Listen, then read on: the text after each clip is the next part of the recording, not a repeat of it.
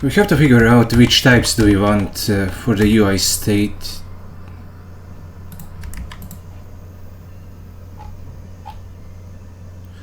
I'm going to talk a little less so I can actually enjoy the music that I am listening to.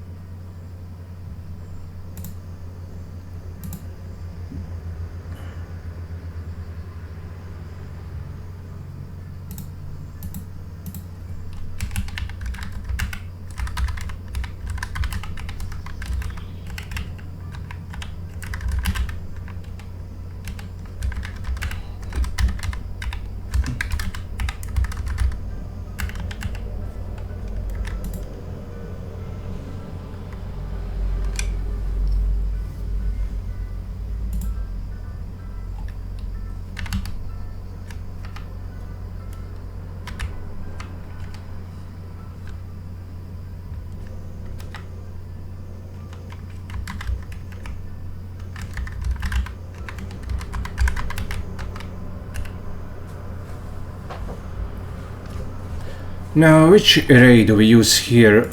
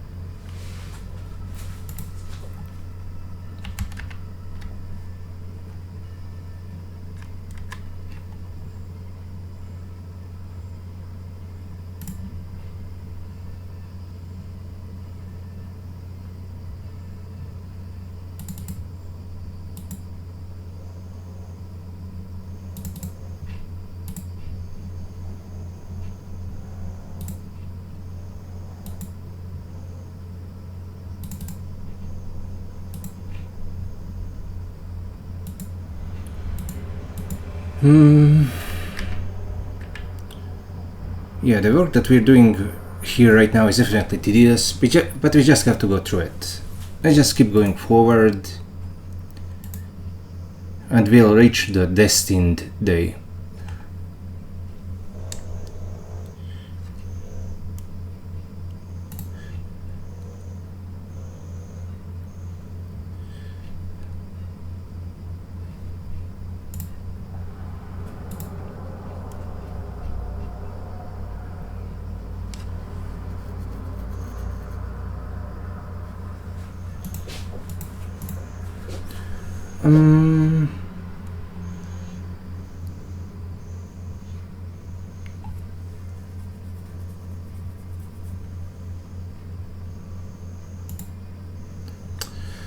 Wait, what the hell am I doing?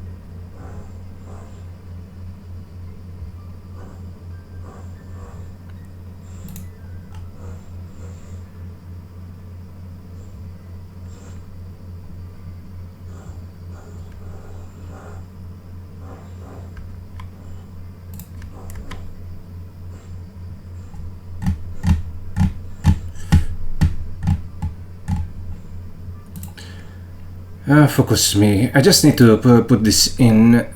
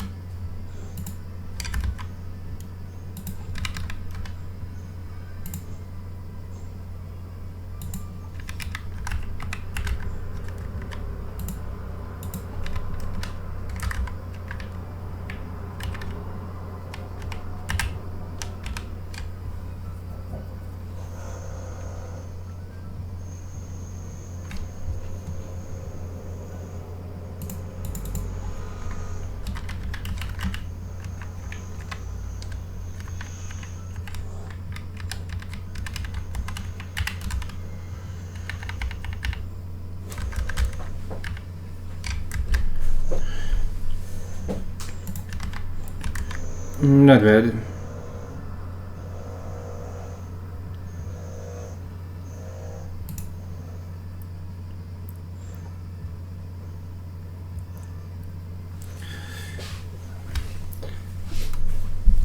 Let's take care of the serialization.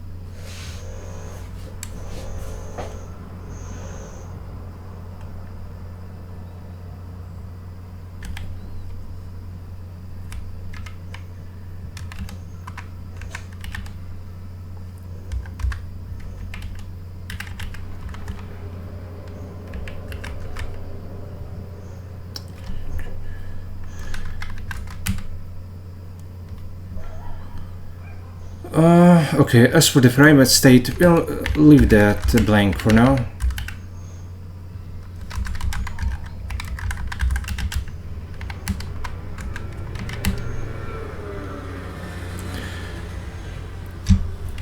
I have to admit, when it comes to object-oriented programming and the way it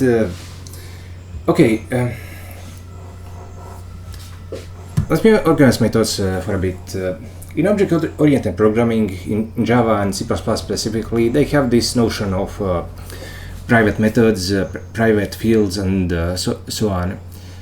If you look at something like Python, JavaScript, or Smalltalk, from which object-oriented programming originated, that wasn't an aspect of a language there. And I never really thought much about private and public state. But if you think about it in terms of what gets transmitted over the wire, it kind of does start to make a sense. Because you need to split what you are going to be projecting and what you aren't in two separate categories. So maybe adopting some of these ideas from C++ isn't a bad thing to do. Even though if you're just if you're not sending things over the wire, I see no real reason to ever have these concepts. Oh yeah, it's actually amazing that I didn't think of C# first.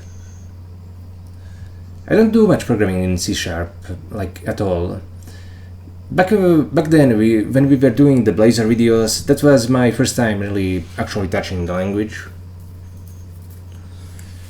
Yeah, so okay, we're going to have public and private state explicitly. And okay, for now the private state can be empty.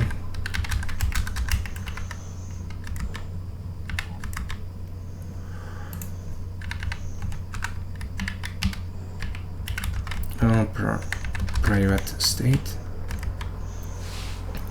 Okay, like this.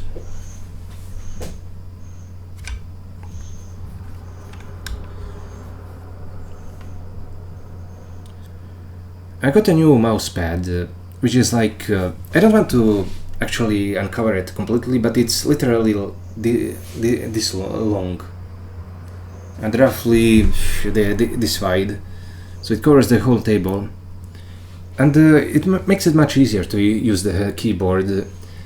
And in case you're wondering, the reason for that is because this thing tends to slide over my table when I'm resting my hand on it.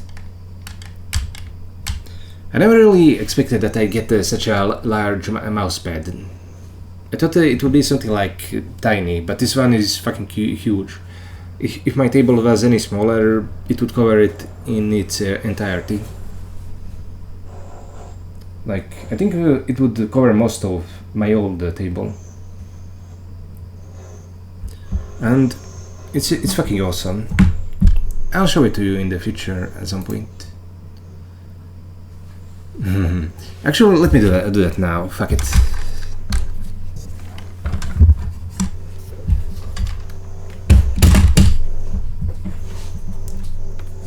Here it is. And it's great. I think it's some IKEA mousepad.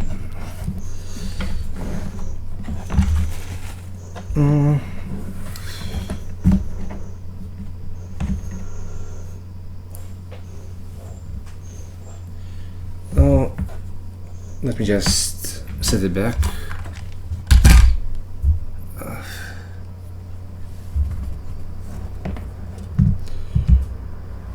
Touchpad, right side of the keyboard, trackball mouse.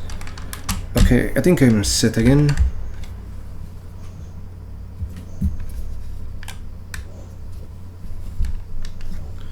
Now, where were we?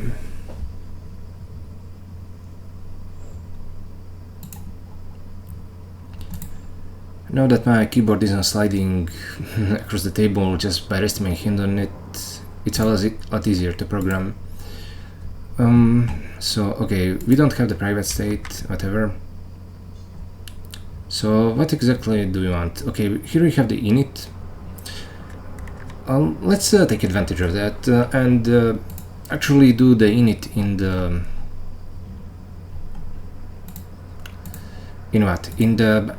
back end. This is the front end. Where is the back end? Not in the bundles. I can never remember what the hell this namespace is supposed to be.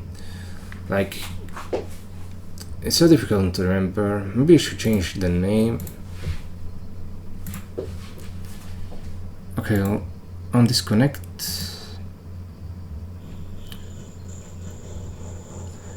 Oh no, actually let me compile this. That's like...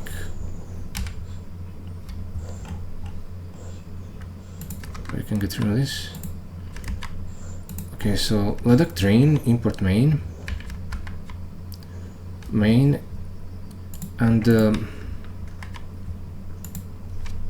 main init.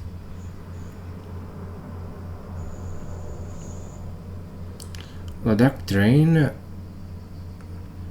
and okay, can I Leduc train, and it does have init.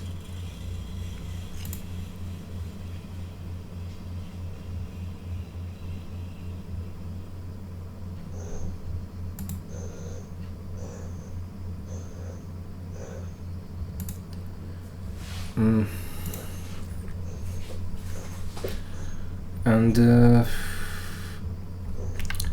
public state.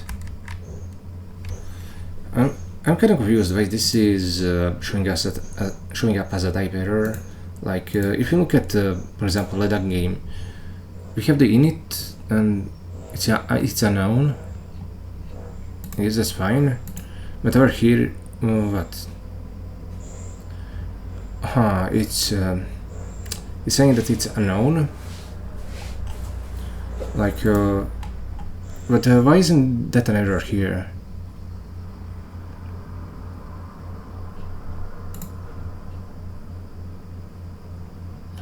Wait, it's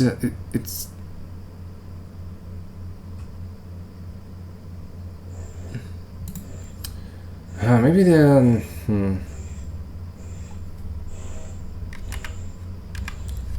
main functions. Let me do this. This should be a Leduc train.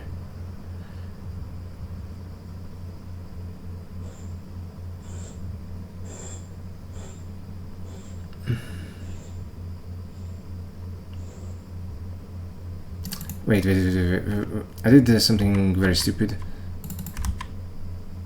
Oh, finally.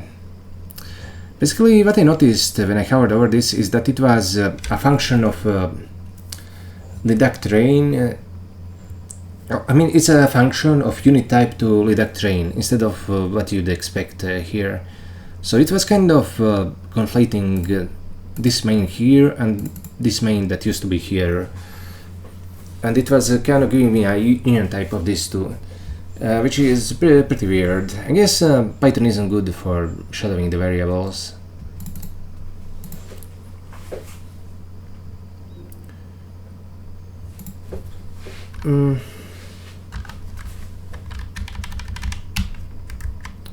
Okay, not bad. Public state.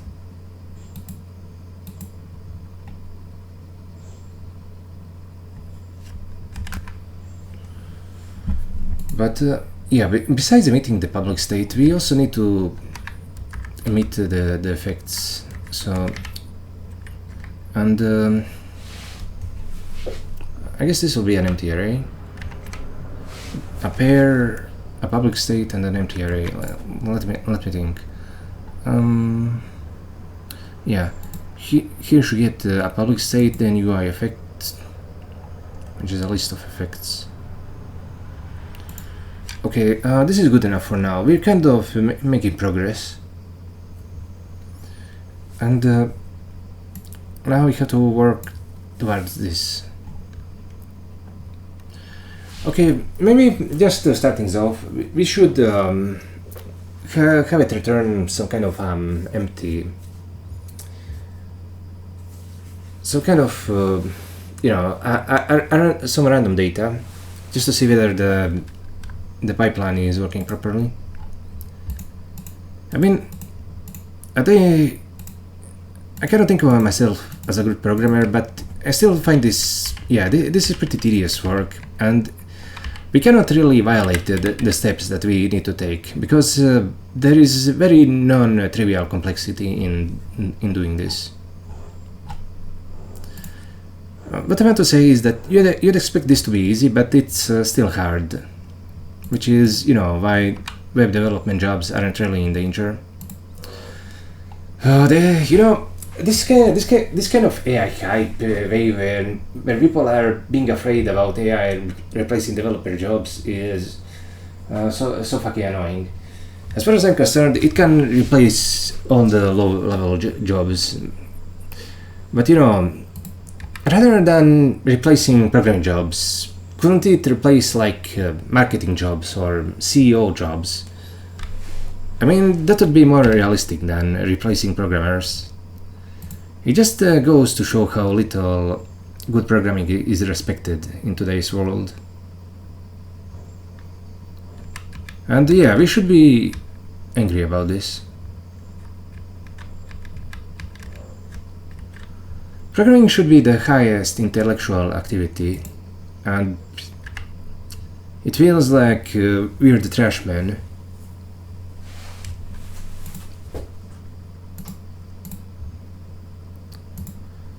And that will all change at a certain point. You know, yeah, I could complain about this. I could complain that we aren't getting enough respect as skilled programmers. But to begin with, the purpose of programming is not to do all of this. It's not the point of programming is not to do web development. It's not the point of doing this project that I'm doing right now. All of this is simply a gateway. And a gateway to what, you might be wondering? To the singularity.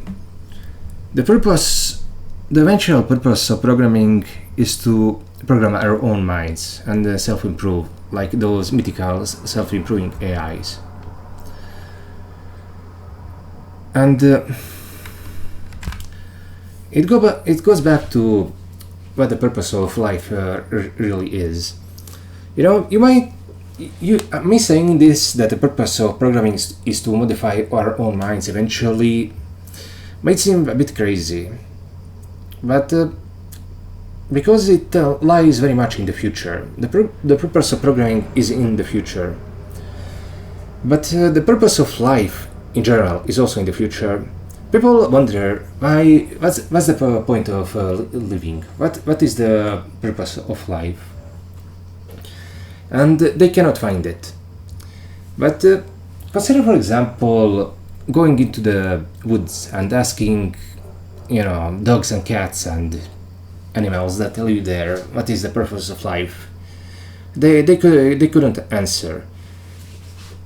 Animals don't know what the purpose is. And if you go lower down the hierarchy to insects and bacteria, they also don't have a purpose.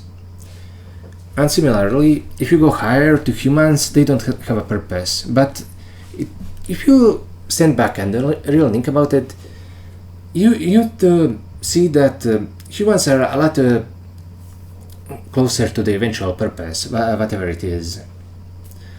So it stands to reason that the superhuman beings that are going to exist in the future are going to have an actual purpose. And the same goes for programming itself. Programming is an activity that hasn't yet found its dawn.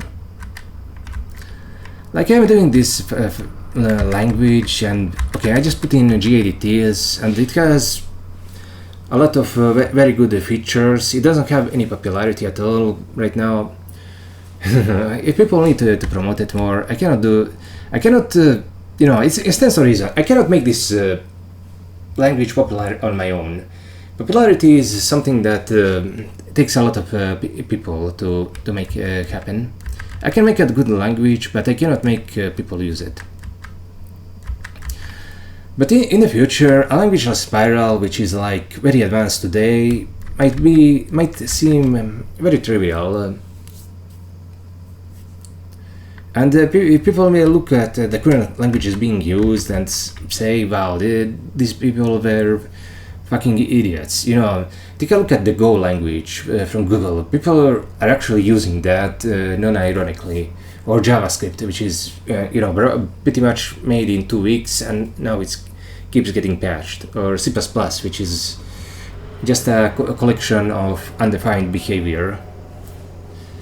And it's not really amazing that these languages exist. What's amazing is that people are actually using such languages, and people aren't changing their minds on it. And the conclusion is that washing out all the amateurs from the field of programming, the ones who cannot improve their own minds, is a good thing.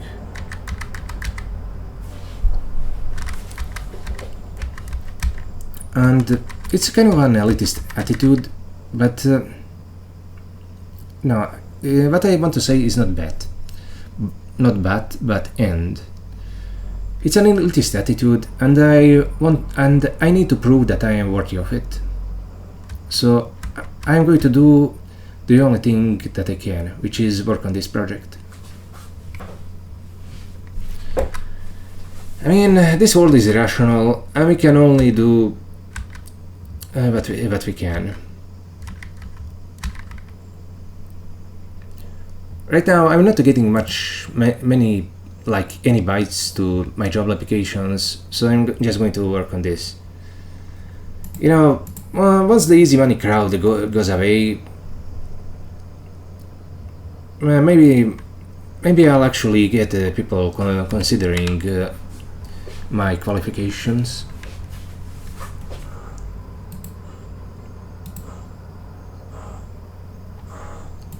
I think programming needs to become a little less social and a bit more skill-based.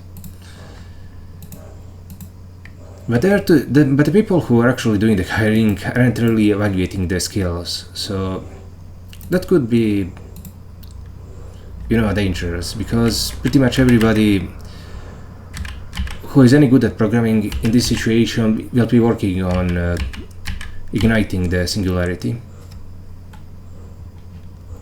But I suppose that kind of environment is interesting too. So okay, instead of me ranting about this stuff, let's focus on programming itself. But yeah, I should rant more about what I think the future should be. So I have to admit, when I did that video and I did those stock market predictions, like let's do QQQ.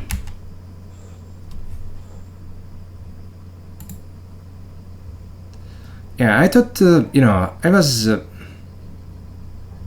let me zoom in a bit more. Like, I was showing you the charts of 52-week highs and lows, and after I published the video, the market did dump a little, like over here, but then it rallied very strongly, and now it's gone up 10%. And who knows what's going to happen? Maybe it will dip again before going up. It's really hard for me to get interested in this kind of environment, because Nvidia is going up like a beast, but it's pretty much the only stock that's going up, and you cannot get a bull market from a single stock. It has like what 3 trillion market cap. I mean, and is it going to double or triple?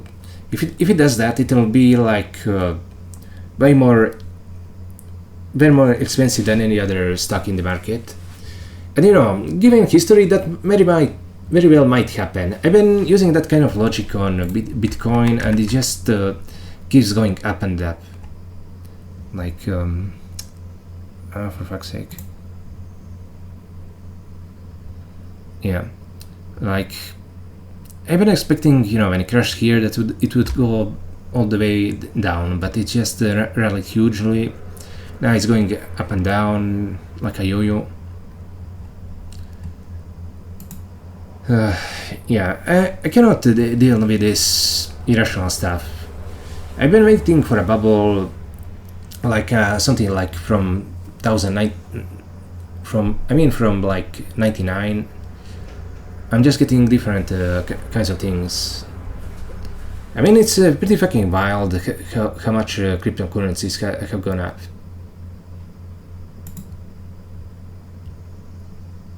I mean, people should invest in something real. It's kind of awkward to have to keep investing in trash. Like, it seems like the shittier something is, the more popular it gets.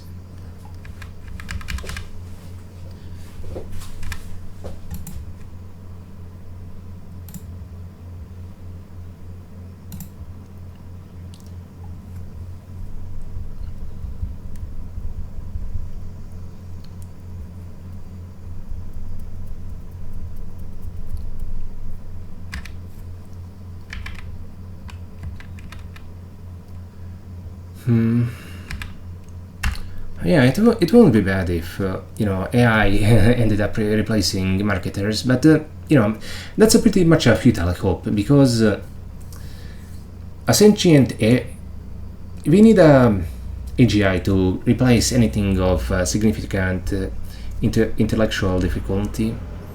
By the time it's good enough to replace programmers, it will be good enough to replace anything else. And I kind of would say the same for the role of being a CEO or a salesperson. The only thing you can do in that case is find a way to start putting those things in your head. As a programmer, what I do if I had an AGI, I'd teach it to program in Spiral, and I'd have it, and I start my own company. There's a lot of things I couldn't do, alone. But if I had the AGI, I could make a lot of money. I don't know how to do sales, but the AGI could do it. Even though I could do programming, the AI agent could do it 1,000 times faster than me. So it would be automatically 1,000 times better than me. I mean, I could learn to operate in such a regime. But things, an environment where things are moving at such velocity, I cannot imagine how it would work. We'd probably get eaten by some nanofog and uploaded into the virtual world. Okay, enough of that. As I was saying, we need to focus and do our job in this race to the singularity.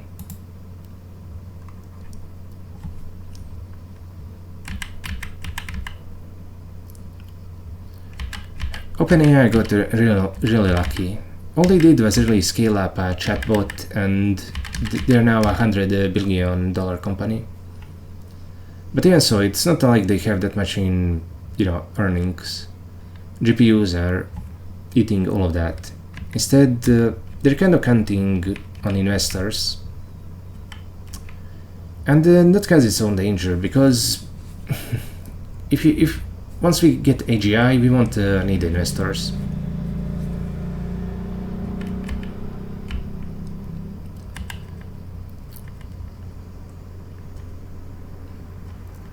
I'm not sure what we'll need, but we probably won't need anything except computers.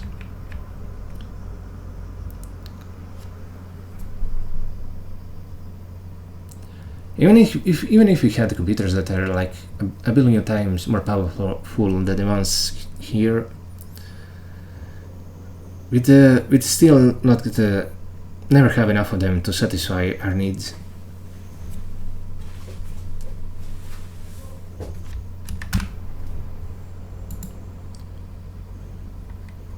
Okay. Sorry, I keep getting distracted.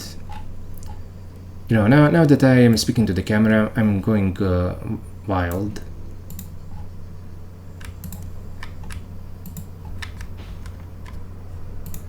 Message. Okay, what kind of messages are we going to send to the server? Let's think. Leduc train. Update, custom events, train events. Okay.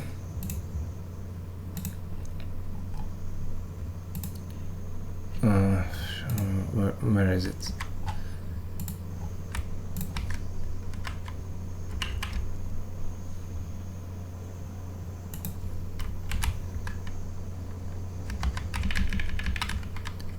Message.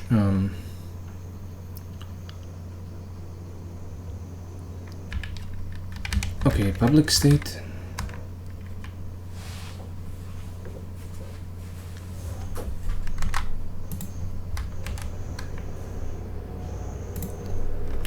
Let's put in the JSON.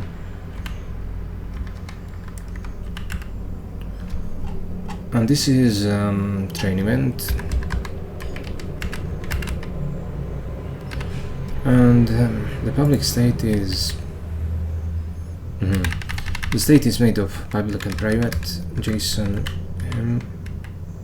JSON, and let's see, private and public state.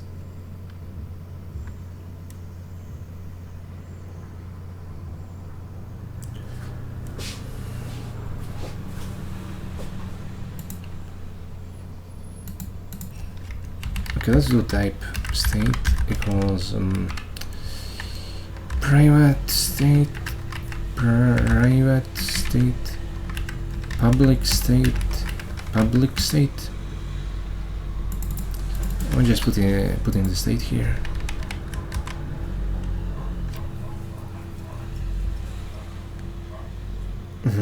Message.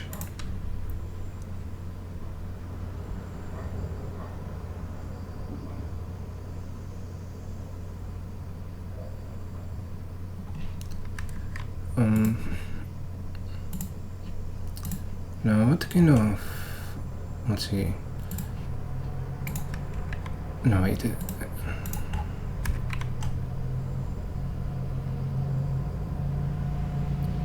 Offsets event array.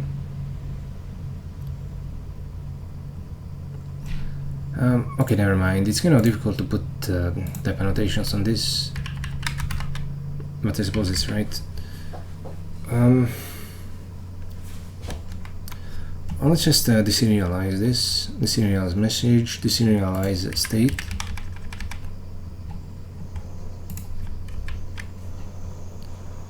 Now I have the train events and the private and the public state.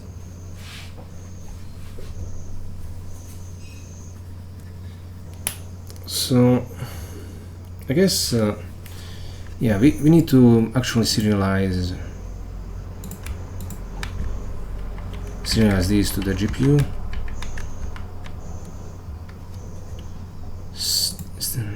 Public state, and this will be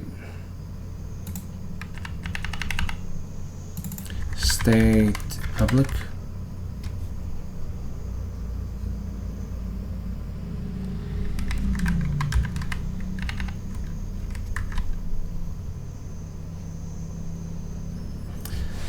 Now inside the kernel we have a way of getting the training iterations,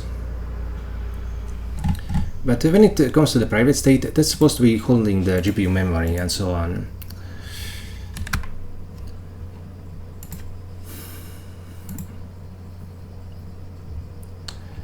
I've been thinking that when it comes to the private state, I'm going to have to split it into the kind of private state that's like GPU memory, and in particular it will hold the neural network model, and the other kind of private state, which is just you know, the next step in the Leduc game, something like that, which needs to be serialized back and forth between the GPU and but you know, since we're doing training, maybe we won't even have that.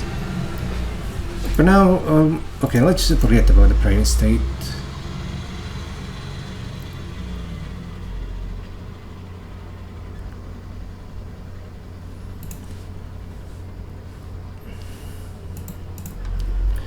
Okay, let's then think about this part for a bit.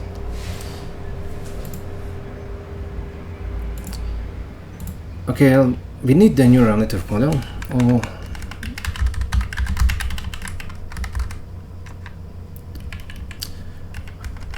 We cannot the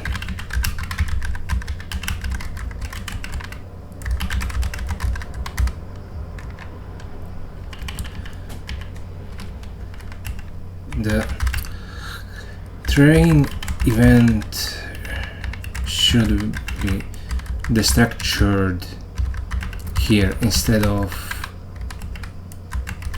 the kernel.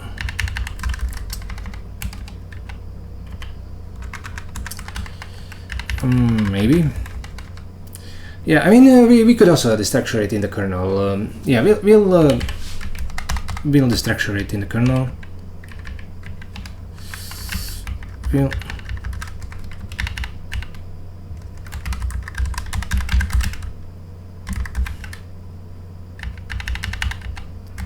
train message here.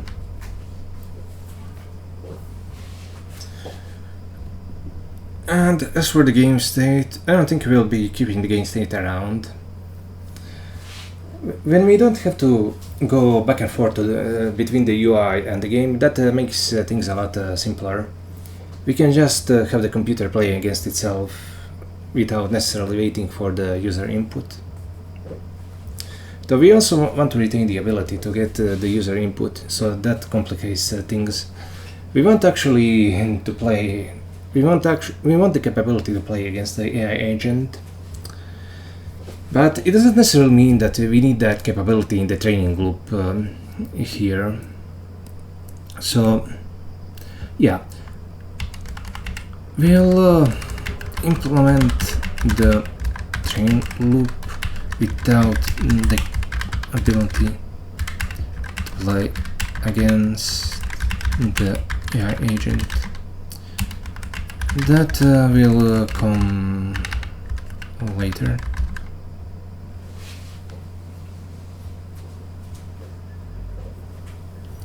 Oh yeah, because okay, let's NN model. But in the private state, we also have to keep track of the,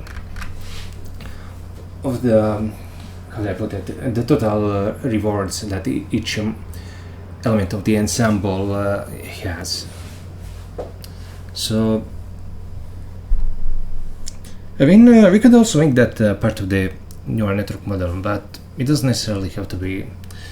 Yeah, we won't. We'll do it a bit differently. Okay, tensor of model rewards, because we need to keep track of the model earnings, and that only makes sense in an ensemble.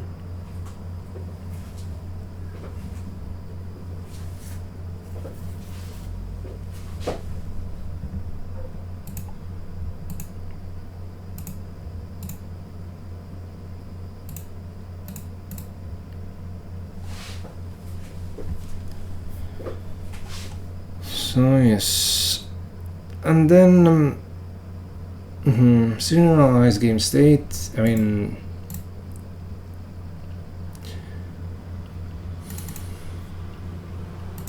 I'm not sure what exactly will be returning from this. I mean, gay state, UI state, not just public and private state.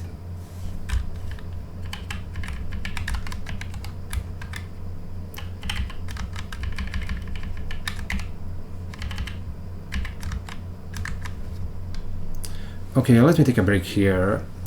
Well, once it's time to resume, we'll create a neural network model and actually think about what to do with it here.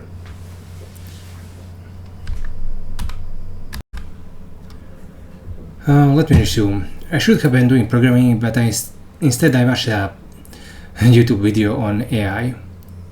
It was actually pretty interesting. Okay, let me show it to you.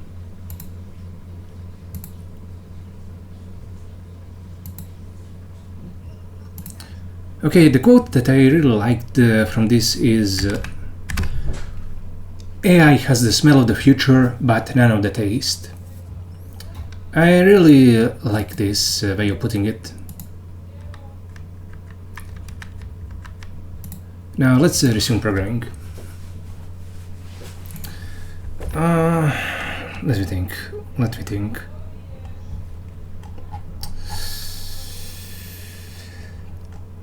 Oh yeah, what I want to do,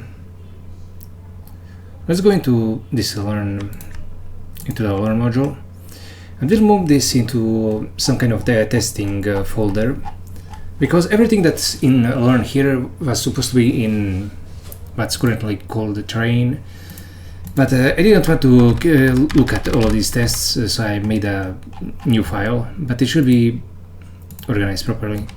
Tests train.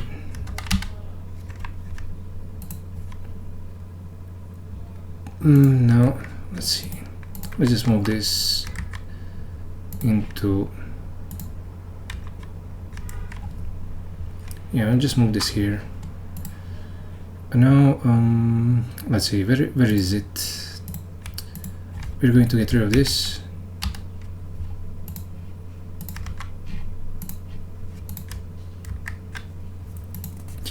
Now we know that these are supposed to be tests.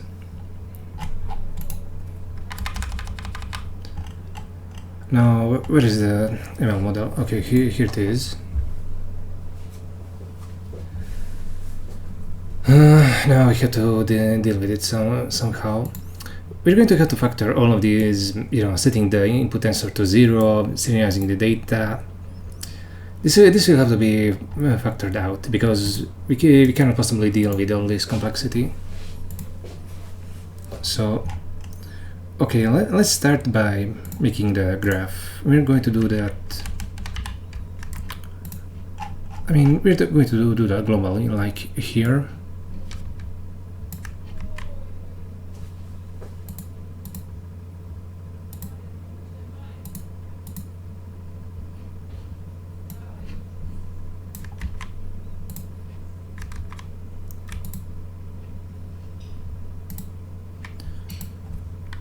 Let's do it like this, graph.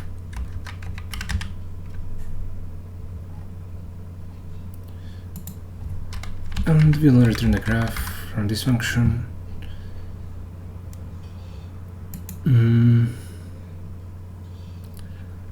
Let's also put in the picker.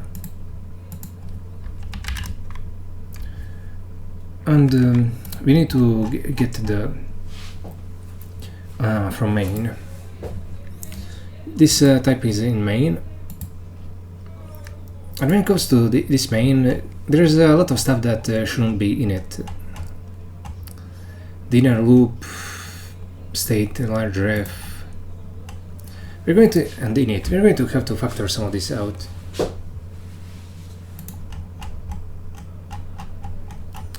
I want to factor out the game itself.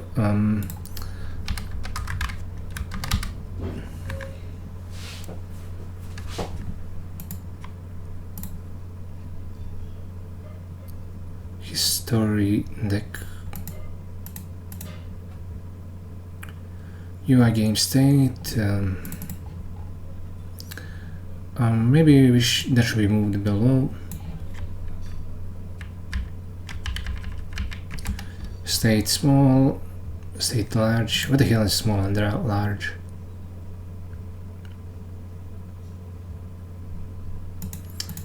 We should change these small and large states to public and private, where possible. Oh, hand compare. Yeah, it's basically time to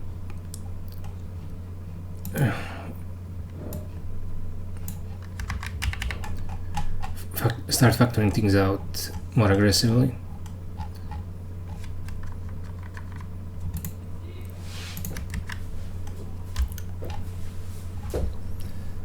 Oh god, it's so fucking hot right now. Just sick. Honestly, I really hope the AI bubble breaks, because I'm really getting no use from it right now. Sure, I could go to to Bing and use ask it a question, and it's useful, but it's not really what I wanted from the prologue to the singularity. The real prologue that I'm getting is doing this here. It's doing my own programming. Yeah, what we have to do is think about how we can simplify all of this. Event loop, event state, large, small, for fuck's sake.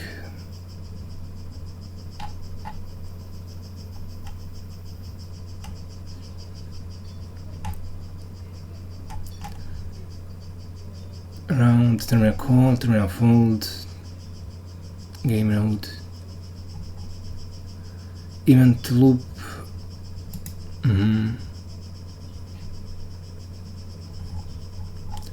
Okay, we're going to move these two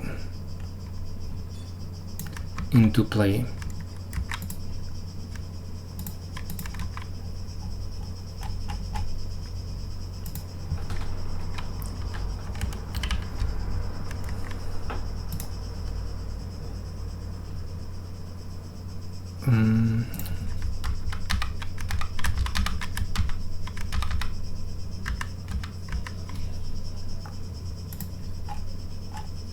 Now, I think this should also be in play, but I'm not completely sure. Yeah, I mean, this should not have the Corcuda stuff.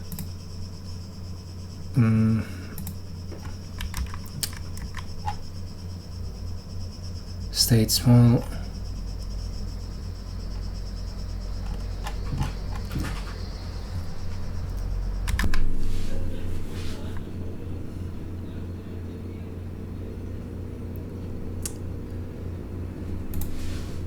Okay, God, does this is all this messing around with references. Okay, how about open main, open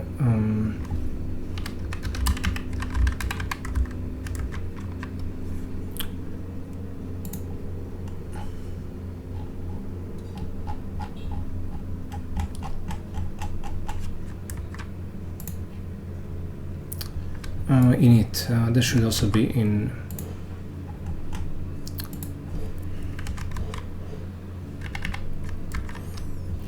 Can I get rid of some of these types, like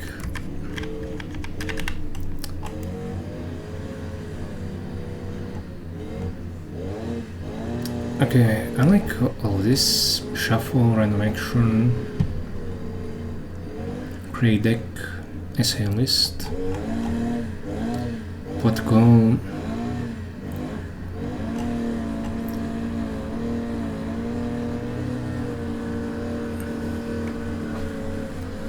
Compare hands. Yeah, it just gets a table.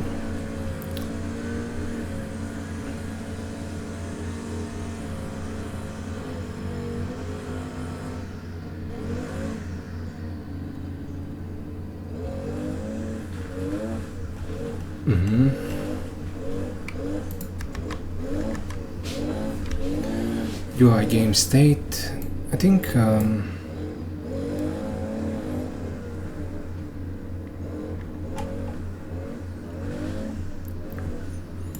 yeah, we need to focus on this. We need to focus on this and try to isolate the game as much as possible. We need to do it in. We need to do it even more. UI game state, game node. We want to get the UI stuff out of here. State large, state UI. Okay, the table, the game round table, the shuffle. Okay, let's try moving all of this stuff to the bottom.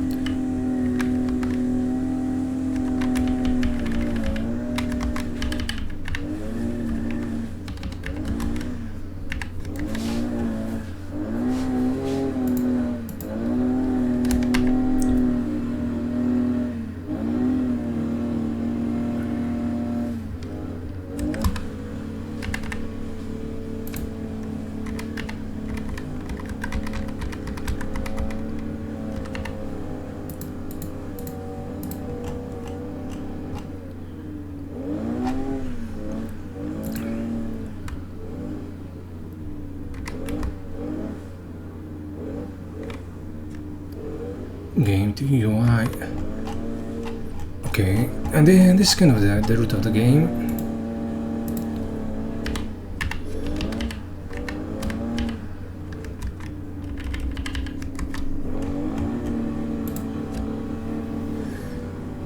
It might seem like we're not really doing any work at first glance, but we in fact are, because we are splitting up the UI stuff from the game's core. And it wasn't really just, you know, obvious to me just looking at this, what the limits are. State small, state large, deck, messages. Maybe we can have this like so.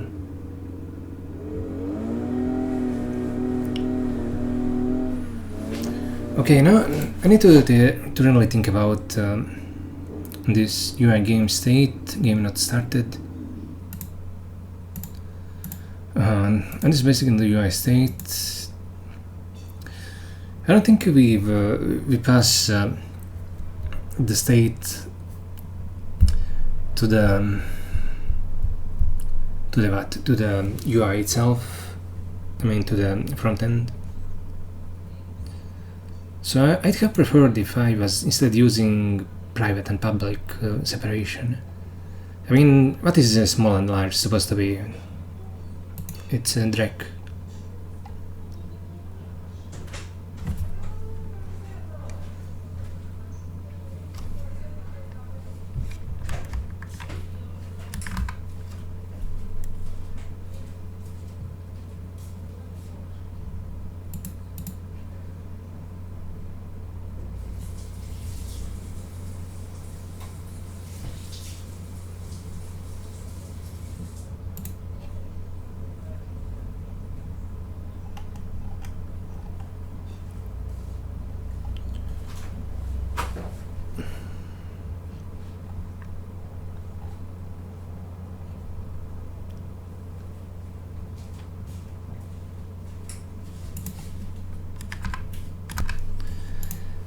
You know, the more I program, the more the Vancian system of magic seems realistic.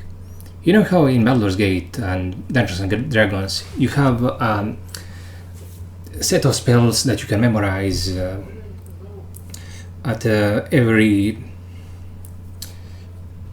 given time, and when you cast it, you simply forget about it. That's how I feel looking at this.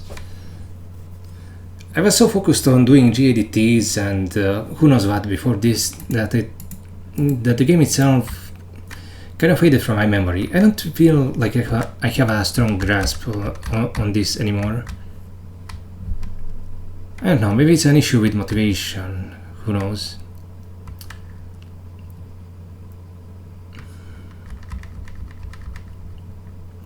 Yeah, it's not really that easy to do these screencasts, especially once you have issues with motivation. I should be getting a bit more into it.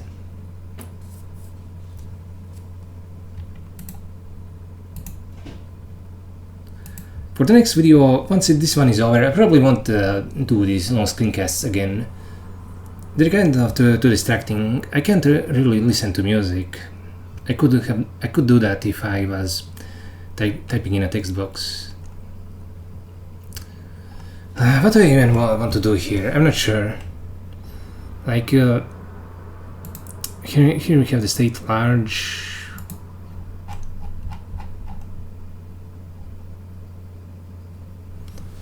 Small. I mean, we can just consider this as one single state, but I also want public and private separation. But that's not really what's important. What's important is that in the future, even though this is the Apply module, we need to be able to pass in a machine learning module into it, a machine learning model into it, not module. And how are we going to do that?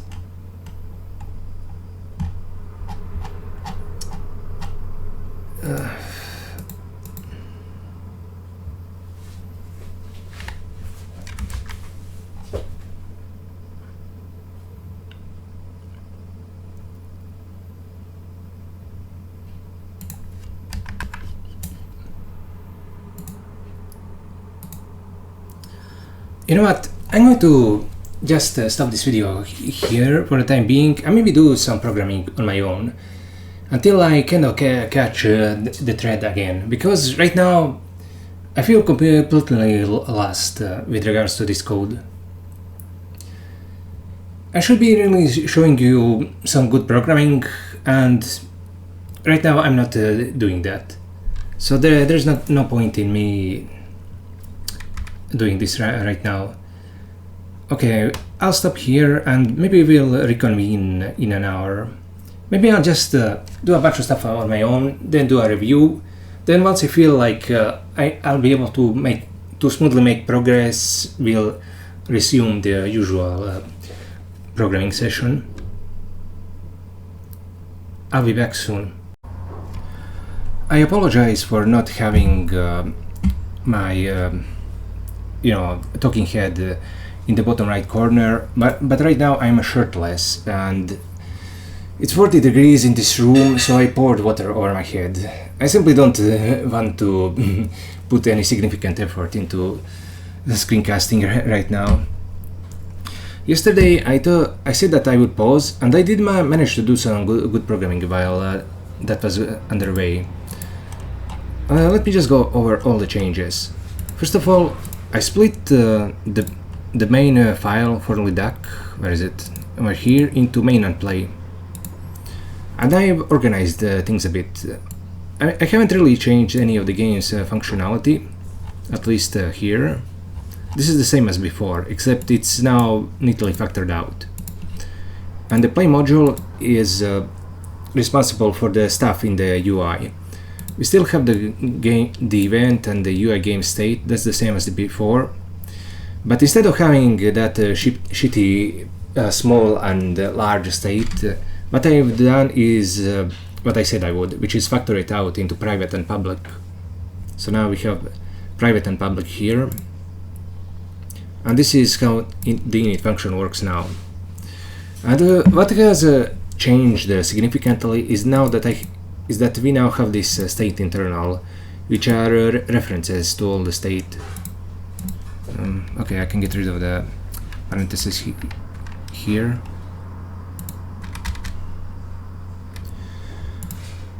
Okay, and we have some utility functions. State to internal set.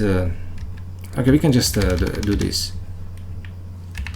We can give it a simpler name, and we are just setting the internal state to the right side.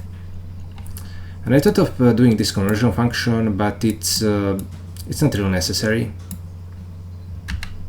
because if we have we'll just be setting the internal state to a specified value, which will already have references to the original, so it doesn't really matter. Perfect.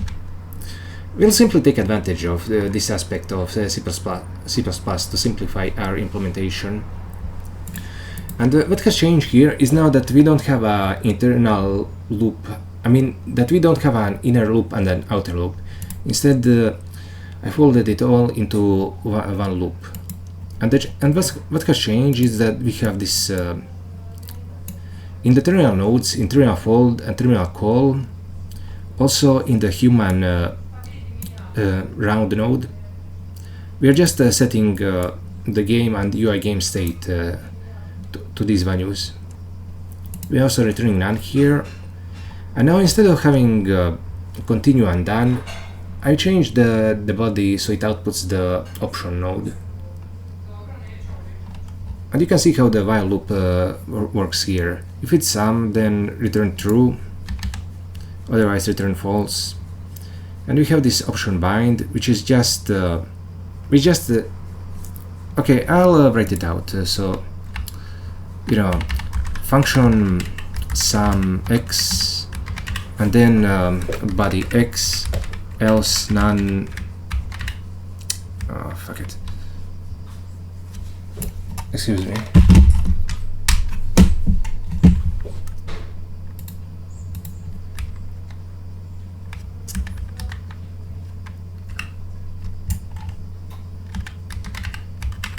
And this is basically what that bind function is doing. In fact, it's implemented like that. And this either returns. In fact, this has to return a none, otherwise the loop would just continue. So we are just ignoring it. This internal set is only used in start game. In that case, we just get an initial state and then set the state eternal to it. We're also setting the player type here, and basically it works very similarly to before. But now we don't have all those different arguments floating around. And this makes it a lot easier for me to grasp what the whole program is doing. We have a single loop, we have state internal, and we aren't, returning a terminal node from here or a round node from here, and then managing it in the outer loop. And I've simplified this as well. Now we just have we just serialize the JSON, then we serialize it to GPU memory. We then deserialize it here, pass it into the event loop, get back to game state. Oh wait, this is a bug.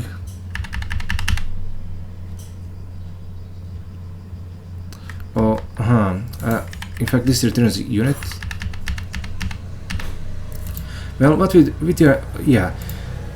are getting the references from the state when we commit it to this state internal. Then this gets modified in the event loop. Then it gets serialized back to the GPU. It wasn't a bug, in fact. I put in a comment: when converting the state to internal form, the refs will point to the original, and that original is this thing here, this variable state. And after kernel is done, we deserialize the state and serialize it back to JSON. And this has private and public state. Now, let's go back to the namespace.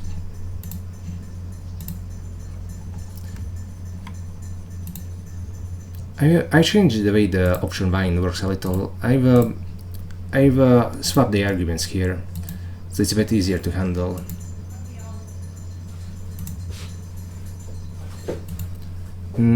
Okay, but that isn't really that big of a deal. Okay, now let's see. Here we have.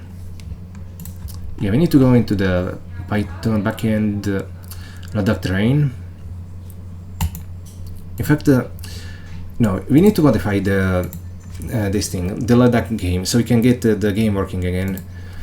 Previously we were emitting the UI state, but now we just emitted the public part, and to me this makes a lot more sense.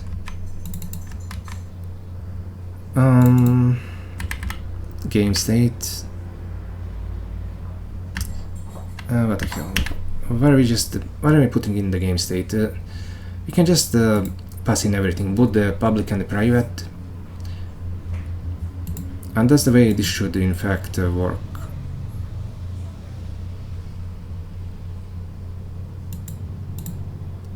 Yeah, this is all that I wanted to do, and this is private and public. It's perfect. A kind of a language can be good and bad, but the concepts its goals and the ideas can be thought of in isolation from everything else. For example, I really hate the lazy evaluation from Haskell, but I do love its type system. And when it comes to type classes, higher kind of types, and even GATs, those are pretty much borrowed from Haskell directly. It's pretty influential on the design of Spiral. In particular, I wanted type classes instead of regular object-oriented classes, simply because they would be a lot harder to implement. Something like an object-oriented system that F# has would be way harder to implement than nominal prototypes, which are Haskell type classes basically.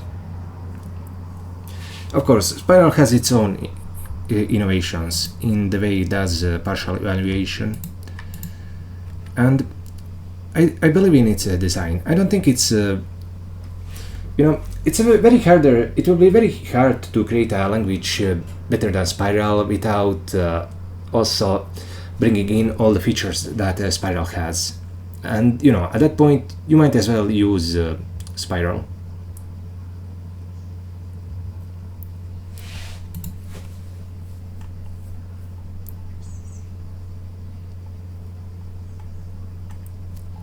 Okay, what we have to do is actually build this and then run this. So first of all, let's see, where is the Leduc? We have to get rid of main, and yeah, because the main won't be really resulting in anything anymore, and we have to compile play. Let's build it. And now in that game, we have play.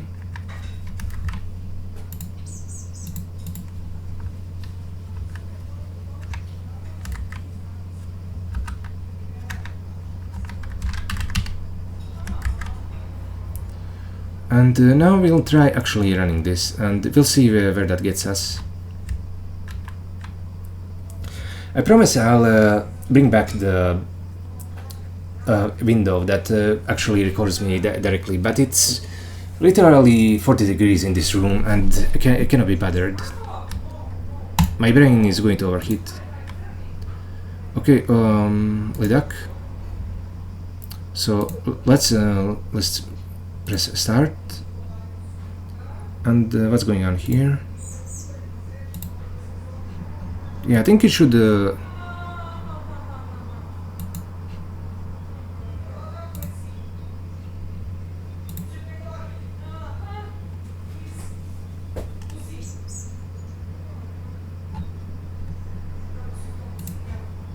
oh, it has started. Oh, I see. We just need to wait a bit. I've noticed that Leduc is also taking a lot of time to build.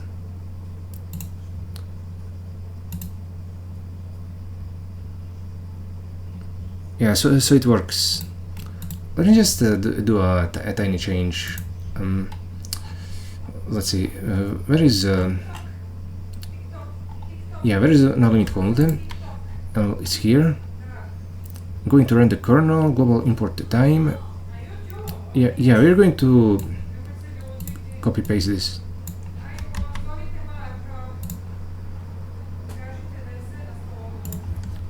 Čuo sam.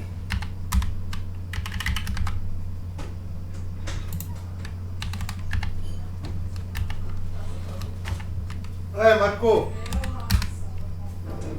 Sorry about that. I'm getting cold for breakfast.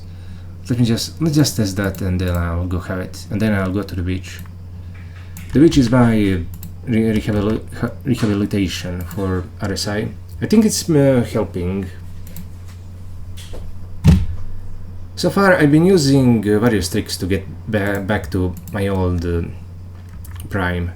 The most important part is the risable table. I mean the adjustable table that I have. Then the keyboard and the mouse. And now it seems the exercise is going to make a difference. I've been doing exercises before this, but they don't seem to have been making much of a difference. But this swimming that I've been doing is really exercising my back muscles, which I already noticed is making a difference. Okay, let's try building this.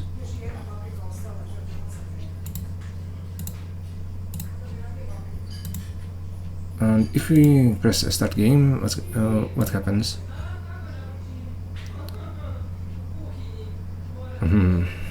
Okay, let's make a slight adjustment. Like we'll put in some white spaces here. Now, if we press start game, going to run the kernel. Now let's see how much Leduc takes to compile. Like, it shouldn't be longer than no limit holden. Oh, it took 13 seconds. Damn. Yeah, it does take a while. But you know, we are now putting all these chain pointers, and maybe that increased the compilation time further. NVIDIA should really work on speeding up their compiler, but never mind that.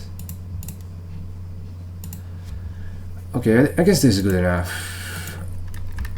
Good enough for now.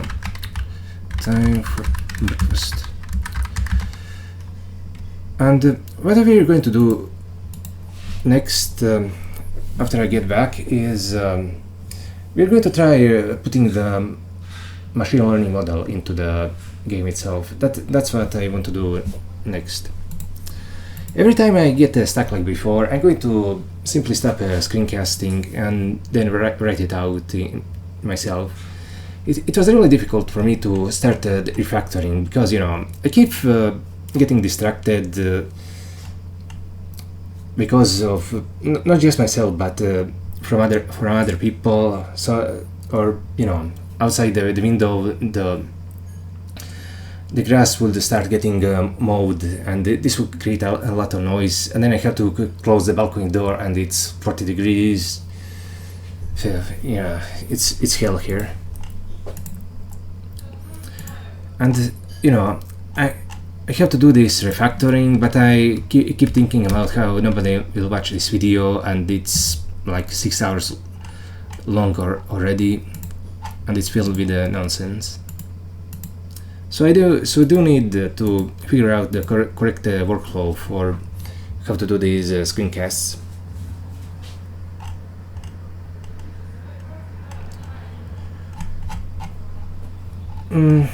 As to how we're going to actually put in the machine learning model, the fact that we only have a single loop now is going to help.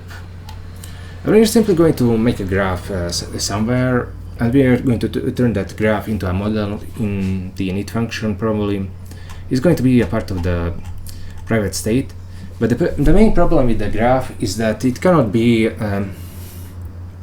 we cannot actually serialize and pass the graph to the Python side directly because it's filled with existentials. So instead of passing the graph, we're going to have to pass in the model arrays for the parameters, and in fact for the outputs as well. And we're going to have to when passing to the Python side, we're going to have to put in the in fact just the two arrays will be a part of the private state. So that's what we're going to put in, keep passing back and forth. And we're going to make a conversion function that takes in those two arrays and turns them into a model. And that's how it's going to be done. The graph itself always needs to be static and known at compile time, but the rest we can, the two arrays we can pass back and forth, and that's how it's going to work. Okay, I need to go have breakfast, and I'll see you in a bit. Let's do a little test. I'm curious whether getting rid of all of these unused stuff will improve compilation times significantly.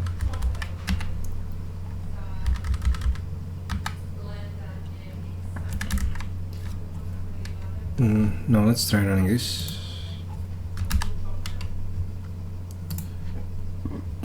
I mean, it's already running.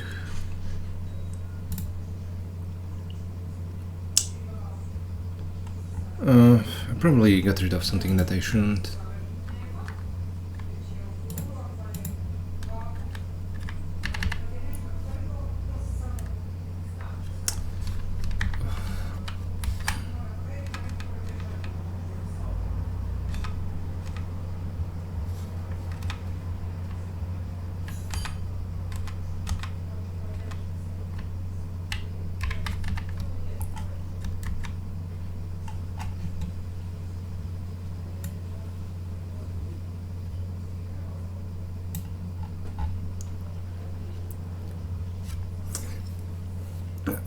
Oh wait, we cannot get rid of that because we're using static array lists.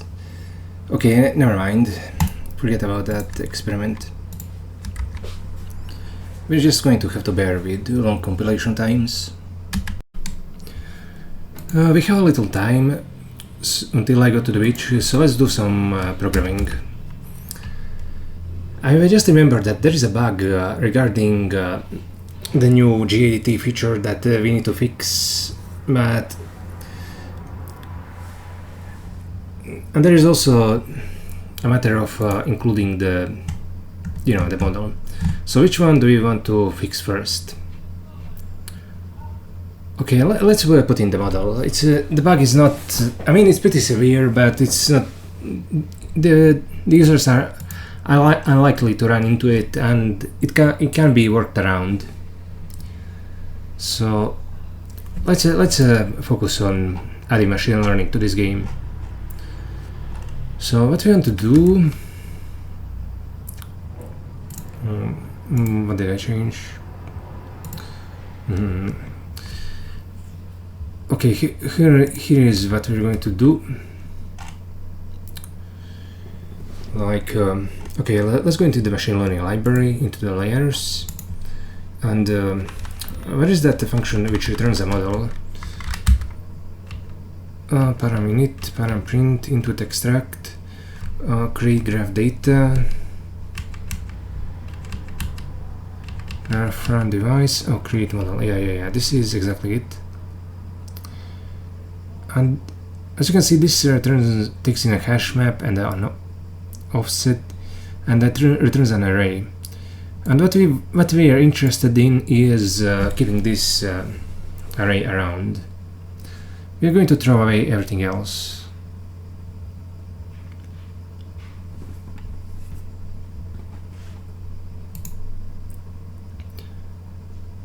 Model graph param output themes.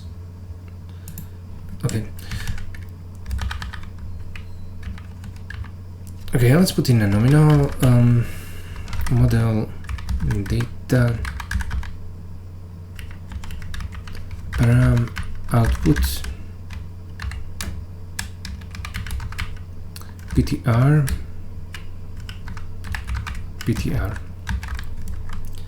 It's not really a pointer, but it's supposed to represent a pointer. It's like I mean, if this was C++, it would be a character pointer. In Python, we are using a copy array, and that's as furthest as you can get from a pointer. But still, this is conceptually intended to be a pointer. Okay, model data.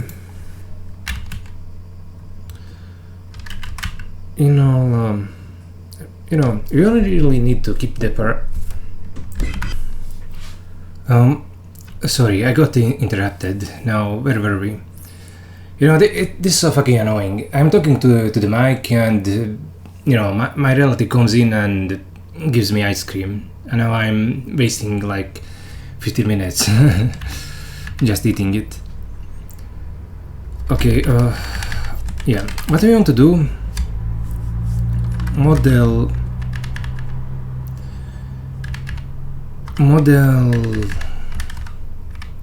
to model data. Okay, let's make this some model, and then what we'll do is model data param equals what? This is okay, so it's x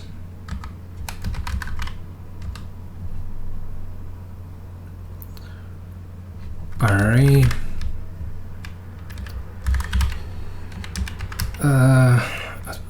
output first x output array. Okay, so yeah. Now we've extracted the model data.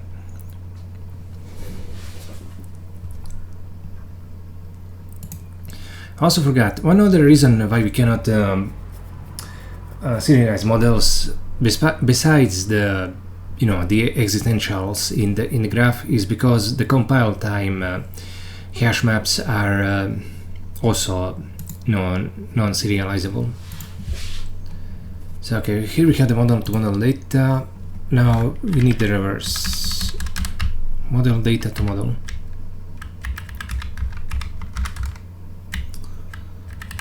Okay, model data, and actually this will be the graph.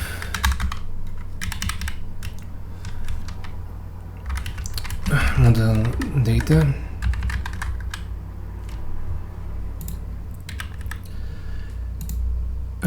And what we'll do is copy paste. In fact, we won't copy paste it, we'll just do this.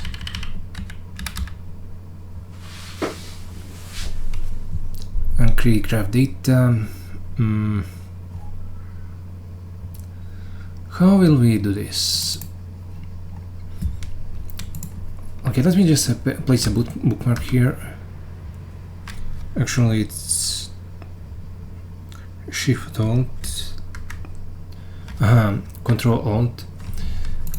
Now let's see, create graph data, partition M, create array.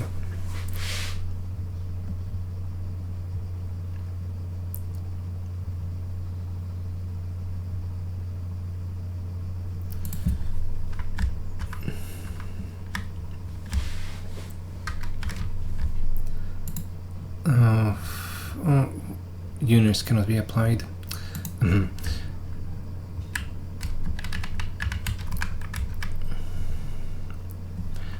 know, let's just copy paste this. Fuck it.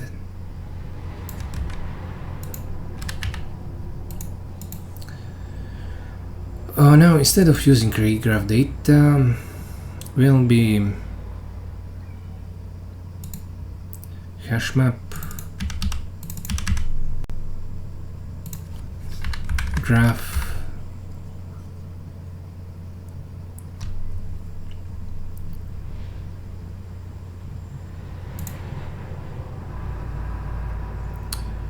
okay, this is offset. Now let's do this.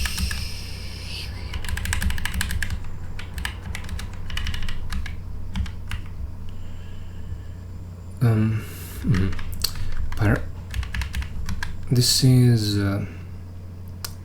okay, array offset. Yeah, I need to focus. Array offset.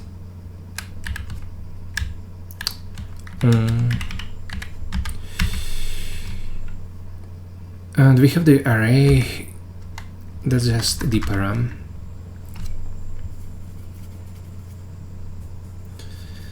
And in fact, it kind of bothers me that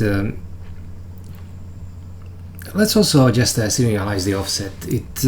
We aren't really losing pretty much anything by doing that. Pointer size.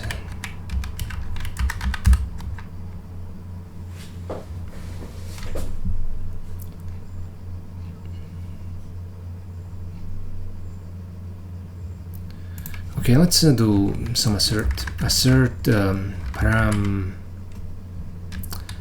Assert second param equals the param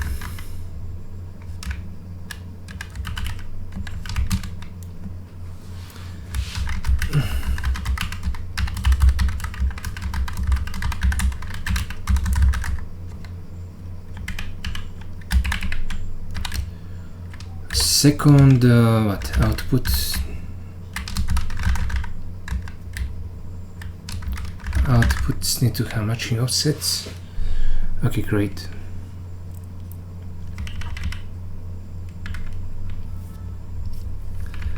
So okay, here is the param.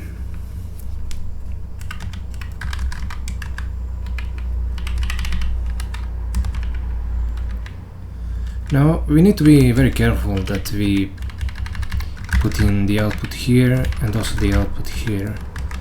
When copy pasting the same thing, I made this mistake over and over. Like I copy paste you know, the param part and then I leave it in somewhere else, like the output. Okay, dims param. Yeah, I think this is good.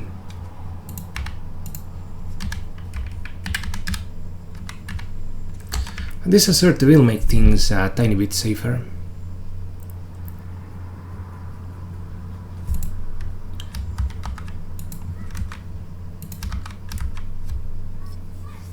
And yeah, we can just put them on the same line.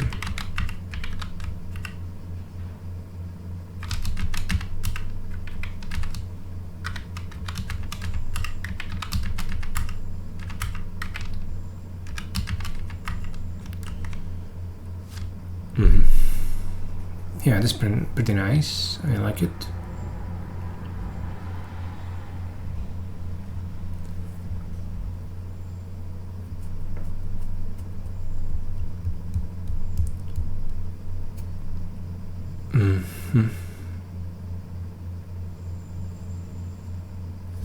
Initially, I meant to factor out the create model like into some kind of a template function, but copy pasting is the answer in fact here, because even though they have a lot of shared functionality, they also have a lot of different functionality.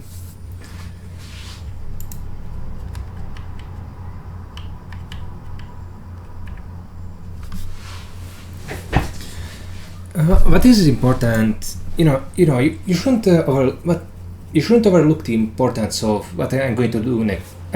What I'm going to say next.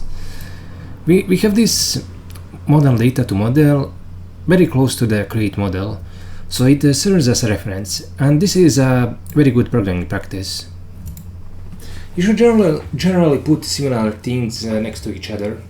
That's just an organizational rule that it's kind of common sense in programming, but it's good to say it out loud.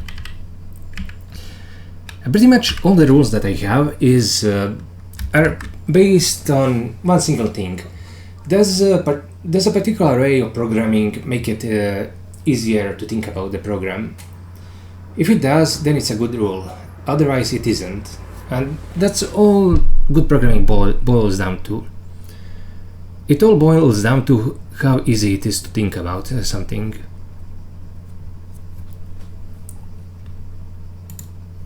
Okay, so we now have this. Now what we're going to do is keep around the model data. Let's see. Okay, not the main. We don't need the main. What we do need is play. And in fact, okay, let's put. Let's go into the model.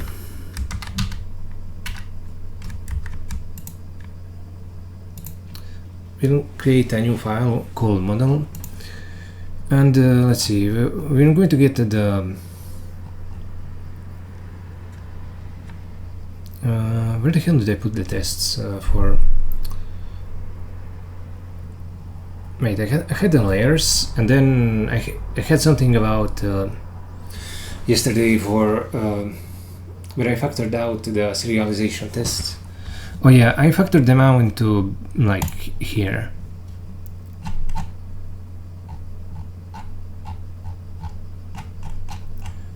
So under here we have the graph.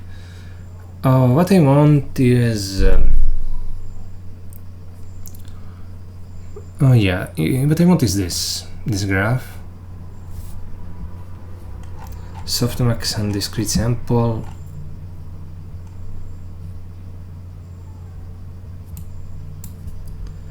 Oh yeah, it's kind of annoying.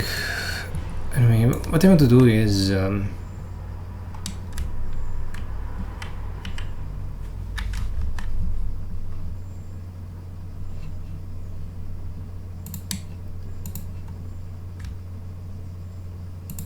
go here. What the hell? Go here.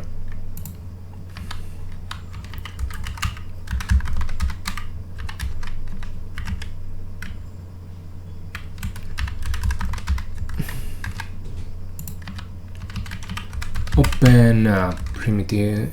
No wait. Open what exactly? What do I need to open? Yeah, open ML layers.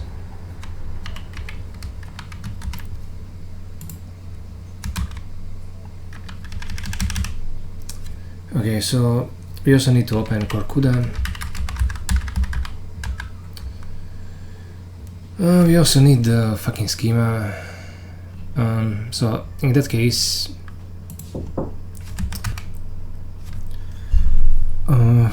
okay, I got interrupted again. So where were we? Oh yeah, we need to put the model below main, and the reason we need to do that is so we can create a serialization schema. Let's see. Here we have the terrain, view history.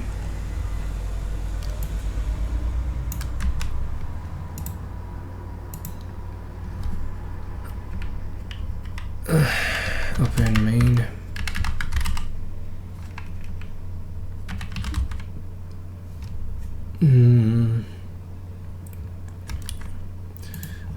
Open, let's say, core base. What's this action? Why don't we have the action? Why isn't it opening main?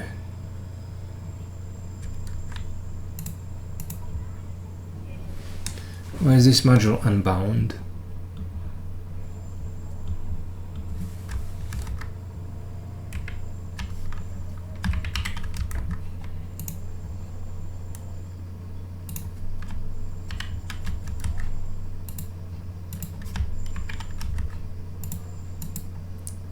For fuck's sake.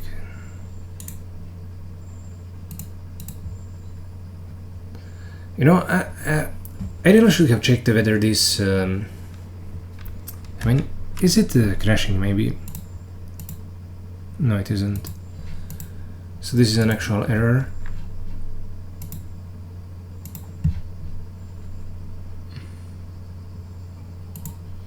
Oh yeah, maybe... You know, maybe ML layers has a main function, and that is overwriting the module itself. Okay, let's do it like this. We'll rename this to game.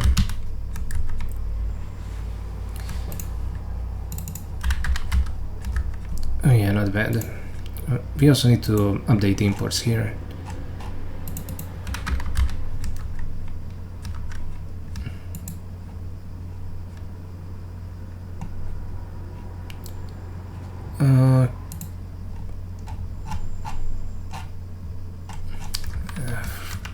Forget this.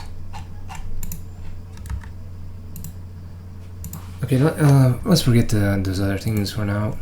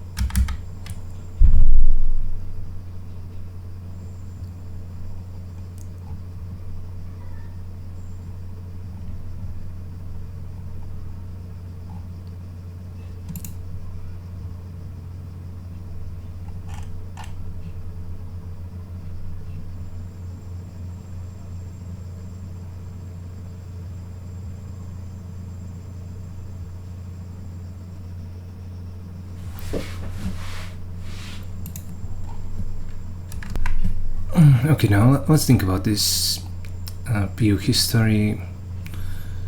Okay, forget this train shit. What did I do? Train view table test tree, like view history. This is exactly what I suspected.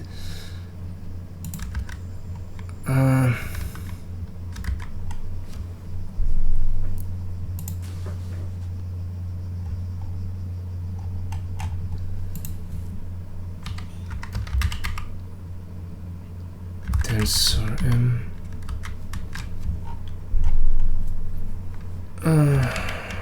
Something like this. Yeah, not bad.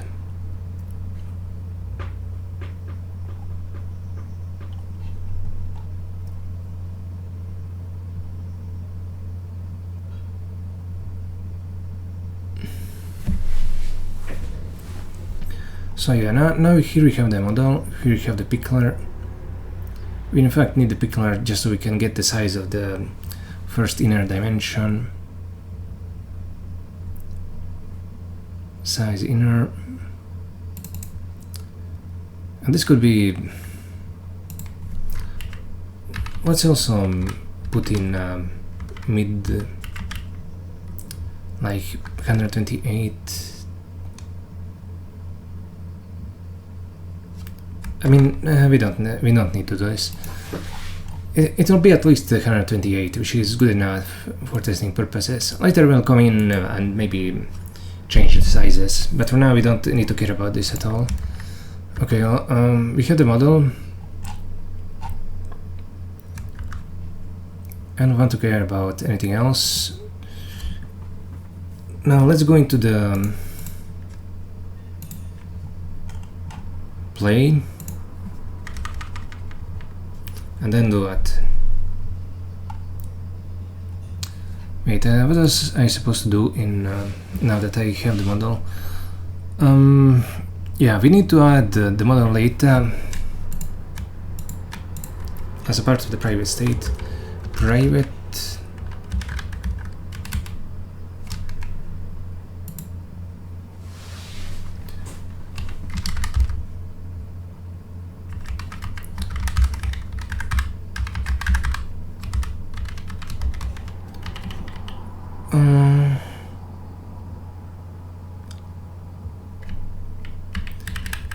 ML layers model data. Oh yes, this is not bad at all. And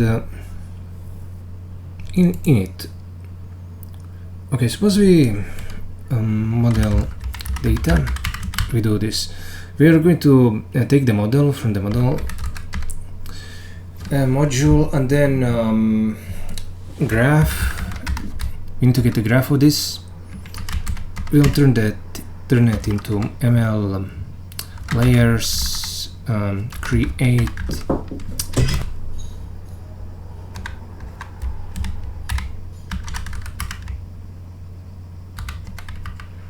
ML layers model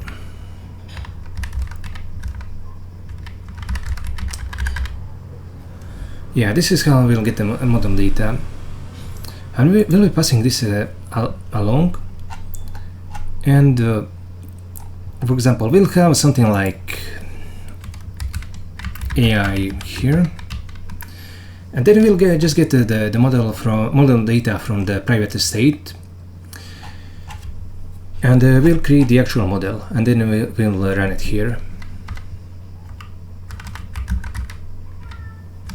And now I need to go to the beach, so let's end the session here.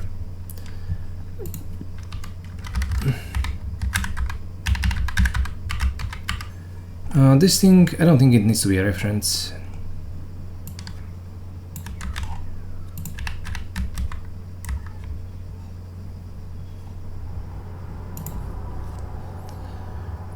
Okay, model data.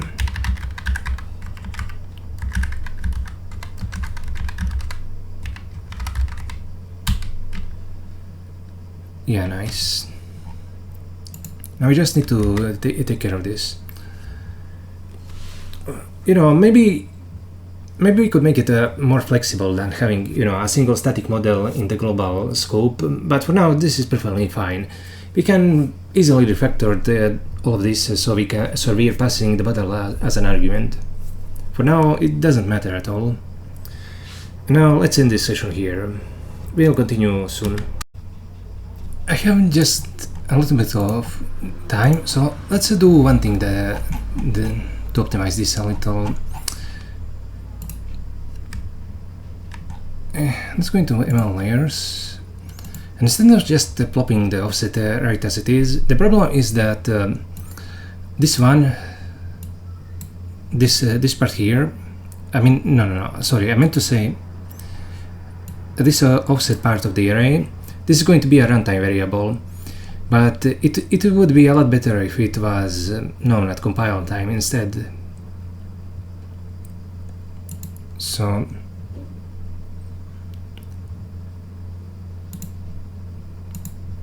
okay, so let's do this. First, dparam second param. First the output, second output. Now it's perfect. We know that the offsets, the sizes that are calculated by the pass function will always be a compile time constant. So this is just a tiny optimization. It's better than that the values get specialized by the partial evaluator, and we can do that by passing them as compile time constants. We just need to be careful of what we're passing around, whether it's a runtime variable or a compile time variable. Okay, I just wanted to change that. Yeah, as for dealing with this, we're going to leave it for later. We could support arbitrary models by passing in the graph as an argument, but that's something for later. See you around. Okay, my friends, let's finally do some programming for today. Last night I messed up and ended up playing reverse collapse until 4 in the morning. This game. And what's happening today is that I am so tired that I am bumping into walls by accident.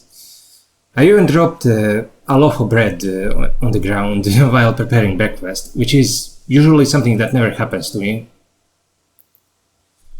But the thing is, usually when I'm in this state, I cannot tend to do good programming work, at least when I know what I should be doing. Because, paradoxically, because I'm so tired, I kind of find it easier to leave out various distractions entering my mind. The only time when I'm really bad at programming is, after a full session of programming, something like past 6 p.m. And at that time, after that point, I tend to produce garbage code. So, as a rule, that's why I stopped programming past 6 p.m. Also, programming past 6 p.m. tends to really make my stress spike. My relatives left, so I'm going to take a few days off from swimming and put that into programming. I need to let my body rest a little anyway.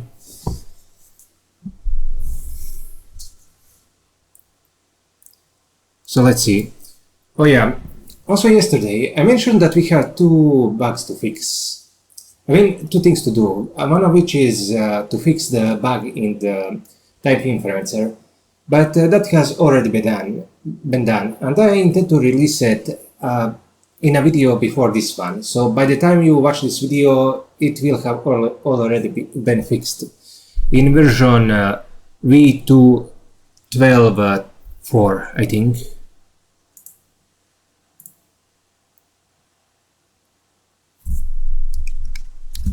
Yeah, it was this thing.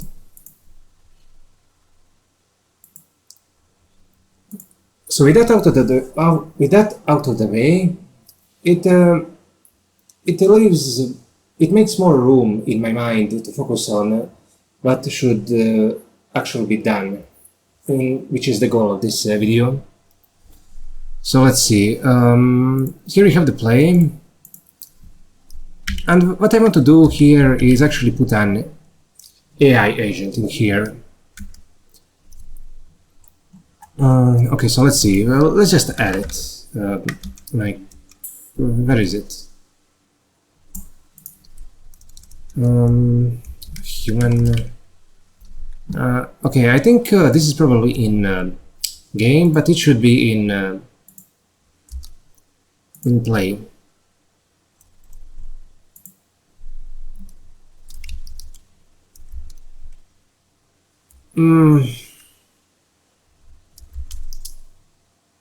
AI, okay. we should make a distinction between computer, random, and human.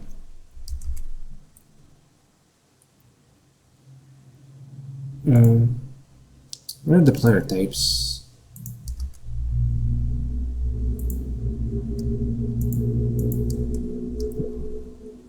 Okay, not bad.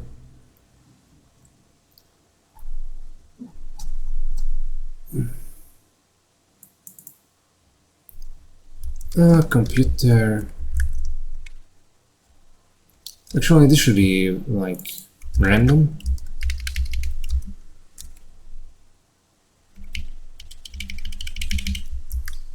And what we want to do here is actually run a machine learning model. And you know, it's going to be a random model, so it's going to give us random actions.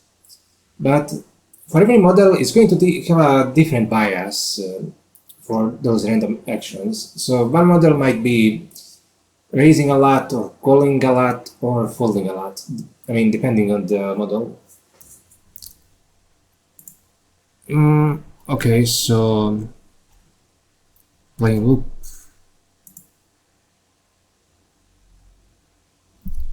Okay, let's see. Yeah, do we just okay, let's close this.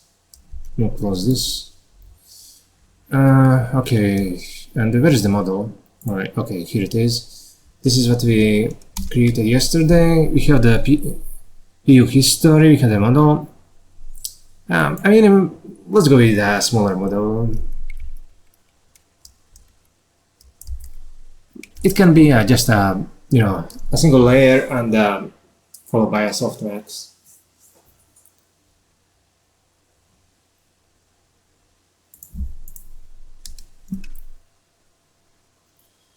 Okay, so I have the computer.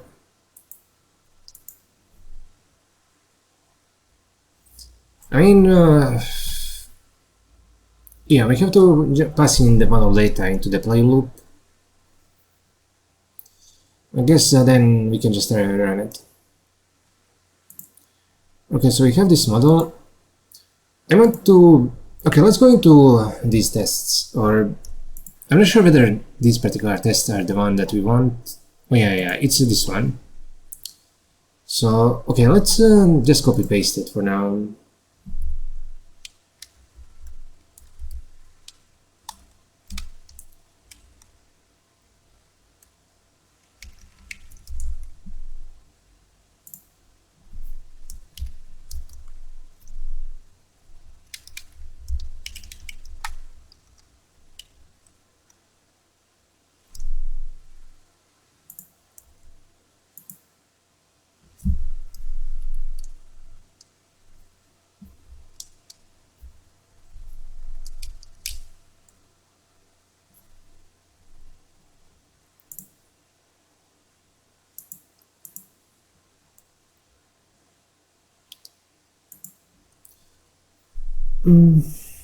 And what I want to do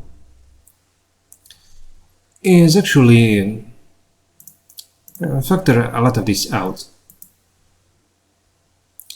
Sets the input tensor to 0. Okay, the data should come at the top. We have some data. We get the input tensor. It's the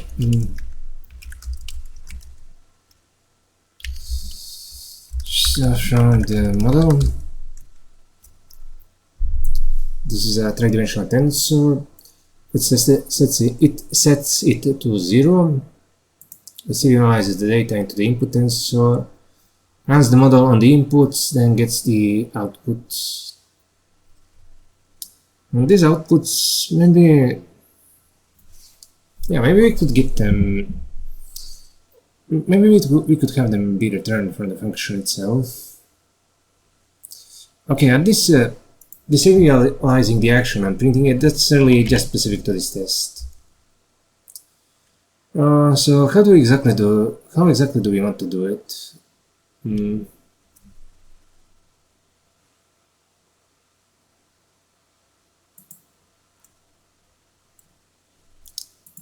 Okay, let's factor it out here. Like in run model. I mean, maybe apply model, whatever. We're going to move that into the layers module later. By that I mean, here. But for now, I need to get a handle of where exactly do I even want this. Okay, the primary this stuff here, I don't see any problem with this. I mean, this stuff here, but getting the output from the model, that's what I am not really getting the inputs and the outputs for the model. I'm not really sure how I want to design this. I mean, do you want to apply the block index right here, or do you want to return that from the function and let the user apply it? I'm not sure.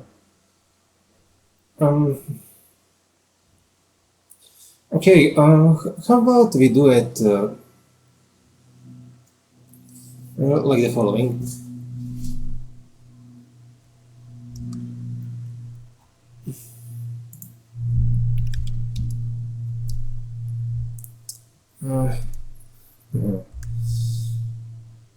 So Control Shift ends up doing this. Okay, never mind.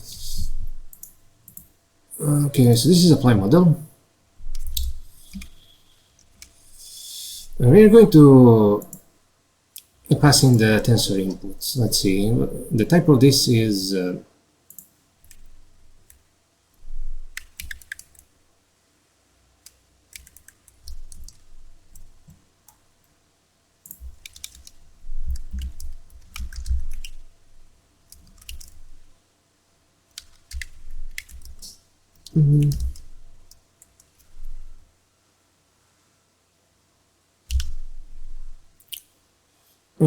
threads and block. Okay, so I guess I need to import some things. What about the tensor input? I mean, I'm very tired, so I'll be making stupid mistakes. We also need the PU history.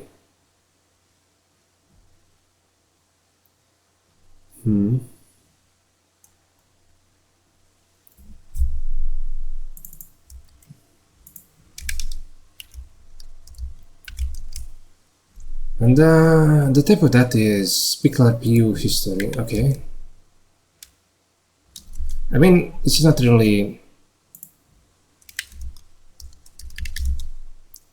history, but needs to be like, it can be anything for the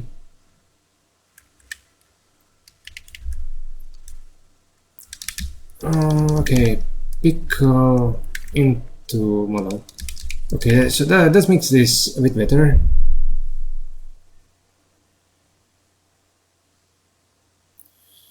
I guess don't tell me we also need the sizes here. For fuck's sake.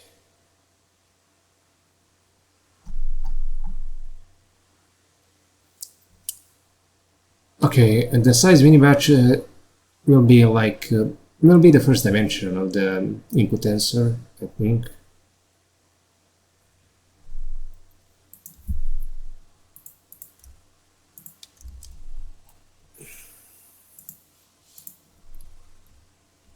Inputs.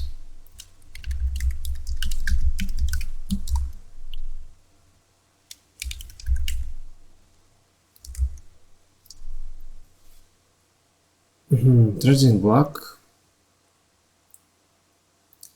Really? Okay. Tensor input. So that's applying the mini batch ID. Okay, so that's fine. We can just get the first dimension of the input tensor. We don't need the tensor input lim.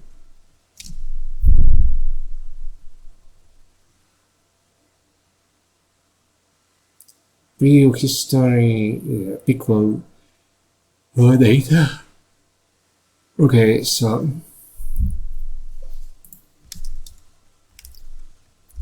data D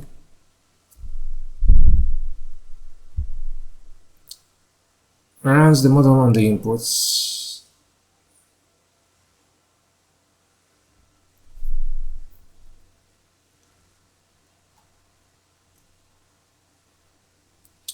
Okay, where do we get this size ensemble? Excuse me for a moment.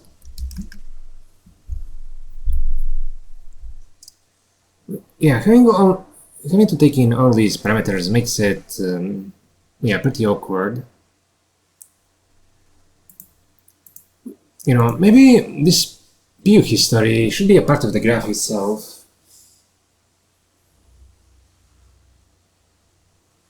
Yeah, that would make it a lot easier to use, I think.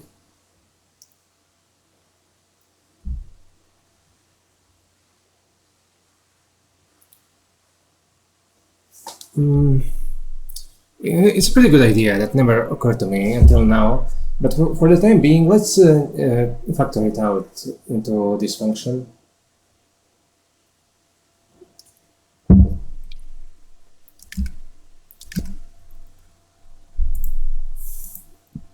Okay, tensor input. Well, we also don't have the model. This is so complicated. I mean, if we're going to be passing a model into this, then we shouldn't also be passing the tensor input. Okay, let's do model, and then what? Model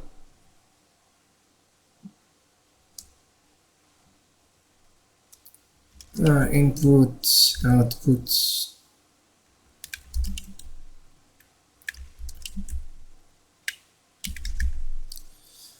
Yeah, it's kind of easy that the tensor input shouldn't be passed into this function if we're also passing the model. So let's change that then.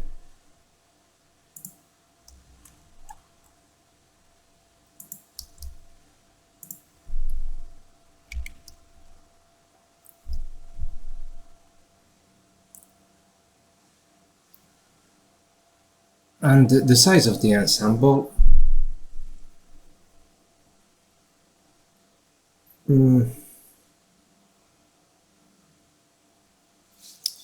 Yeah, it's kind of easy to see why this is not very good design. It would be easier if we could, run the model just once and then have the model itself run all the ensembles. That would make the models a lot more easier to deal with. Yeah, that's also a good idea.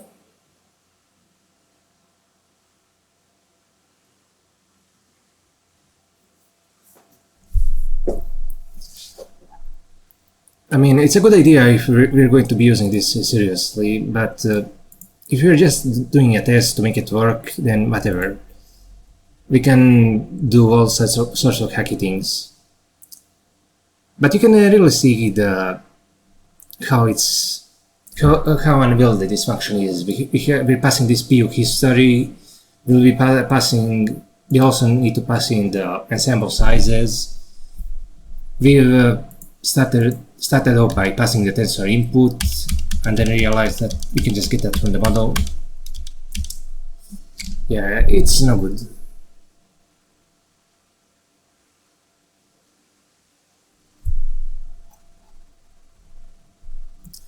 Okay.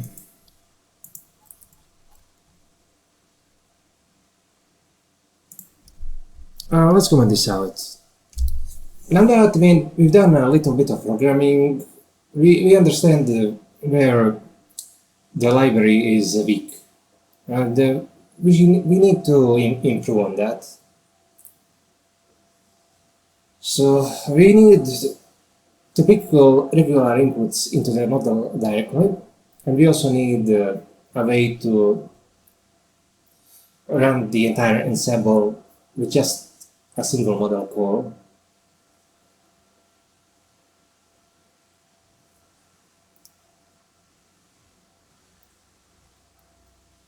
So how are we going to do that? Okay, let's see. Okay, forget about all of this for now.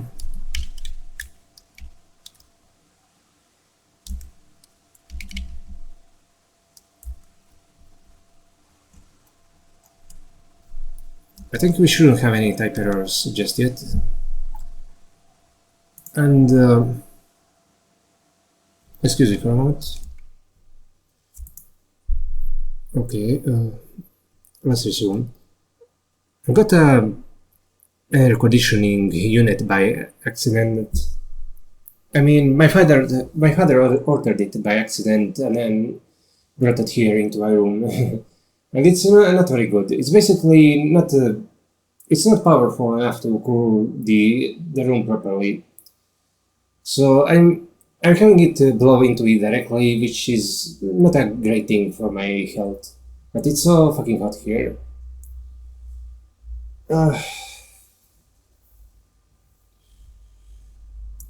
okay. Well, let me just think. Yeah, we need to work on the machine learning library. Yes.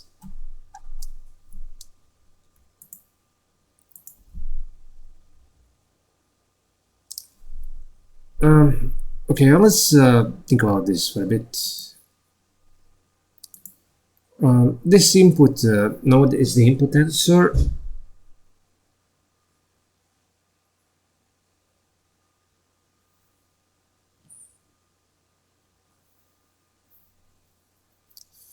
And okay, so I'm thinking about how exactly are we going to put in the pickler, and then how we are going to run the ensemble. For running the ensemble, I guess we can just put in a, iterate ensemble mode, something like that. Let's see. I think we have something like, yeah, in input scalar we have the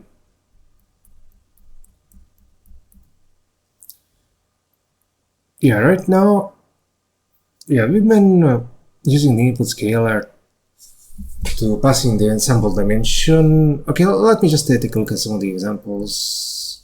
Okay, here's the model. Wait, why do I have all of these? Wait, no, right.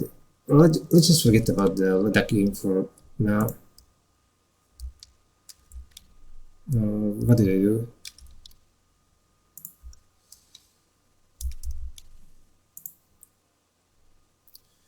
Okay, here we have the layers.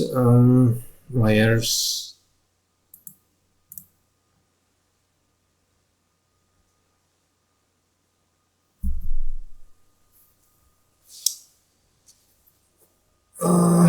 Okay. Yeah, I did say I didn't get enough sleep, so you're just going to have to bear with me for the time being. Now where are the tests? Was it this? Right, I think I was testing that in layers. Yeah, in layers. Yeah, I have this. Then we apply the ensemble.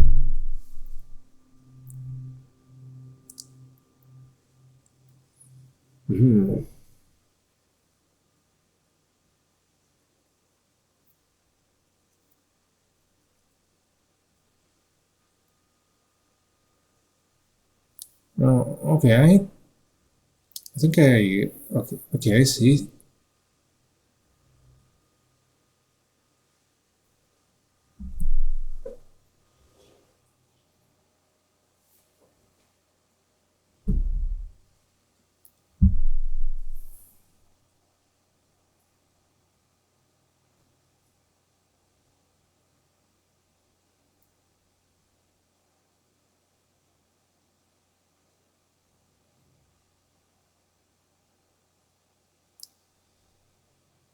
Okay, let me pause here so I can think about what I want to do with this ensemble.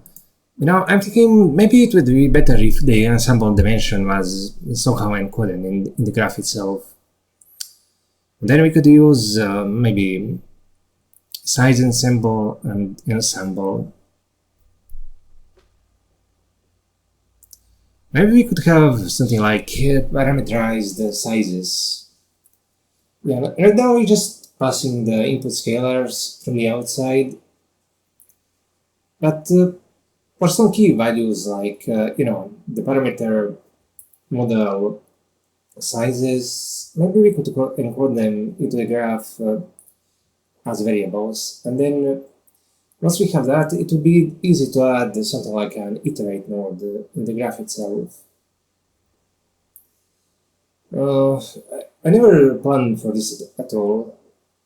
Neither did I plan to put in pickling directly into the graph. But it would be a good idea.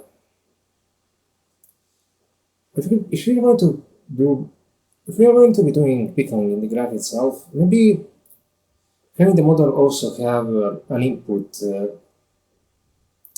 type would also be good.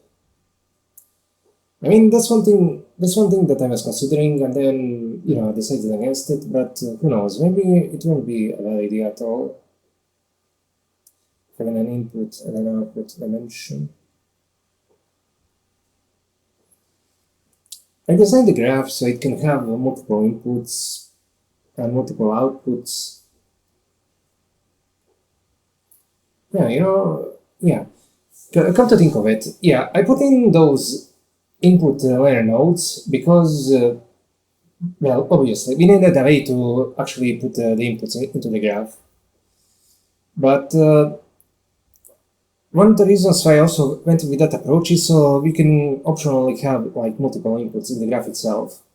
But what we have now are the pair nodes, these things. And we could actually make use of that to get multiple inputs in the graph. I mean, one thing that we are missing is the first and the second nodes to extract the parts of the pair, but we could also add those. Okay, let me pause here for a moment so I can think about it. Okay, I'm taking it a bit too easy today, so let's do some work. I had the time to think about what should be done. And I was thinking, at first of maybe extending the graph, like we could come in, like, and maybe add some kind of like iterate, ensemble, and I'm not going to bother writing out the type. But it's a big problem to just add nodes willy-nilly to the graph itself. If we do that, it's not just a matter of modifying a single place, but we have to also do the implementation for them in every single one of these functions that go over the nodes. And that's a lot of code to go through. So if at all possible, if we could implement the functionality that we need without necessarily extending the graph itself, that would be great. I think adding, first and the second, to destructure the pairs would be a good idea, but not right now. What we have to do, what I'm thinking of doing, is maybe just make a game model module, and then we'll actually put all the functionality that we need to make running the model easy into it. So let's start with a nominal game model. Okay, let's name this to game model M.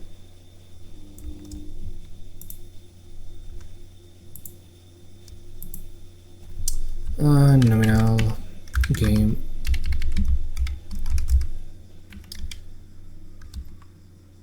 Of course, one of the things it will have is the model itself, and that will be model. Okay, let's make it a D. Actually, let's make this out so we understand what's going on. Open layers. But besides that, we'll also have we'll also put in the sizes into it.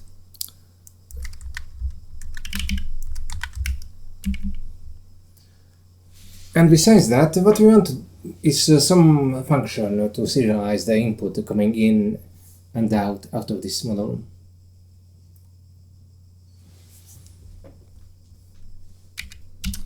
So how exactly should we do that? Okay, let's make it input serializer. So let's make it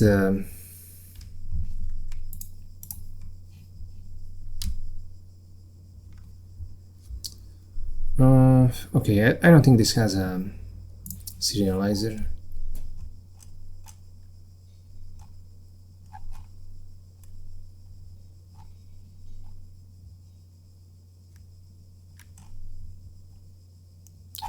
Okay, where's the game? No, here it is.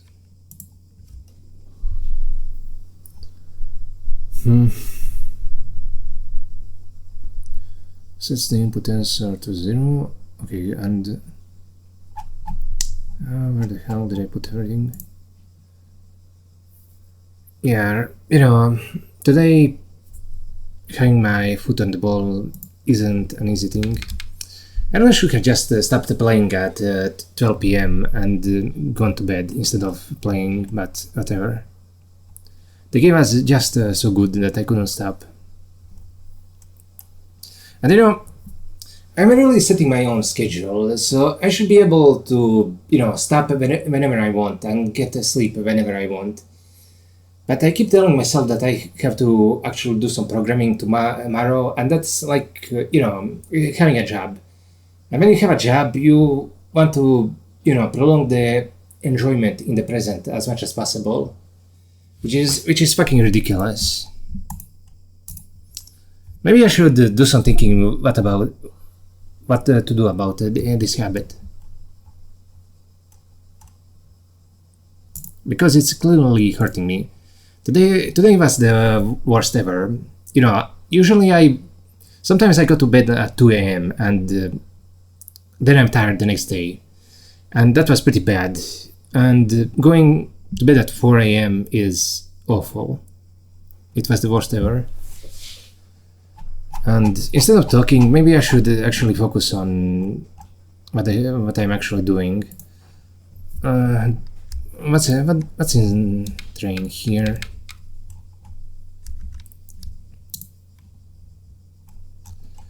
You know, what was the thing that I commented out a while ago? I think I copy-pasted this somewhere, and then what? Let me pause. Oh yeah, what I'm looking for is in the model module. That's what I was thinking of.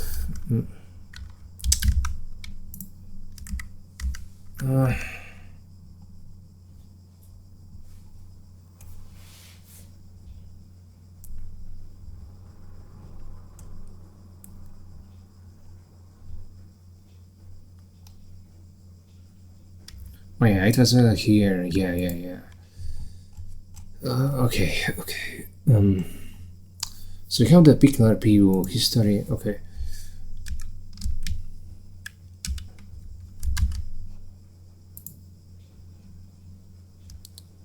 And then what?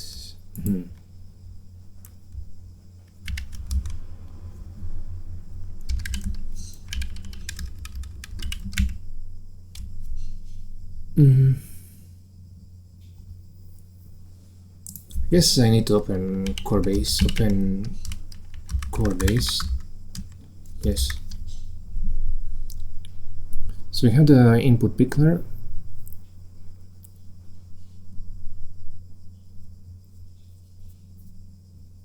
Also, okay, the one thing that I'm a bit confused about is more specifically what this input should be, because it's some kind of a tensor, but okay, it's a tensor of these input types, but should be two-dimensional or three-dimensional or even more. I'm confused about that.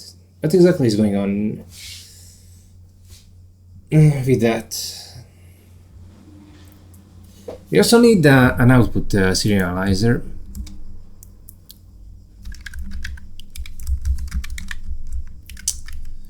And you know, the way we've done it in the tests is to just make a straight up function, like you know, we have this, and then we index, then we match on it, and this could be like a function from output to something else. And it would be good if we actually had that, but okay, this game model is supposed to be handled easily. So it would be great if you had an actual, you know, input type, and this would just be like a static array of history, something like that. And this would be like simply an action, and that's the easiest way to think about it. Of course, then the problem is that the model cannot just have an out variable like this. Instead, it is going to have to be like a tensor. Okay, maybe. Okay, let's make the output of the tensor one-dimensional, like int and then float. And then, you know, we could take this one-dimensional tensor and just turn it into the output type.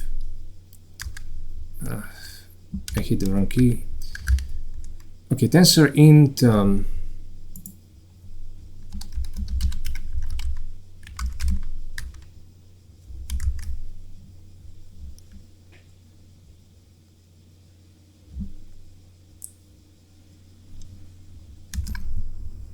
and instead of putting in a pickler, it would be much better if we could just, you know, have something like input and then tensor in float.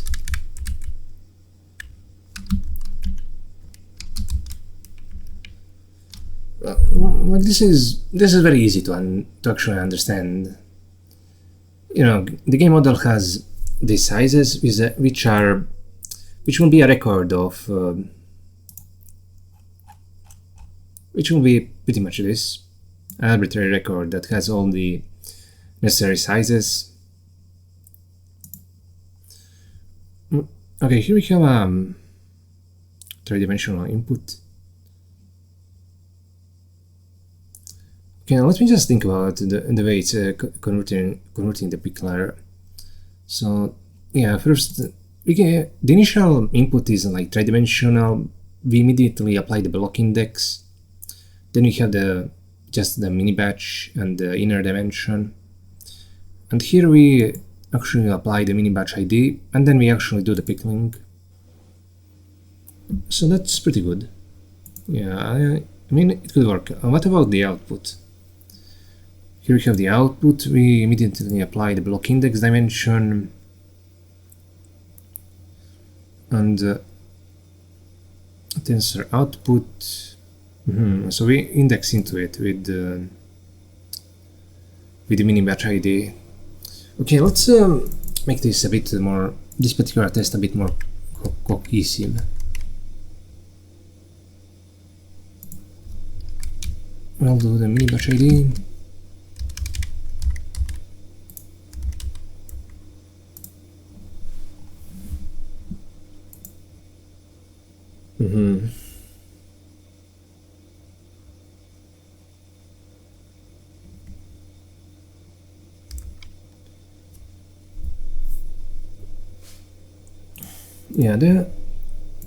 Yeah, I really like this. This is a very easy way to define a model. The only difference is that okay, so this means that the output does have to be the three-dimensional tensor, but could we actually? I'm not sure. If you wanted, okay, first let's go over the case if we somehow in the output apply the applications directly. Would doing such applications in the graph be a good idea? my first instinct is that it wouldn't. Like, if you got a one-dimensional tensor, one-dimensional output tensor here directly, like, would we be losing much?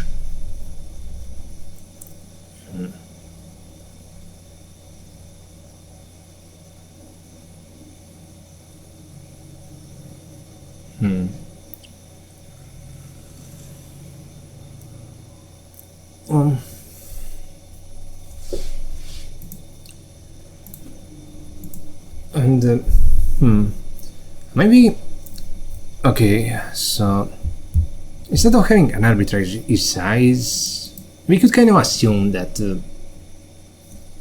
let's say, we could discuss an ensemble int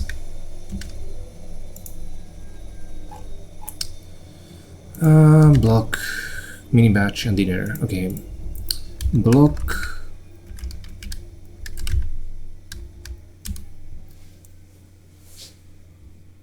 mini batch. In fact, why not just name this the thread dimension?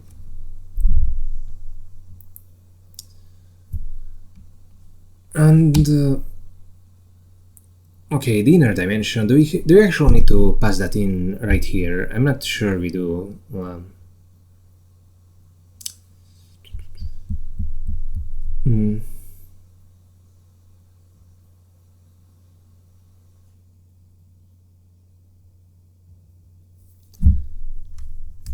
And then we could have it output int.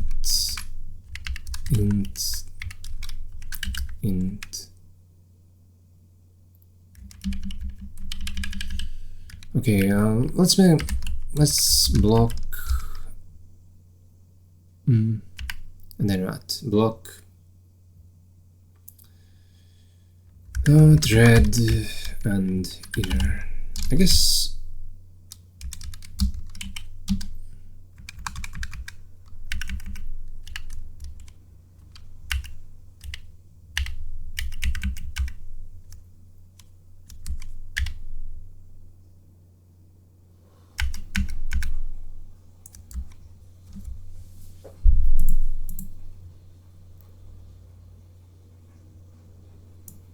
I'm gonna just put it at the end.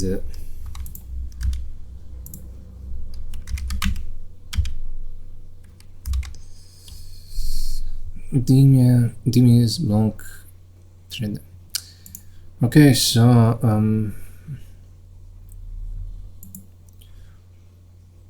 okay, so well, suppose we made okay, let's make a constructor for this game model. Like we'd have an input serializer, but just for the graph itself. Okay, create game model, and it would be a function that will get the size.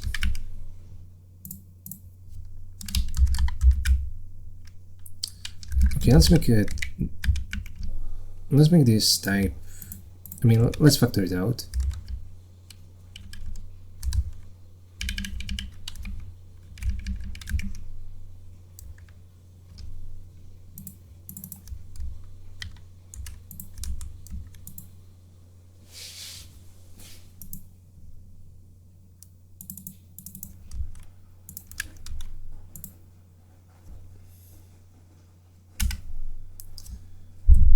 It takes a size. And of course, it would have to generate a graph.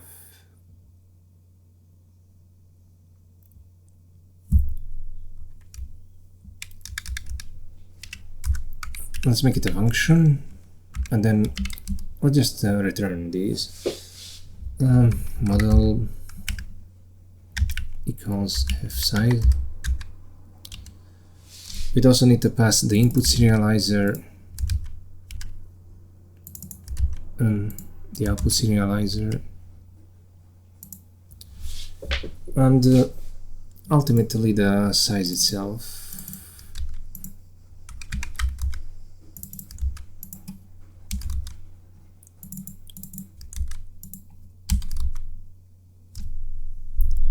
Of course, I thought that this function should maybe just actually create a graph instead of all of this. I want this to be the type of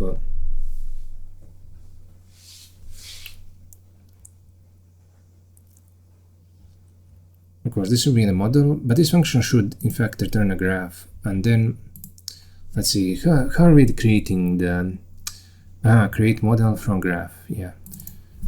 Okay, so suppose we do this. Graph A, model A. And why is this graph A? Shouldn't it be graph int float, something like that?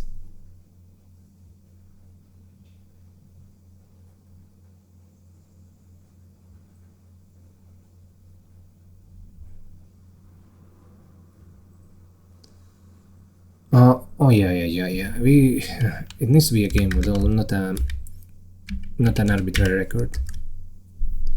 Now what? Yeah, now it's exactly what we want. And that being said, I am a bit bothered about the design of this, like this three-dimensional tensor. Like, could it have been done better?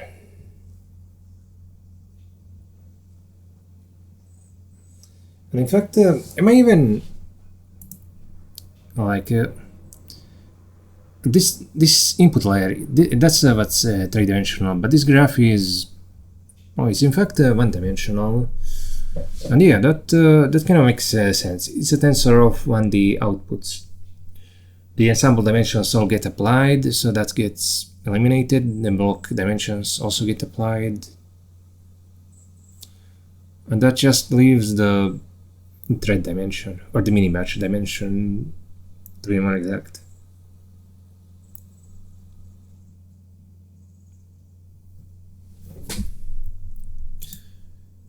And in fact, rather than naming this ensemble, maybe it's better to just make this a linear dimension. Block thread linear.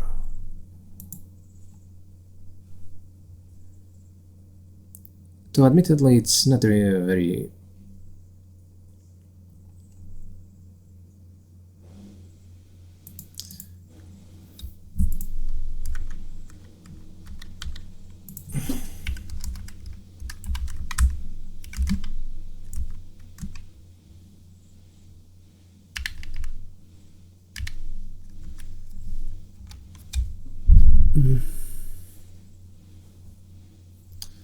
Okay, this outputs a 1D thing, so yeah, I suppose that's good.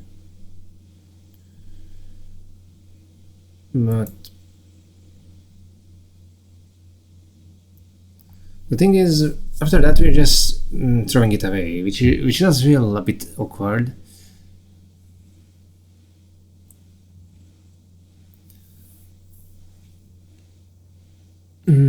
Yeah, but we have to throw it away. Because we'll be randomly picking the action from the ensemble. So maybe we'll do some kind of weighting. We'll be weighting the probabilities based on the ensemble. Okay. I kind of like this, but it's awkward to have it be three-dimensional here. In fact, yeah, this thing isn't even three-dimensional, and that isn't what actually matters to begin with.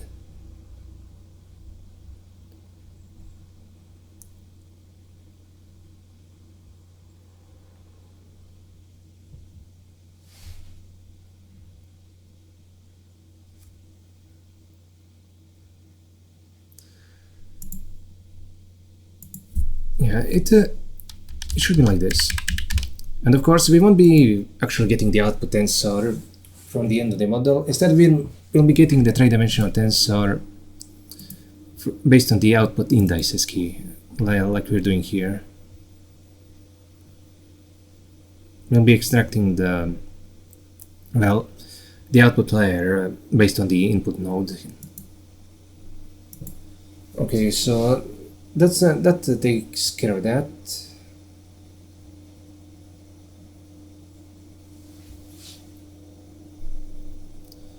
And this thing, okay, it has size and sample, block, mini batch.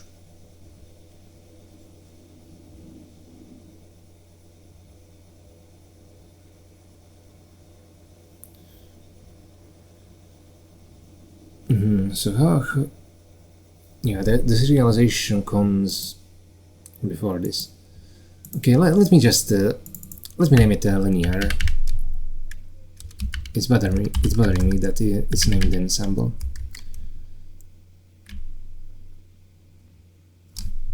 And we no longer need for this stupid comment.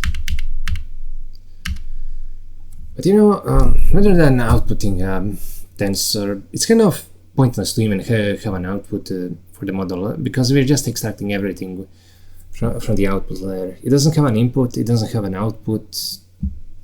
I mean, it's not like we can put it in an array, because all the existentials that are in the graph.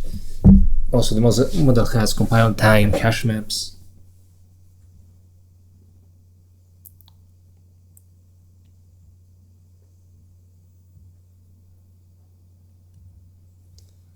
We're pretty much using the output nowhere. Maybe in some tests, I think we are in fact doing like output extract. Let's take a look.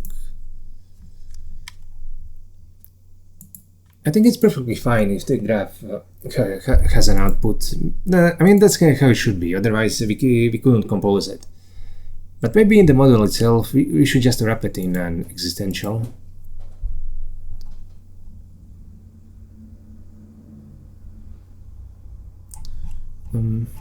Okay, let's just...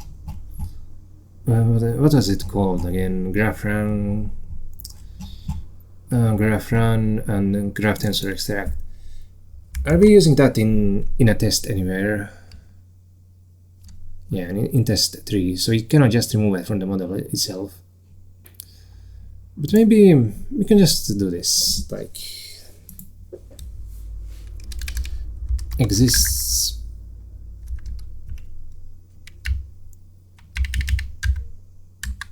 Yeah, whatever. Now the model can be pretty much anything. And this is perfect as far as I'm concerned.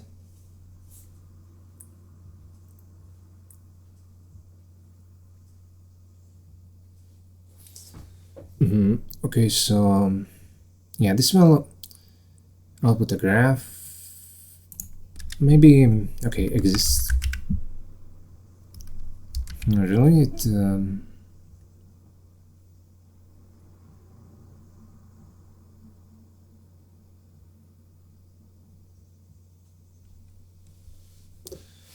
so this function does require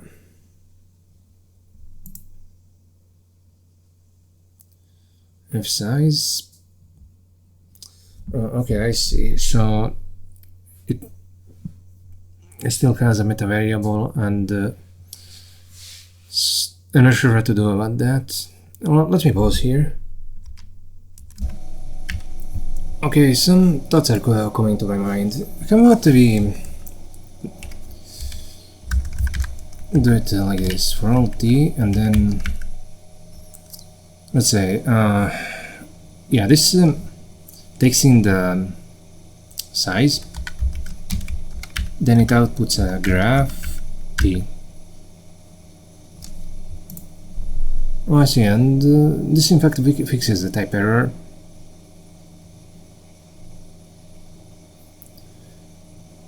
Oh, really? I kind of wonder why it didn't like. It's basically complaining that the meta variables in the exist body at the time of actually inferring this I mean, it's complaining that the type variable for the type of let me repeat that. It's basically complaining at the time of type inference. This quote A is a meta variable, and it's not. It hasn't been generalized into a type variable yet, and that's what this type error is complaining about. So if we just give it proper annotations, it's fine. We can just bury this whenever we want.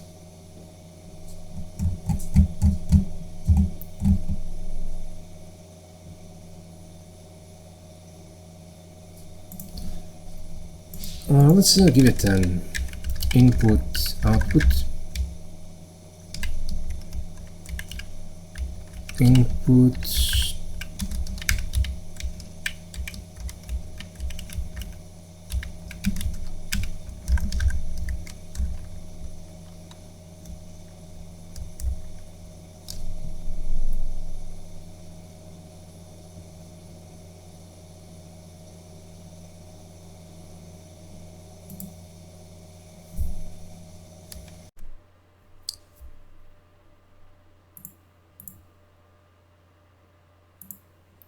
Yeah, I think I understand. I've been earlier looking at this and, bashing my head against the wall, how to simplify it. First of all, this isn't even correct.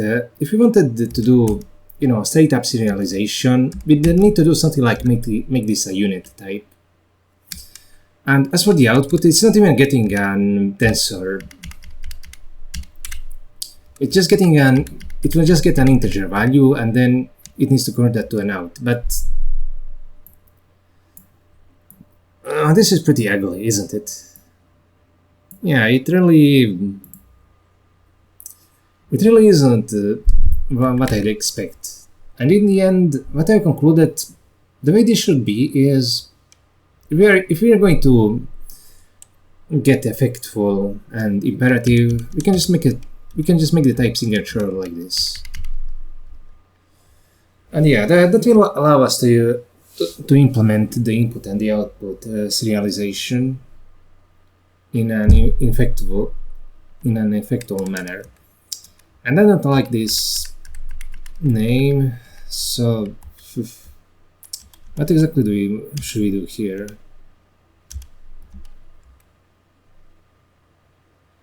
Input, output, like put in and take out. I guess this wouldn't be too bad.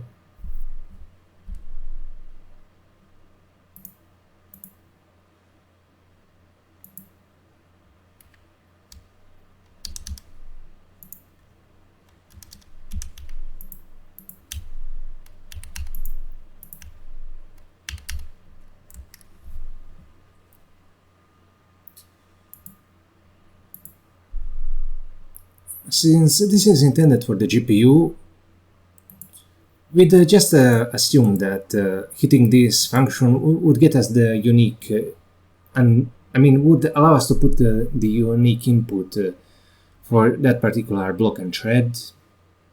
And as for the output, it should also be unique for the block and thread. But the outputs also have we'll also have an ensemble dimension, so maybe it should get us a tensor of outputs. Tensor. What do we think about that?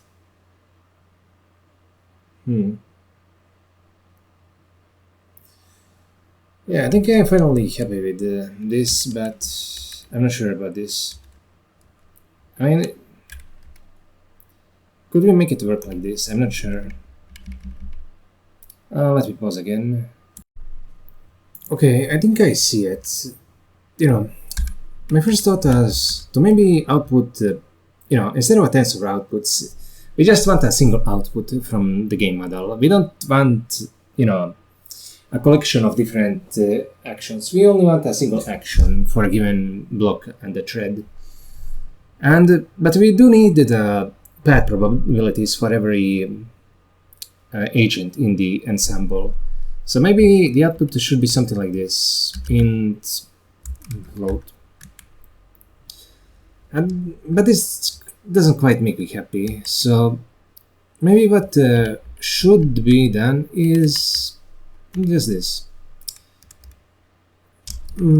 path probs.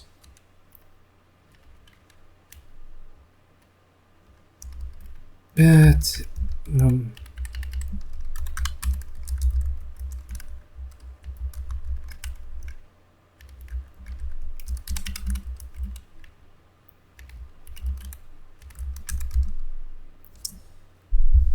But the thing is, if we are actually picking random actions every time we hit this output function, that wouldn't be good.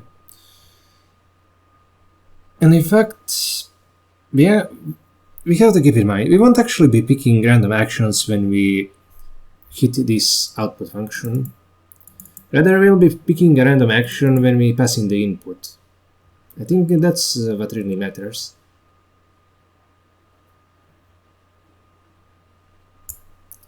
So in that case, this is fine. Gets the output action.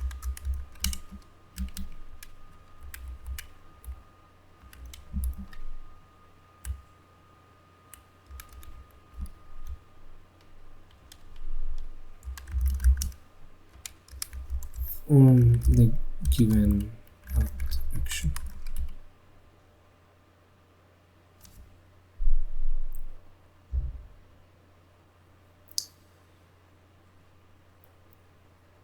And besides the output action, we have to in fact get the actual probability that it was picked for.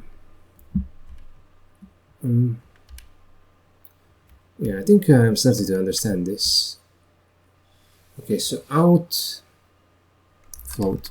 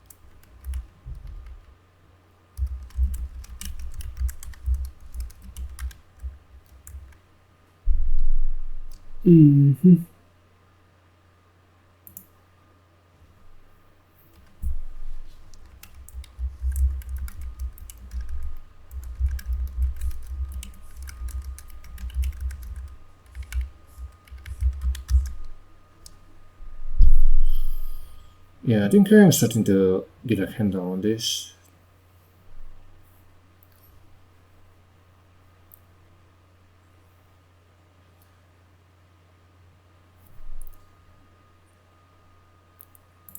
In the actual, when we actually running the training for it, we'll take the sampling probability for the action, divide by it, and then multiply by the path probabilities.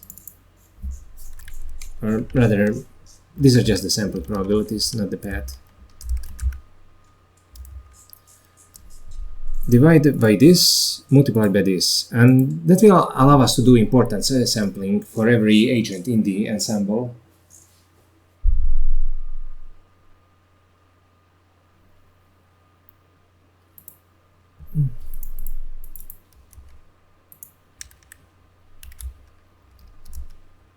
And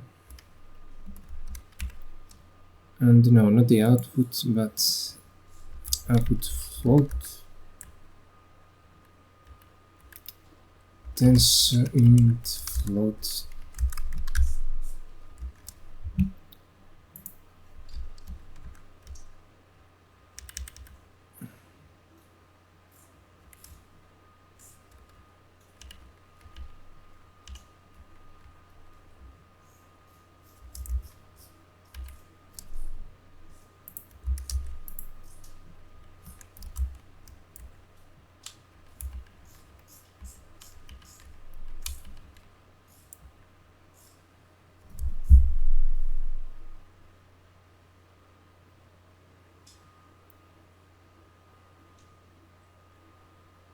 Okay, I think I'm starting to get a handle on how the game should be designed. The types are very elegant here, so I think I'm on the right track. In order to actually be capable of implementing this, we have to do something, and that something is what I want to do. You know, maybe we can even get rid of the pair. I mean, we'll see. We don't necessarily need to get rid of the pair, but what we do need is to get rid of the key.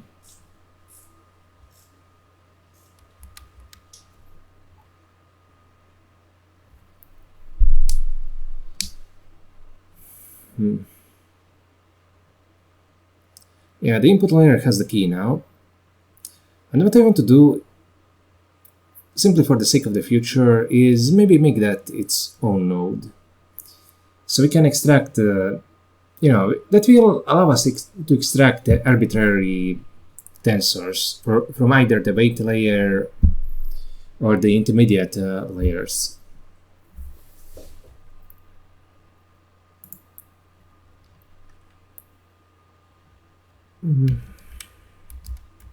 Key. I mean, this doesn't even have to be a GADT case. No, actually it does. It does. Okay, for all dim t, then graph dim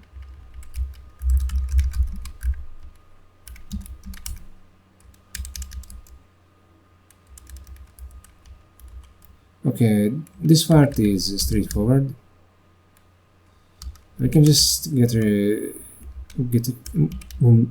the key from the input to here.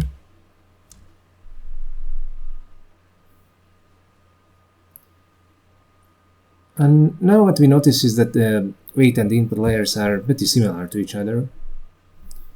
And that's fine.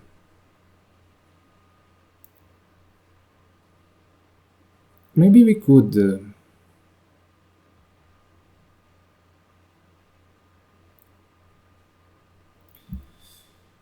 I mean, we don't even need the DMT. We can just do this.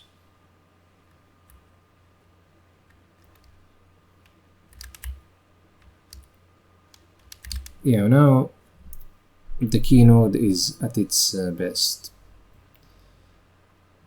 What about the input scalar? That's a bit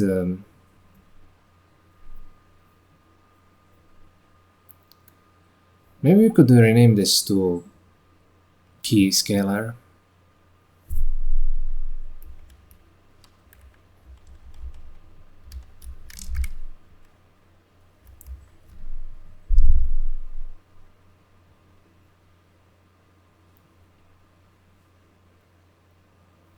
And it could even be like, you know, maybe we could just make the graph here optional. Option. Yeah, now we can merge the functionalities of the input scalar and the input.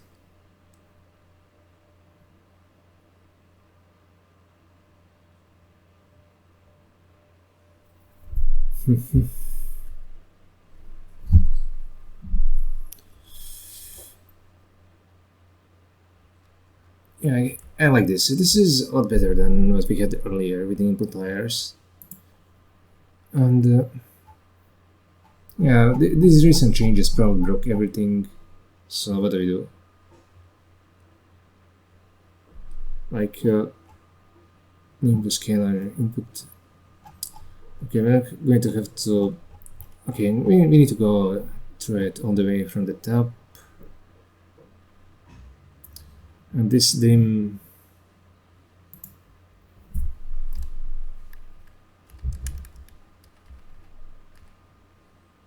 I think for once we could probably merge these two. I guess we can't. DI, DK, whatever. GDT type inference. Screw it. Input scalar, input. Oh yeah, we also need to add the key node. We cannot just skip over that anymore. Key.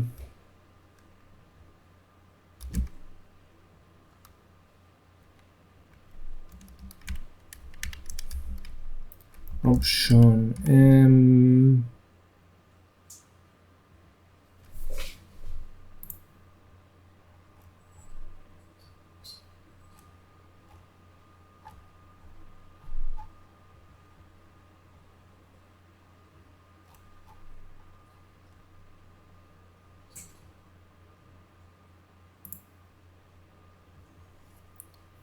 Default with.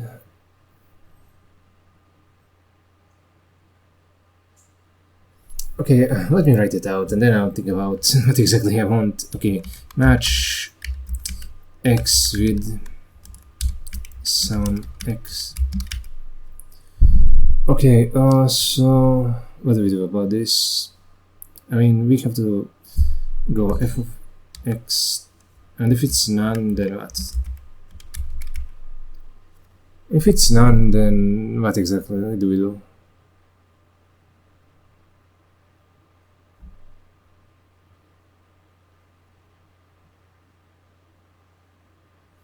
I mean, wait, who was the input scalar taken care of here? Oh my god, I keep forgetting shit because I can't gotten enough sleep. And I don't think I'm really doing stupid things just yet.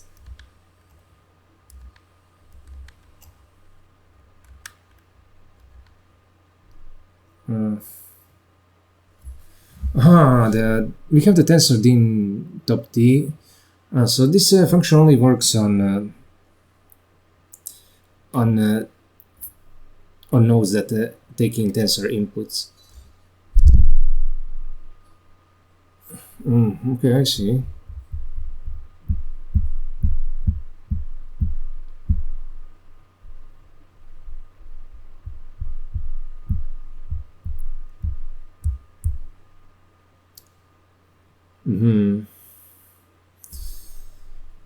Okay, I see. In that case, we're going to have to make these two separate nodes.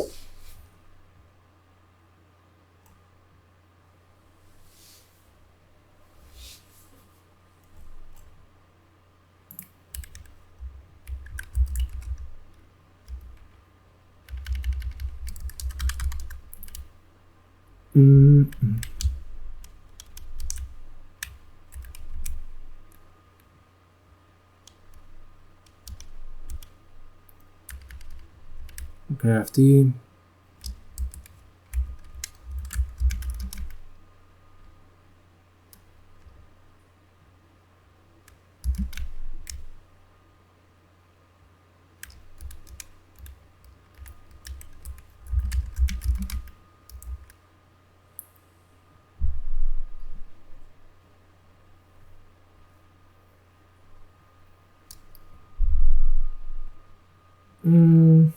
Key tensor, key scanner.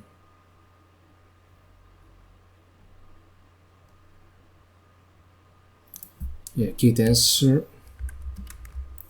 I suppose we tried destructuring key scalar.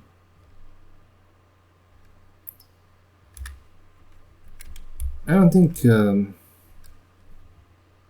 Yeah, it will try to actually destructure it as dim top t top. I mean, yeah, this particular node could in fact result in a tensor,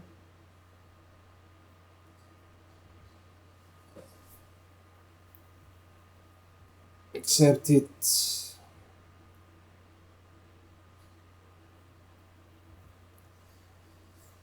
Hmm.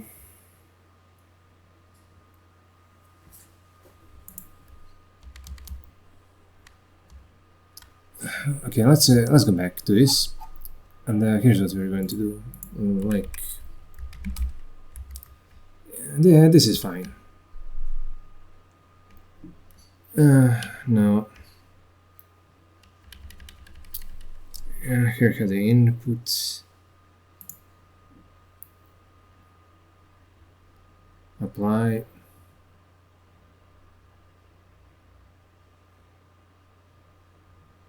I also need a key. Key.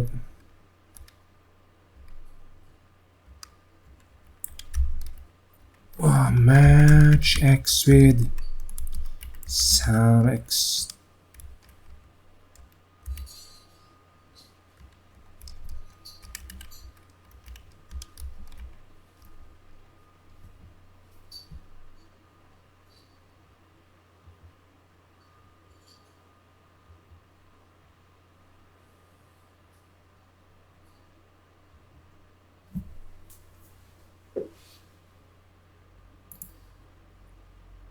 Okay, let me pause here so I can figure out what's wrong.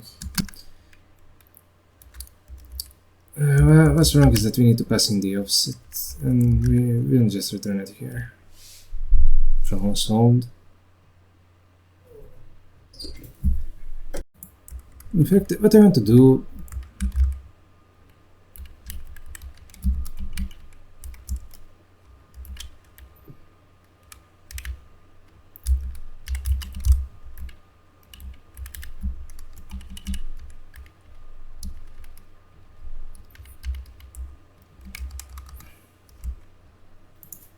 Let's go through all of these like so,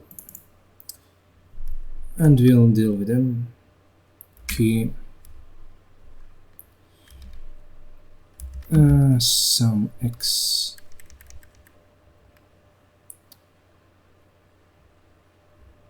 I guess this will be none. This is the input scalar case, and this is the fx.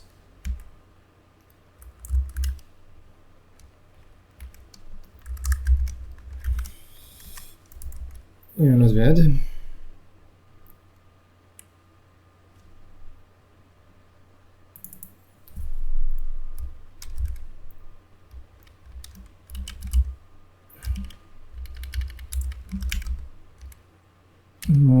Okay, fx. Not bad. I really like this key node because it will allow us to extract the weight nodes in an arbitrary manner. Input scalar, input.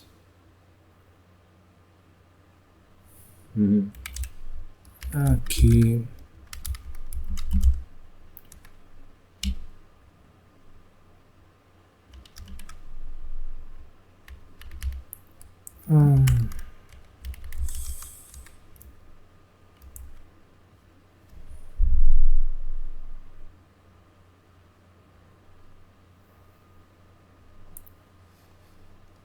Parameter print.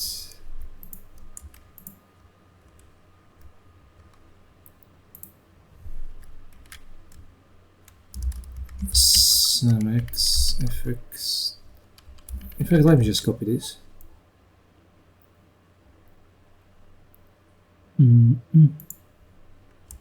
Yeah, now this will be different. Input scalar case is none, but now we do have the key here. So what exactly should we do?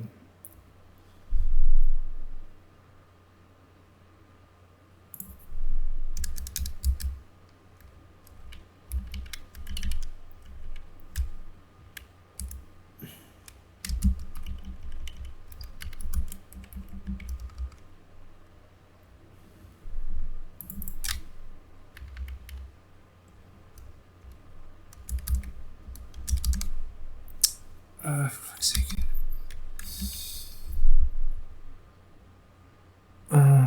Wait. I didn't mean to do that instead.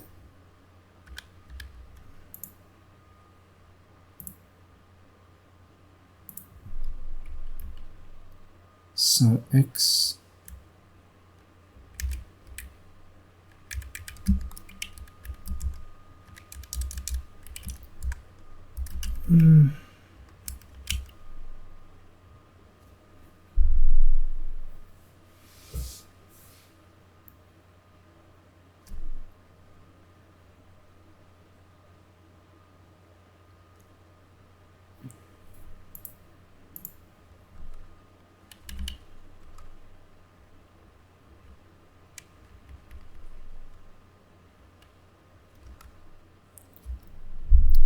Let me think about this for a bit. This is an option. Tensor dim input. Wait, also the input layer. Yeah, we need to get the tensors for the input layer.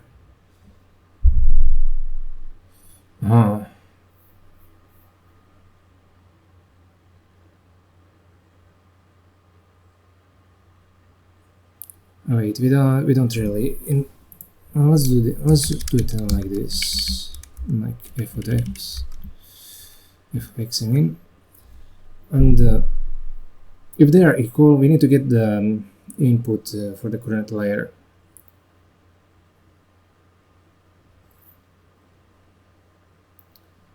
But we also might need to get it from, instead of just from here,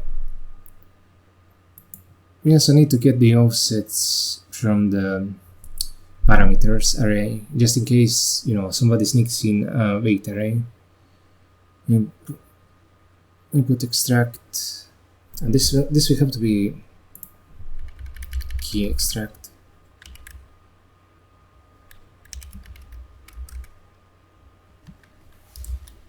We no longer have input extract, and this will have to be more complex as a result. Match. Okay, let's do.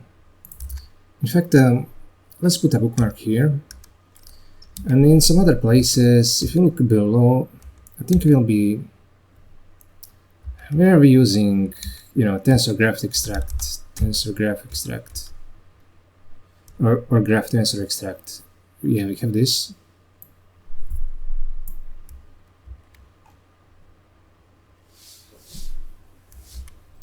And we should try to factor this out.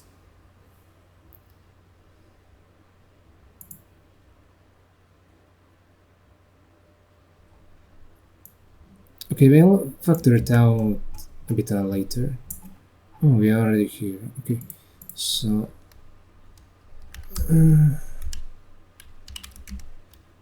first parameter offset. So this has this takes in a model. Output.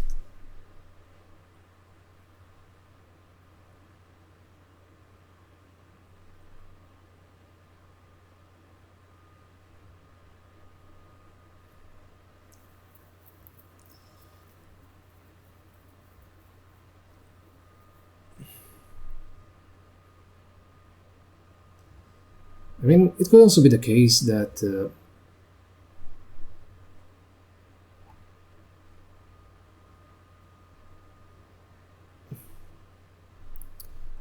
we need some pass-through behavior for the key node. You know, you could put in a key on top of a key, and that wouldn't be good.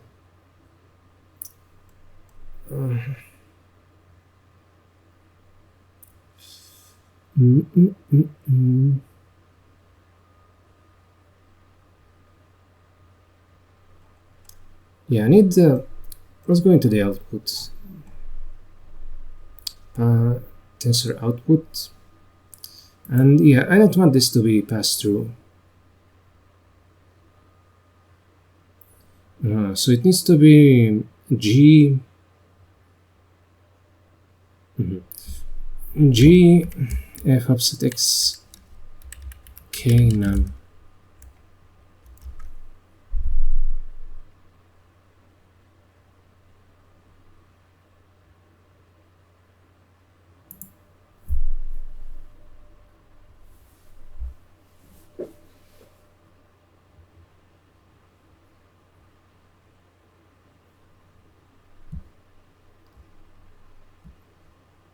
No, what is the key? Let's go to here.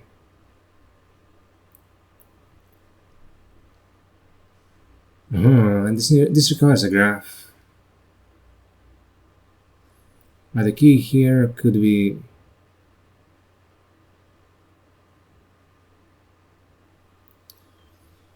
okay. That is a problem. In fact,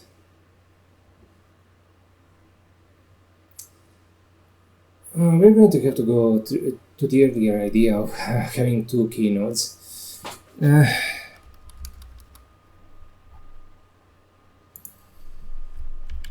I'm feeling very reactive today.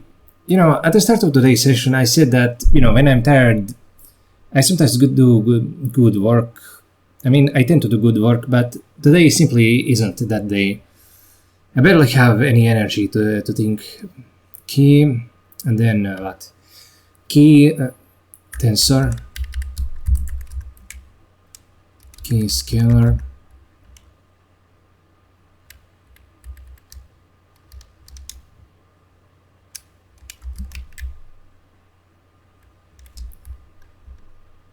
Tensor DMT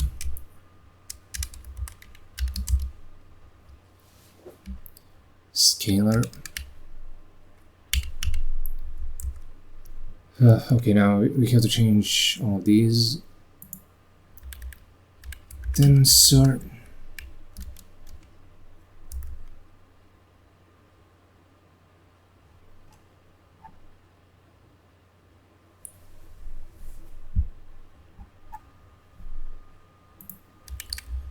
tensor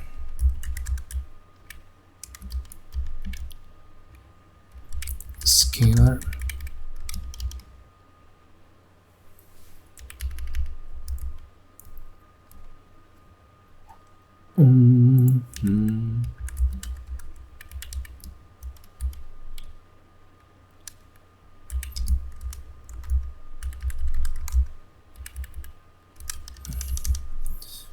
And yeah, this is not a pass-through node, not anymore.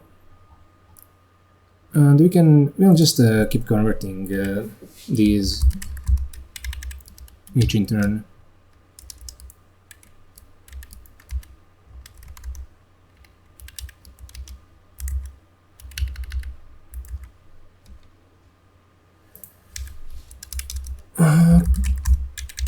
Okay.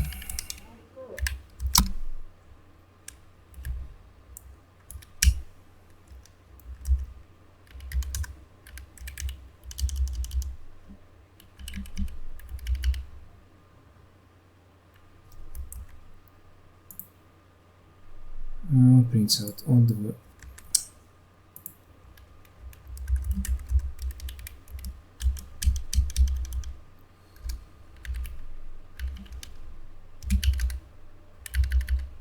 scalar. Okay, scalar.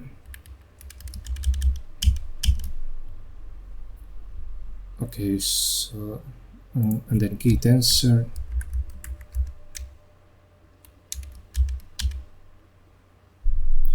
Yeah, not bad. Now we can now this get the tensor x doesn't give us a type error anymore, which is perfect.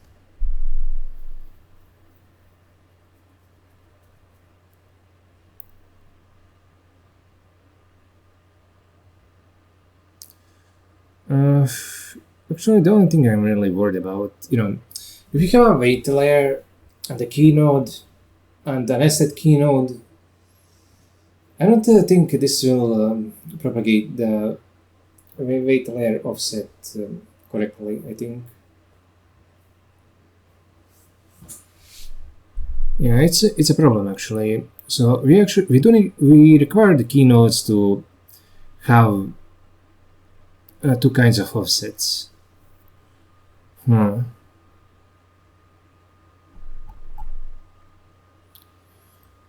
yeah, that's something that that's something that just cannot be. Okay, we cannot really print out. I think I'm going to disable the printing of the weight layers. Okay, we'll do that after I have lunch. Okay, the mic works, and we'll do some programming today. I finally finished Reverse Collapse, codename Bakery. It took me 120 hours to finish, and now I have some free time. I went to bed like at 1 a.m., but I got some good rest. I'm much more, I'm much more present today than I was yesterday.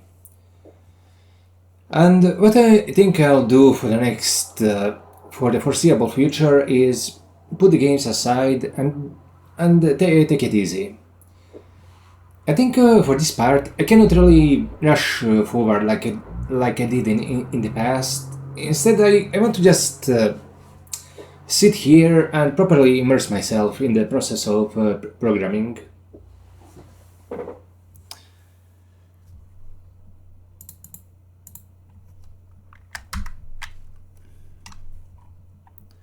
So what I want to do...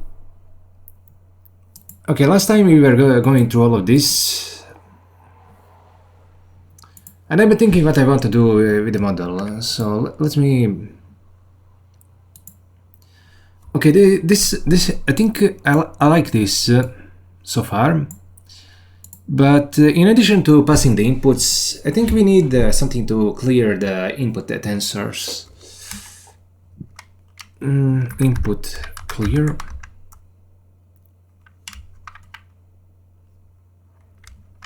And this is just going to be a unit type. Everything that we need to run the model easily we'll just put in here.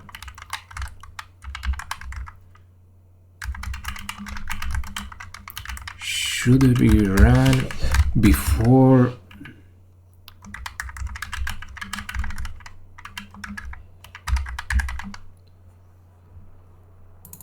and we're going to also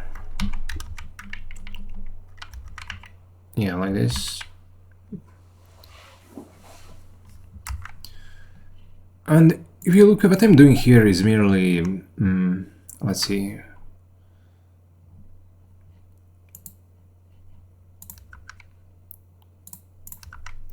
Excuse me for a moment. If you look at the tests, I think then what's going on is that we're merely factoring things out. The input clear will just be this. Serializing the input data, that's in fact merely this part. And the actual loop will factor out into a separate function. We'll have something like inall run game model. And okay, model and data, and then we'll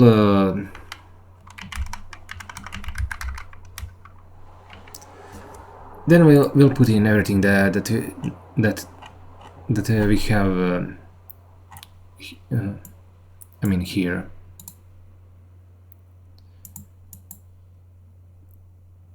And once we have that, it will be very, very easy to run the game model. Instead of having to pass in all of these loops, what we'll have is the only function we'll need to run is this one, and this will give us the outputs.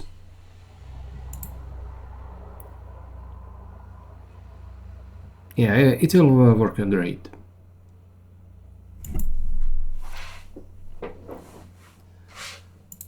And for actually creating the game model, I don't think we'll be using this particular function.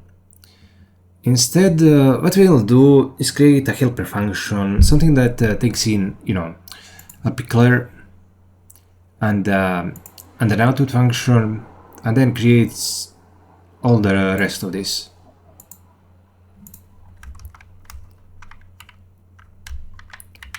Gradually, we'll clean things up by using multiple levels of abstraction. And that's what I want here. Right now, strictly speaking, everything that we need we have here, but we cannot use this very easily. That's the main problem. And only by properly designing the library will it become simple to use. That's the design that I'm shooting for.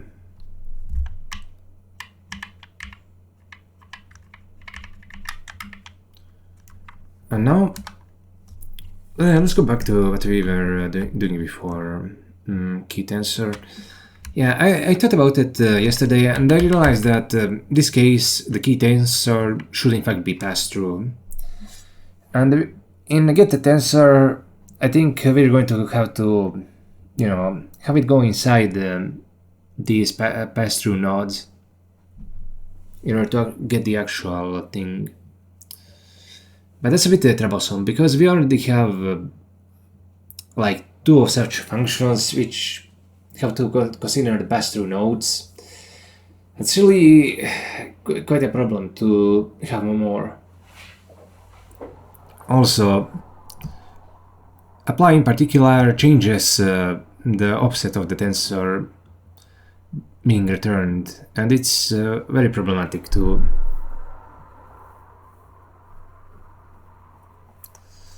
Yeah, it's problematic. Pass offset output.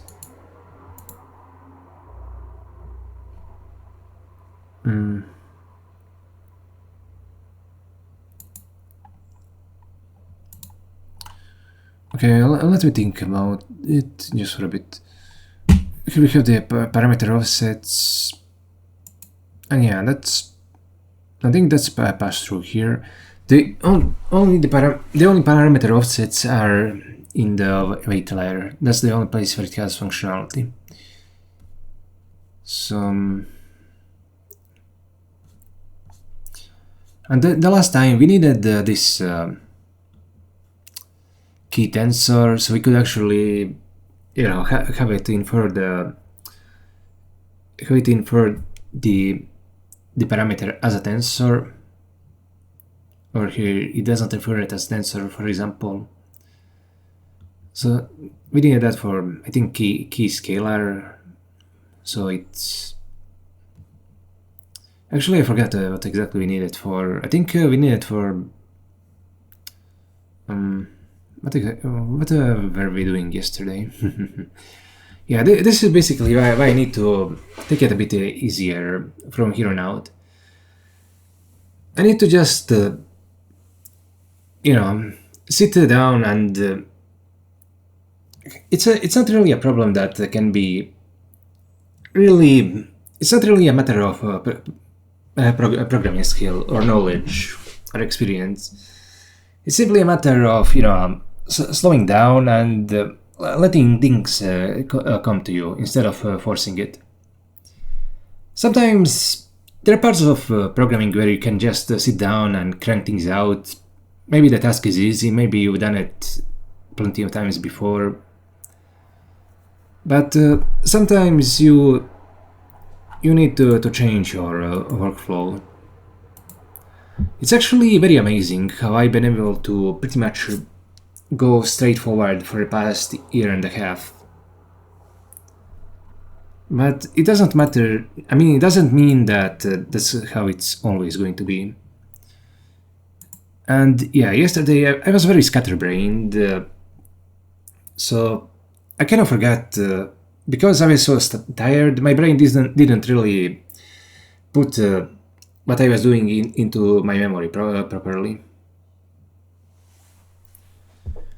I have to admit, the game I was playing was really fun. I I pretty much live for these kinds of experiences, and I used to game a lot when I was a kid, but I feel since I became an adult, I'm not doing that often enough. Maybe after this project is done, I mean, not this particular project, but after I have real AI, things are going to change. You know, what my dream would be is, take for example, forget poker. It would be really fun to take any of these games and be capable of creating an AI agent to help me play them. You know, but not just create. I want creating AI agents that are far more advanced than the ones that we have currently to be very easy. That's really my dream as a programmer, and I find it humiliating that AI is something separate from my everyday programming life and from my life in general. Any game I should play, I should be able to build an AI assistant for. And I feel if I could reach such a level, I would be a superlative programmer. Right now, what exactly do I even have? I mean, I'm kind of, I have my own language, so I'm not really, and I've done all this, so I'm not really, a big programmer. But simply being confident, that doesn't really mean anything to me. I want the actual power to do what I want. Being good at programming is not of any use to me if I cannot use those skills to do anything that I actually want. And what is possible with programming should be so much more than what I've shown you in this series.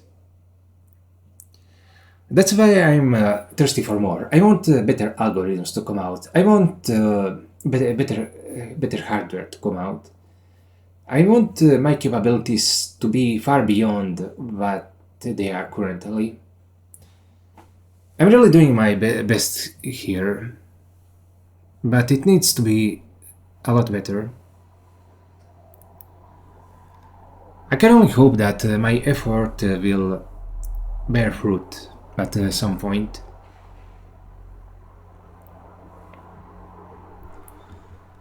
So yeah, let me pause for a bit and then we'll resume after I gather my bearings. I need to understand what I've been doing here yesterday. I have this key tensor key scalar. I think I actually did good design work yesterday, but I need to go over it so I can properly organize it in my mind. I'll be back very soon. Let's give moving this a try. Instead of using this get tensor, we'll try to replace it using graph tensor and extract. Oh yeah, but the problem with this is that it needs the indices.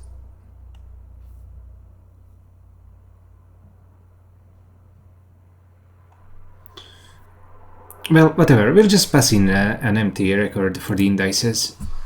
That isn't what we need to worry about.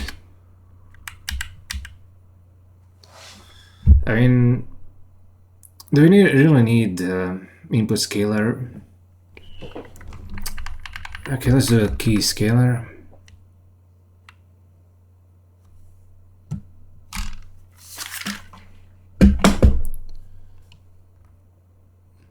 We also need the key tensor.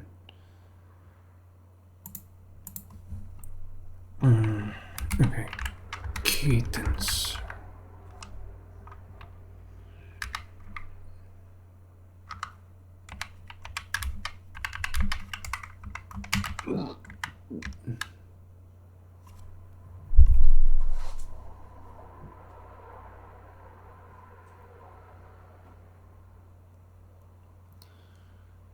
Yeah, this isn't so bad. As for the key extract,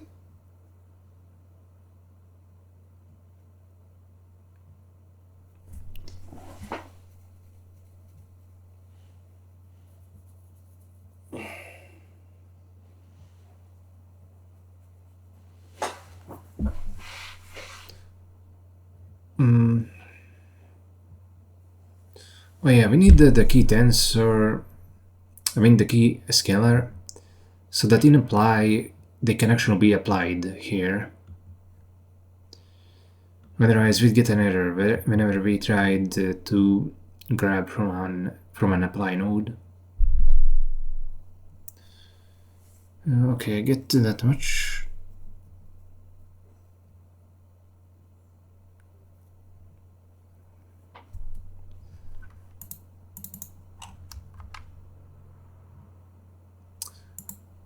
No, it won't give an error on pass-through nodes like zip and apply. That's a stale comment.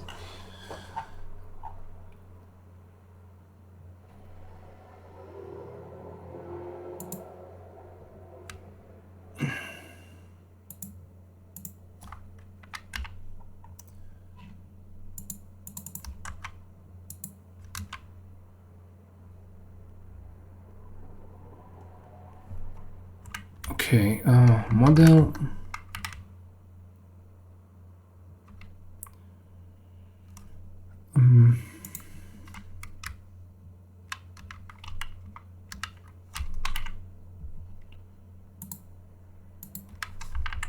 And with graph,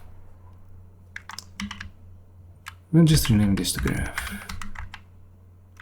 and we'll pass in an empty record.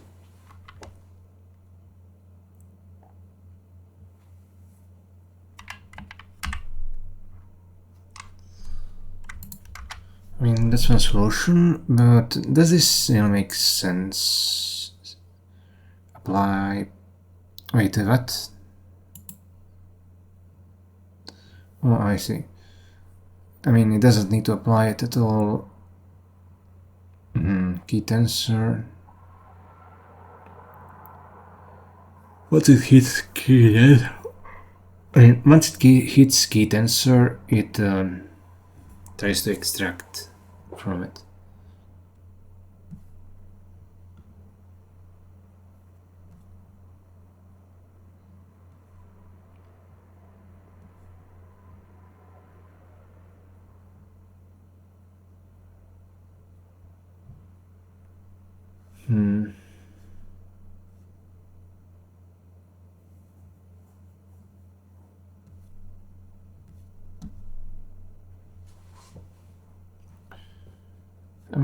We could just inline this. Or no, I'll leave it telling this. Never mind. I think this could be fine. I'll probably pause so I can think about it a bit more. I don't really like passing an empty indices array like this into the graph.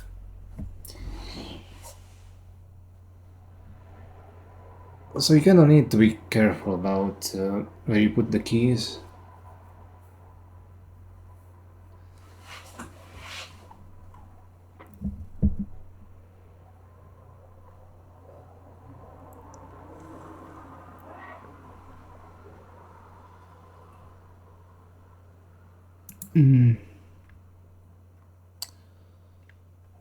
Okay, maybe it would be good if we had a better type error here. Let's go into real core and a record has record map, record font, record type map. Don't we have? Oh yeah. Okay. Oh yeah. If you want to test whether there is a key in a record, we can just do this match indices with, and then we do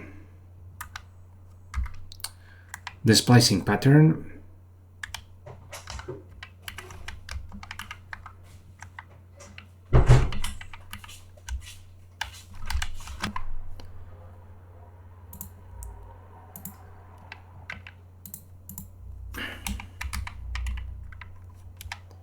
And if it's not in the record,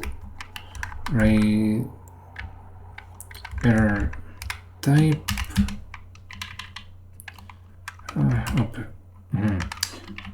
Okay, let's do real core.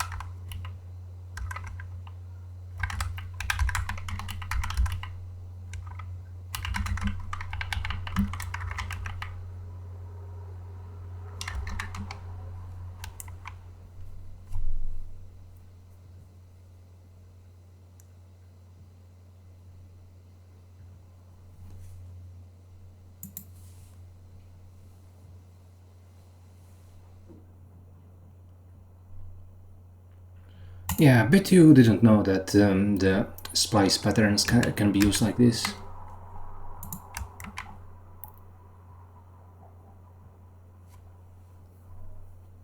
So, as for the key extract, maybe we do need maybe we should pass in the indices. The top, the input.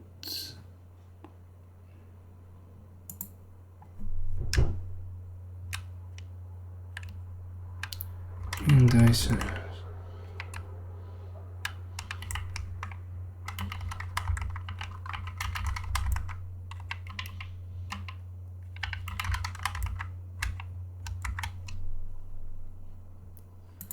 Then at this point we can just inline the whole thing here.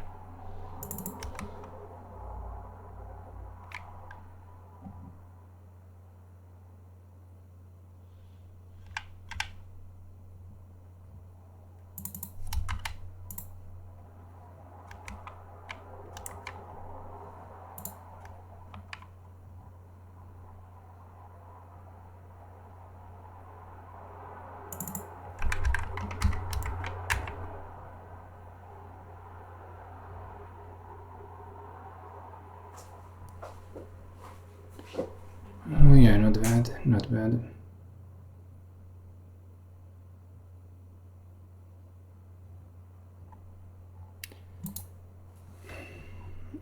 But now that we have to pass the indices here, that should break a few tests, but it's not really a huge deal.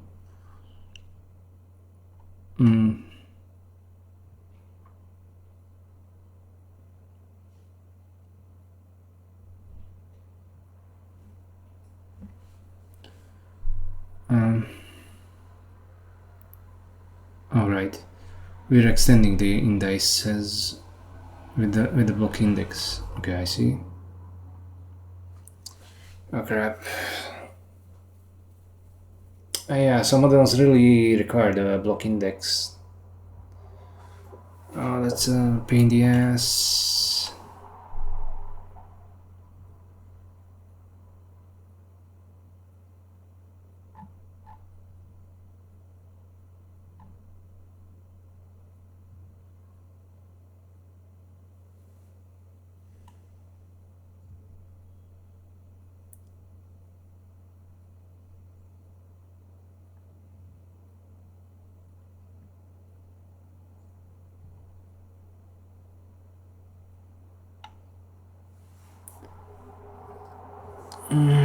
I did something here to make things easier on me, but it's kind of backfiring.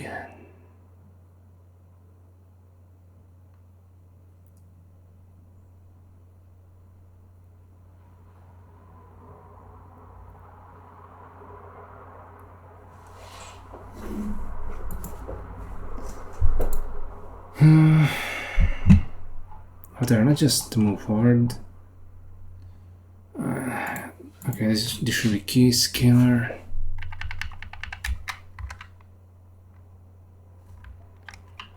Cadence.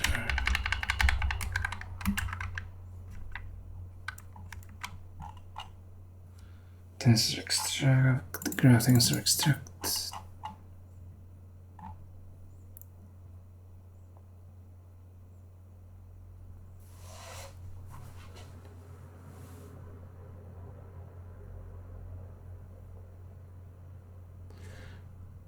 Alright,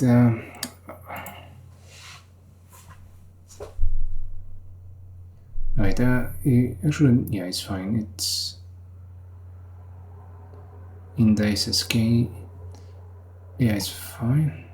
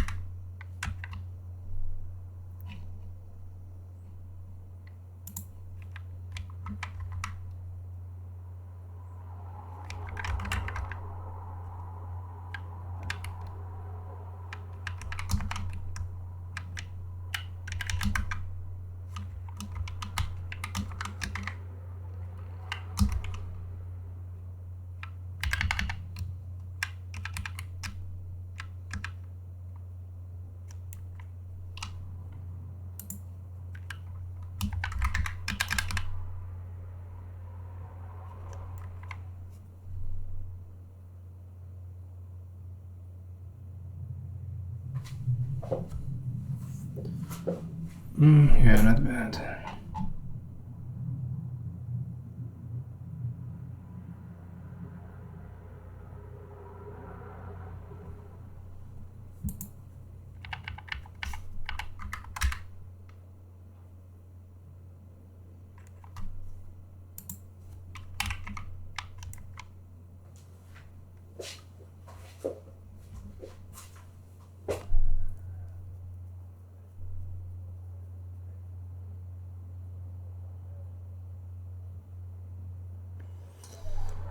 I mean, do you really have to pass this indices thing into key extract? Even we're always going to be extracting some kind of a tensor, and after we extract it, we can just apply it right here. We don't need to pass in the key explicitly. Yeah.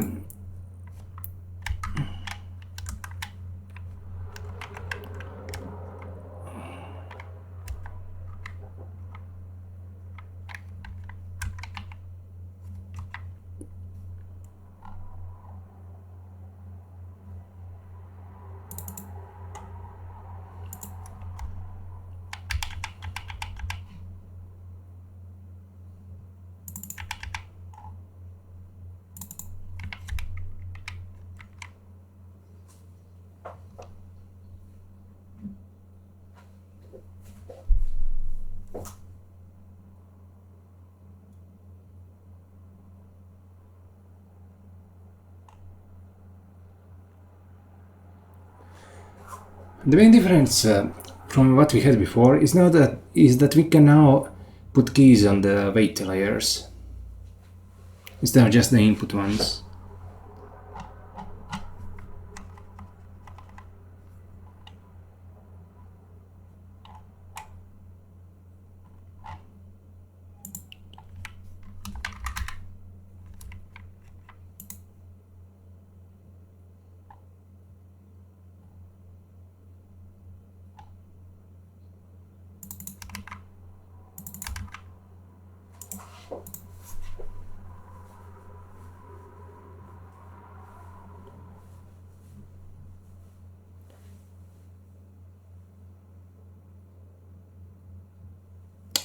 Wait, can you really just get the output like this?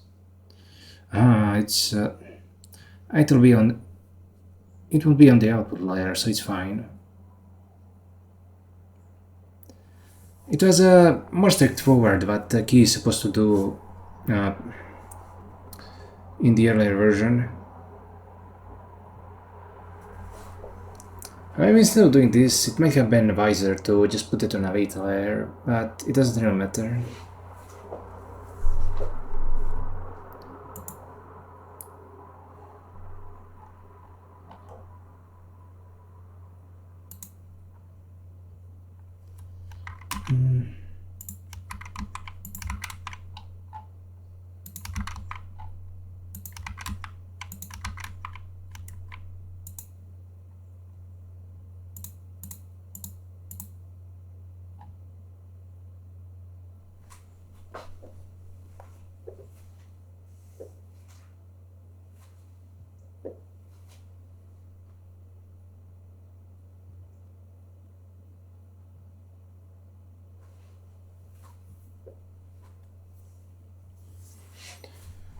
Yeah, I mean, this is not bad. I think this is good. Let me just check out whether we have any type errors. Input extract. Oh, I see. Wait, that's in test train.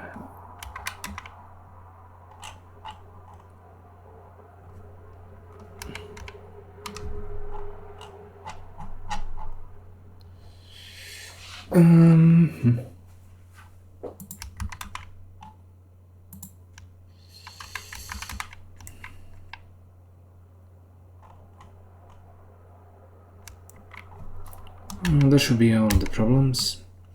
Now let's go back into the layers and we'll try to compile and run this just to make sure that we haven't broken anything. And it seems we have. Let's see, where's the errors? Errors text.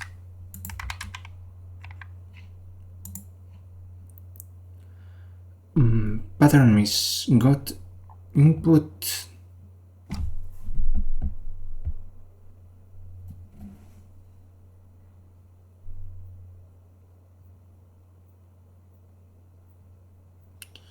Line 274. Okay, let's see. It's in layers. So it's here. And what is it trying to? Oh wait, the input layer. Yes. Right. Previously we had the input layer here, but now we don't. So I input.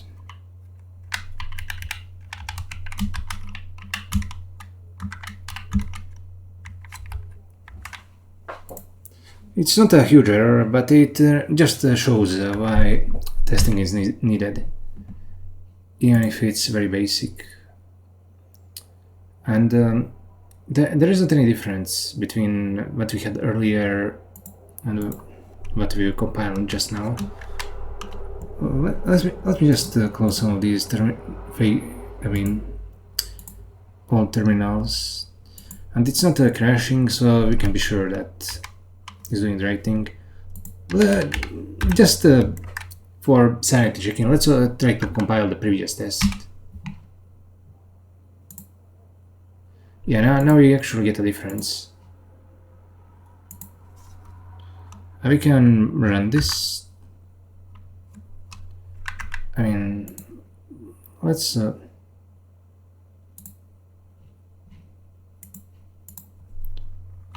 this. And it does run properly.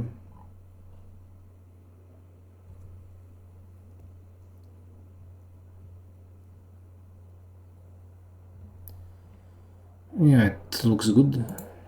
I forget what the test was supposed to be about by this point. It should go back to 4.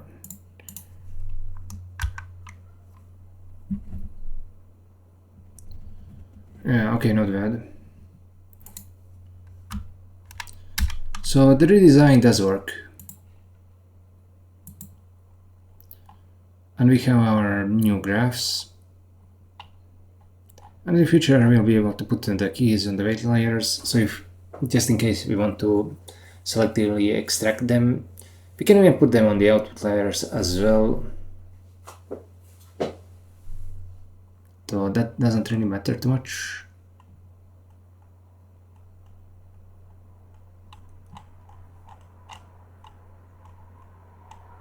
I mean, no, I have to say that we can put them on the output layers, and we can also put them on the weight layers, but that doesn't too much.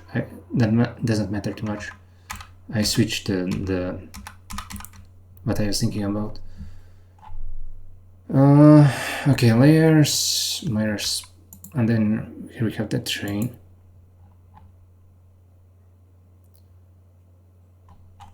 I mean, we can try testing this, but we'll do that later. Forget that for now.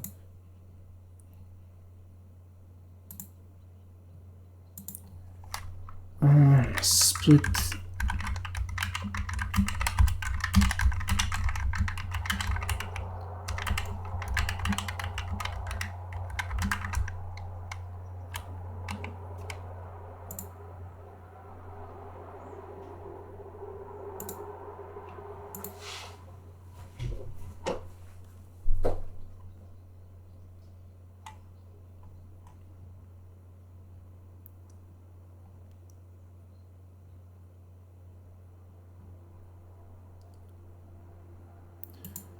Yeah, now we can get back to the training stuff.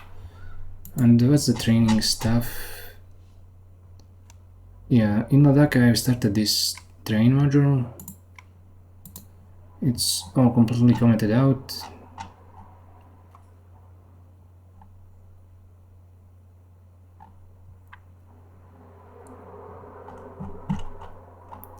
Yeah, never mind that for now.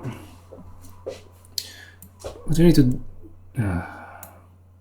need to do is work on the game model.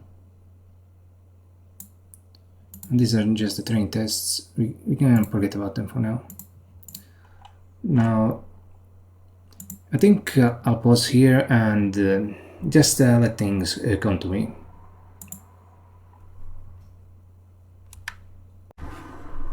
Okay, I had some time to think about it, as well as time to release the other video. I mean, it's just been uploaded. I still have to create the thumbnail for it and do the description, but I'll do that later. Right now I can finally get back to this, and we'll leave creating the game model aside for later. What I have to do now is, just run this model.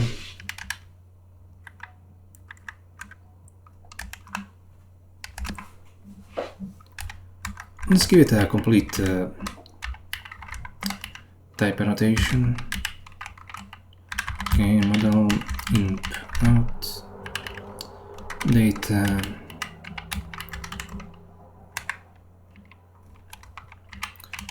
and what we'll do is going to, let's say, is it train actually in train tests, in the test for this, and everything that's in here needs to go into the model. I mean, into the function.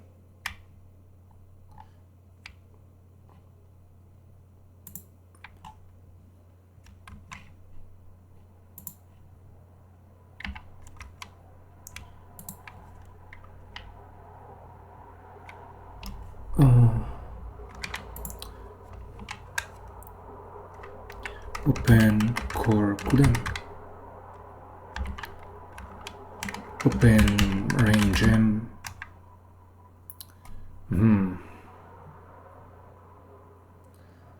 Model,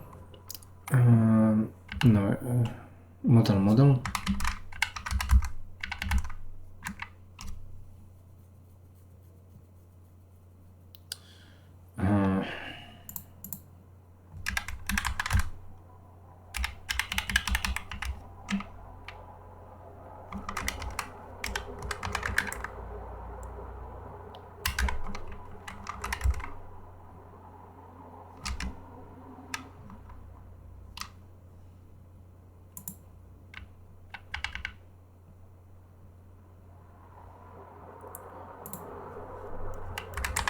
Size, block, thread, linear, and the mini batch that should be thread.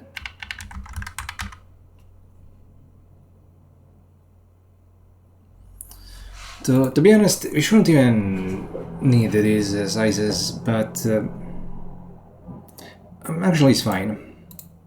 We can have a variable number of inputs. But the problem, if you do that, we won't be able to just get the output neatly out of this. That's a big issue. So yeah, maybe we should change things.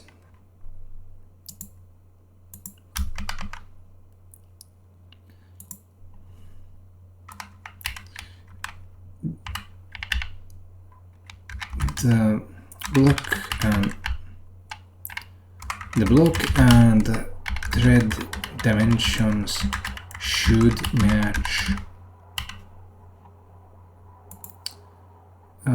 Should match what exactly?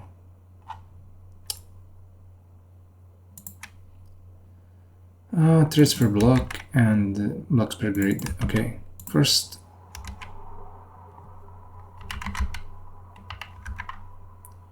threads per block.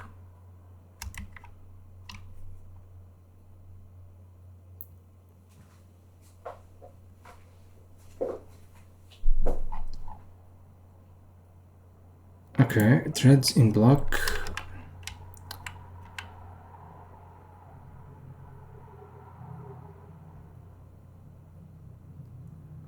And you know, I don't think this has to be projective anymore.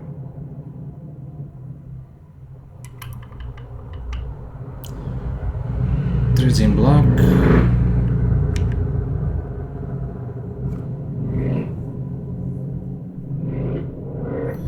Okay, this particular, it has to be linearized. So threads per block.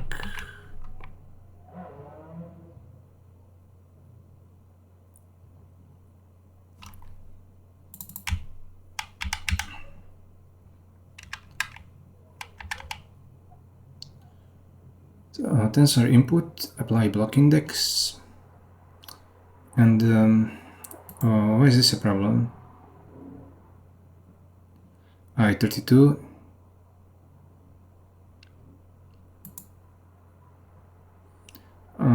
Wait, previously.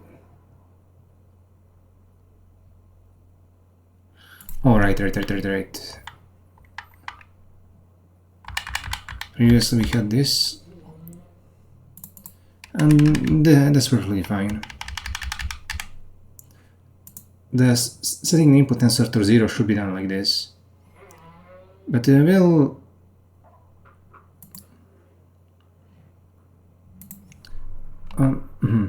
okay. We need to do an assert before we do any applications. Assert tensor input dim equals blocks per grid. The number of blocks, I mean, first dimension of the input tensor has to equal blocks per grid.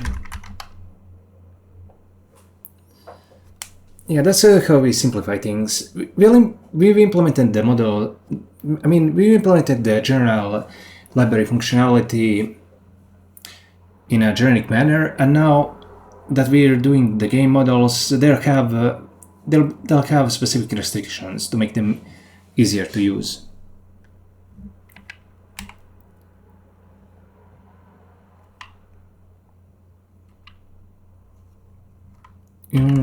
Tens input equals tens input, and then we'll do this again, and just this time threads per block, threads per block. The second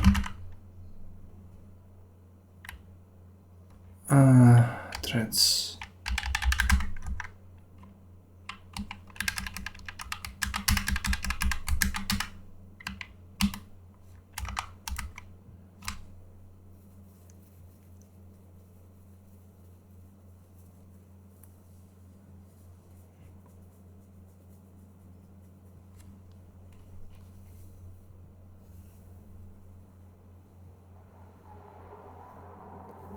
Yeah, now it's indexing correctly into this. And these two asserts are really important. And you know, I don't like this tensor input. Let's just make it a regular input. No, actually we have the input and output fields, so I guess we'll leave the input tensor as it is. In fact, we can just name it as X, whatever.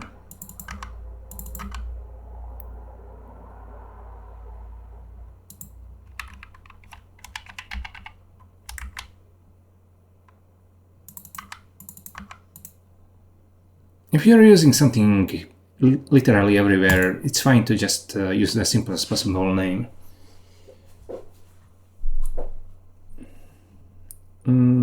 threads in block, thread.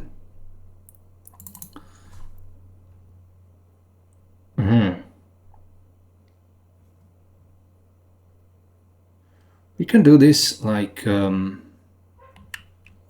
doesn't even have to be a projective loop anymore, because we know it can only go for a single iteration. Okay, we'll get rid of this.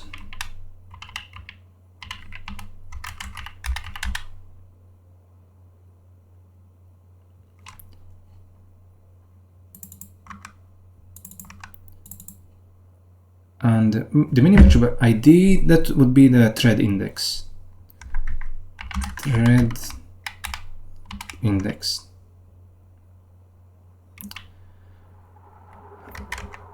And okay, PU history. Yeah, we won't be passing that anywhere.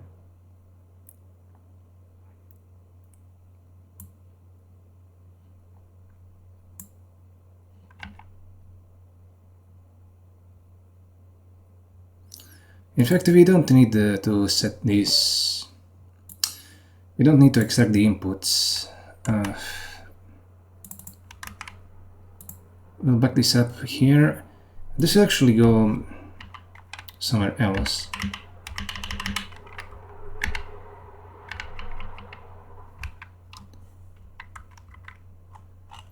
And what we have is this input clear. Input clear. We don't even need to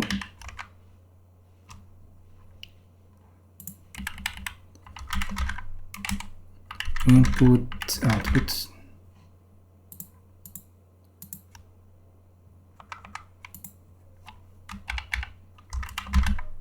Input. And what we put in is data.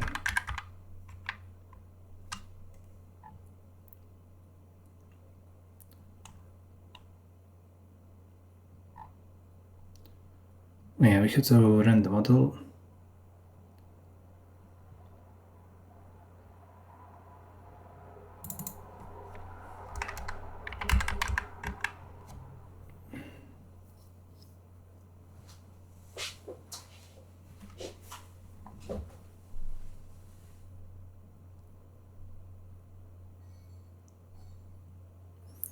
In fact, we'll name this the linear.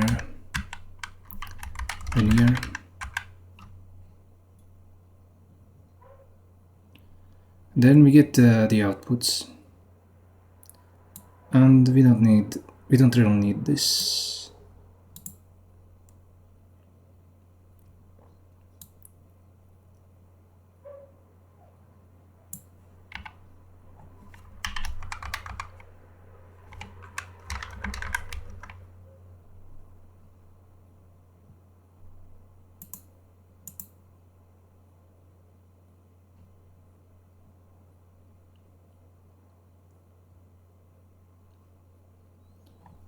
Oh yeah, this isn't too bad.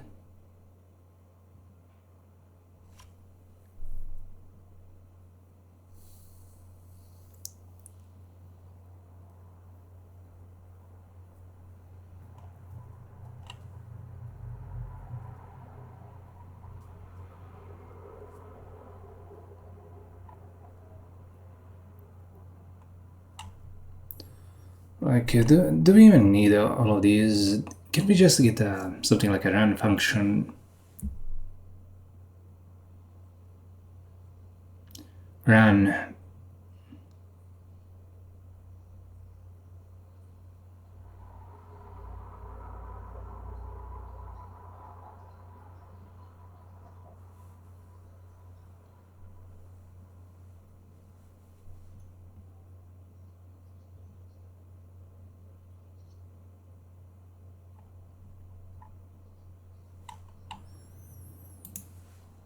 There's something good about this, but I feel... I mean, if we're going to go this far, we don't even need all of these. And we could just make do with a single run function.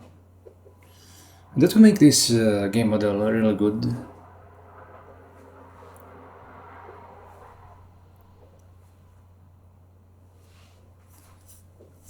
something like okay, let's suppose it's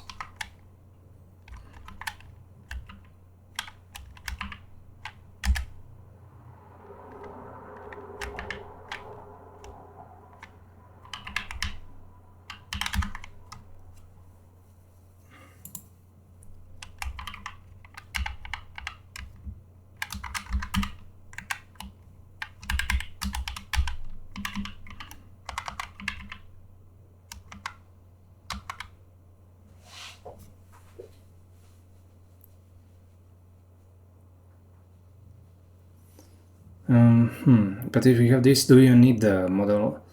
It's kind of complicated.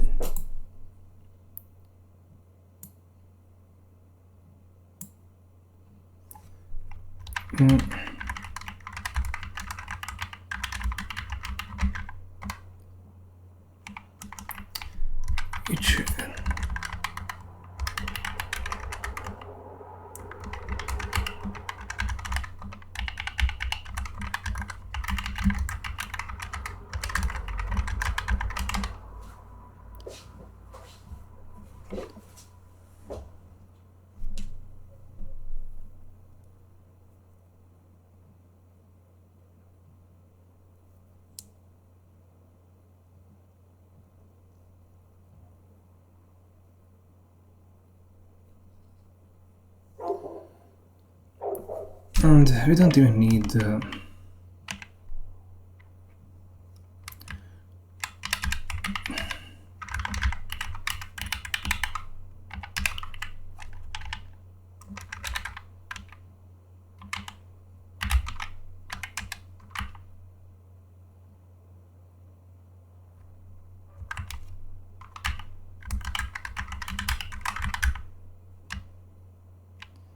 and these are the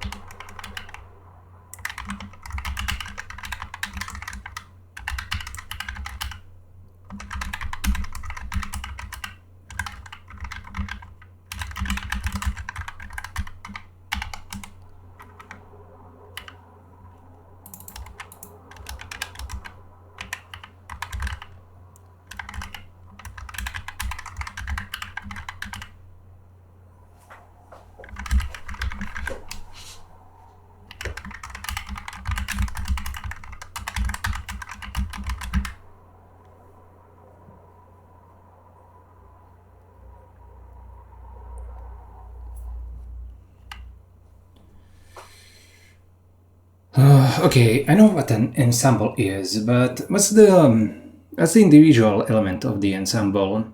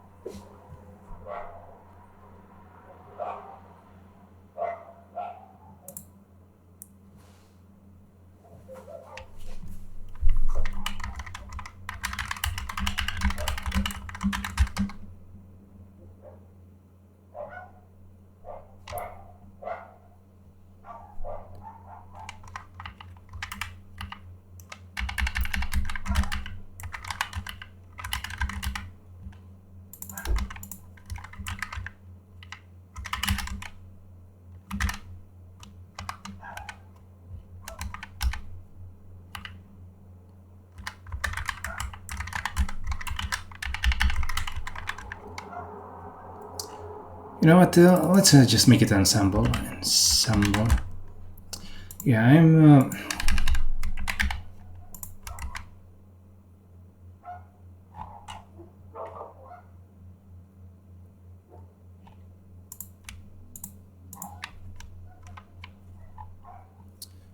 Yeah, now we don't even need the run game model. It's very easy to just run it directly.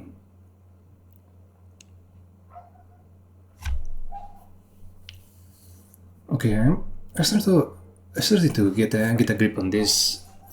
There isn't much need to complicate things with this. You know, yesterday I kind of started with this, but it doesn't really follow a natural way of doing programming. A natural way of doing programming is that you implement something and then you spend the time actually factoring it out into reusable components. It really works when you kind of try to anticipate your needs. And the reason why I did that is because yesterday I didn't get enough sleep, so I couldn't think properly. Yeah, right now I'm much more on the ball. Oh yeah, not bad at all.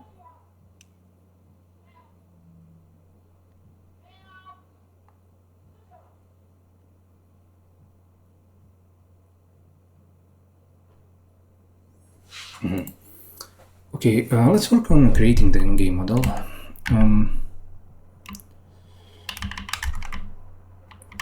It's going to be...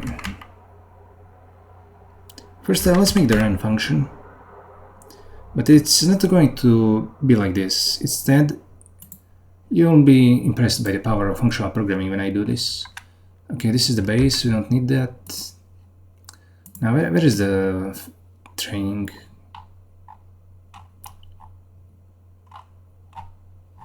ML game, yeah, train is here. Yeah, we need the pickler. Okay, that will be the PU history.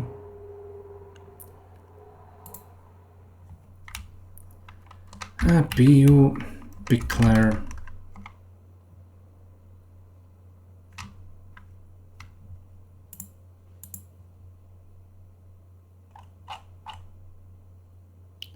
Pickler PU, okay, pickler PU.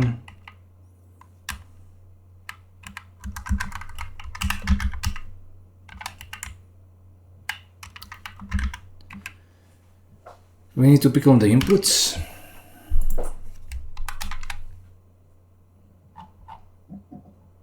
So we're going to need this pickler. Of course, we need the data. This is just the input. But that's not all.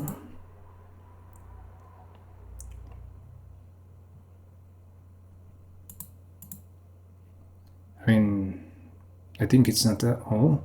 Yeah, we need the model itself.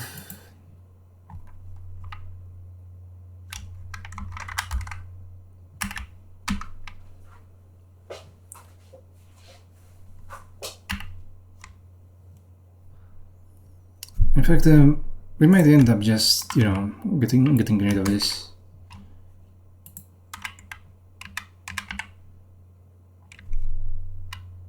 For all. And yeah, we don't need we don't need a for all. Instead, we can just put in a model t like this for any given model.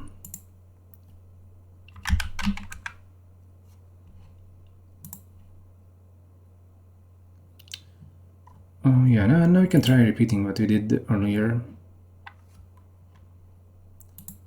And in fact, in this model,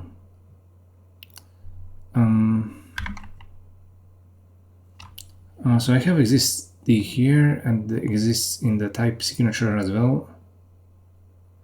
Okay, this is the type variable that's going to get passed into the body. That's fine.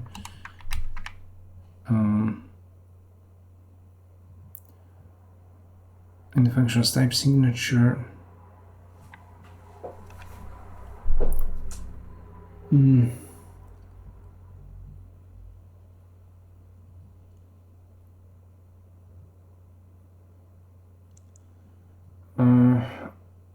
Wait, this is a bit bad.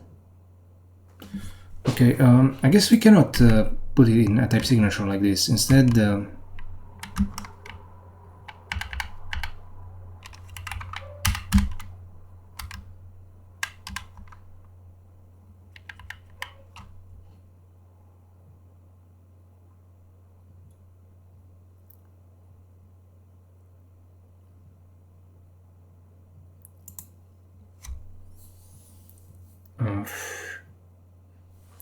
for fuck's sake.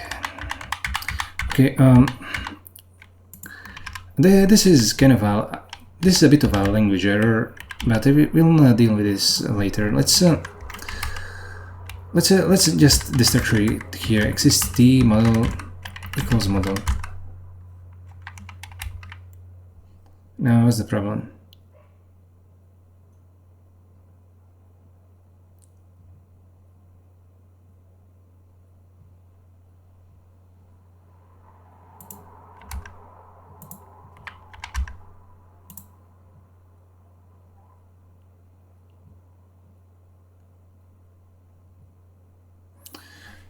Okay, this is a language error.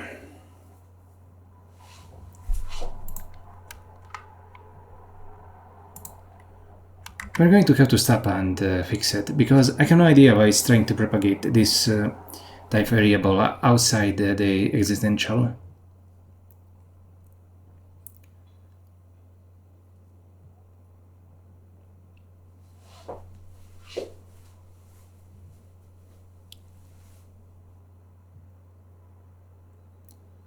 Is this R model R?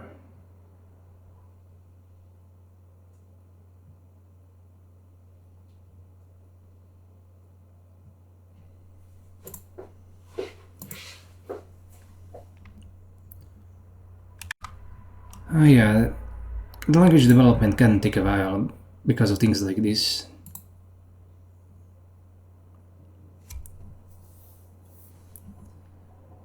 Yeah, but I feel like I'm finally, you know, at my full power. It's very weird that we haven't run into this kind of error before. Like, have there been no instances of me using existentials in type signatures before? It's weird that we ran into this now, and the error is definitely in the top-down segment. So, okay, generalize.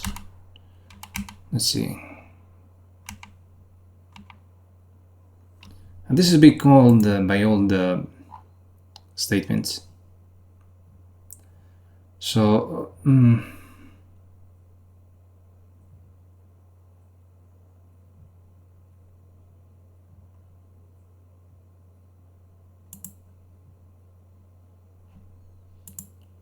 okay, for all variables, I think just for this, we're going to have to make a specialized test.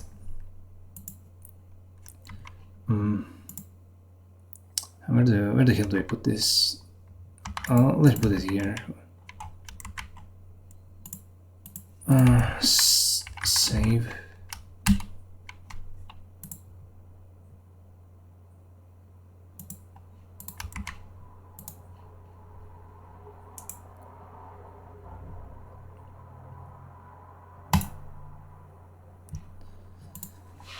What I did yesterday was such a newbie mistake.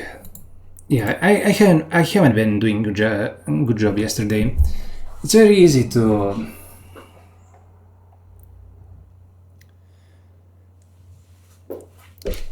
it's kind of very easy to say that you are, but it's hard to actually do it if you don't have the energy to think about the problem properly. You can do a good job even if you're tired, if it happens that the problem is simple, but if you need creativity, then it will fail. So, okay, let's see, we have the tests. I guess I'll make another test 19.6.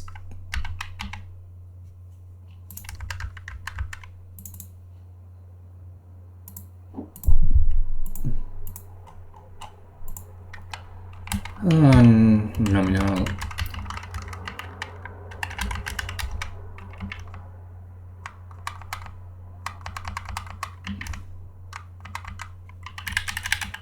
Run. And then X exists T model T. Oh really? And then why aren't we getting an error here? That's very weird.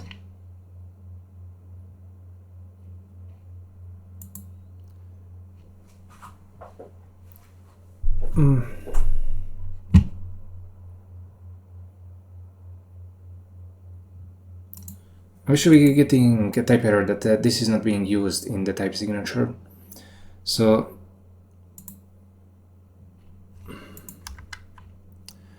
there are actually two separate errors that we need to go through. So now let's think about. Sorry, let me just close this. Let's close this. Generalize metaphors. Okay, the first error is in assert for alls used. Let me just put in a bookmark here first. Then we'll go into this.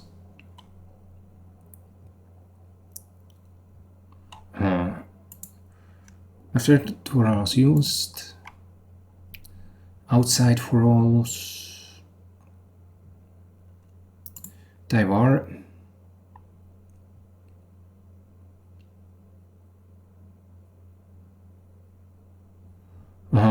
What about the type exists?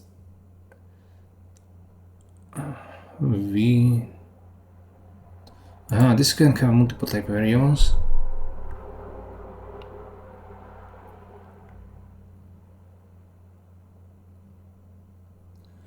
Oh crap, we're using a hash set in combination with this. Oh crap, and that's not a very good idea. We're doing a weird set propagation thing, and then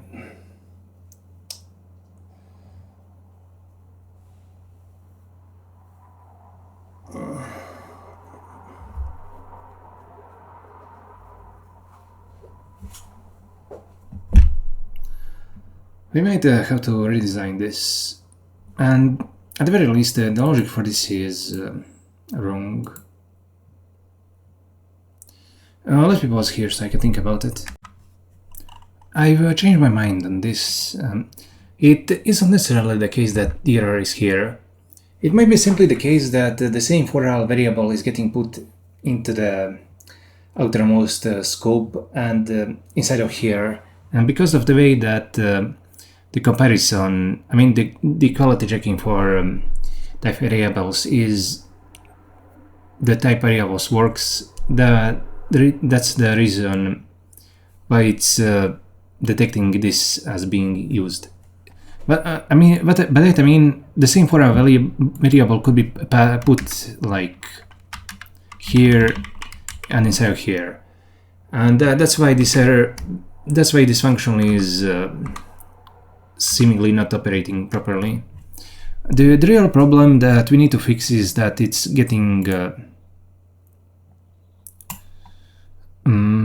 generalized here incorrectly. So why is that happening? Generalize meta variables, and then there's a list of oral variables. And what about that exists?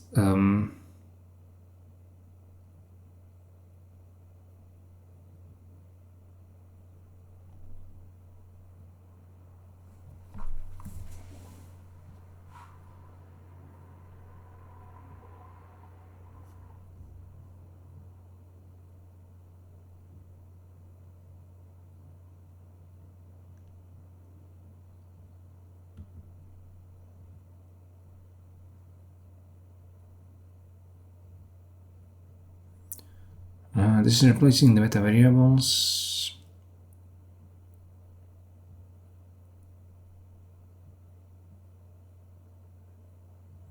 Wait, I'm kind of confused. Replace metavars.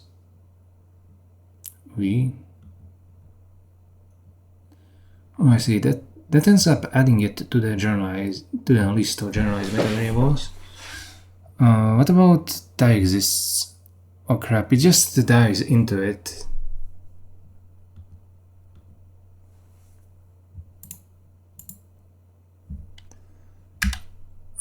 Okay, this particular case is definitely wrong.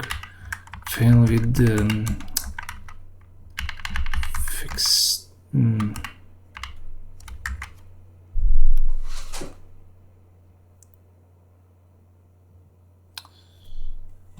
Okay, so this is definitely wrong. We need to actually do something with the variables in this list and not generalize them.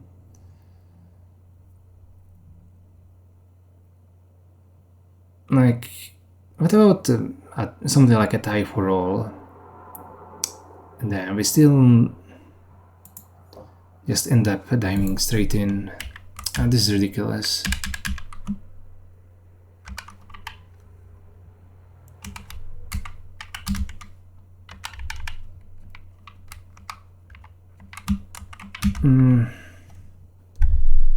I mean, tie array is fine, tie in a lot. It's not supposed to be generalizing this either way. I'm kind of dubious about.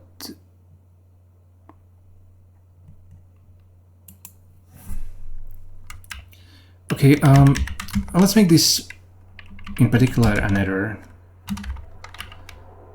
Fail with. Actually, let's make this. Let's make this a compiler error, and errors add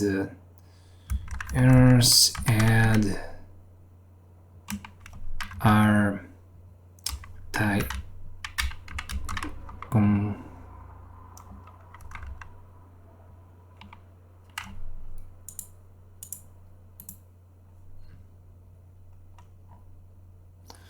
compiler error of string. Yeah, okay, here we can not expecting tie in generalize.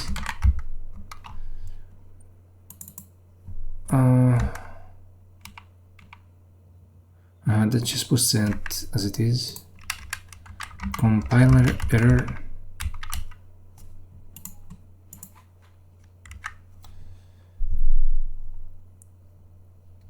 Right, now we'll actually have to think about what will happen if we call this function on tie for all and tie exists. We cannot just add it every single time. Generalize meta variables. We have a hash set to actually block the addition of this.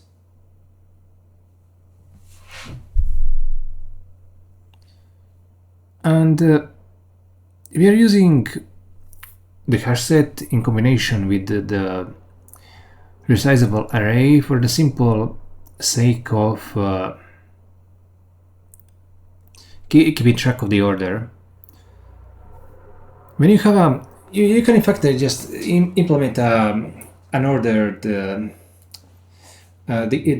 dictionary like this, I think, or an ordered hash set. I remember in one of the previous videos we've been importing one from a library. I mean, let's see. Let me just take a look at the partial evaluator. Ordered dictionary. Here we have the ordered dictionary.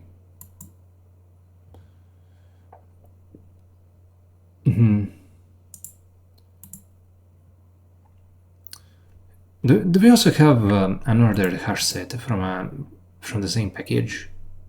I'm curious about that. Where are the NuGet packages for this project? Manage NuGet packages.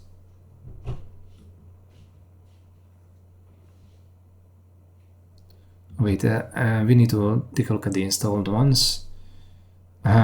Soft circuits, order dictionary. Fuck it.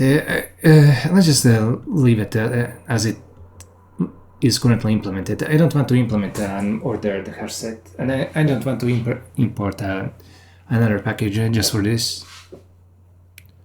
So let's see.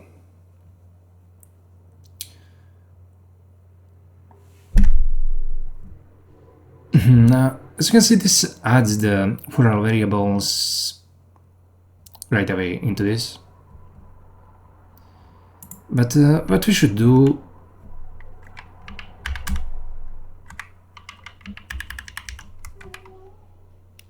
instead of just diving straight in, wait, one is a list and the other isn't. Okay, so list iter v 1x h add v. We can just in fact do it like this, h add. Oh wait, that ends up returning a boolean. So, oh wait, we also need to. Okay, sorry about all this. Fun x if h add x, then generalized metaverse. No, I mean, if they're in a for all, we definitely don't need to add them to an array. So sorry about that. So we'll do ignore, and then after that fa, it can dive into it.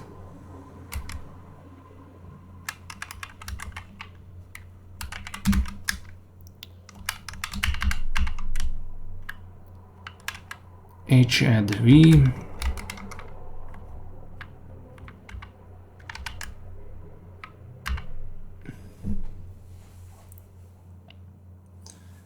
Of course, another way of doing that could have been, yeah, to leave in the parentheses and just do this.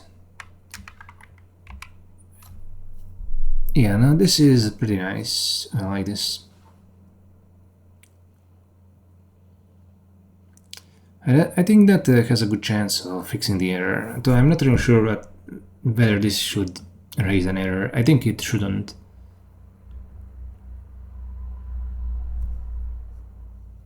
Tiny-nulls are always evaluated right away. So now let's see. What about tie apply? Tie apply AB, yeah, that's right here. That's fine.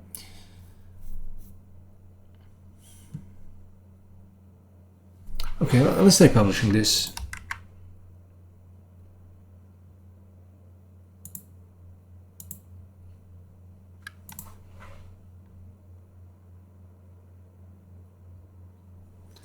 This won't actually publish it to the VS Code marketplace. It only publishes it into my local plugin folder. It will end up putting it right here into this compiler folder. That's how I have the ID set up. And we need to go into the compilation tests. By now we should have compiled. 21 seconds.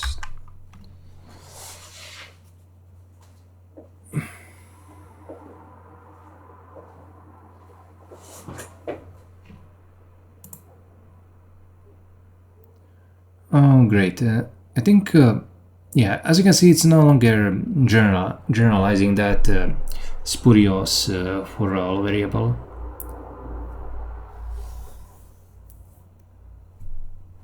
Yeah, not bad. And suppose I did this exists t, or suppose I put exists r. Yeah, then it still works.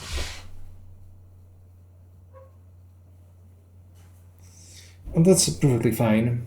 This shouldn't be These will only get used in the body itself. It's not really a part of the type signature.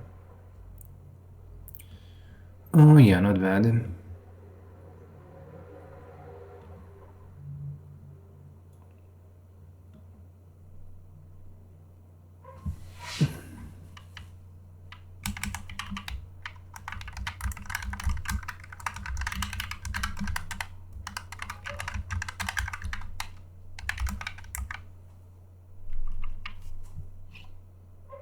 Let's now check out how the machine learning library runs.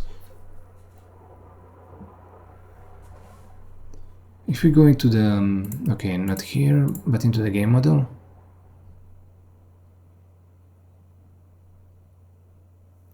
Yeah, we're not getting those stupid errors anymore. We can just name this T.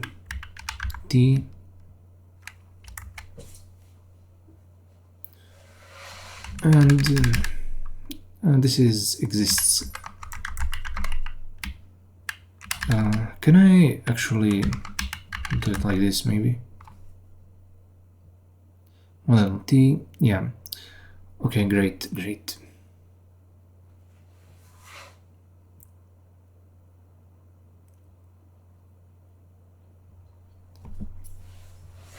And let's just check out the terminal to make sure it's not crashing, but we already know that because the type covers work.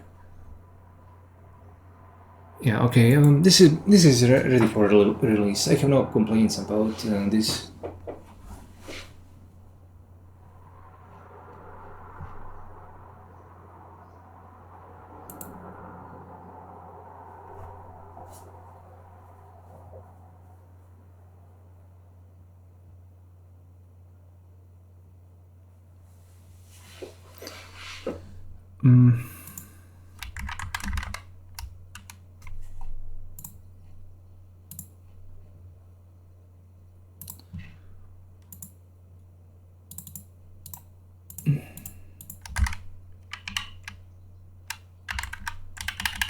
Today is the 20th of July. Fixed.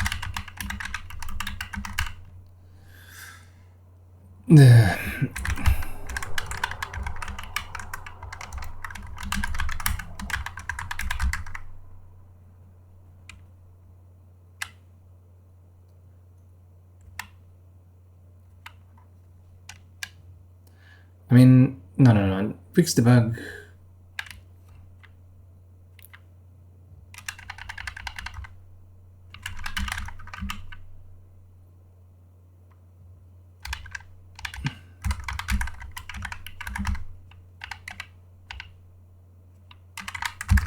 Yeah, something like that.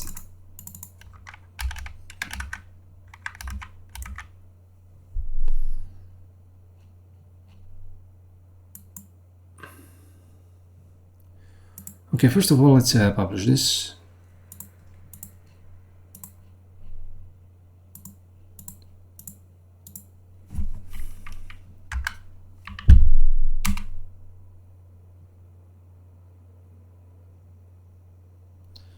And then we'll make a commit. In fact, we don't need this anymore. We'll just make it here.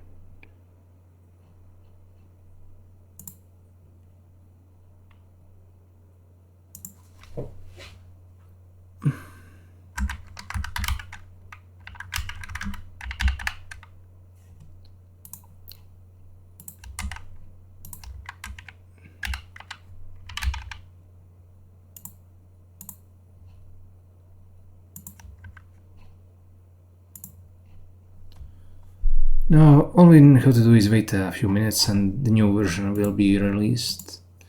But for now, we'll just work in the extension host. That works well for me.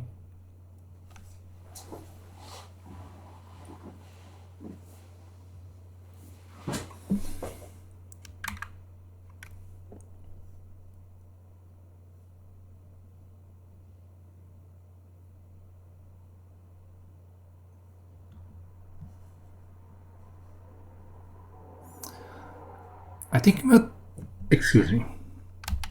I think what we can take away from this is that to begin with, the generalized function wasn't correct. We really needed to implement it. We really needed to implement the for all case like this, and then it would have been easy to figure out what's wrong with tie exists.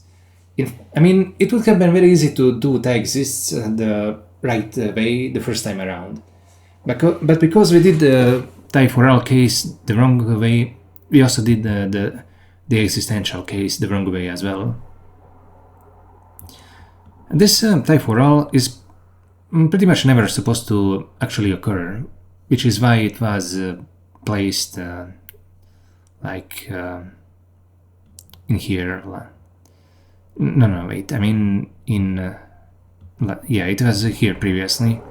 It was never supposed to occur, so I put it in here for a lack of better place to put it.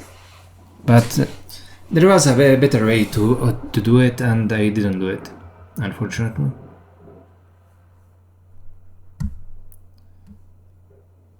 Let's get back to the task at hand. So yeah, now we have this run and the PU picker input. We also need okay, we'll name this input. We also have the output function, and that would be int to integer to what? Output.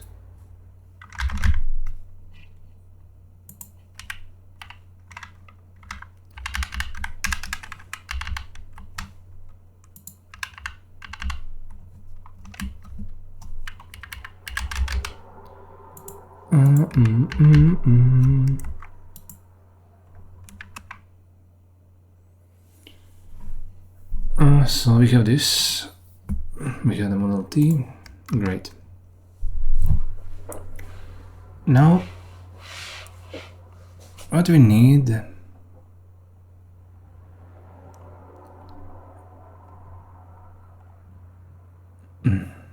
okay, maybe we also need the size.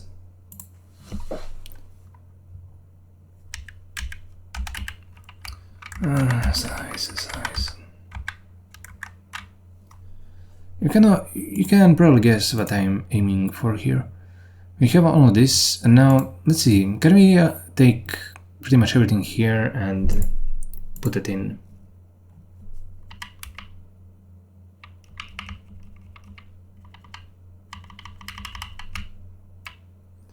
Oh yeah. We should start with this, of course.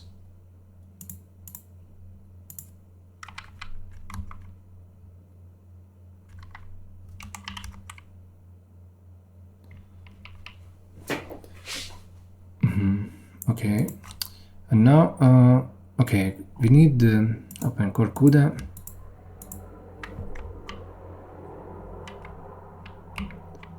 Let's put it at the bottom.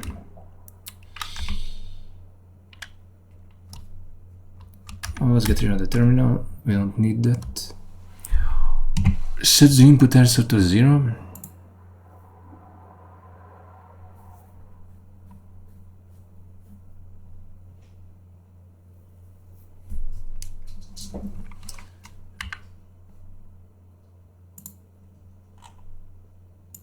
And yeah, let's start copy pasting stuff.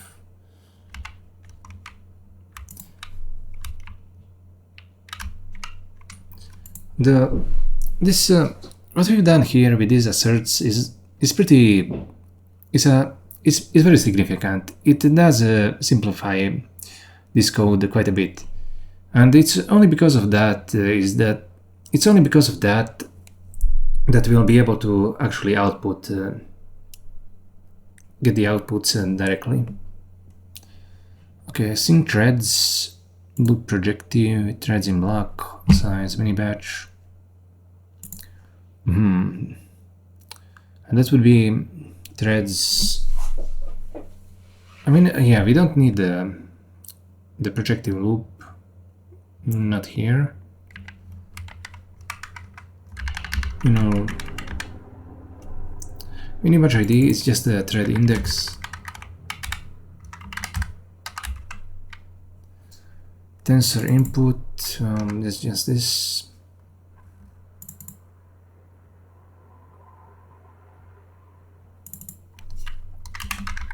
Input, that's the input function.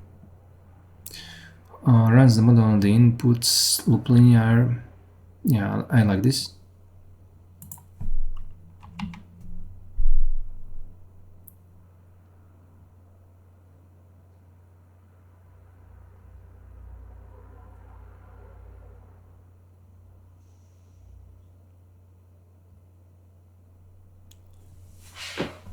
Transfer block. Okay. Now we need to actually extract this. I mean, no, not like this, but not all of this. The tensor input is how it should be extracted.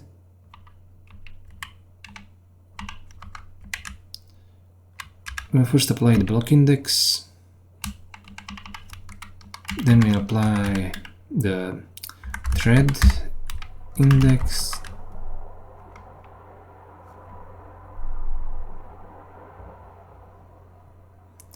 And I think it should be like two-dimensional. Wait, actually one of the dimensions should be the ensemble dimension, I think. Okay, let me just think about this for a bit. Block index. Tensor output dimension, yeah, that's not good. Let's take a look at the graph itself. Here we have the output indices. First is the block, then comes the ensemble, then comes the thread dimension. Okay, I see.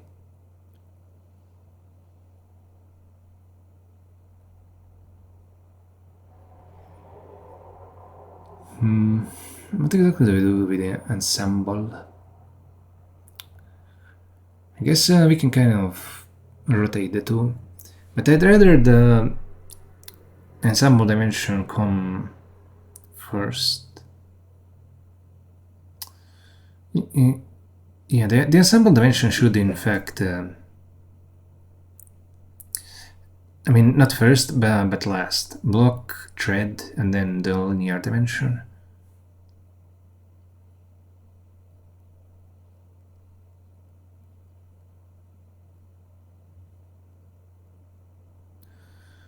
I'm kind of confused, and this is yeah, it applies the okay, I get it. Yeah, we need a softmax, so the 3 dimension does need to come in last. Block, thread, and then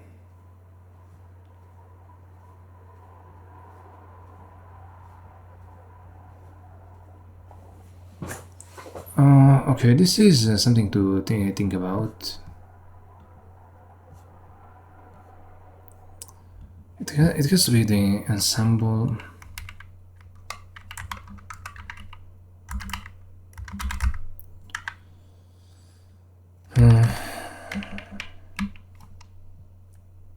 Let me pause for a bit so I can think about it. Okay, I took some time to think about it, and I realized that it doesn't really help me to have the output indices here directly.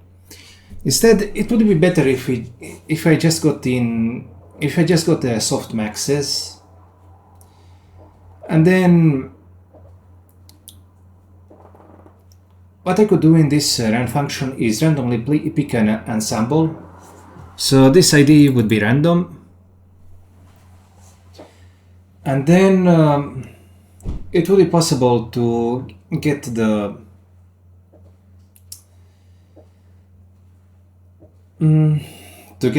index. And that index could in fact be just a local value. Then it would be possible to get the pair probabilities for every single output.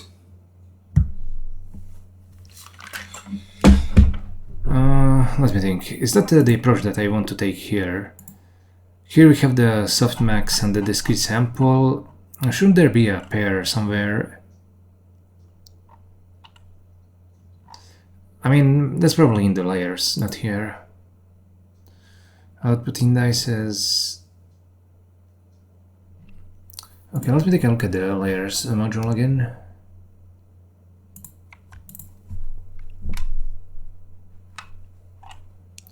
Yeah, here we have the softmax. And this would be the output probabilities. But like I said, why is this three-dimensional? I'm just a bit confused about that. I mean,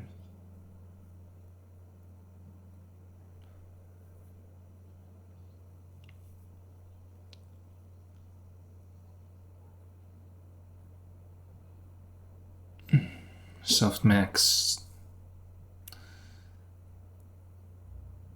Okay, let me pause here so I can think about it. God damn it.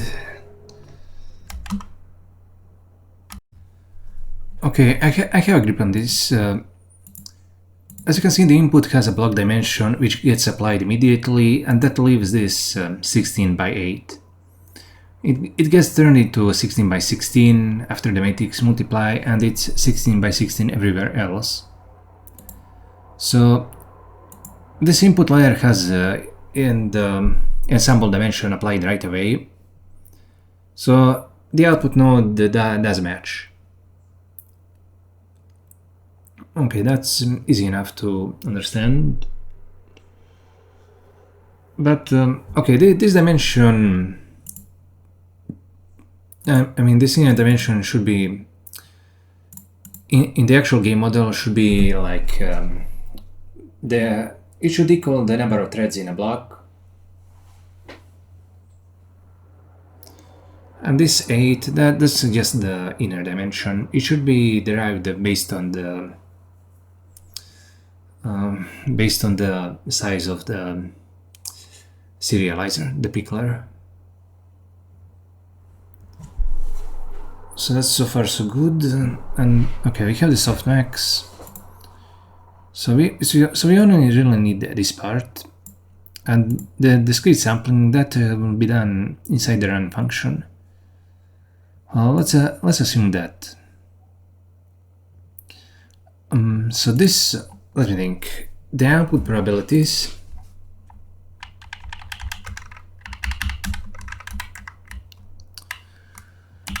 This is the block dimension, this is the thread dimension, and this is the inner dimension, which can be arbitrary.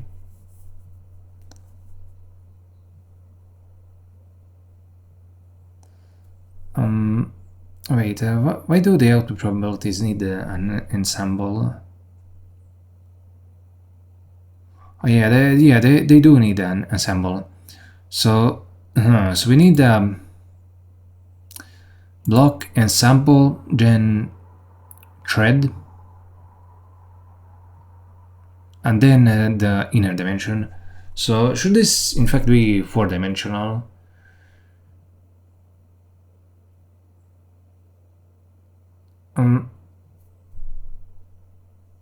Wait, did I make a mistake here?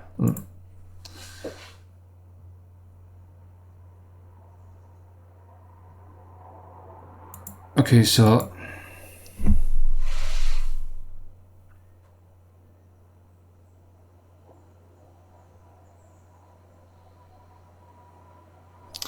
okay, now that I'm looking at this feels very wrong.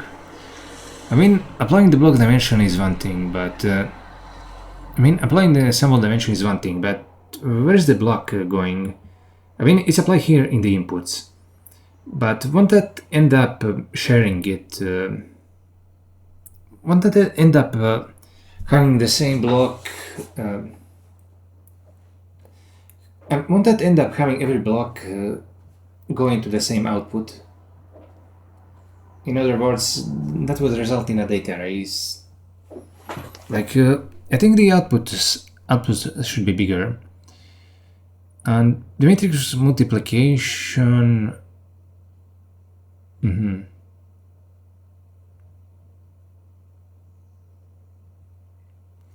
Oh yeah, this is wrong. There's definitely something wrong with this. Like the block dimension shouldn't be like just tossed away like that. There should be a block, and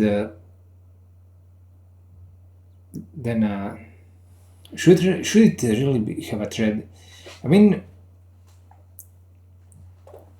this first dimension should definitely be the block, and then it shouldn't be applied right away. And these two should be a single dimension, and it shouldn't necessarily be the thread dimension, but an arbitrary dimension, the size of the inputs. Yeah, this example is super wrong. I mean, it's good to test if it, just runs, but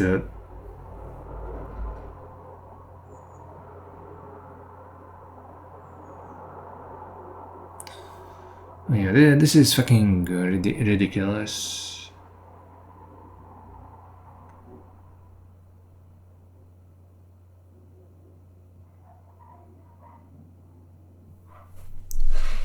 Okay, this is totally wrong. So, but this thing here, I mean, we're not really applying the block dimension, so it isn't a reasoning error.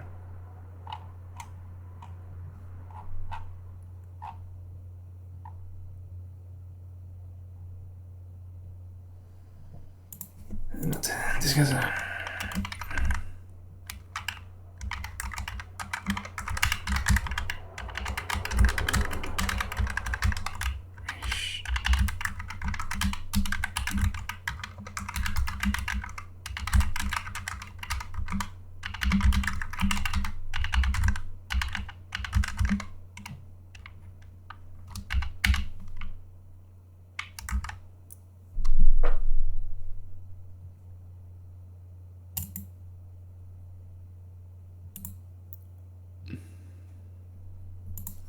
okay, that's one thing that I realized just now, and we're going to have to get rid of this test and replace it with something that actually makes sense.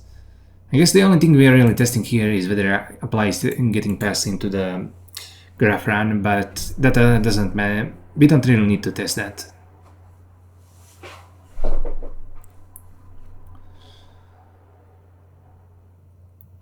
Okay, we need to think about the inputs for a bit. If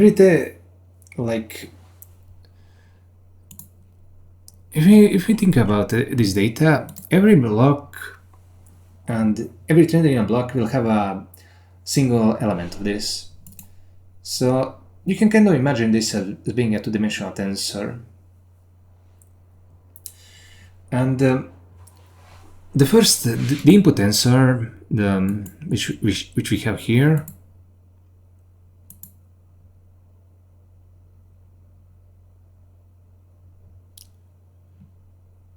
this will be the block dimension,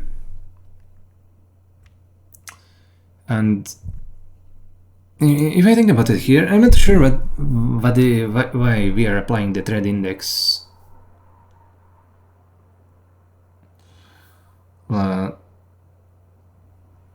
Wait, yeah, it needs to be three-dimensional.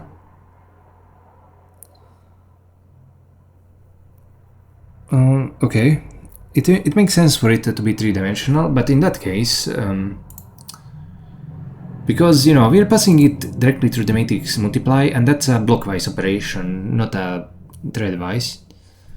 So I guess the last two dimensions should be flattened into a single one.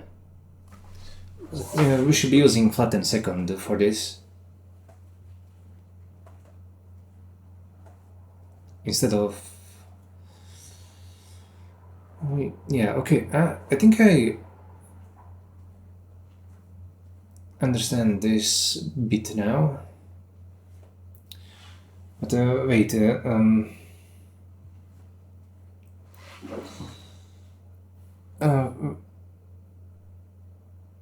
wait, that's actually still pretty confusing. Well, because we want the inputs to be processed independently from one another.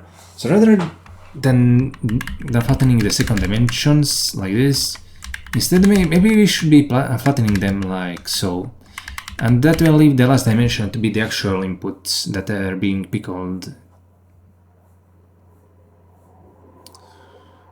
Oh yeah, I think I understood. Yeah, I get that now. Yeah, I see.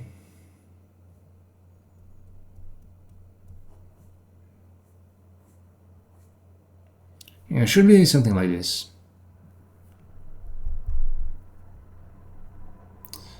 But it's kind of hard to deal with the dimensions.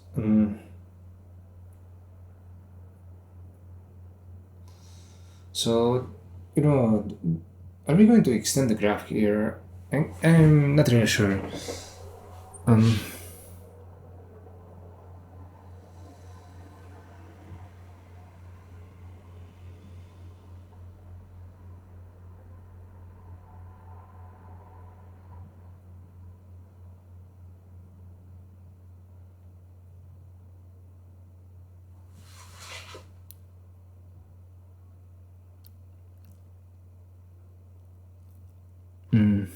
Wait, even in the matrix multiply,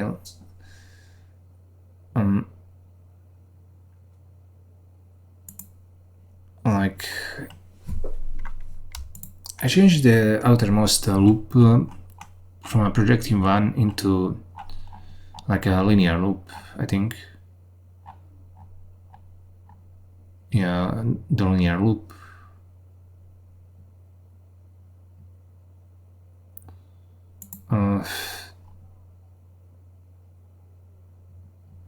Now I'm confused about this.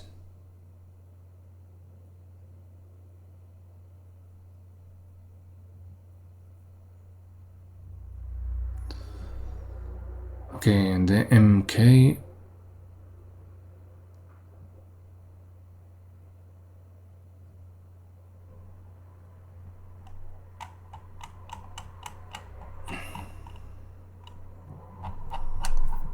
Oh, this is pretty.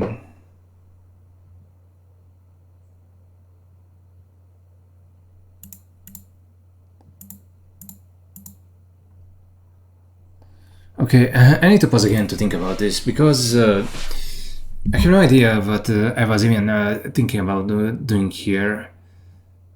Like, it kind of made this sense, but now I'm not sure it does. Yeah, I split the inputs. Yeah, my intention was to split the inputs across the block, and I guess that makes sense. So.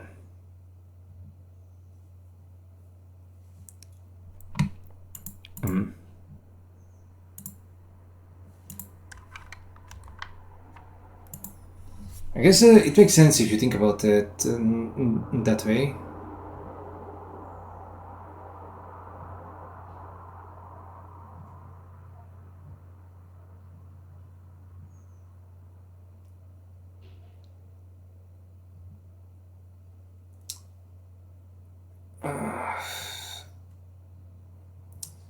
Yeah, but now the matrix multiplication needs the output node for the block itself. All the other nodes need the output node for the block.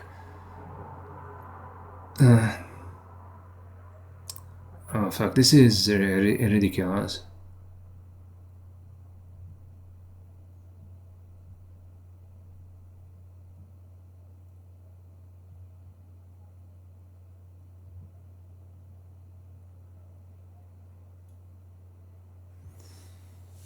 Oh, this really makes zero sense. What the hell was I thinking?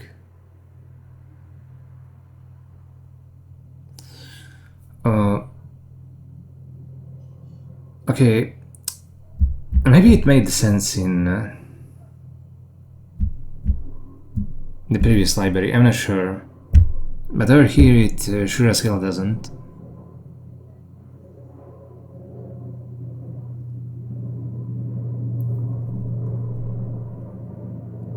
Okay, I need to pause here. I think we we have a good graph, but what's going on here makes zero sense at all. Let's start. Yesterday I had time to think about it, and basically all of this is completely, I mean it's not completely, but it's busted from a design standpoint. We need to be able to propagate the block dimension, and that means actually leaving it in unapplied. So this math multiplication will necessarily have to be tridimensional. This row reduce, I mean, not this, but this. I guess the int here, yeah, it will also have to be tridimensional. Another issue that we have with this map and row reduce operations is, I mean, in particular with the row map and row reduce, is that they'll distribute their computation across the inner dimensions. That means if you have something like, first you have the block dimension, then you have the two inner dimensions. If those inner dimensions are small, then a warp will be dedicated to more than just a single row. And that was really a problem with the two-dimensional indexing. But now that it's tridimensional, it should be fine. Unfortunately, to get it to work with 3 dimensions, we are going to have to modify the primitives themselves. Oh, for fuck's sake. I don't think about all of this at all. We have to basically go over from the top. I mean, why am I even doing block-wise operations? Maybe I should have just done a grid synchronization and be done with it.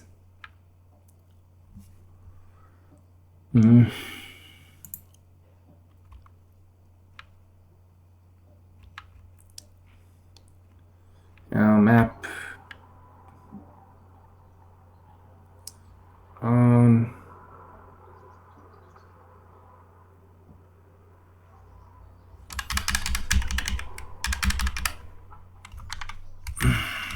This is horrible.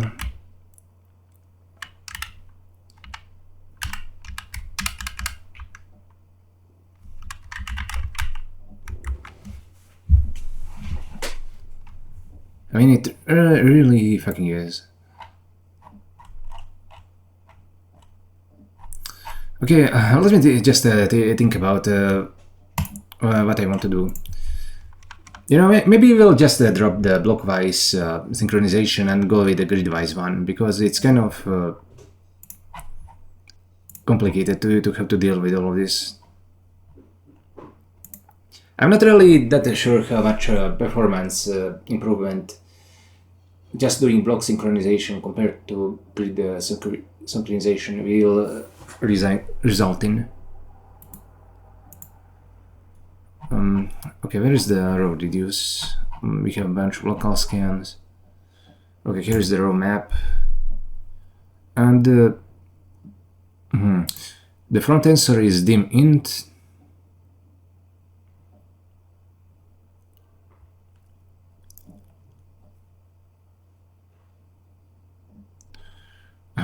It does a block linear.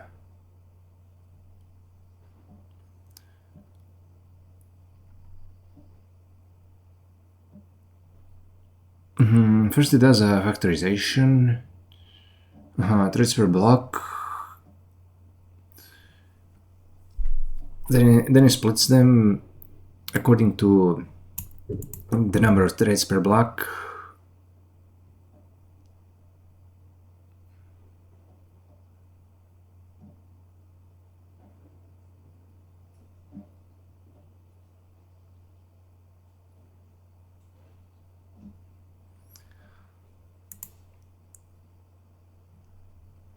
and this will basically be fine. This is fine from an individual perspective, but if the size of this dimension, if you have a bunch of row maps chained together, but they are interspersed with matrix multiplications, this last dimension will keep changing, and that means that potentially the way that the blocks are distributed can also change. That's a huge problem. That means the block synchronization won't necessarily be right anymore. Oh crap.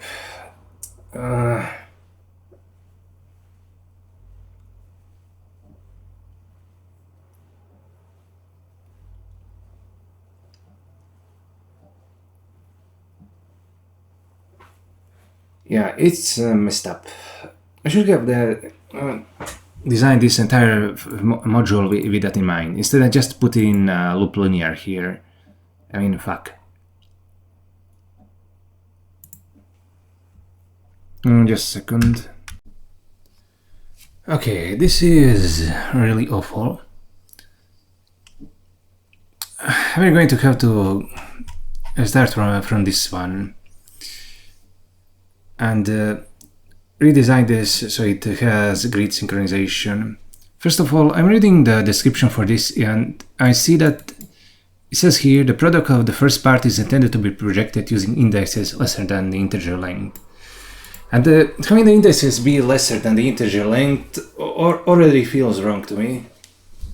I think this description is wrong. I mean, fuck. Okay, let's go down the memory lane and we'll do what is necessary. Rigid split.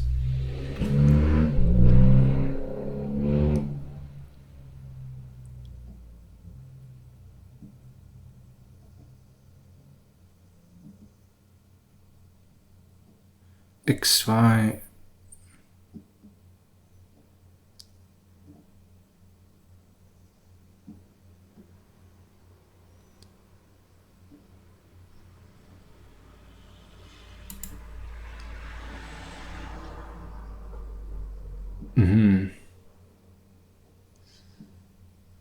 Yeah, I don't really get it. Okay, let's do some tests. We worked on this for so damn long and I can't remember a thing.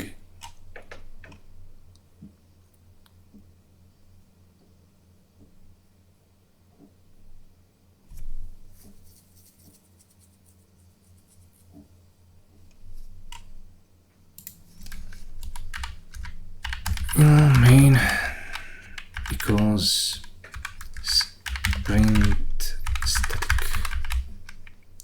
rigid split.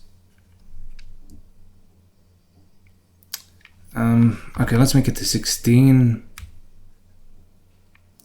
and this should be what, maybe 8, let's make it 8, 16, I32.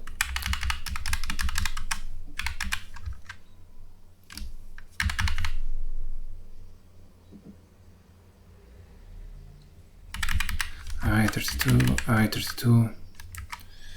Now, let's see what comes out here.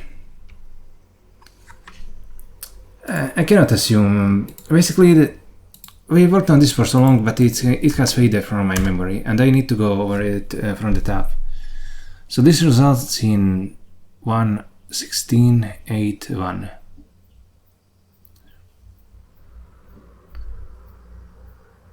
Okay, what about if I do like 32 here? 1:16:8:2. Okay.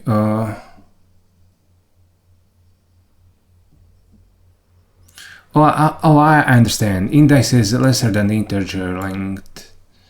Yeah, they do have to be from 0 to 15. Of course, they cannot be equal to the integer length. Okay. I get that part. And yeah, this is supposed to be iterated over with a linear loop. I get that now. Okay, what about this rigid split by near to dimension small, dimension linear?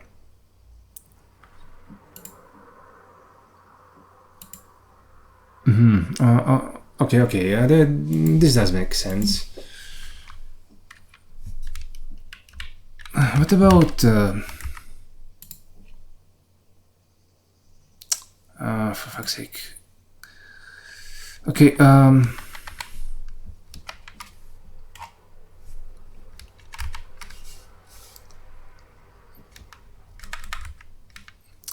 okay, let's change this back.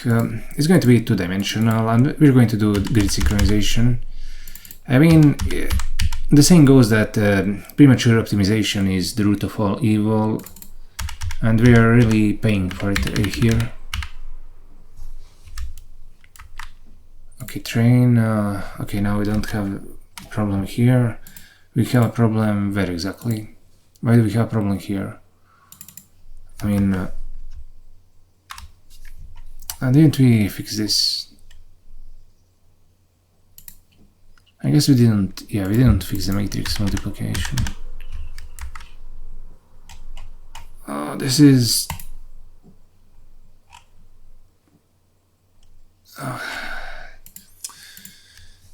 This is so awful.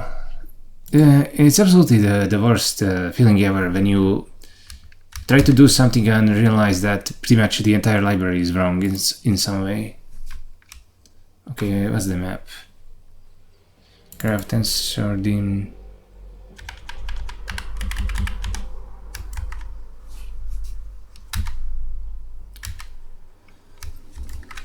Now we're going to have to do a lot of backtracking, starting from the primitives module.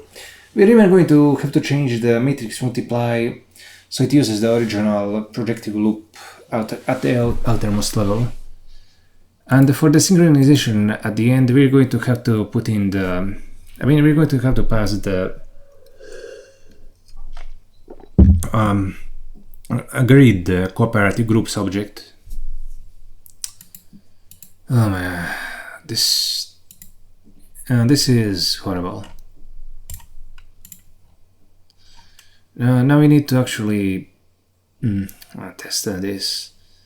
I'm kind of confused what is split into swapped. Split into except ensures that the dimensions with inner strides come to the fore instead.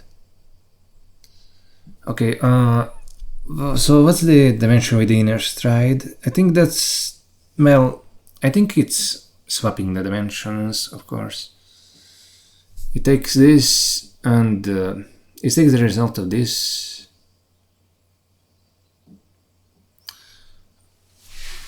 Wait, but that wouldn't need the... Actually, no. It actually, it does result in split into first and split into swapped first. Doesn't actually swap the dimensions. It swaps the strides. Okay, let's take a look at that real quickly.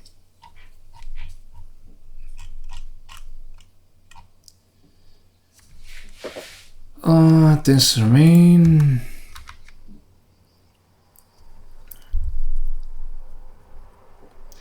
Oh yeah, first it swaps these dimensions, then it reorders them. So it actually results in the same dimension as split into first, except the strides end up being swapped.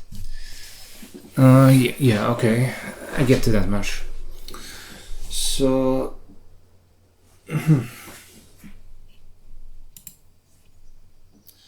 so this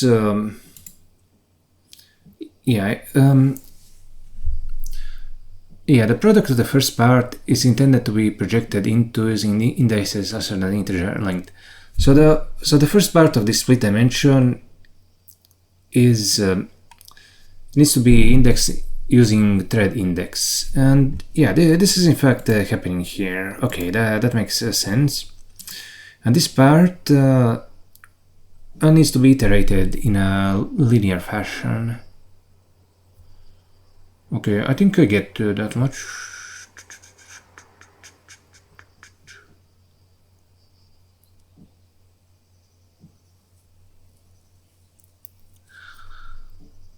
Okay, yeah, it's great that I at least have been able to figure out that much. First, wait, why is the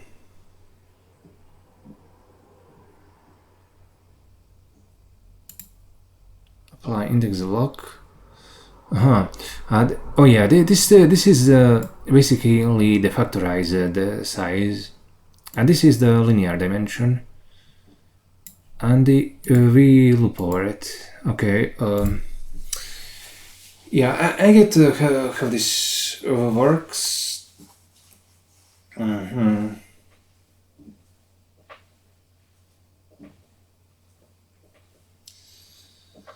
Okay, I understand. This thing is basically supposed to be applied. I mean, the block for this is supposed to be applied before it even gets to this. I don't really want to redesign everything. Okay, let me pause again. Now that I actually understand how the indexing for this works, I need to go over my thinking again.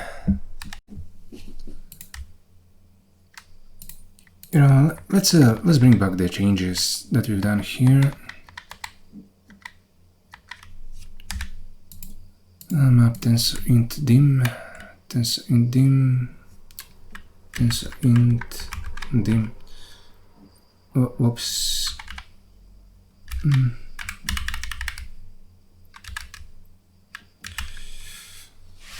This will be the mock dimension, and this.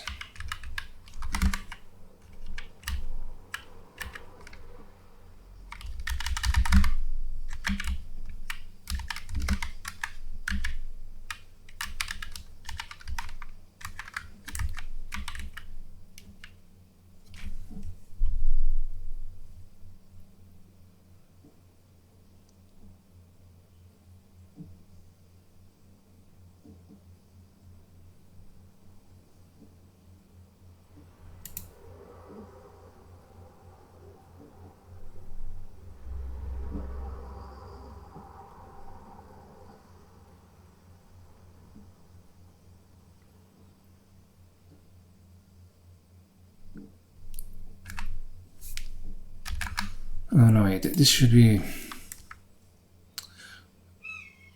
yeah, dim int... what the hell?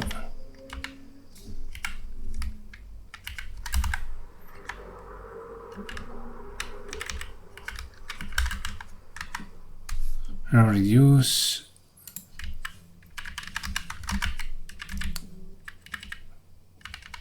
dim... and yeah, this is the output.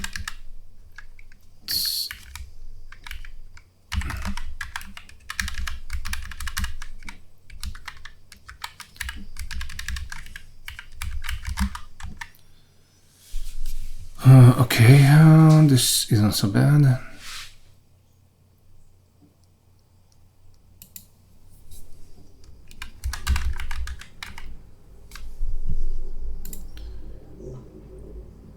Okay, this makes sense. These ints at the outermost level are the block dimensions. I simply don't want to go into the primitives module and have to pretty much change everything so it accommodates the grid synchronization patterns. I have to put in outer loops everywhere. I don't want to do that. Forget that. There are things I want to modify and things I don't. I simply don't want to spend the effort, even though it wouldn't really be that much. I mean, it wouldn't be an isolation, but I have to go through the entire library from top to bottom and test things out, and who feels like doing that? Okay. This is fine.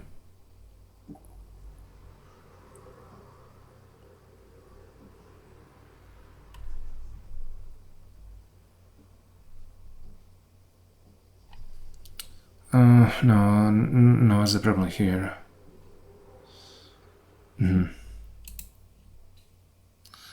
Get him. Yeah, no.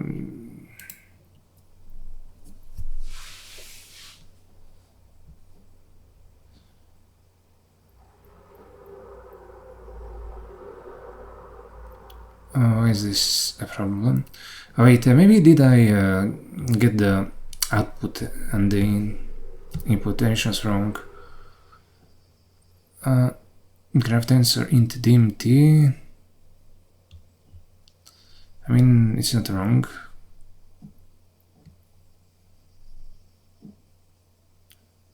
I32 TA, I32,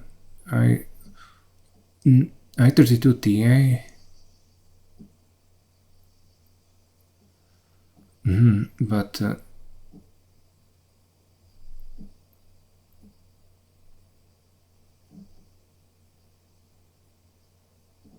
alright, there's something weird going on. Got I32 TF.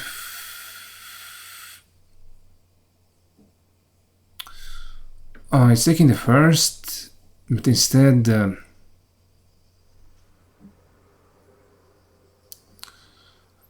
okay, FAB. So we need to okay, I get it. So let's do it like this then. Fun AB.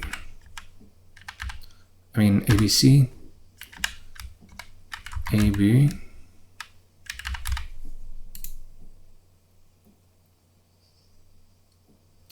Alright, like this. So yeah, now this is correct. Now this is doing the current comparison, but yeah, now you need to also take care of the tensor. Okay, Q.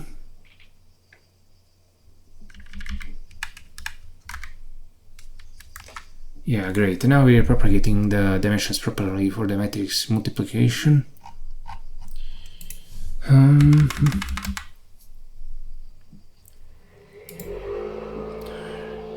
This is graph run, and yeah, this definitely needs to be changed.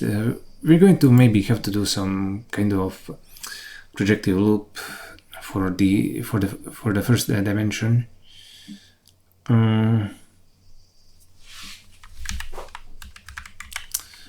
Loop projective blocks per, I mean, in grid, and that would be a dim first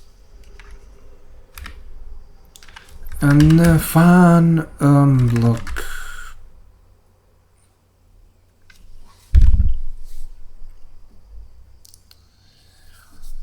Do we want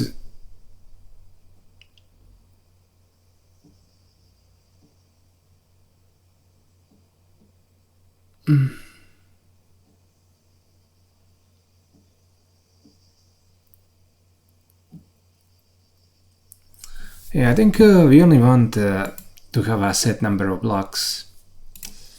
I mean, no, that isn't bad.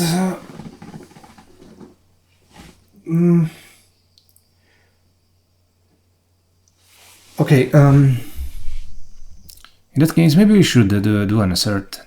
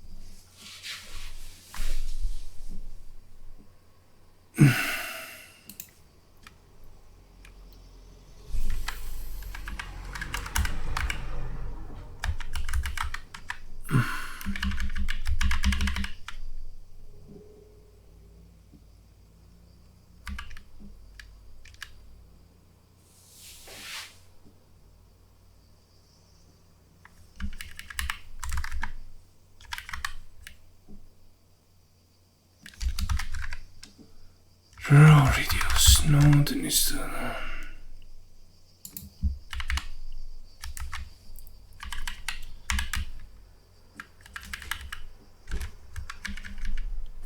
Oh yeah, this is pretty awful.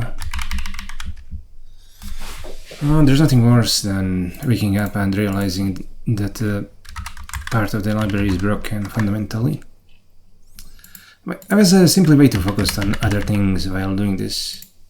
I mean, okay, thankfully now we finally have GEDTs and we had some experience with them and we fixed a bunch of errors related to them, so we can get back to focusing on work on the library itself.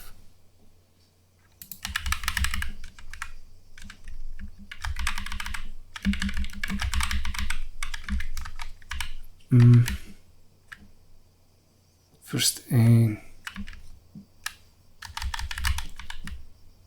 row in a. Okay, I like this. We have all that we need.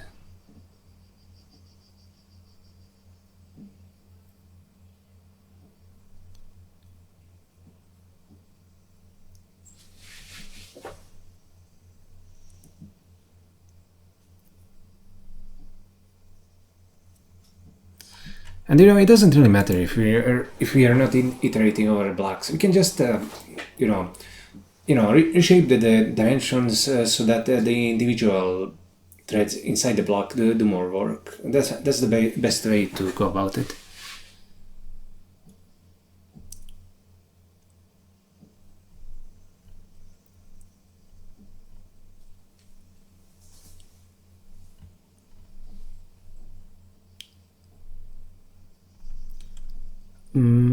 Okay, let's go down. Now we can, regarding A, we can just apply the, and also regarding A out, we can just apply the block index to them.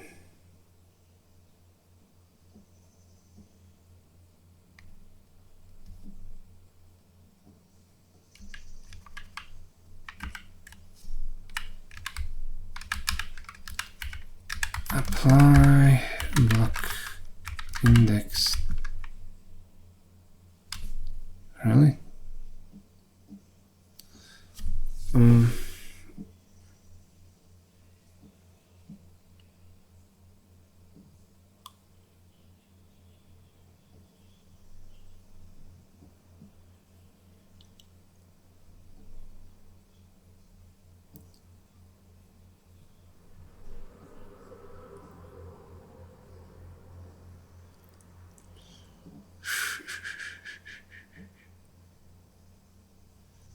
I mean, why is this happening? Out.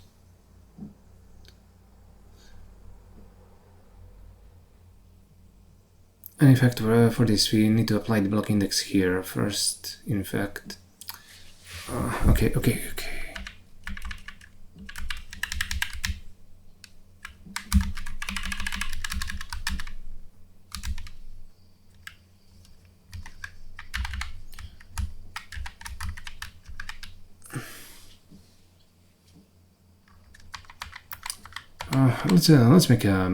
Let's make something to abstract this.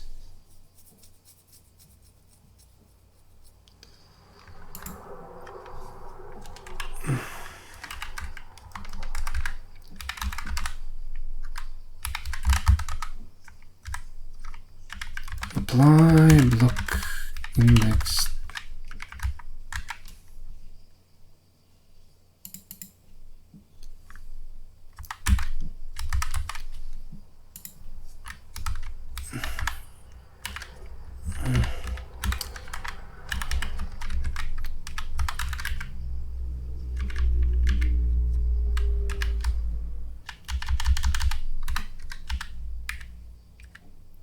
MBEA out.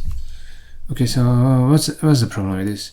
It takes in tensor i32TA and returns tensor TA. Yeah, that's perfectly fine. TC. And what's this G? Oh yeah, we are partially applying the layer state.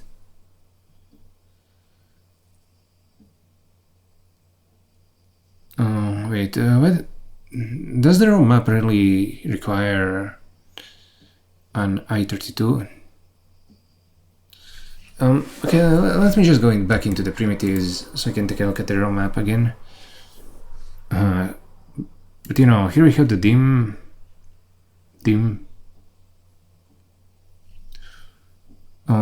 Wait, maybe the output is the problem. The output is fine.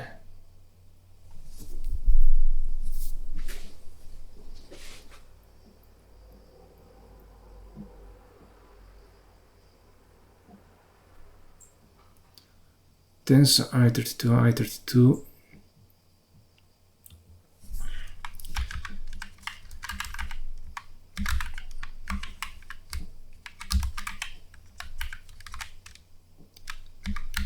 I'm confused what this type error is supposed to be. I mean, not AB but A out. And this is tensor TC I32, tensor TC I32, TD, TA, and this is TD. Yeah, I mean, this is what the type should be, yes. But, you know, it seems like row map is requiring me to pass in the int as the first argument, and why the hell is it requiring me to do that? I have no idea.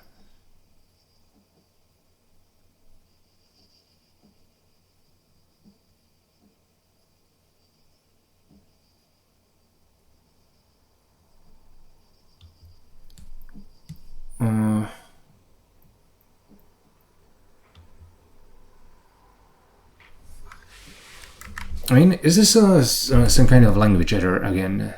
I mean, it shouldn't be.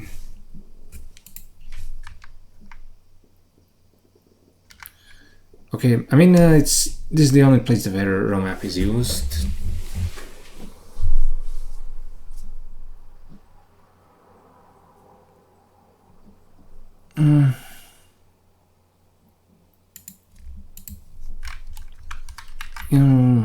F A out equals row map G A out. So, and this G is oh wait, I mean this G. Oh yeah, that's the inner function. I guess that's fine. What about this A? It seems to be an I32. Why exactly does it need to be that? Row map. If we go into the primitives.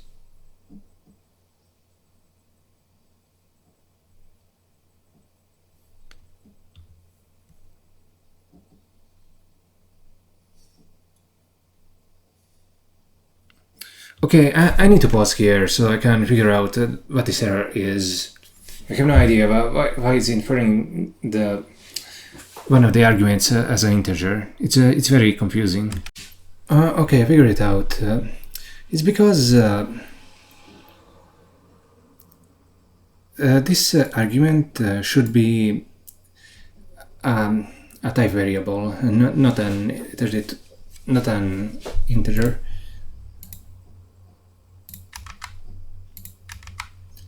And the problem is, in that case, in the graph itself. So this should be dim.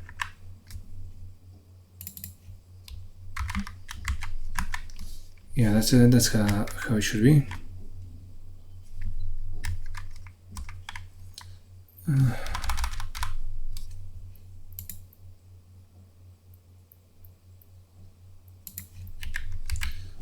Oh yeah, not bad.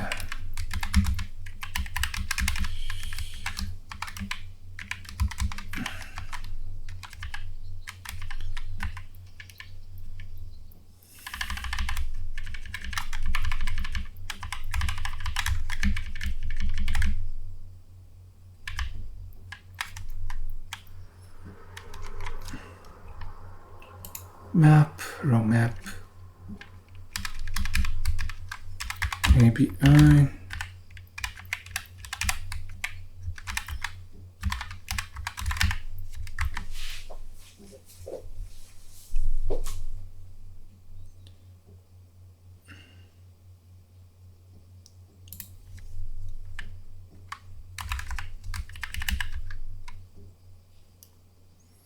Oh yeah, the output. This is in a real segment, so we'd get an error at compile time. I mean during partial evaluation time. Wait, what? The output also needs a batch dimension. Let me just pause for a bit. Okay, now. Oh yeah, we need to also apply the output.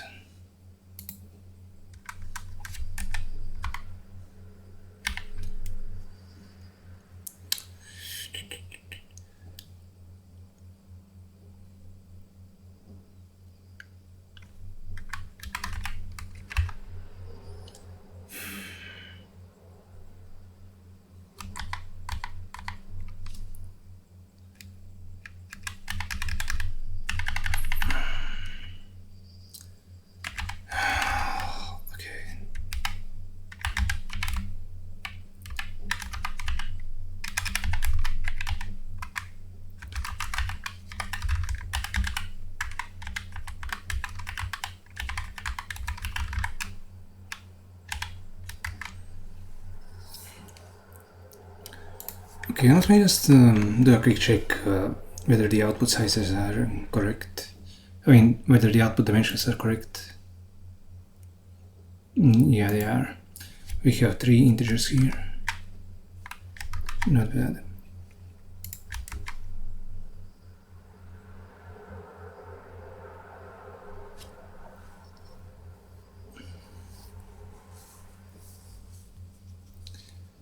Graph run device.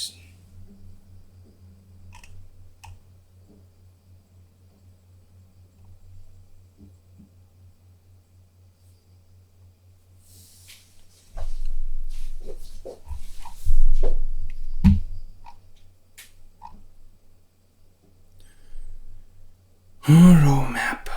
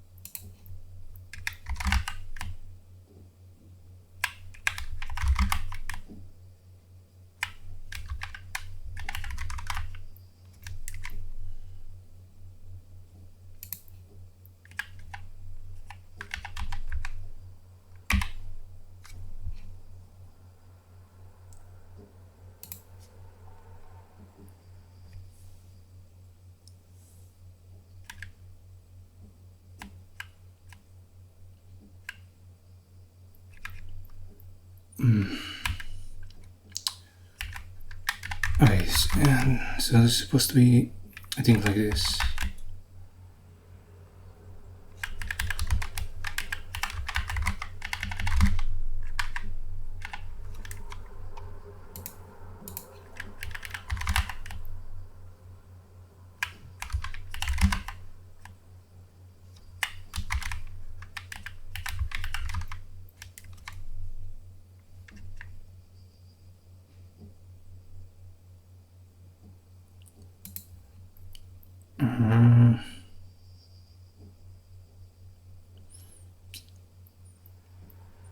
Wait, there's also something here.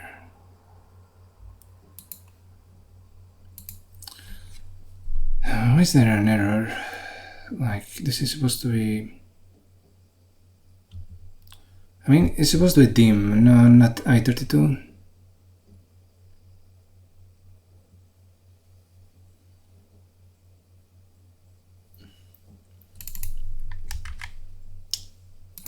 Let's take a look at the primitives. Just what is going on. Oh, okay, this is I32.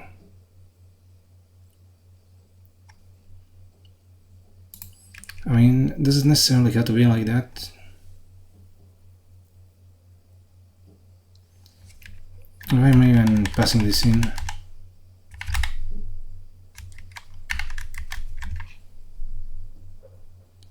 Yeah, now it's generic.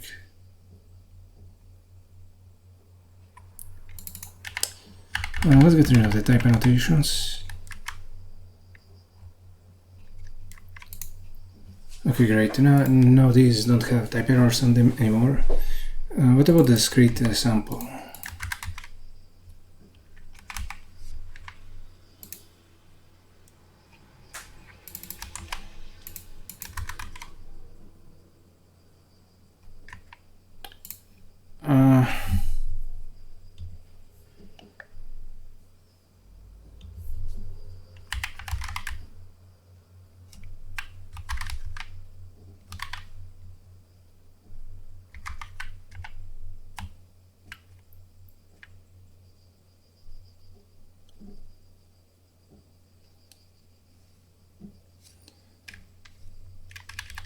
It's supposed to be like this, and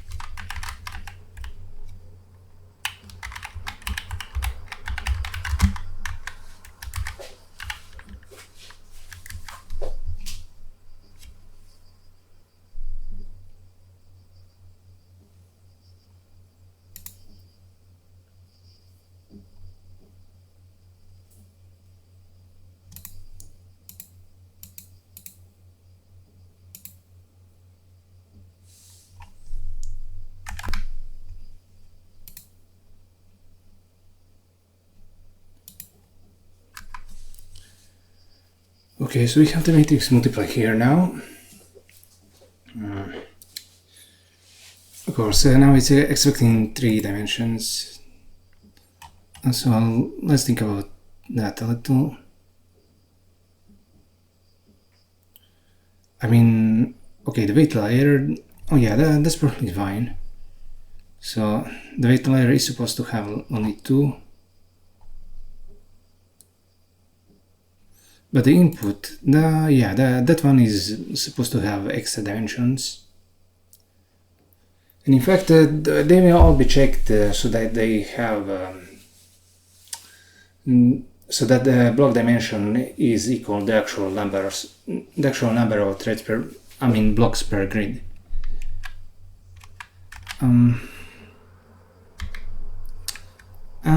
Okay, blocks per grid, whatever.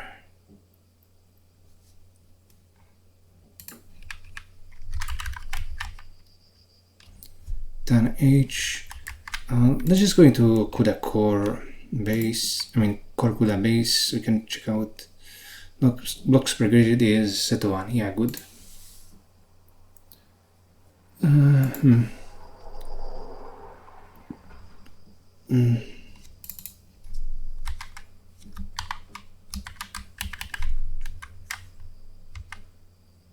What the hell are you doing?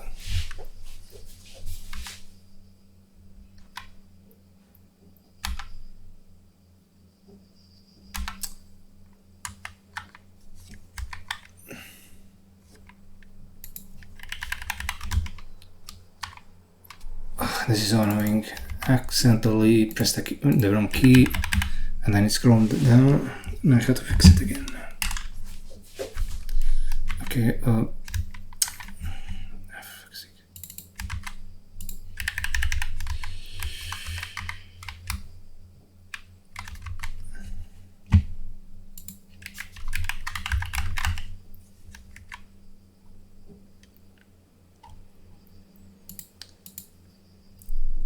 in the future, it might be worth doing a version of this which does grid synchronization, but right now I don't really want to bother with that.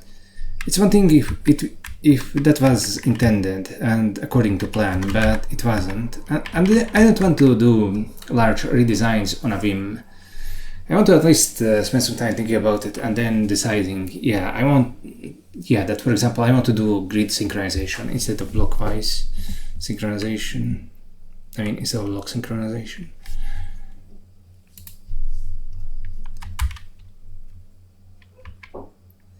You can't just take on work that would take at least, half a week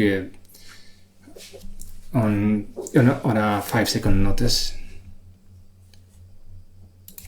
But it's easy to modify these tests.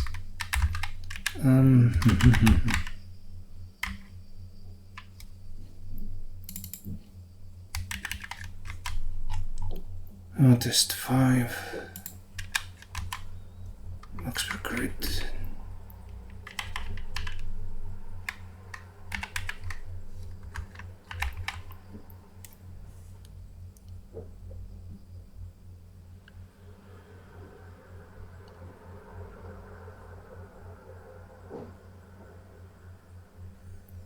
And now we do need a block dimension here.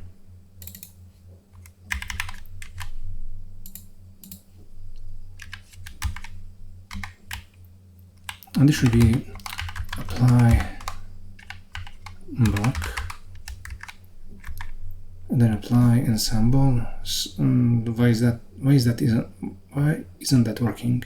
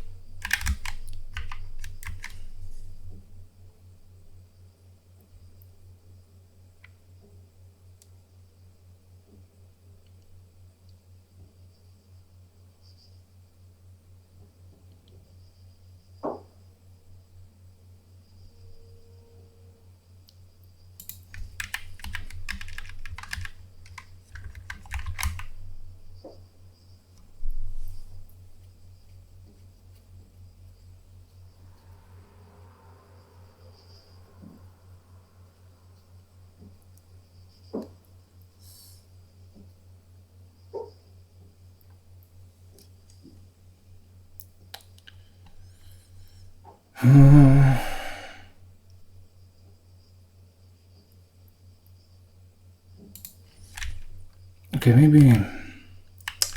Okay, let's do it like this. Blocks per grid. We won't apply the block, we'll just apply the ensemble.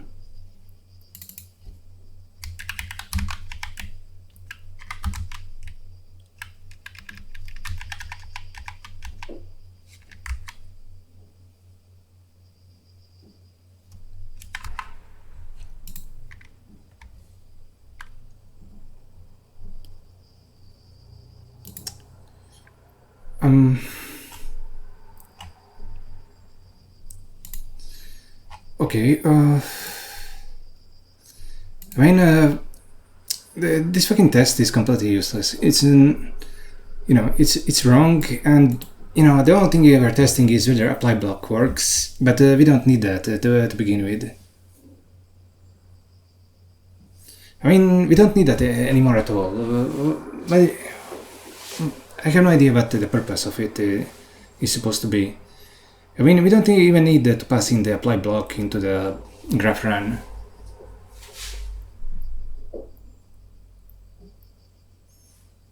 Because now we've encoded in the graph so that it expects the blockwise dimension.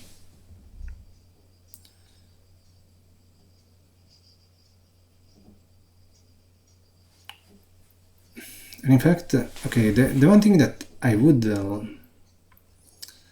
like to do is actually to make that explicit, like make this block map, block row map, block row reduce, and block matrix multiplication. Yeah, I like that. I mean, we're going to have to change a lot of things, but it's fine. Maybe in the future we'll put in grid specialized primitives. Is that how it is? You know, maybe when it's time to, you know, for the future generations of GPUs, we'll want to do kernels that are grid synchronized. And maybe that would also be necessary if we ever end up putting backpropagation into the library. I mean, it's not impossible, who knows. I probably wouldn't want to do it myself. But you know, maybe this library will get a few users and they'll ask about putting backpropagation into it. And I'll be like, sure, go ahead. I mean, I don't want to use backpropagation for reinforcement learning myself, but it's not like it's useless.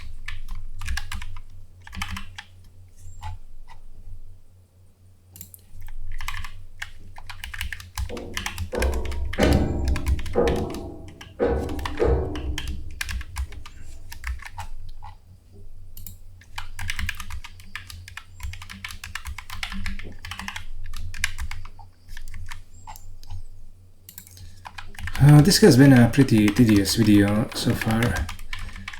We just, for sections like these, we just need to take them slowly and one step at a time. It's a new experience even for me doing all this. Of course, for people in the future it should be a lot easier. Wait, what? Ah, crap.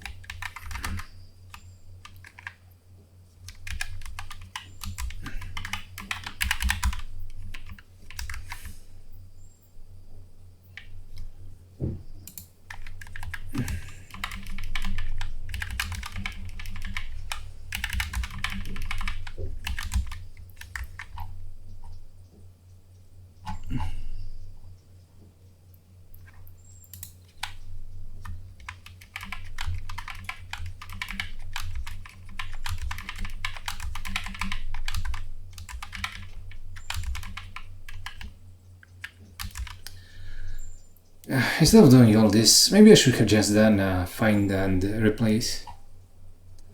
I should have done that, but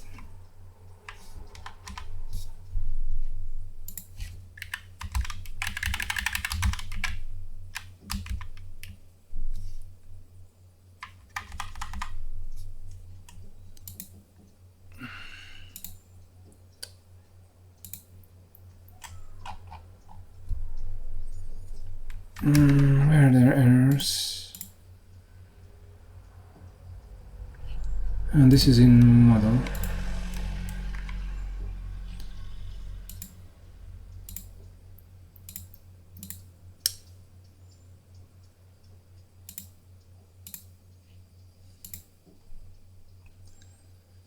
Why are there errors here?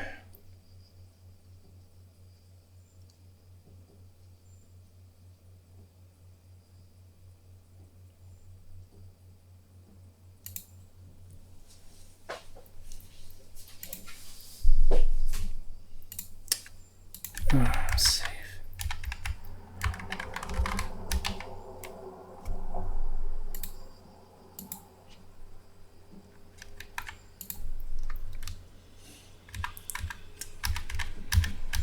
Let's undo all of this shit and then we'll do a find and replace.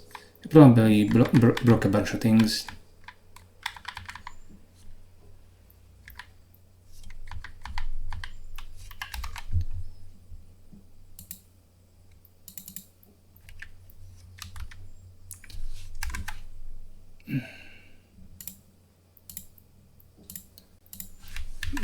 Block map. Row.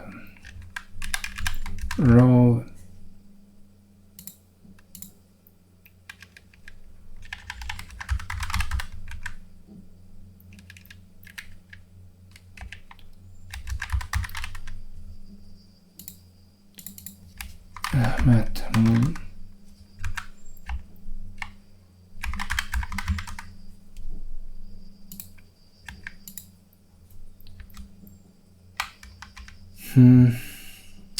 It's the same shit again.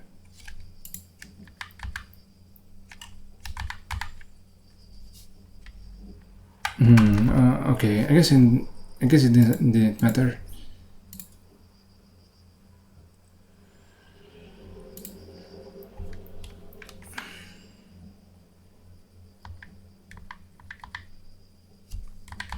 Wait, didn't I fucking save this? Why is it not showing up in...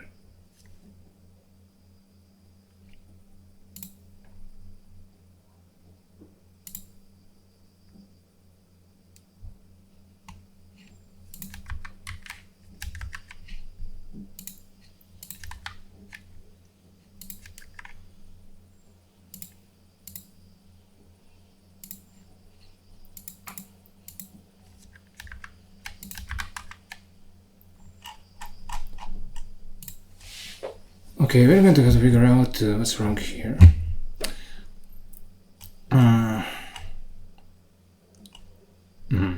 Blocks per grid.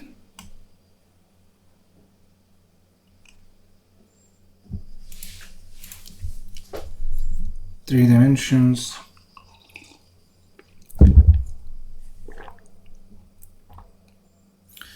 Blocks per grid. Ensemble.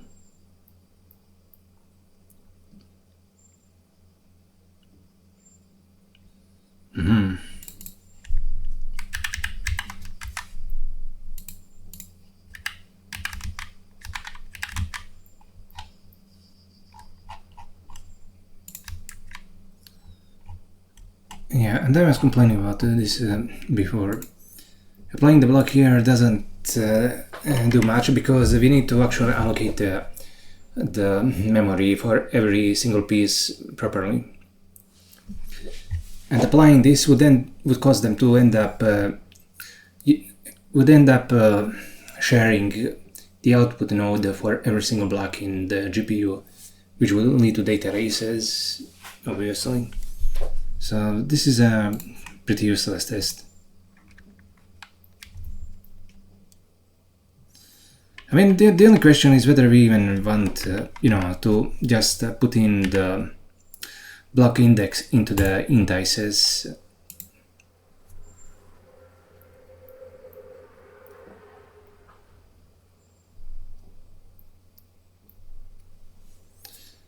I mean, the ensemble makes sense, but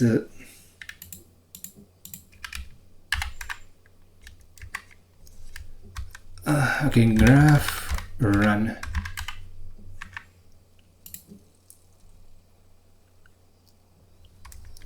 Do we need this anymore? I don't think we do.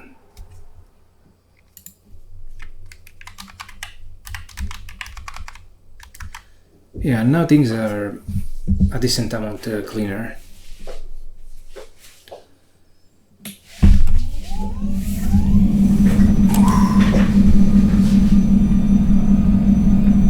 So what do we do here? Yeah, we have what we need here basically.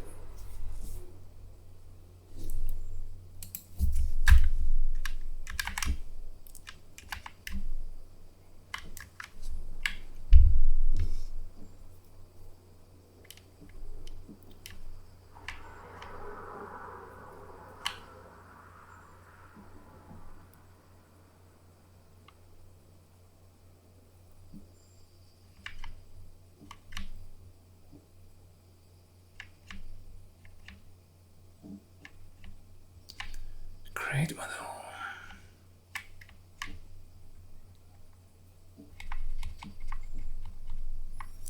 I mean, let's go through all the tests from the top. Spiral and build file. And here's the layers file. Why do we still have this thing here? Let's get rid of it. And then we'll run it.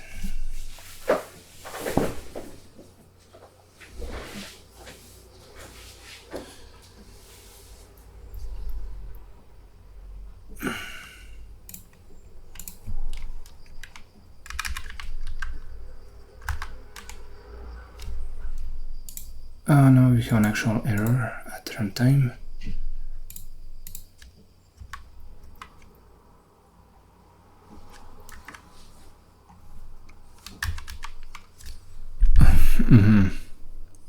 Nominal recreate. And I guess where we are using that in here, in key extract, and so key tensor tt dim. Okay.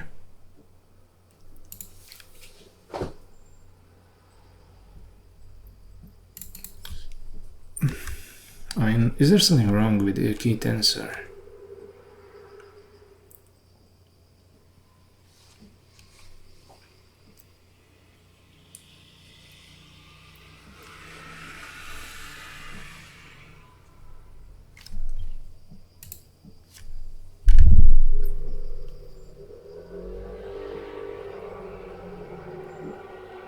I guess we are trying to convert from a three-dimensional tensor to a two-dimensional one, or maybe vice versa. But why is that exactly happening? Oh yeah, we're using graph tensor extract in a bunch of places, I think, or rather we're using key extract. So let's see, and everywhere we're doing that, we're getting a 2D tensor instead of a 3D one. I mean, we are literally extracting the input here.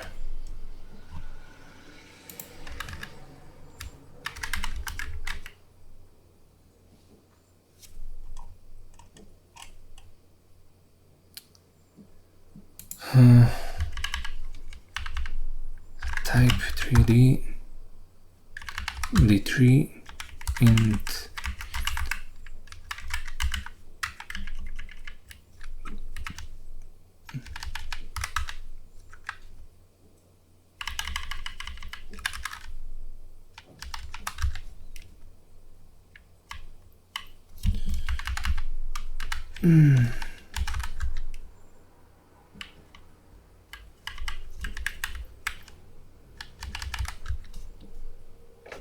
I guess this should be D2.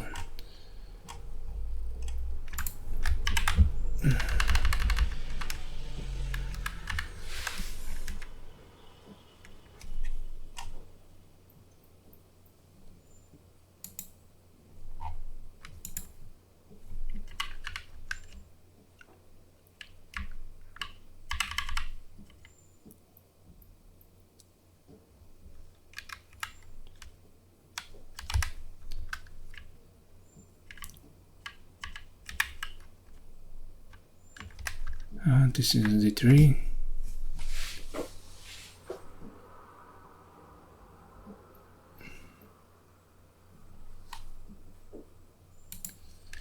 D3, D2.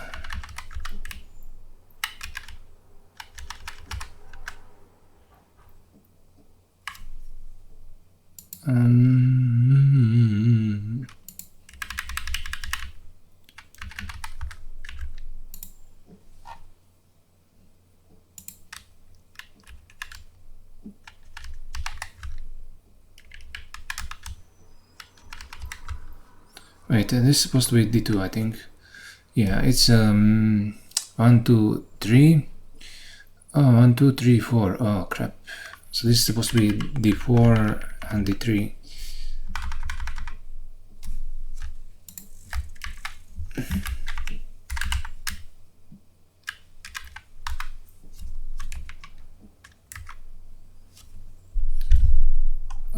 bad. Let's see. Yeah, D3.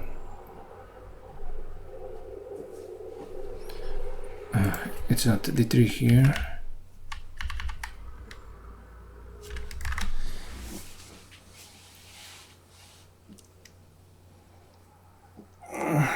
You know, we really need a proper error message, and this is, yeah, let's leave it at this for a bit. Then we'll go into nominal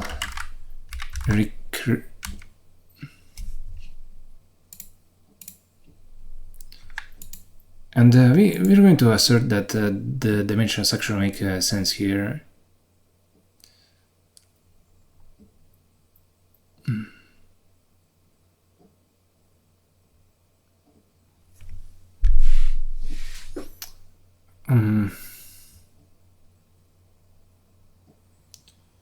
Oh, that's I just finished downloading XCOM.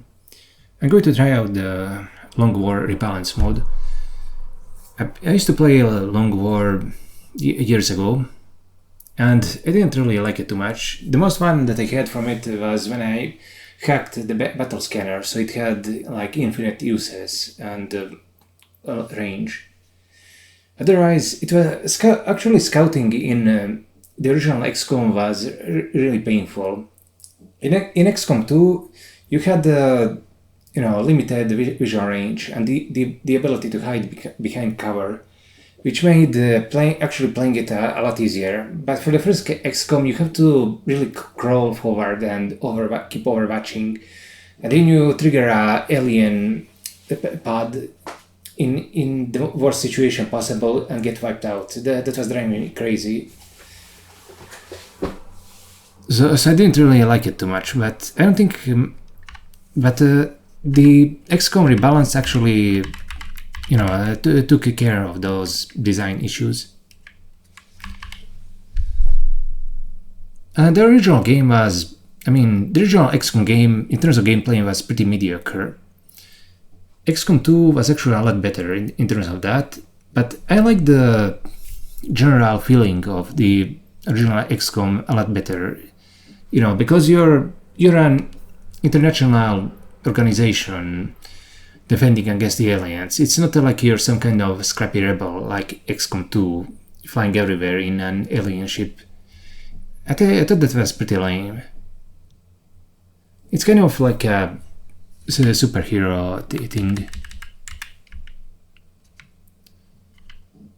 Never mind that. Let's get back to this.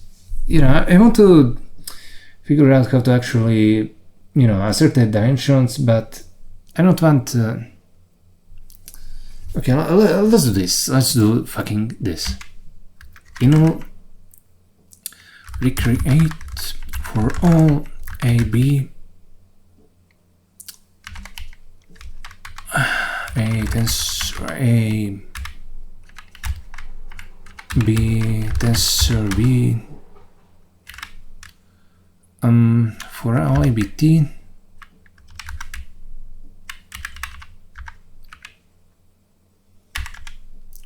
nominal recreate, and in fact this is not supposed to be a second argument, but the return type.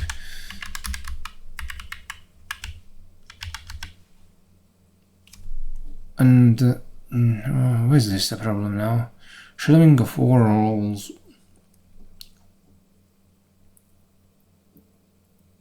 We already have T here. And let's do this. And what's the problem?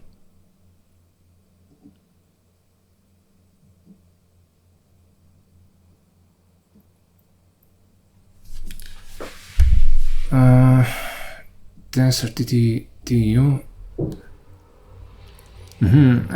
Okay, I see.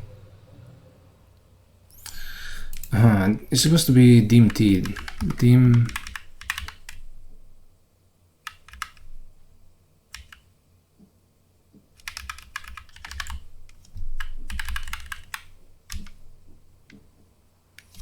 For fuck's sake.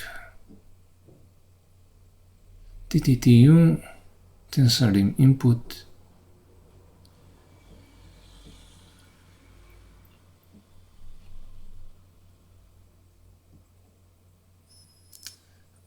We're taking T and returning tensor dim input. For fuck's sake. Tensor TTTU. Just a second. Nominal recreate. Now, what's the type of this? Tensor TTTU. Tensor dim input.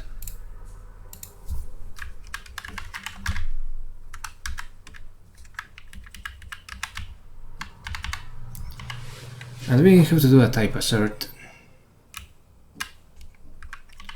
Let's just copy this.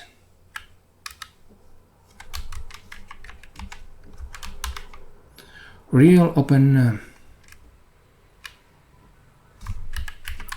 assert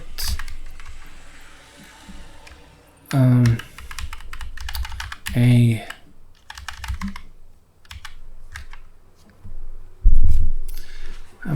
another way of doing this would be to do a type case,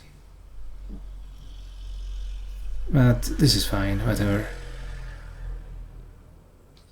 It's probably implemented using a type case anyway. Or maybe it's not. Maybe I have an inbuilt equal type. I mean, let's check real quickly.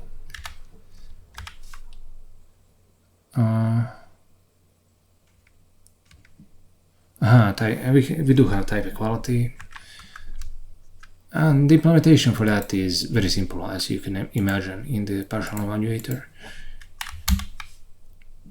And then what?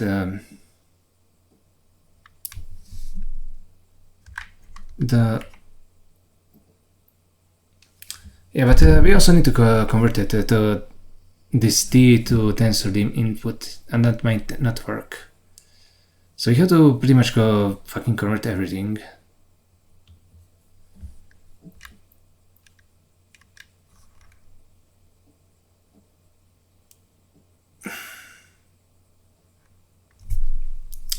Okay,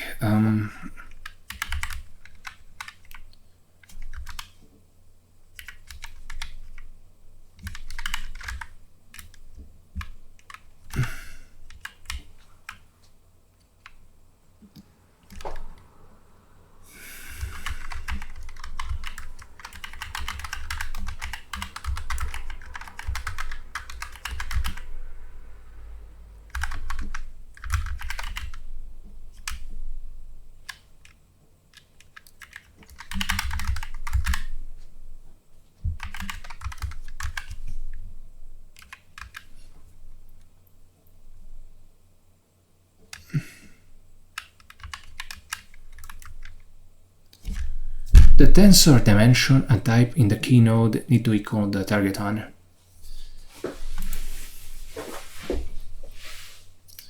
Now we should get some better errors. Let's try building this.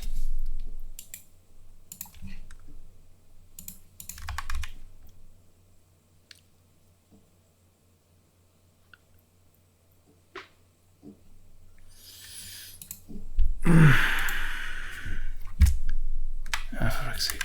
Okay, let's go back to test 2. We'll do it. We'll do everything one step at a time.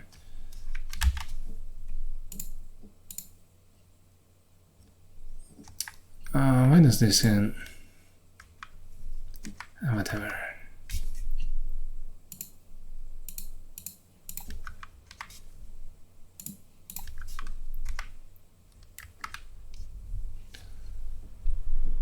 Let's just take care of the layers first. I have no idea why it's refusing to compile them. Did I actually edit the wrong thing here, maybe? Okay, let's build the file. That works. Let's build this.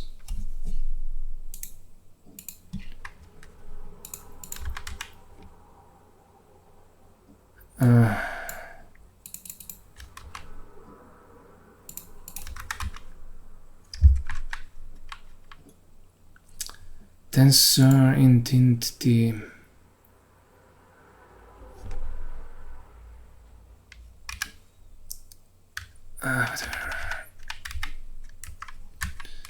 It's not the responsibility of this to check for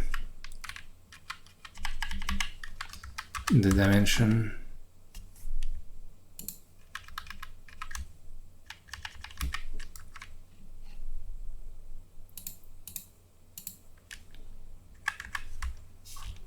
Let's try building this again.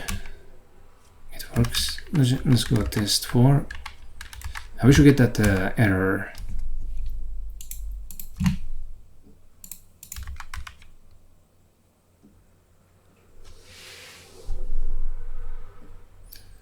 And I'm not really sure whether this is much better than what we had previously. I mean, at least the stuff that we had previously was printing out, and the input and the target.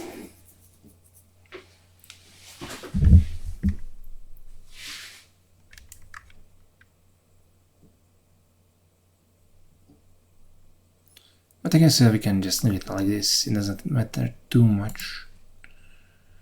Layers, RWL, primitives, loop, play, model, whatever. And now where's the actual, where's the error? D3, D4. I mean, didn't I leave an error? And oh yeah, this is test 5. The error is in here. And it's supposed to be D3.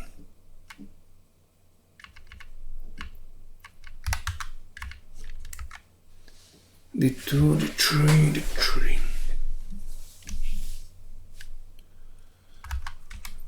Build.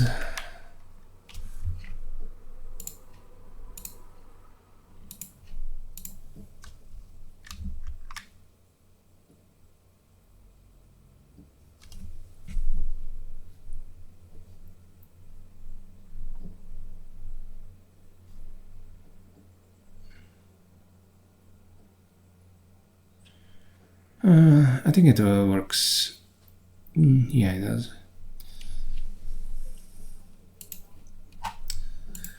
Let's test D5.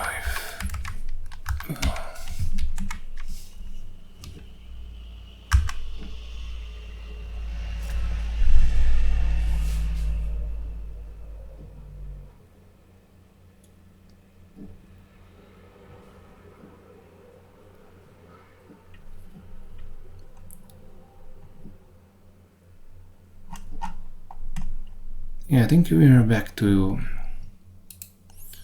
even, except now this should run properly.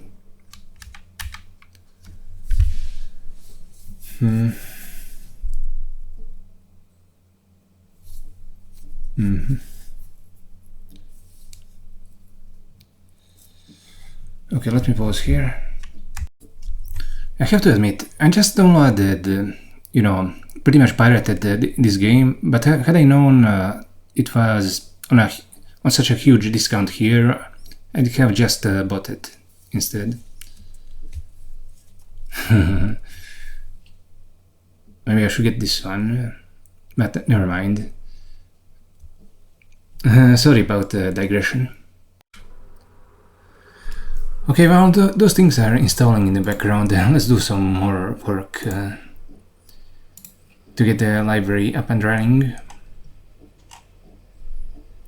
So we now have the, you know, the block dimension done properly.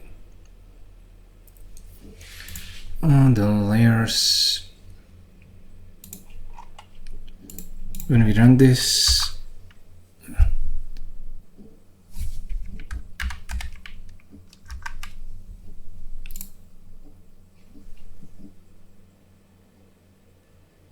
yeah, this seems sensible.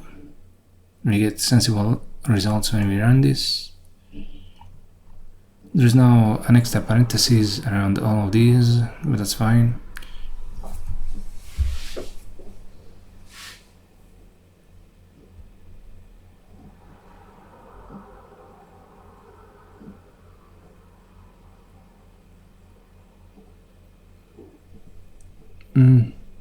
Well, there is an extra parenthesis pretty much everywhere. Is this how I guess that's how it's supposed to be, yeah. Okay, forget this. What we've done is go over the layers. Now we need to go over the game model M. Yeah, that's what we were working on before.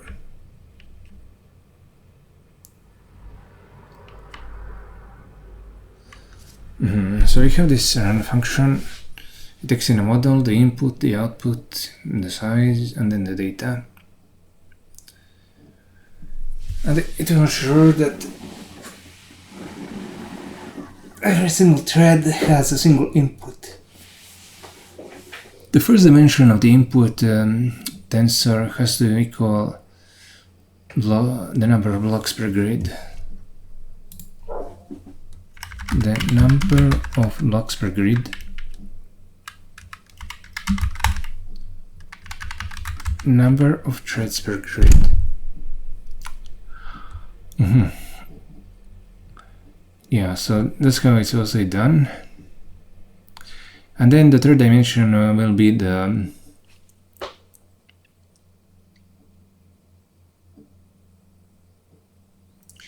in the third dimension. Yeah, we have to apply it here. Then we synchronize the data.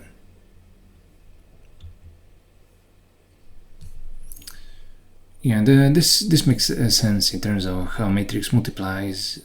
We'll deal with it. And you know, if this second dimension wasn't met, it would be a lot harder to, you know, suppose we have 512 threads, but you know, only 256 elements per each block. Then some of the threads would have to have undefined data elements, and that would be rough.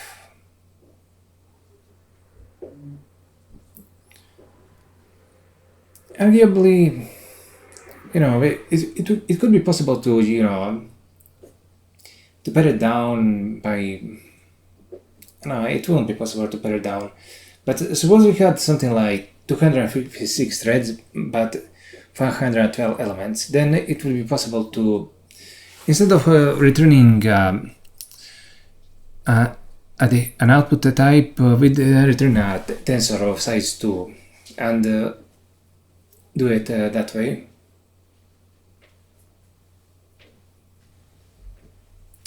It's complicated all around. So it's actually easier to just pass in 512 inputs, even though that really wouldn't be a good choice for a lot of things. You know, maybe if you are passing in an image, some image data, 512 elements per single block would be too much. It would be better to have something like a single element per block. So already we are kind of specializing this library to a specific subset of games that don't really have large inputs. And you know, maybe that's fine for now. Later we can do something else. If you wanted to, you know, have a lower number of elements, we could return an option type.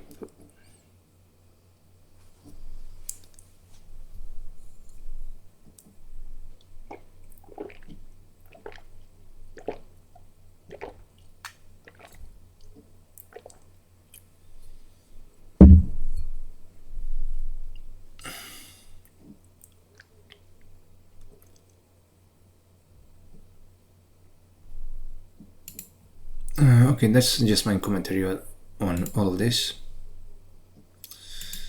So we have serialized the inputs, then we're running the model on the inputs, that's fine. And now it's time to actually, you know, maybe extract the outputs. We need the output probabilities, and we're going to need, for the models here, they're just going to output a softmax. instead of doing the discrete sampling on their own. So I'm not sure whether I like that much. You know, why not have them do the discrete sampling themselves? Take in a softmax, then put in an input.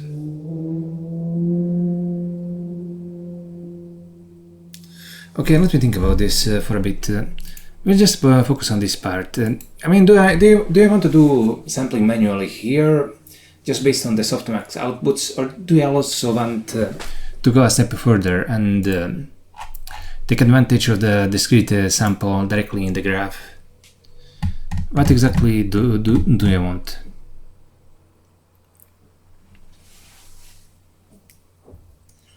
And this was gonna be good because suppose we actually don't have the discrete sampling in the graph itself. In that case,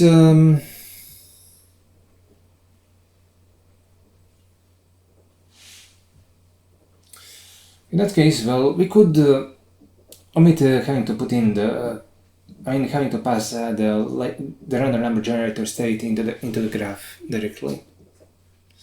And this could simplify things a lot.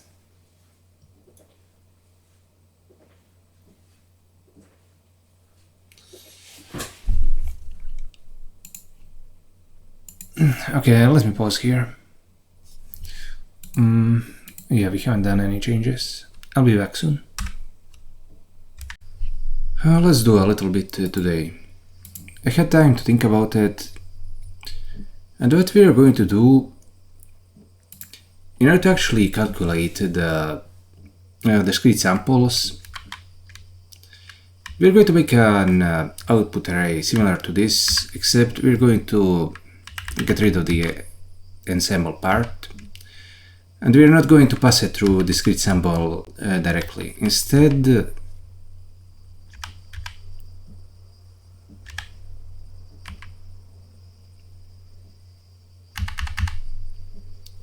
we're just going to have it as allocated memory. And what that will allow us to do is to calculate the output indices in this function here, based on the output probabilities that come from the softmax. I really had to think way too long to figure this out. Okay, but now that we have this idea in mind, how exactly are we going to get the random number generator state? I mean, it's in graph device, and what do we do? Yeah, and yeah, come to think of it, this is going to be creating a random number generator state pretty much every time, and that's not good. So, I'm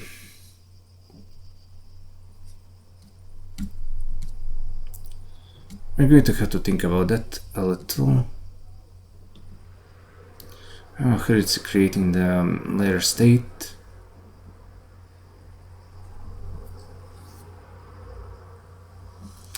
I guess we can just, create it like here and pass it in, whatever.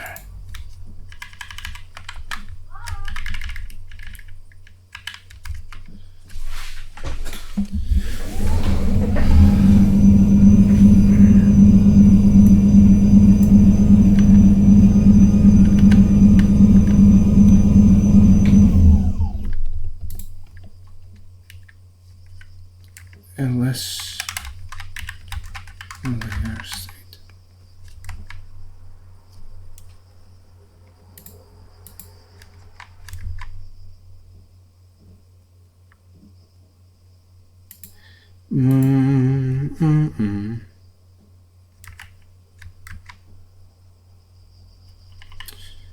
Yeah, this is an improvement all around, because we're not creating a new RNG state on literally every graph run, so it's probably going to be a bit more random like this.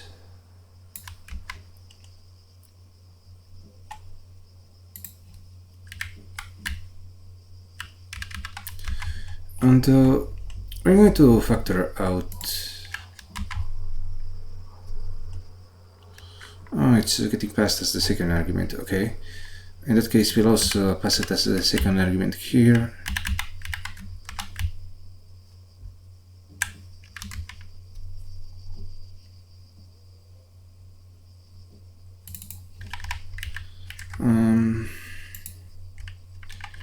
We'll create layer state and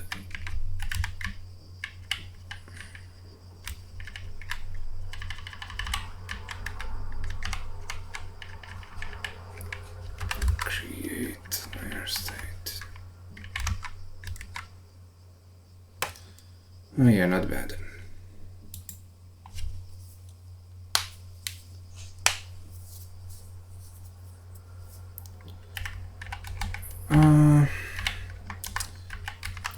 Creates the layers.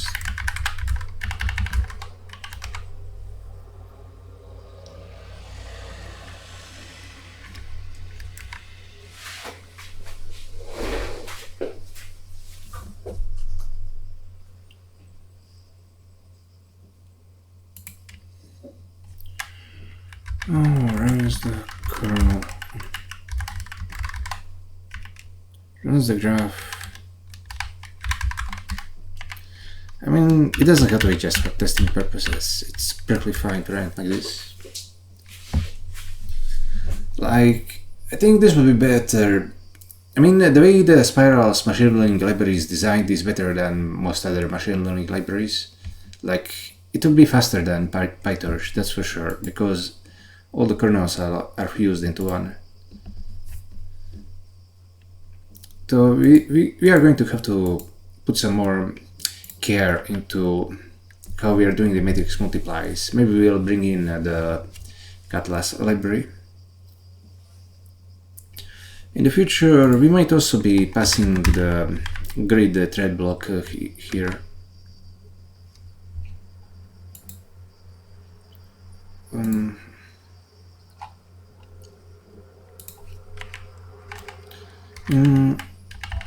ls equal create layer state.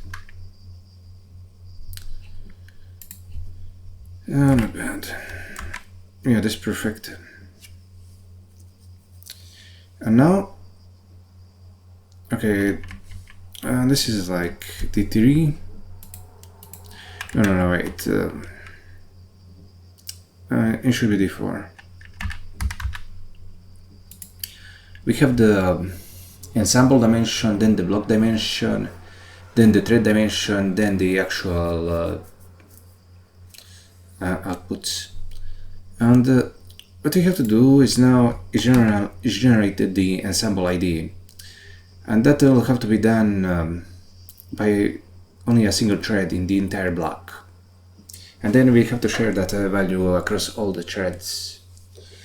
Have we actually done that pretty much anywhere?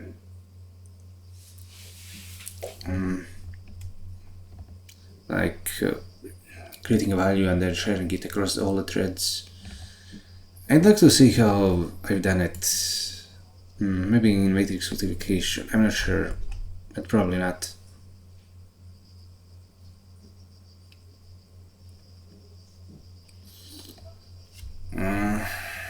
I mean, it can be done by creating a, something like a shared venue.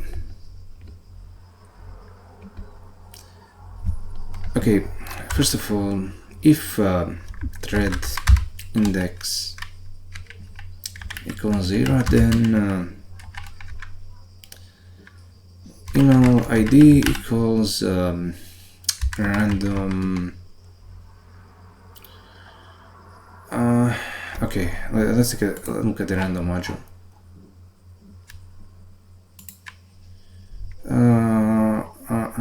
Where is the uint? Maybe it should just be an integer range.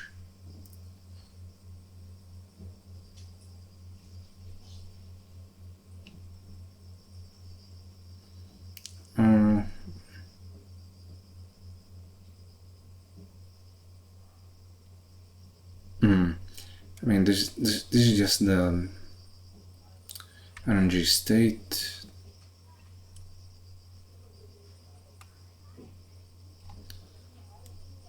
Wait, but why doesn't it have a constraint?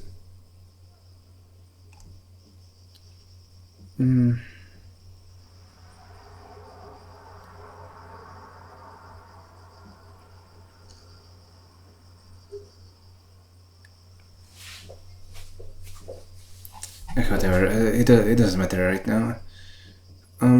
Should I just do an int range or something else?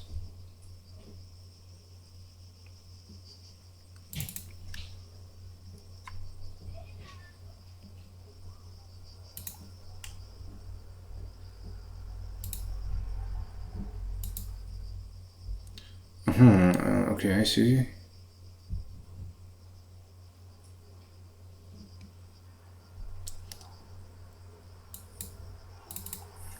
There, let's just use int range.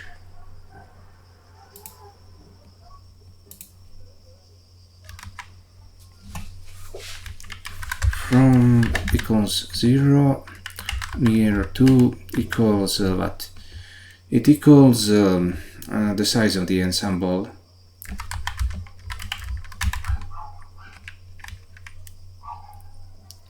And this is an int. Oh wait, we also have to put in the layer state and RNG. And now it should be an integer, I think. I mean it's putting it a meta variable.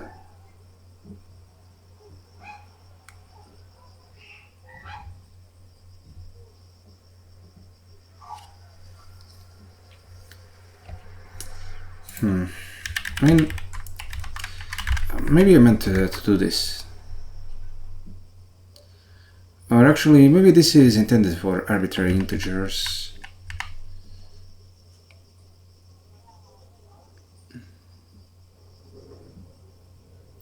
I really wish I had a function to get the range for proper, default integers.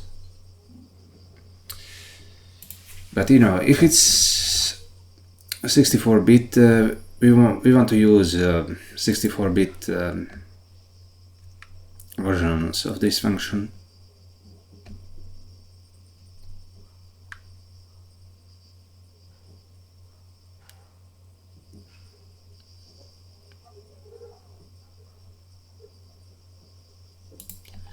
Okay. For all int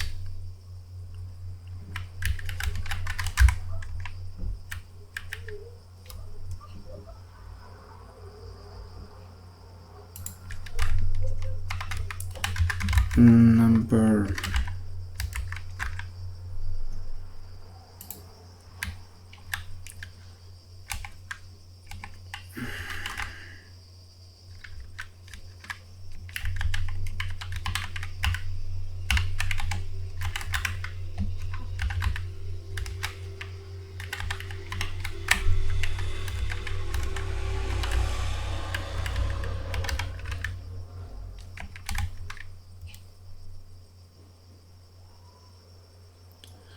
big number wait yeah, we want this to be int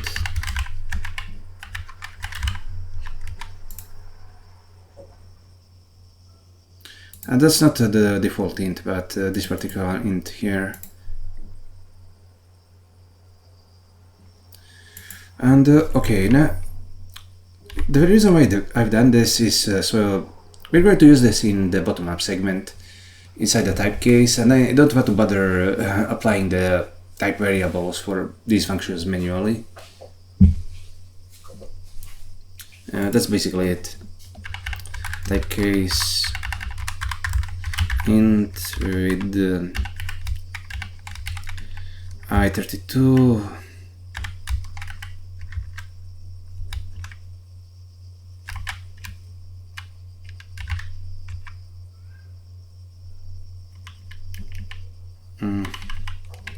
real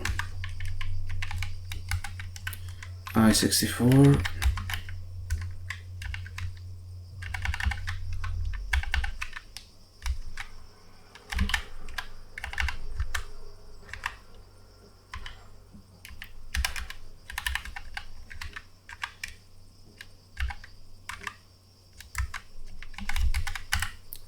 otherwise U32. Yeah, in fact, we can just do it like this. Perfect.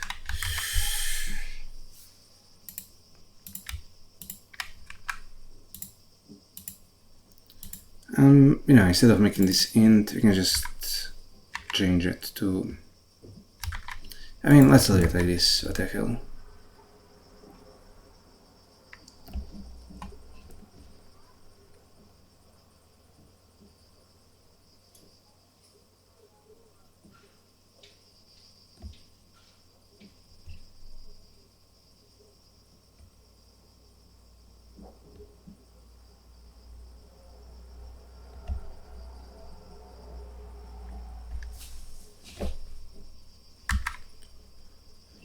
Okay, perfect. Now I have the integer range.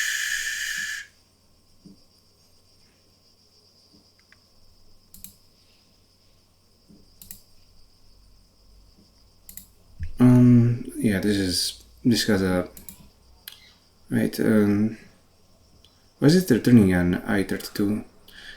Oh, I think the size. Yeah, because the size ensemble is a default integer, it makes sense. Perfect. Now, what we have to do is have something like you know, shared value here. Whatever. Let's do it like this. Shared.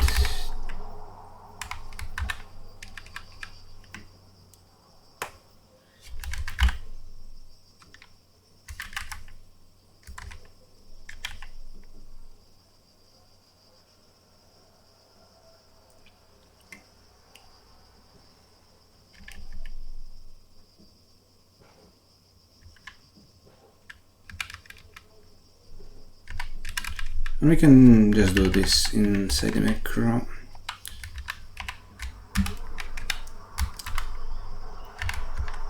ID equals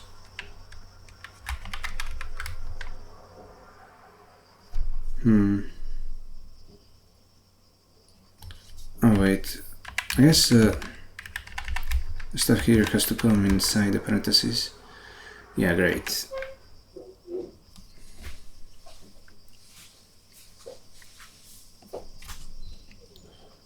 Like this random function, doesn't it have an you know, let anywhere?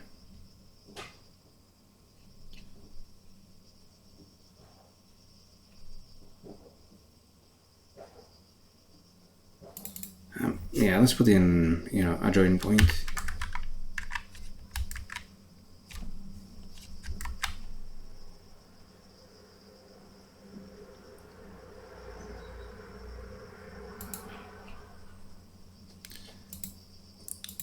Now we're assigning to the share variable, and we only need sync threads in order to actually share it across every thread in the block. Now we have the ensemble ID basically.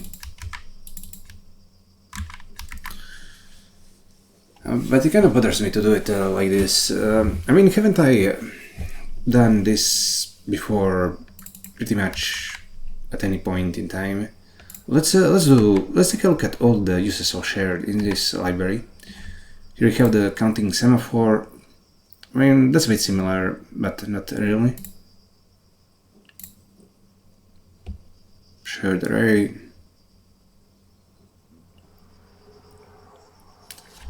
I mean, we could create a tensor with a size of 0. That could.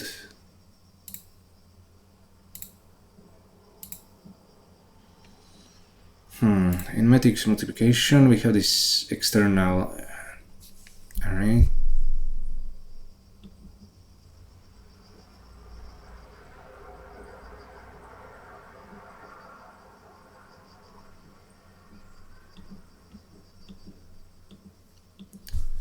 Yeah, I don't think I ever actually done this. I suppose we could do make a tensor version of this, like you know, the macros can be a bit unsafe. I don't really want to use them, so maybe, you know, we can do tensor create shared, or maybe one tensor m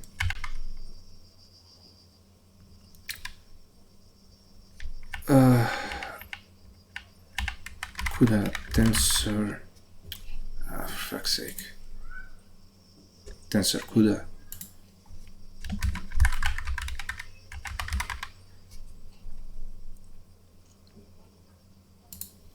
I could do tens m set oh yeah, that's index, then the expression, and then the tensor.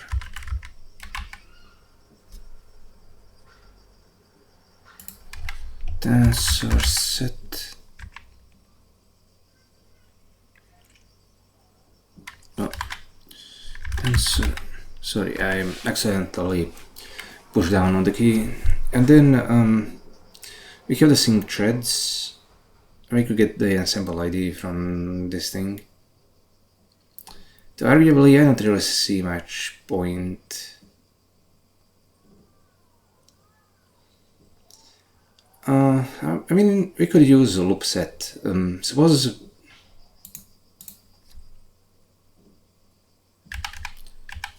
we did it like this, and then just use loop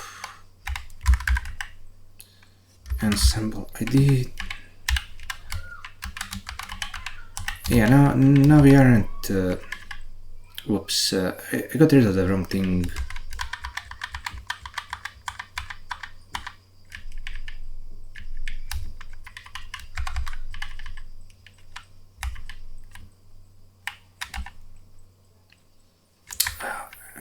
When I got rid of it. Okay, now finally. Yeah, this is a bit better than using macros. I mean, it's a lot better, because we know that the set will actually set it properly.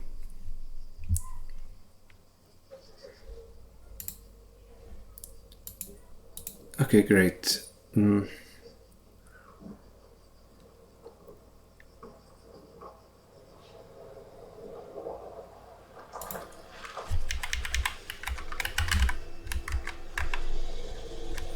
Let's also give it a type annotation for good measure, because this actually isn't. These two don't unify, but instead the value, I mean, the type of this ensemble ID is derived from something else. Great. Now we extract the output probabilities, the thread ID from the thread index.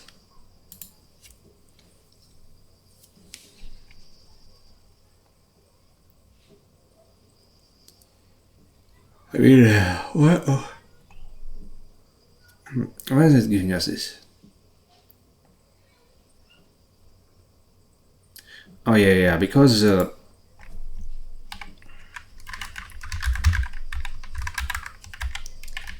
it's expecting a unit type.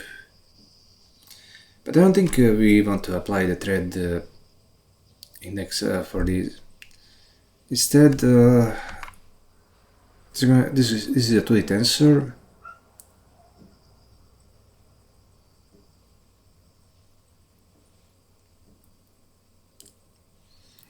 And what we have to do is call the discrete sample kernel on it.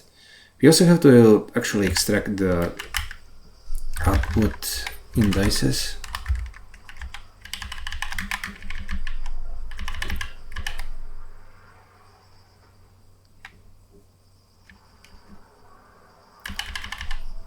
Oh yeah, we have to apply the block index. And that's basically it. The ensemble ID won't be there, and this won't be like D2.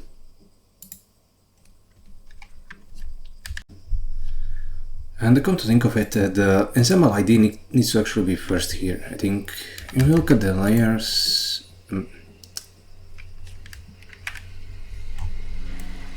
you see that it goes ensemble blocks per grid, and then the thread, then the inner. And this will be blocks per grid, and the ensemble won't be there. Okay, because it's a... and the thread also won't be there because it's a reduction. Now let's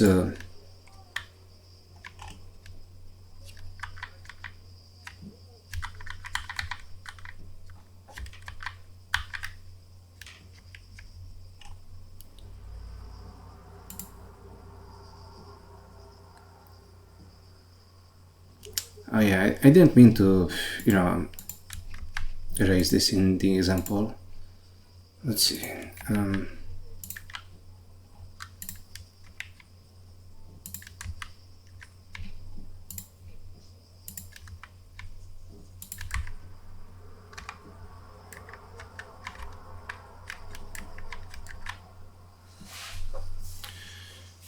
Yeah, now what to do?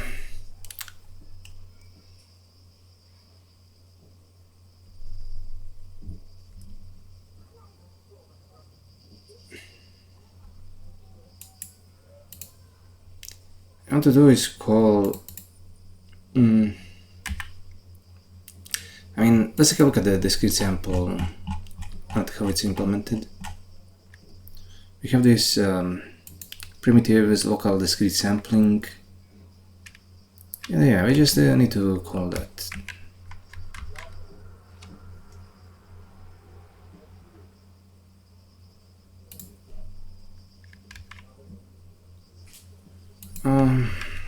ls rng config. Oh crap. Where do we get the config?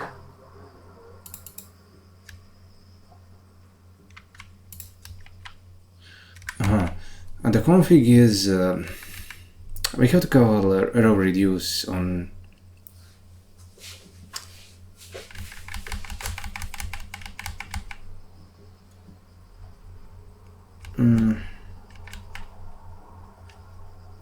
row reduce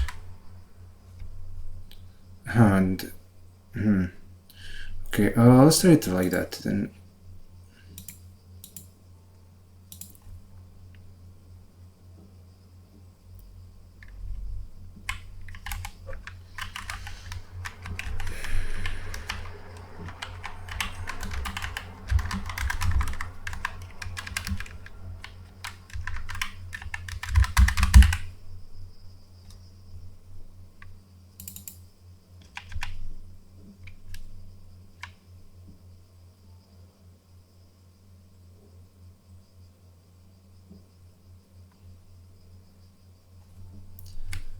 And I think I actually need to partially apply this to local discrete sampling.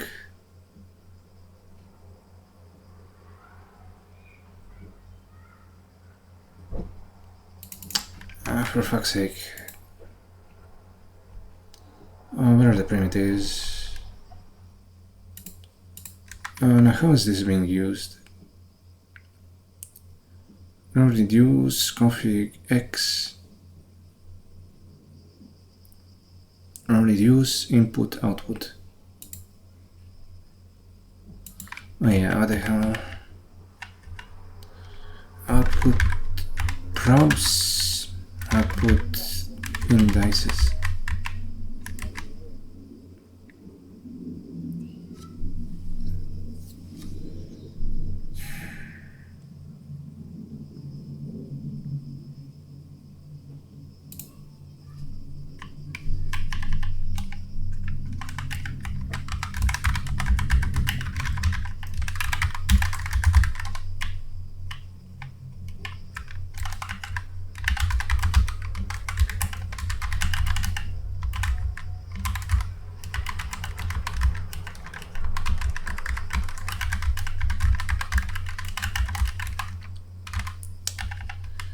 Oh wait, do you even want to share the ensemble across all the threads in the block?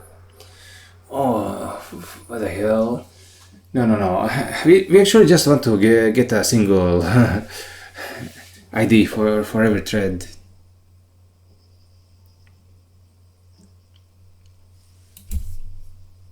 Yeah, so this was actually, all this was completely unnecessary. But let's just save.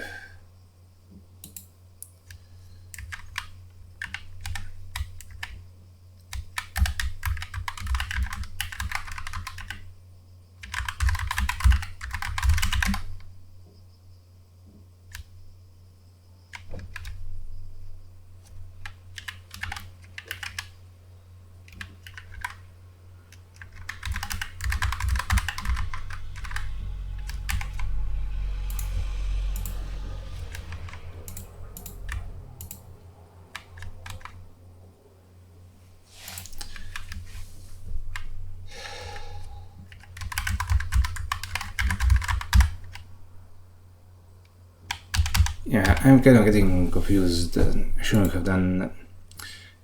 You know, this function, originally I meant to share the IDs and the path probabilities, but I thought that this library should be completely generic. It should potentially be able to run multiple games at the same time. So we don't want to share the output probabilities, but I mean, to share, we don't want to share the IDs between threads.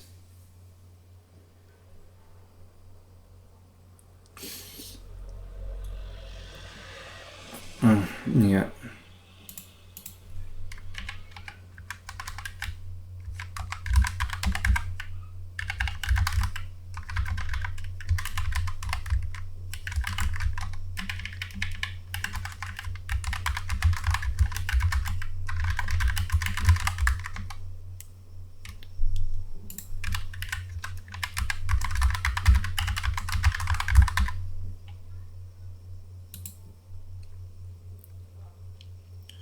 Okay, now we have the output indices.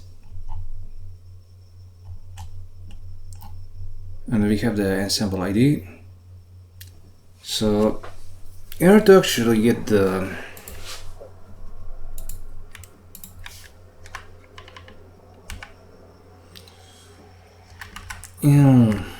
action, let's tensor index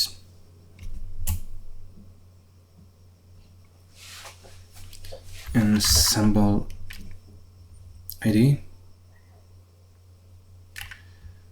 and output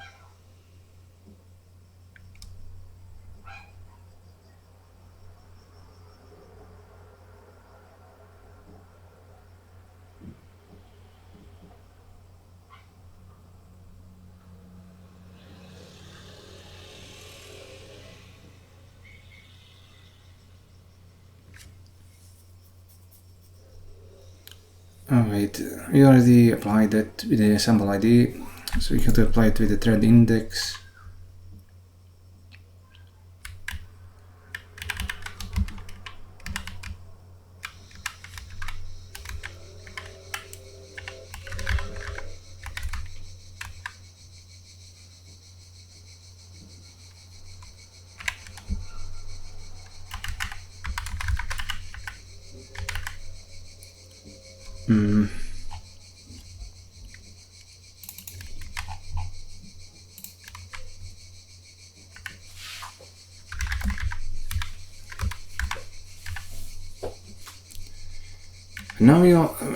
What we have to do is simply get all the output probabilities for a particular thread, and that's very easy. Let's just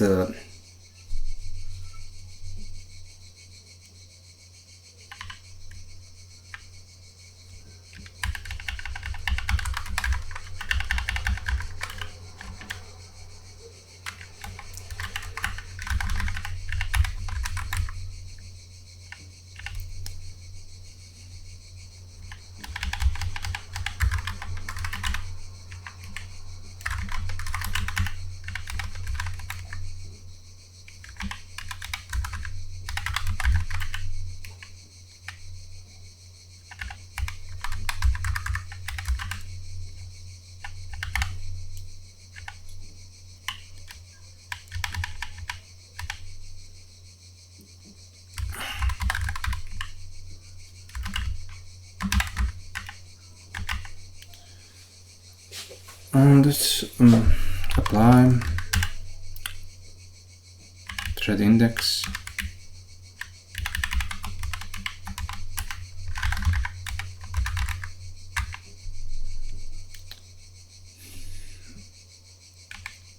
And we can just return this in an record.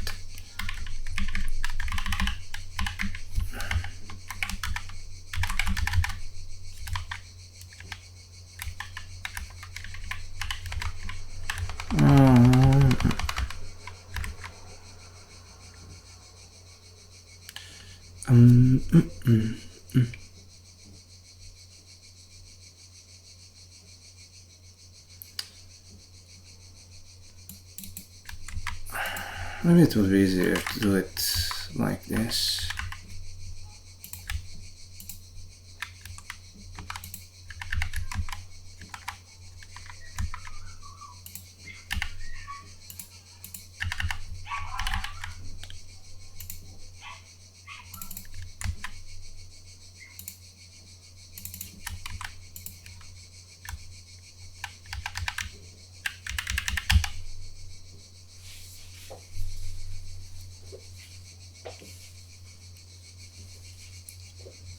Not bad.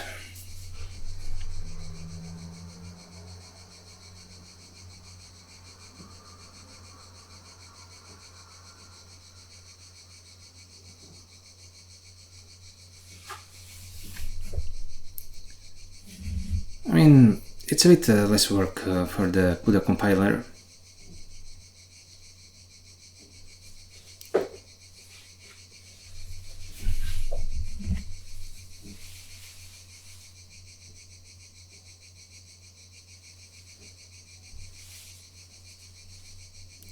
This is a tensor of... No, wait, why is this I32?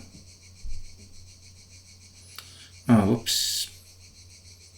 We made a mistake. We actually need to map it to the output probabilities. But wait, we are indexing the output probabilities. So, wait. This should be a fucking float.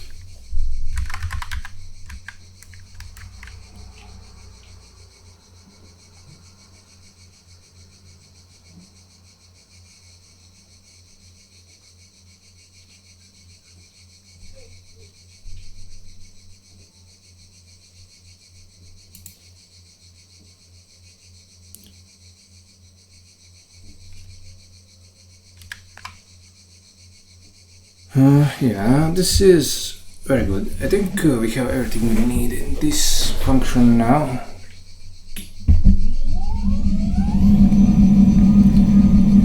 Oh, wait, and we're extracting the output probabilities. We should be extracting the output indices.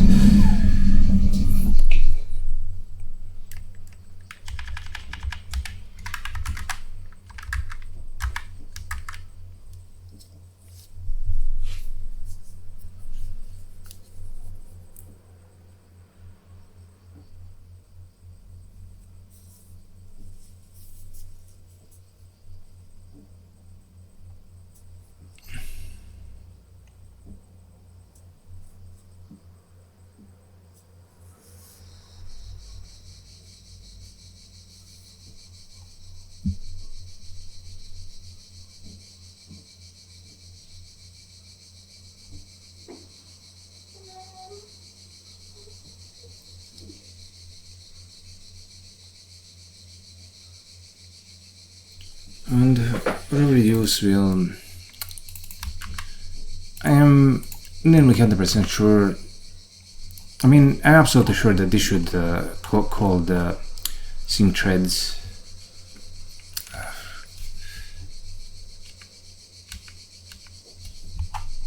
Yeah, it's right here.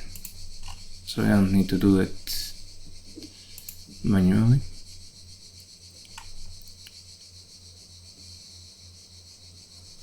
And if I affect the graph run device, I think it, all the operations that actually need synchronization will call it themselves. I think, Okay, now let's consider matrix multiplication. I think it ends with sync threads. I know that the row reduce and row map do, also the map does, but we can check the matrix multiplication.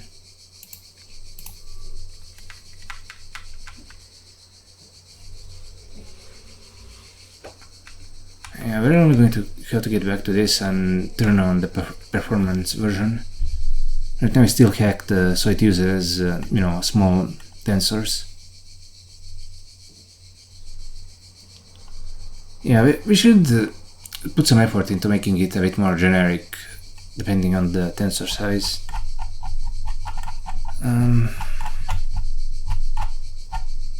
Yeah, it ends with a sync threads here. That's deep inside the loop. And it's like let's see, column 13. This is column. This is column 9, and this is the outermost loop, so it's fine.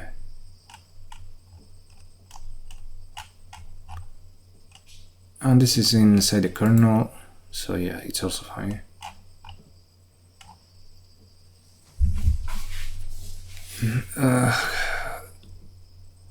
How complicated it was to make all this. But it really took me a while to figure out this design for the Rant function.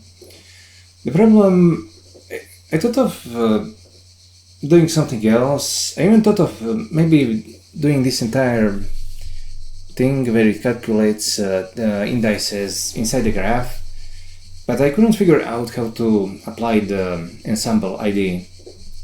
If we passed it as... We couldn't really pass it as an argument. I mean, we could, but then it would still get executed multiple times. So that's a big issue with that.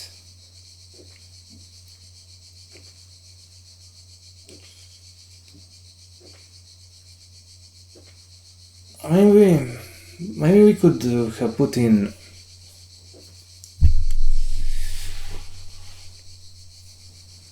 something like an if statement and only execute the part of the graph if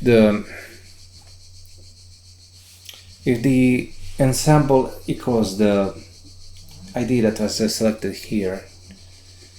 We have to extend the graph node so it takes in, an if node, which would need a conditional, a true and a false branch,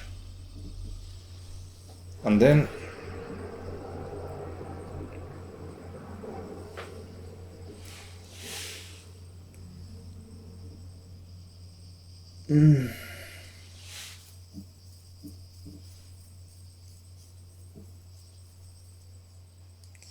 Yeah, I mean, forget that. I don't want to turn the graph node into its own language right now. It's kind of beyond the scope of what I wanted. Doing it like this is good enough. We only need this run function for the model. We need a pickler. We need the output serializer. We need the size of the ensemble, and that's basically it.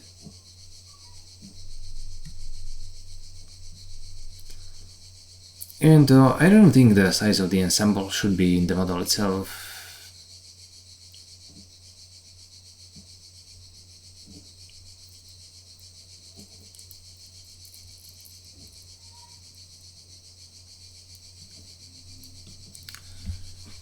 Yeah, yeah, it should be in the model itself, I think.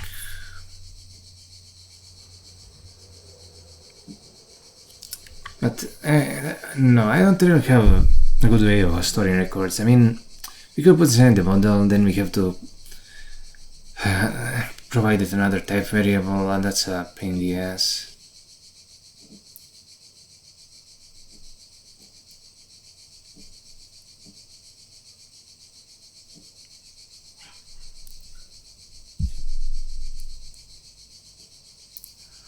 Okay, here's what we're going to do.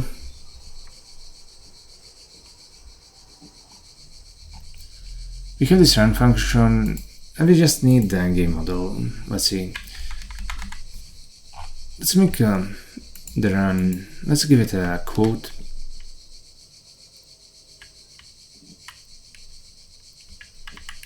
This is all completely fucking wrong.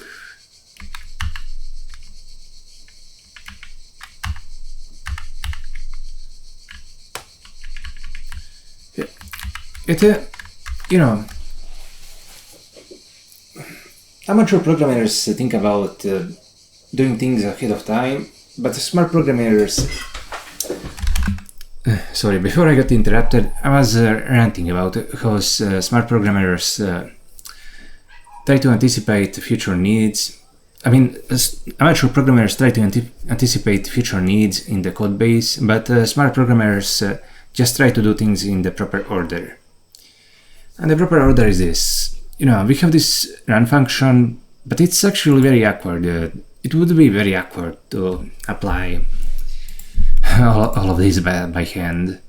So what we're going to do is make a helper type like we did initially. Let's do this. Nominal game model.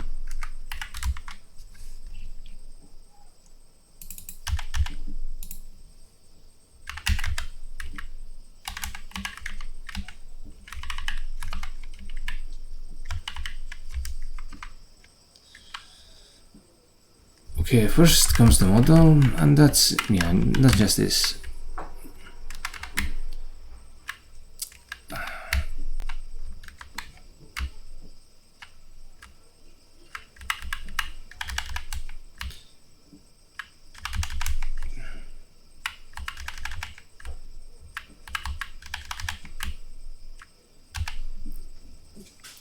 Okay, no, not the data. That's going to be passed into the run function directly. So now, great. Now we have the game model. We have the input-output size right there all together. And this is an easy way of actually putting in the ensemble size.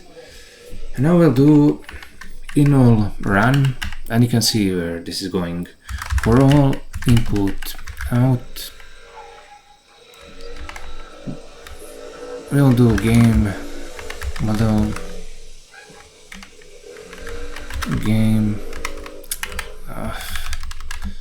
with model, and then model input output size.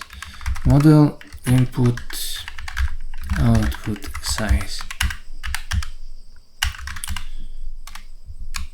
Oh yeah, else input output, and then model input size. Yeah, perfect. And now, as you can see, we just take in input output game model and the input, and out we get the action, the sample probability, and the various sample probabilities. Sample probability selected, sample probability ensemble.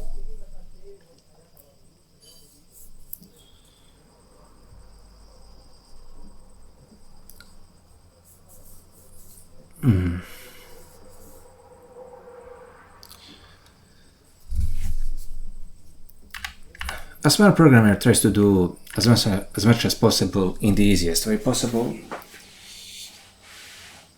That's basically it. It's easier to get a better tool than a better brain.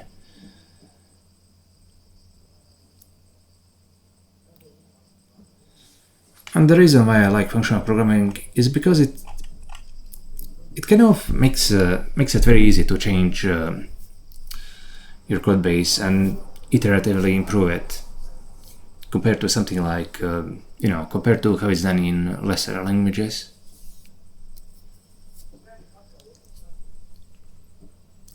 And Spiral is especially good at that, much like F#. Of course, you have languages with super advanced type systems like Haskell, and then you also have Idris. Okay, Agda is like very academic. I don't think you can even compile actual code with it, but with Idris you can. But with Idris, could you do something like GPU programming or with Haskell? I think not. So Spiral is the only choice for serious real-world GPU programming. Great, we have this, and for different kinds of models, we're going to have to do different kinds of modules like this. But now that we have this as a reference, it should be a lot easier.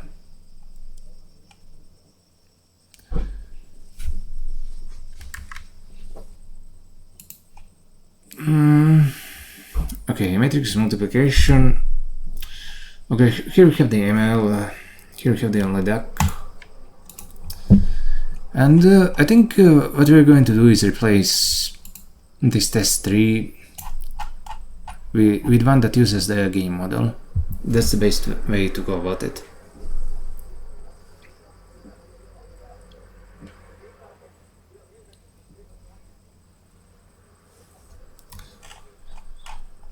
Oh, okay, great. Done with the game module. We'll test it out after the break. I mean, I'm going to take a break, and maybe if you're hungry, you should take a one too. And after that, we are going to resume. See you in a blink of an eye. Let's dance. It's time to do the testing for this, or at least to get it to run.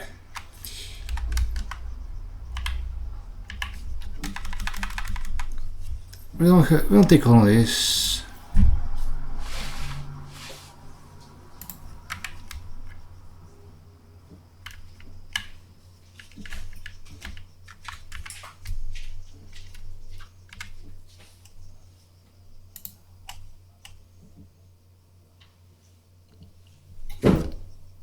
As for the graph,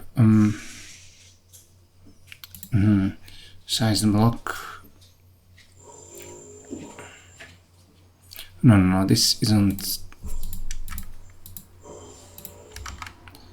size mini batch. Okay, let's do the thread here. It needs to be threads per block. No way around that.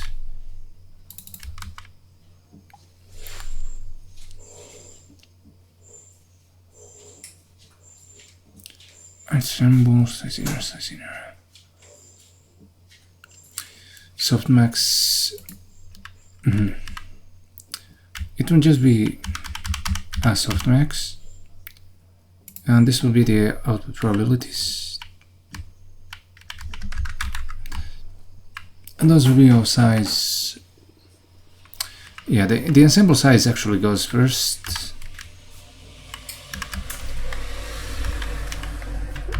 Then comes the size block, then the size thread, in fact, and then size inner, and we just need to apply the ensemble.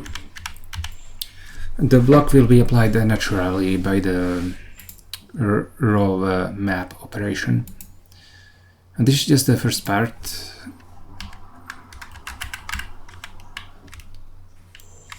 We need a pair of x, and this will be the an input output indices, and this one will be, it won't have the size ensemble, it will have the size block, it will have a size thread, the size inner will get reduced. Let's just compare what we have here to make sure that it's right. Yeah, it's output indices, and then we just apply the block.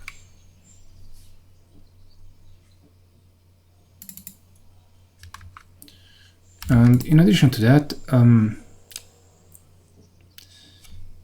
oh yeah, we're indexing into it with the thread index.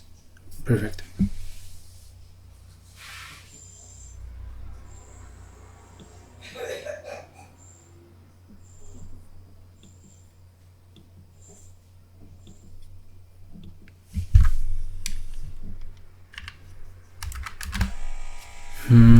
Okay. Now we have a proper graph, and we need to create a game model based on it.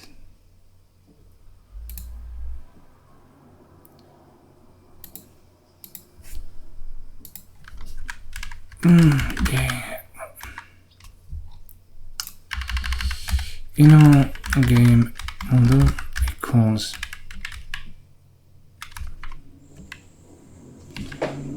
game model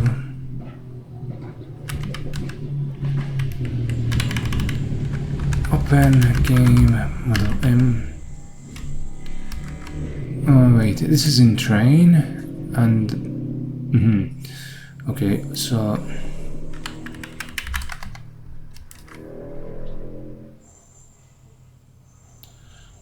so we need the, first of all we need the model equals exists model.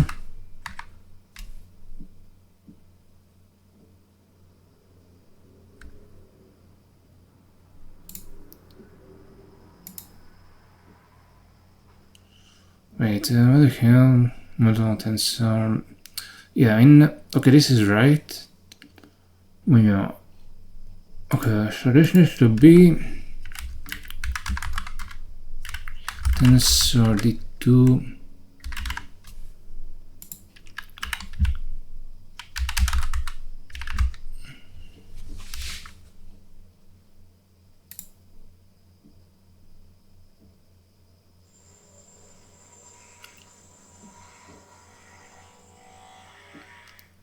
Okay, let's do size equals ensemble equals size ensemble input, and that would be what is the pickler? PU history.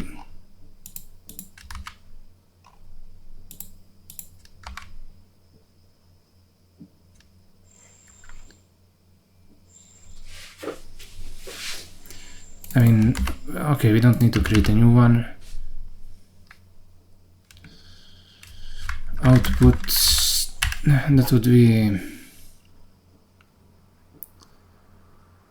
just this thing. Wait, tensor index minibatch ID. Tensor, oh yeah, okay, so that's how it needs to be.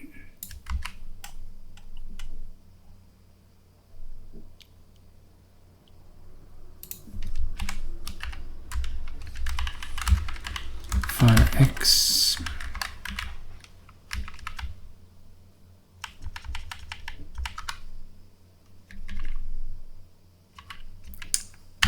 and yeah, this is the game model basically.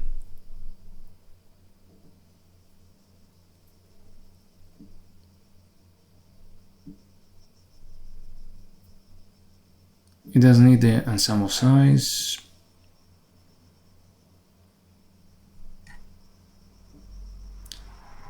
And yeah, the input, we know it's a size block. The output The output has the output probabilities have the size ensemble, size block, size thread, and size inner exactly. Okay, in that case, we don't actually need to pass the size into this.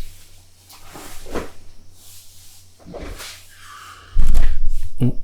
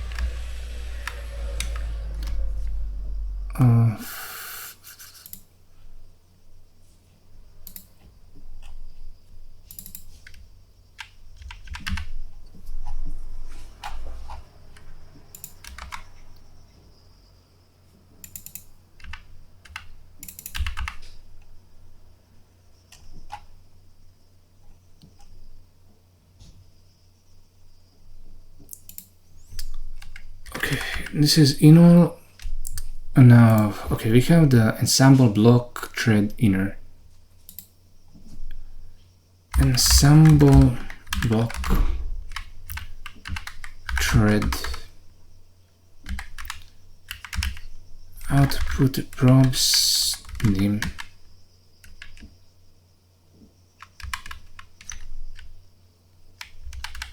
Block thread.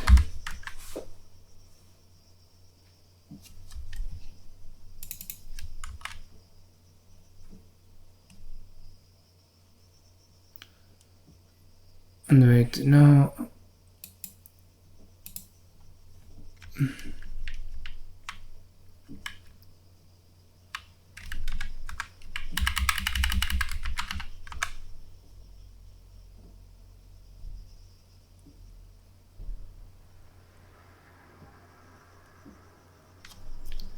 why is this causing trouble? A sequence of statements.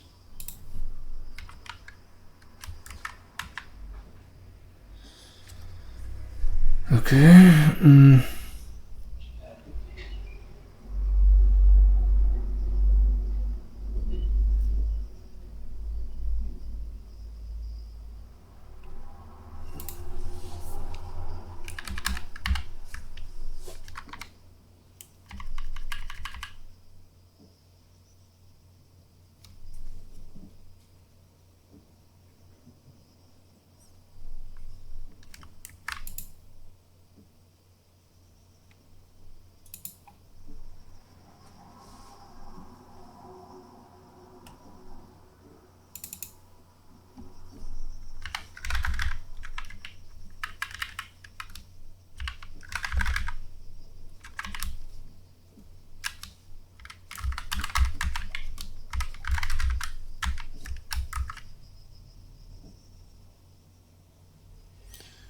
And you know, we don't need actually we should do a bit more asserting.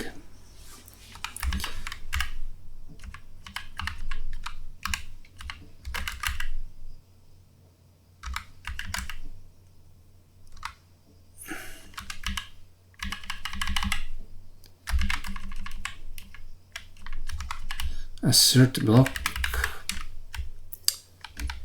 first xdim. The first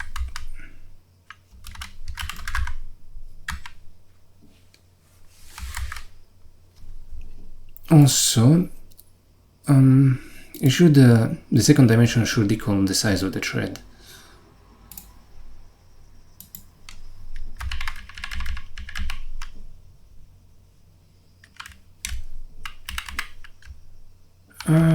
First text.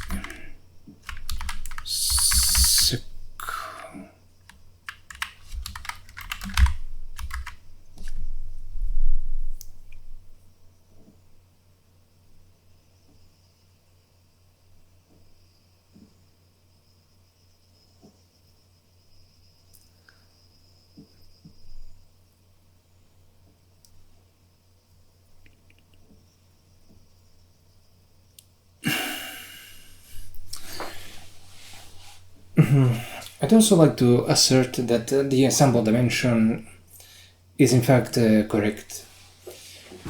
We might want to do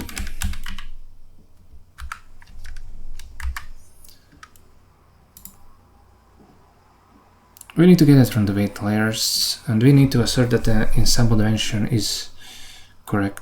Here you have the block size and the thread. Okay, let's also assert the output indices.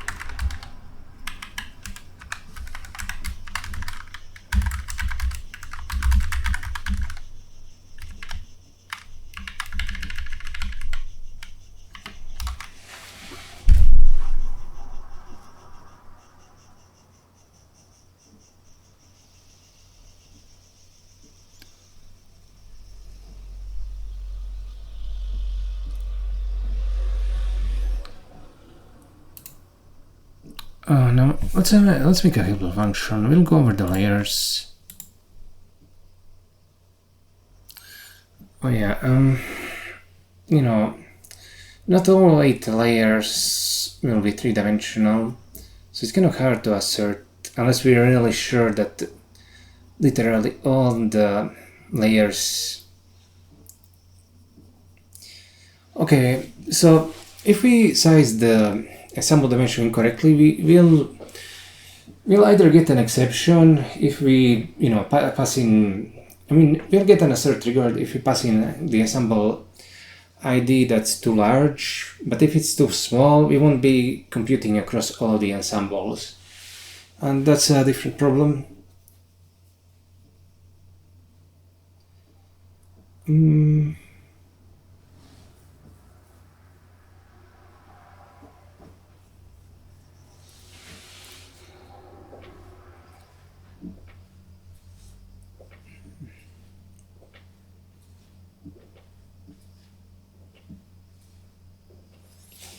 Who cares?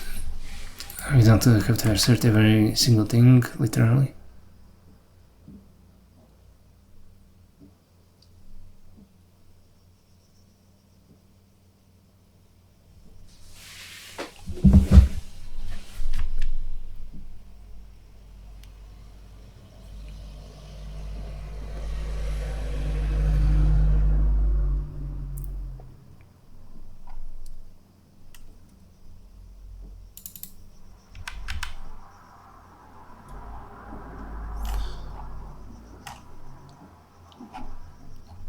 I mean, the only thing that bothers me is that we are extracting this here, and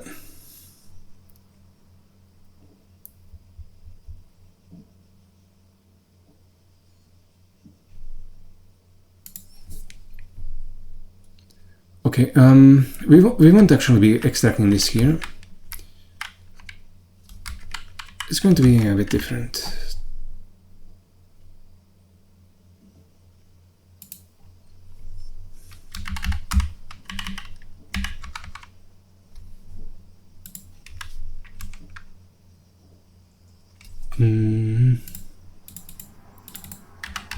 We'll do this like so. And we'll do this like so. We just want the dimensions for now.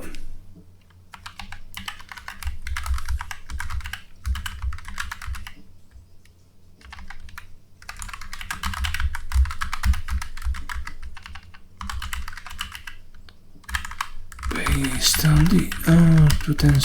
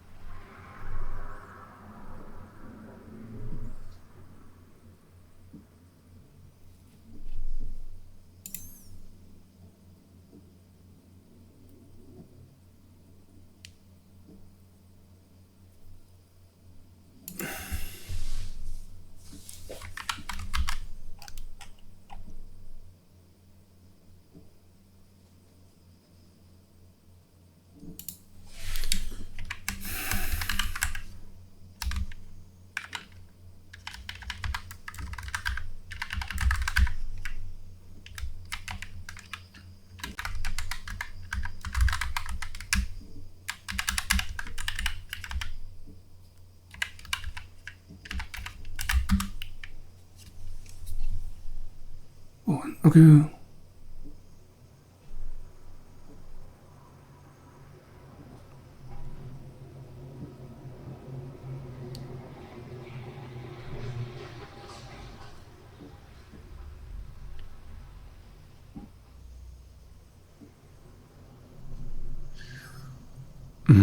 Wait, where's this causing issue?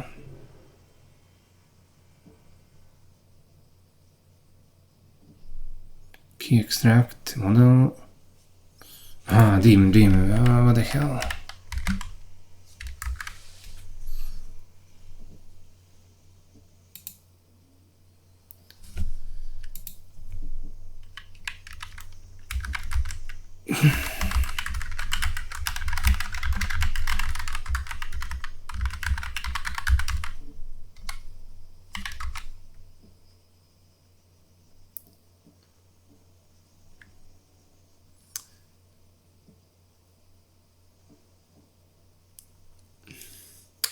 And since we are at it, we should do the same thing for this. For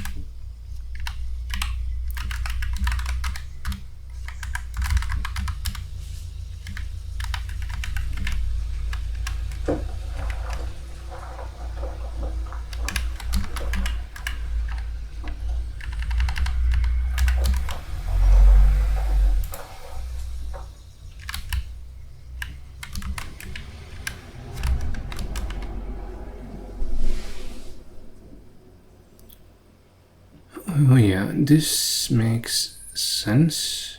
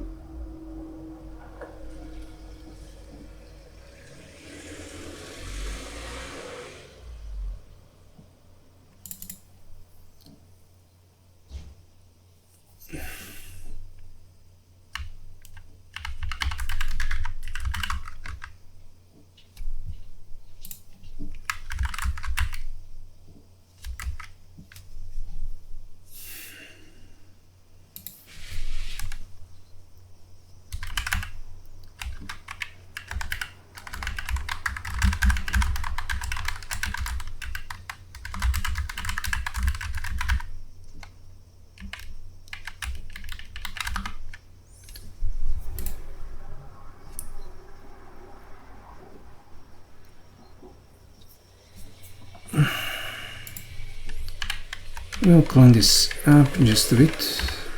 Block thread. We'll also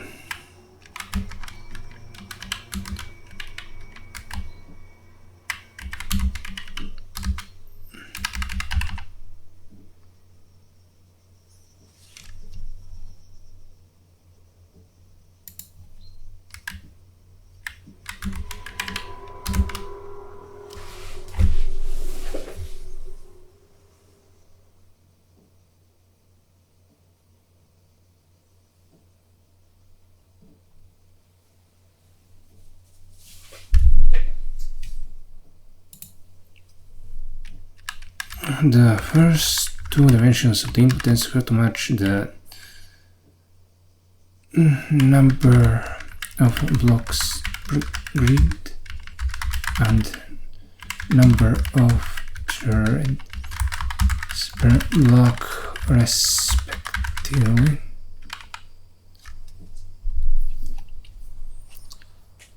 Oh yeah, this is perfect. Now we've done all the dimensionality checking up front, and we can just move on. Key extract, output probabilities, output indices. We're assembling everything that we need.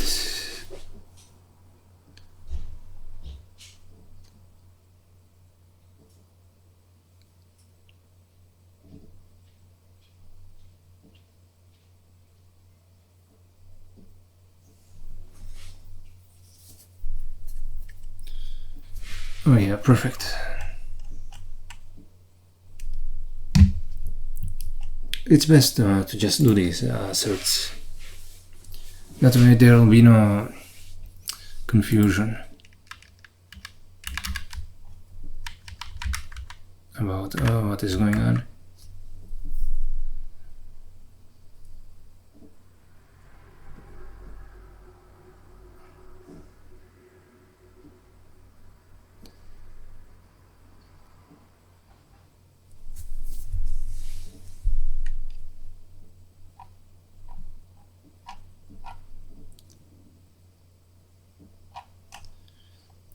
Yeah. Model input output.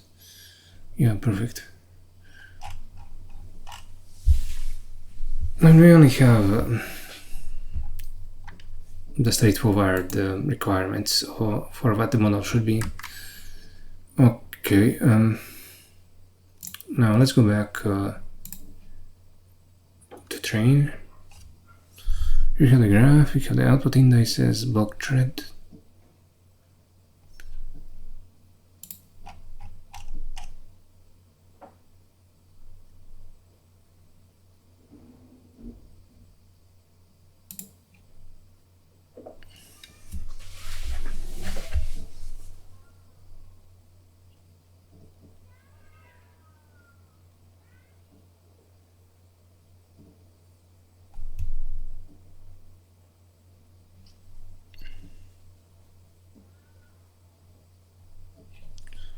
Oh, this is already complete.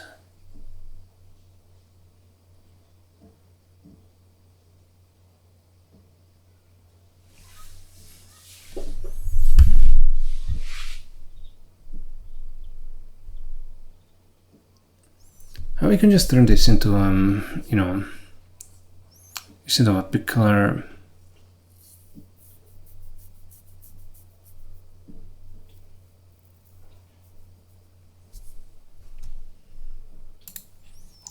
Maybe to make it a bit more elegant, input pickle data.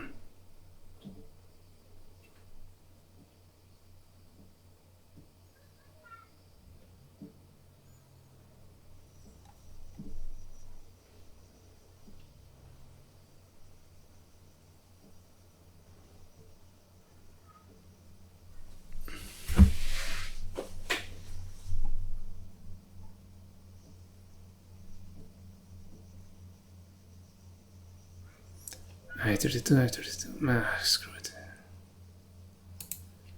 Forget it. I won't bother with trying to make this more elegant.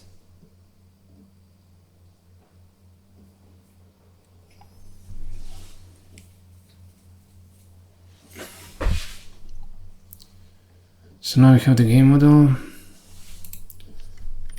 And the only thing we have to do is actually run it.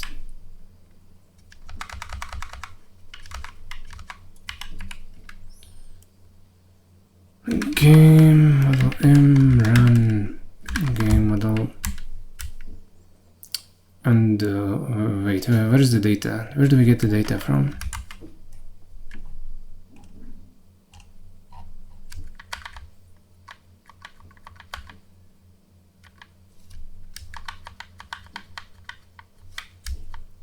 I think we got rid of the data.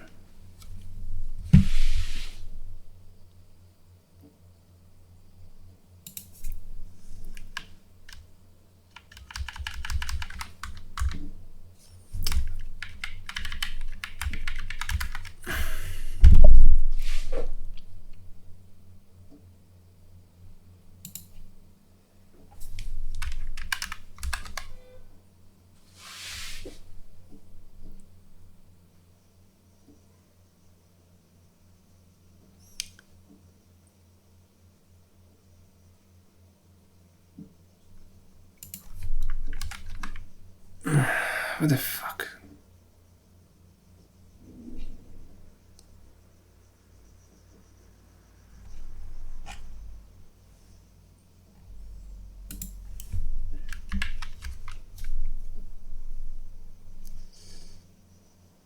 And we also need to pass in the data.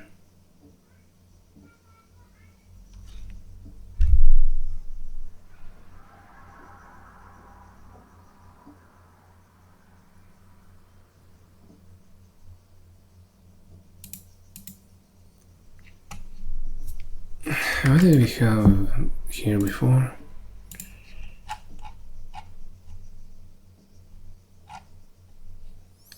I mean, we only had this, whatever. Whoops, I ended up closing the entire thing.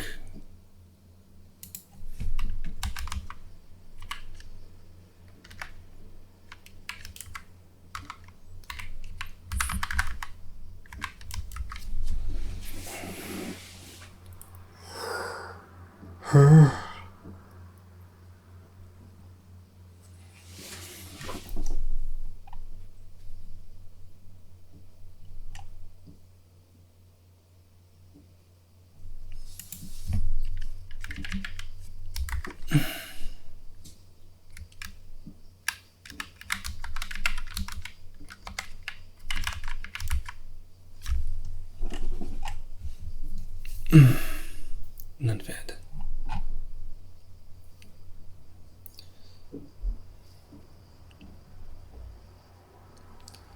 Now, wait, what was the output? Oh, the output indices were size block, size thread.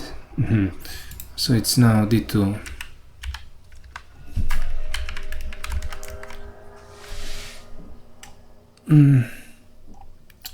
Model, crap. We need the original model.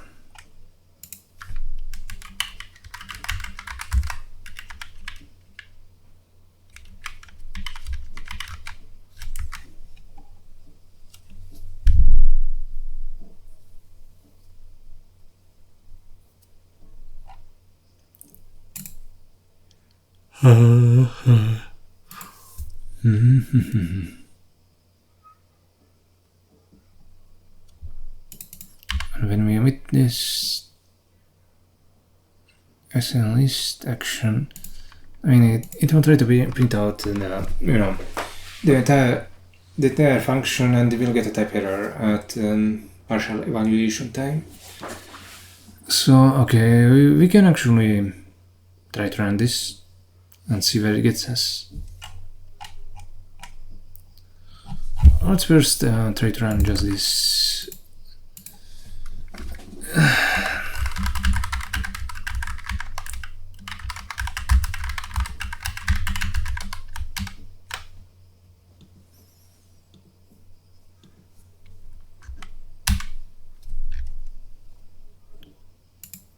I mean, I guess it's fine.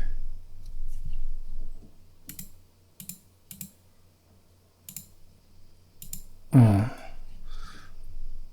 Okay. let's do this. Let's just run it.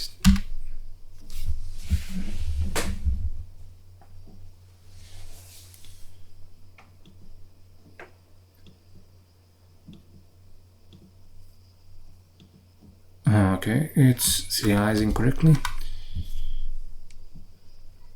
Oh no, let's do test 3.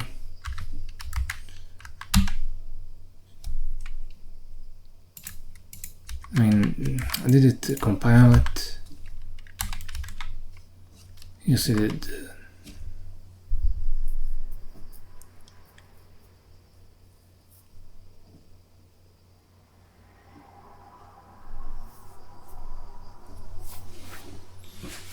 The output tensor is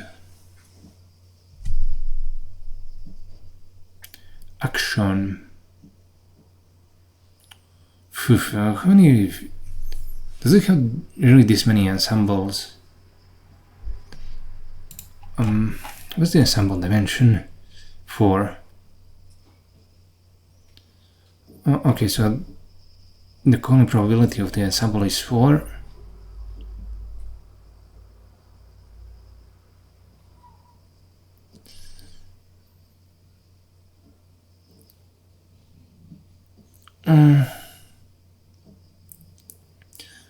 Oh wait,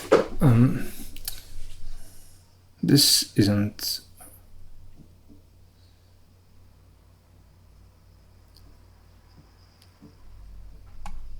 We need to leave the ensemble dimension, in fact, intact. This is not correct.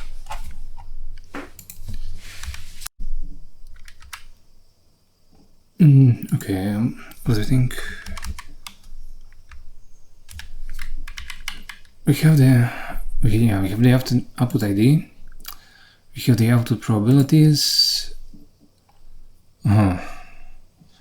Probabilities, we apply the ensemble ID, the block index, then comes the thread index. But unfortunately, if we want the sampling probability ensemble, you cannot just apply the thread index. Otherwise, what that would leave is this size inner dimension, and we want size ensemble dimension. We need to apply the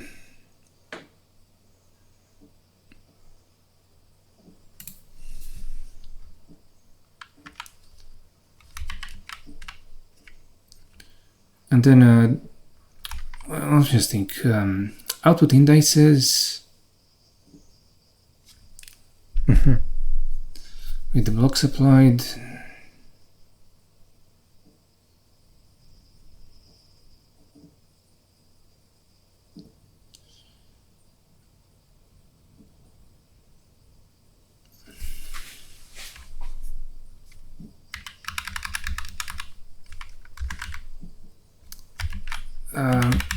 I think of a better name for this later. I'll just get it to work.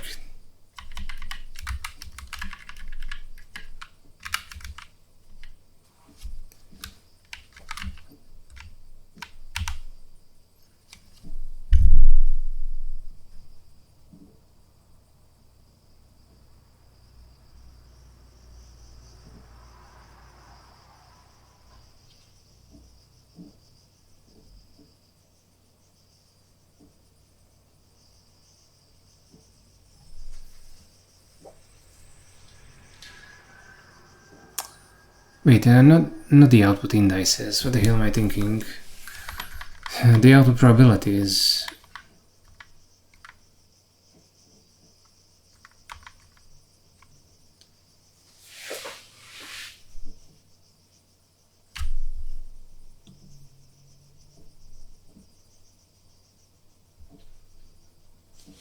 Ensemble block, ensemble block.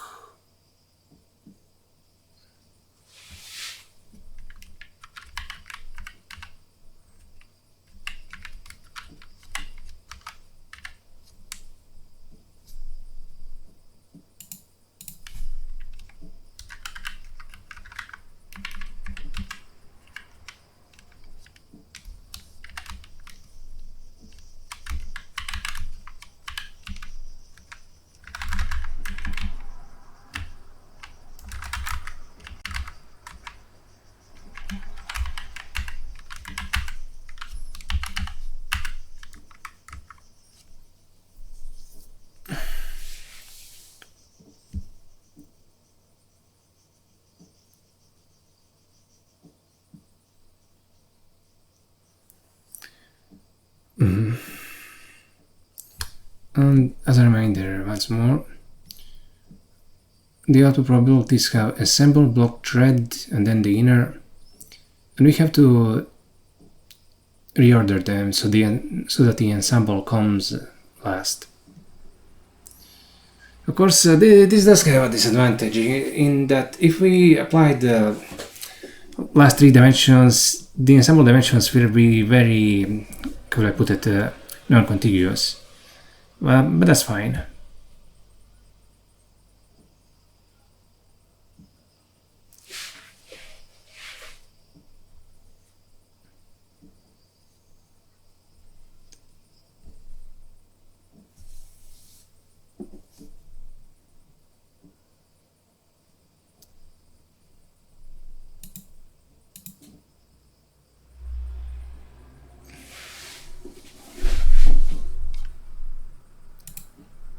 Okay, let's do this.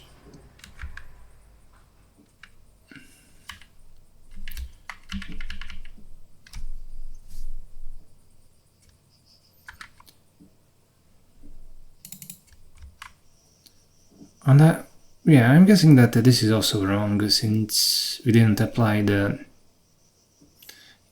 Yeah,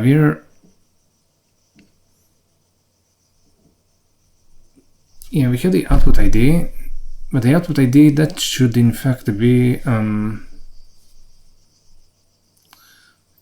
should be the thread index, I think. No wait, and that is in fact the last one.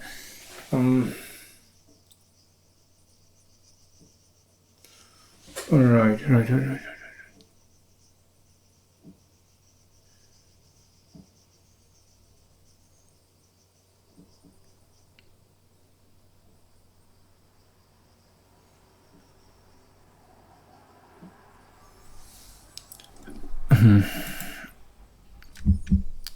Okay, let's do this. And the probabilities.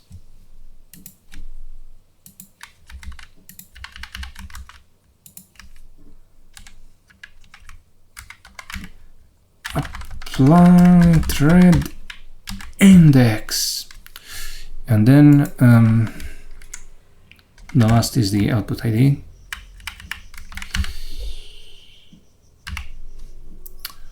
Okay, the sampling probability ensemble.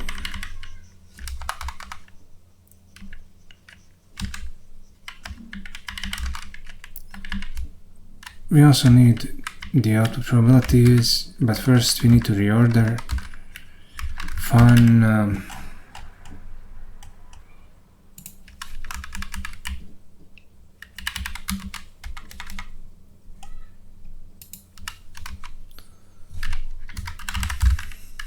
Inner,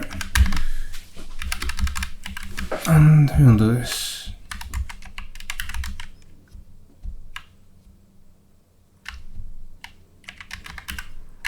Ensemble, and then what we do is apply these 3.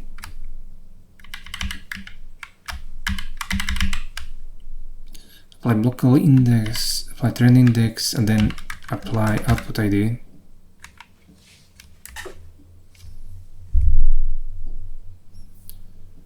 Yeah, that's basically what I wanted to do here.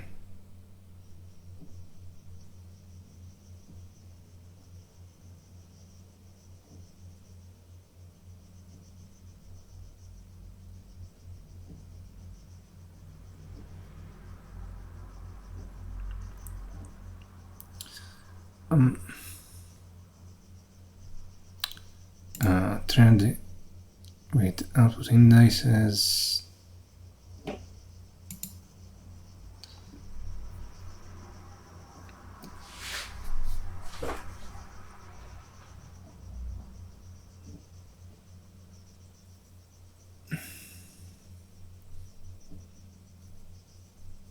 Yeah, that should index into the inner dimension, and yeah, that's reducing the last dimension of. The last dimension of output probabilities. Look index.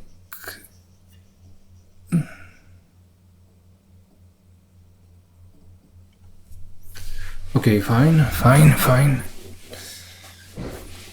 I keep, going over it in my mind. It's not really that.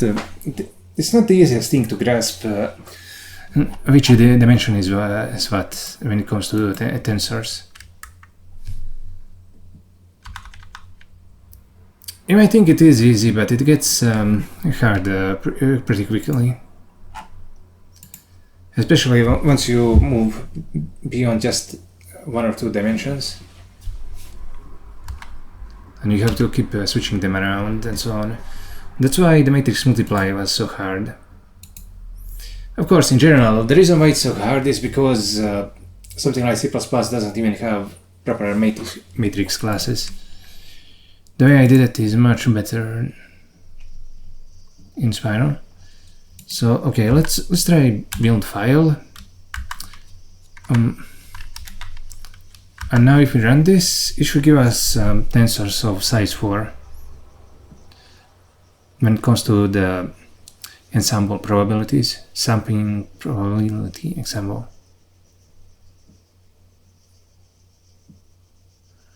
Perfect. Okay.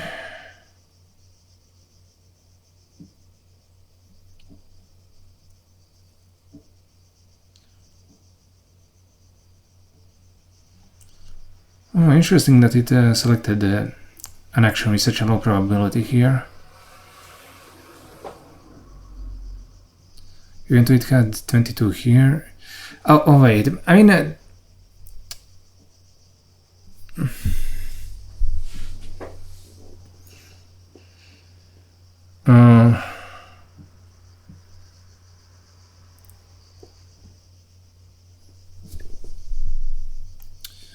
maybe... I mean, most of them are pretty small.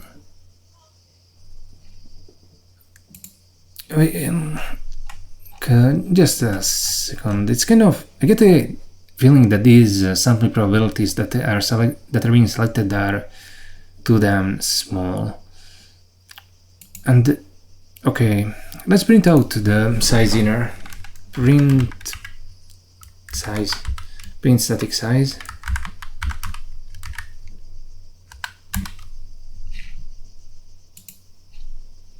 Inner is 128. So if you think about it, if you split, for fuck's sake, let me open a calculator. If you divide 1 by 128, what you get is 0.007. So it's like the third decimal place beyond the period. And that's generally where you should be selecting things. It's kind of that it actually selects something that's, 1, 2, 3, 4, 5, 6 decimal places. That's very unlikely. Okay, this is likely.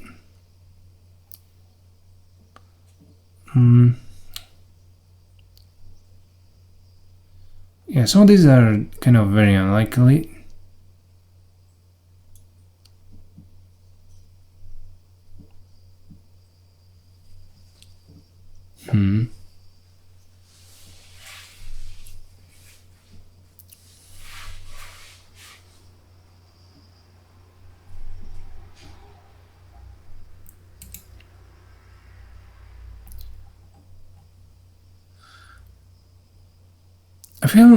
I feel like it's selecting very unlikely probabilities because, for example, this, it probably has, in an array of 128 elements, it probably has elements which are 0.1 and so on.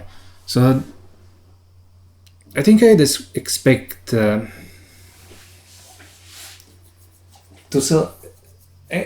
expect most of the time the probabilities would land on such very likely elements.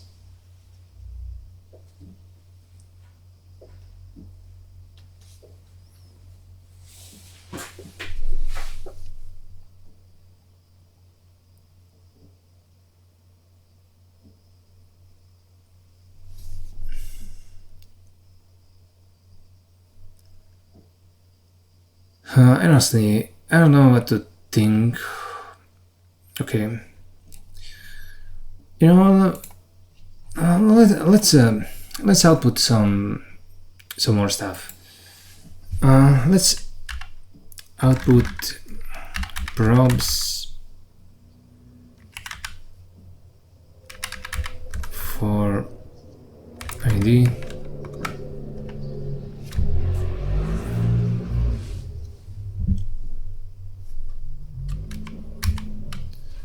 And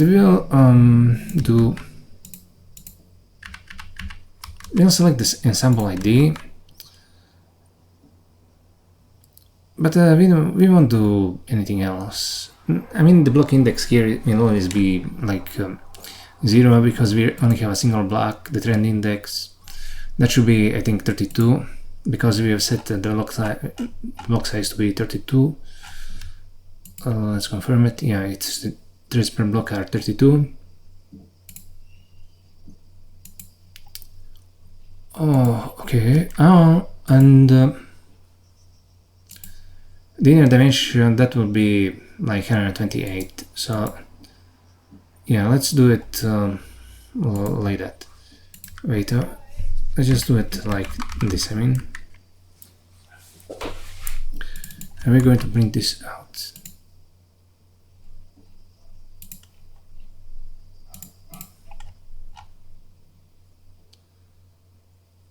I mean, okay, who cares about the output indices?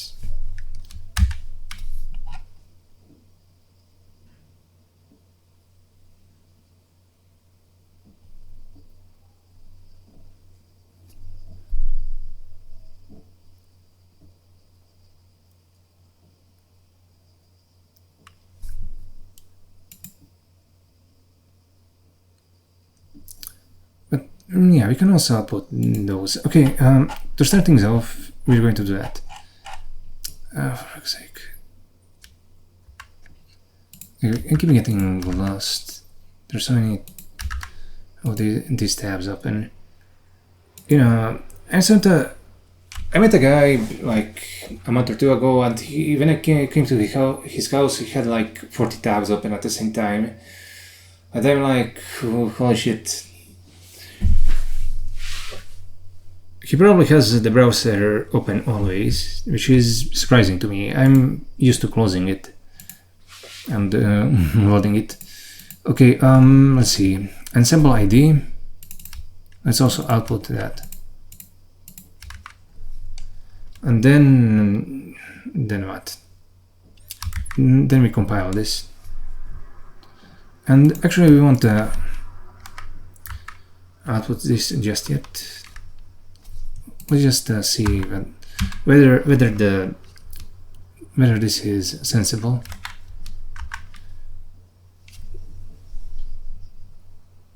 And wait, we also do want the output ID rather than just the ensemble ID.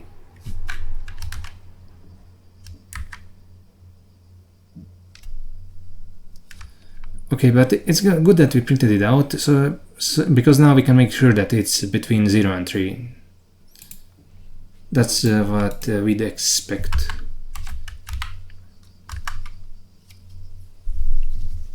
And of course, the output ID should be between 0 and 127.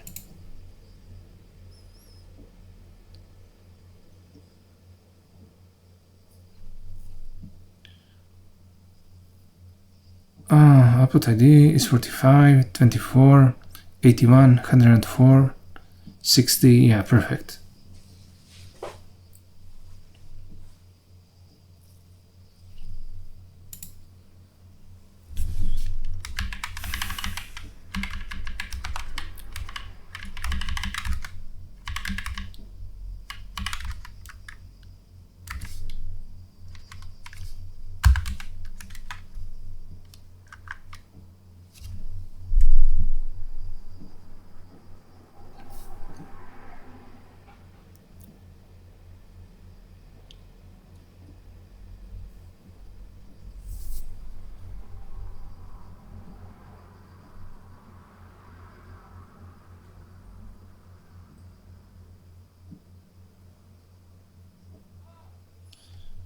Probabilities for ID.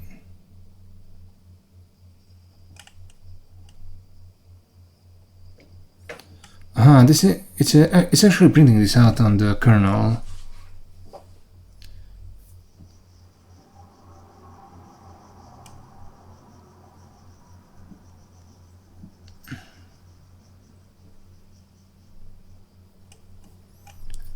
I need to say it's printing this out inside the kernel.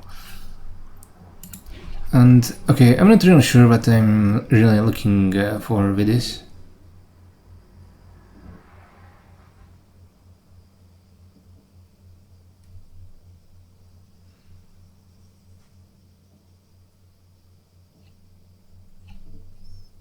Yeah, it has some very high value elements.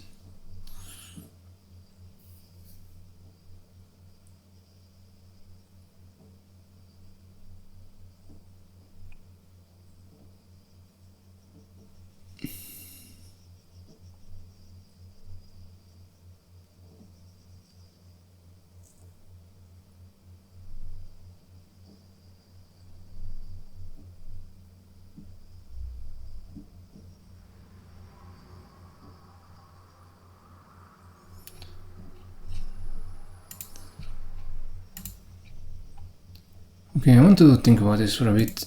You know, so suppose we took this and did a raw reduce to get the max.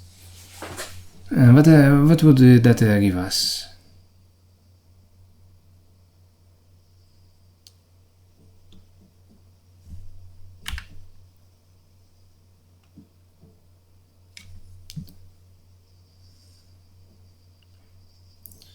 We need an tensor D2 F32.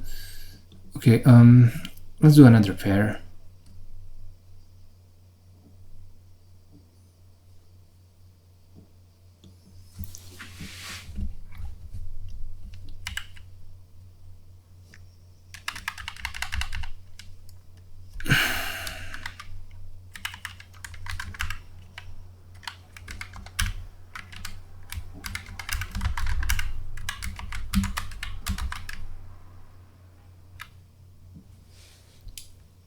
Block size thread.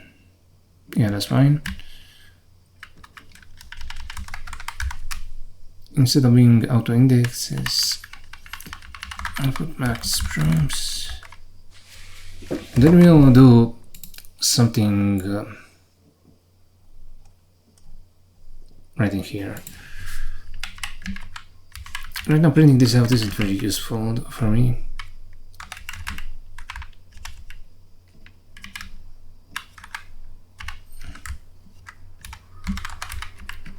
And we'll do a raw reduce.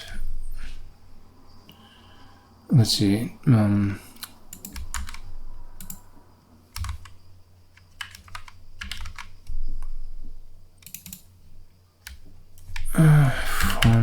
config x I tensor j.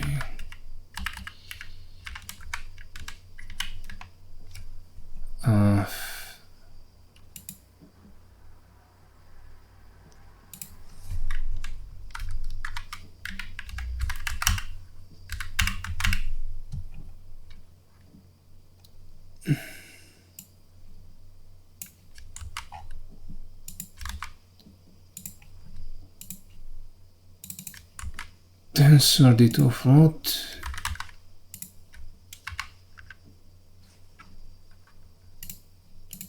X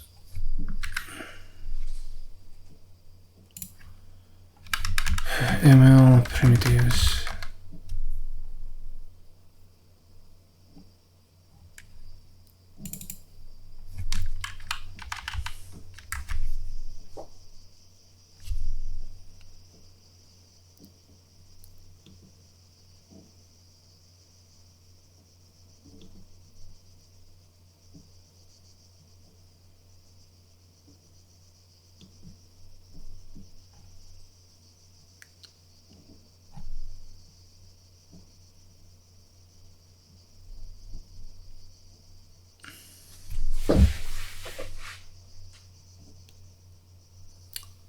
Why is it causing trouble?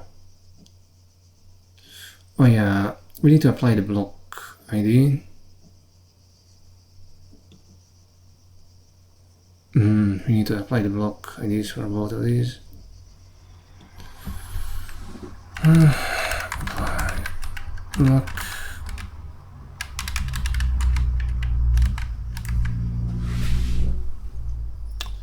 And then we need to actually do a reduction, and the way to do that is local reduce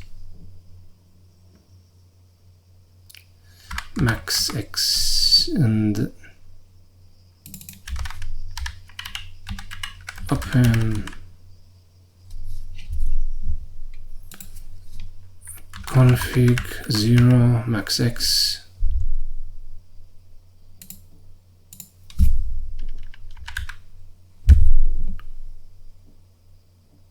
I think I got it right. This is the config, the neutral element, the reduction function, and the element itself. Oh, okay. So, and now if we run this, I want to see what will happen. Of course, we get a type error. Tensor index out of bounds. Which one? Output probabilities, ensemble ID, and apply block.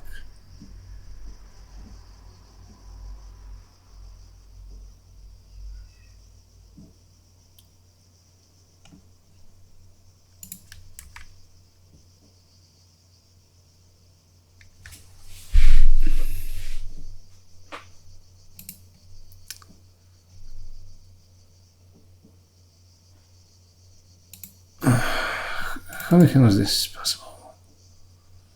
Apply ensemble ID, apply... Oh wait, it should be block index. What the hell?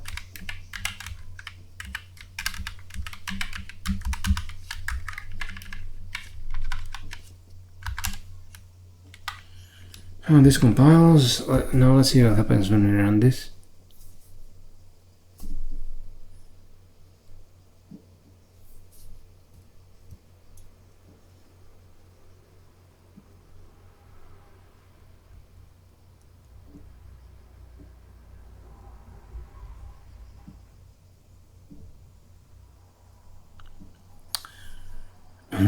Okay, so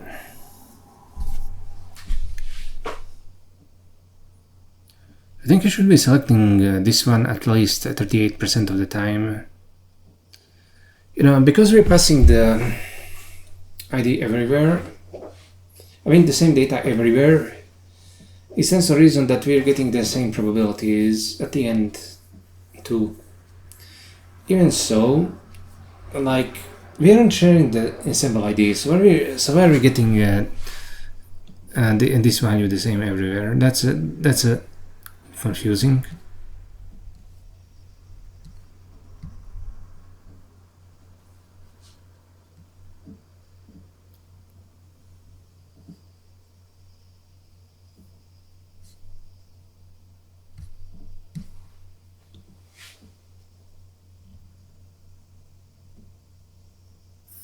Oh yeah, we are applying the ensemble ID.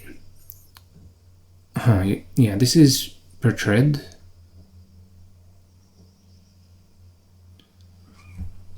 Block index is always 0. And yeah, so the different threads. Yeah, but there should be at least 4 different values of these. I'm confused what is going on.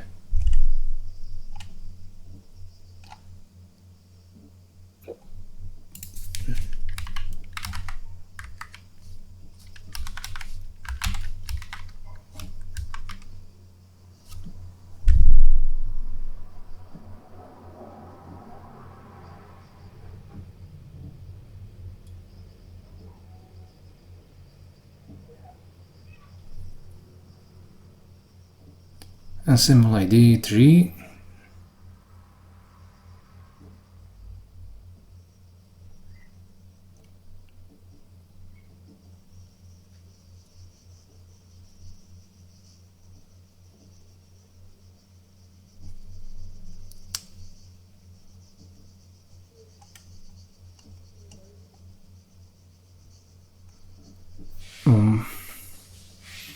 Yeah, is this confusing? Yes, it is.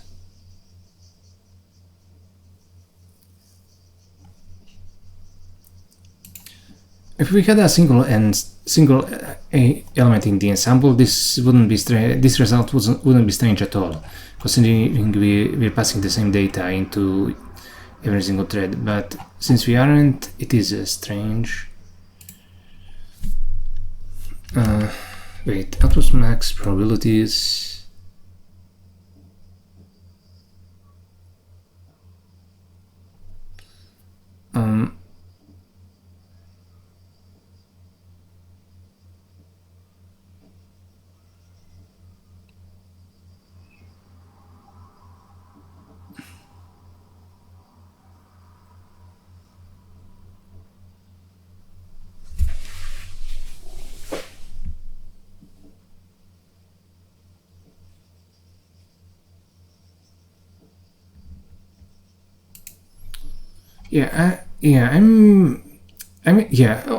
Come to think of it,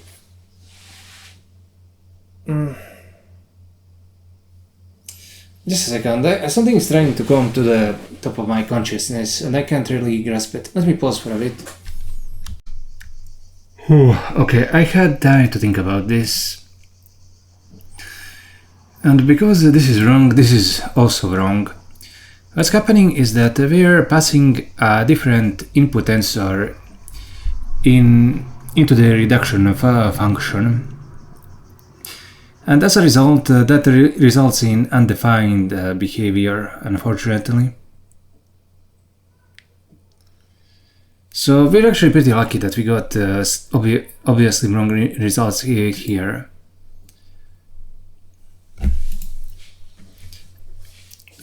To explain a bit better, here we are doing a block reduce, but every thread in the block could have a potentially different tensor, because this ensemble ID varies from thread to thread. And the row reduce itself is intended to be used on the same tensor for every thread. And that's basically how it works. If we're going to partially apply a tensor like this, it has to be with the same ID for every thread. Otherwise, it won't result. It won't end in the correct result. Oh, God damn it!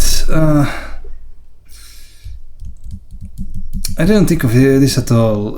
It's pretty miraculous that I managed to realize there was something wrong with the result simply by looking at the output probabilities. It's actually pretty dangerous to make your own ML library. Who knows what kinds of bugs there will end up being. I really do need some users to actually use the library and help me debug it.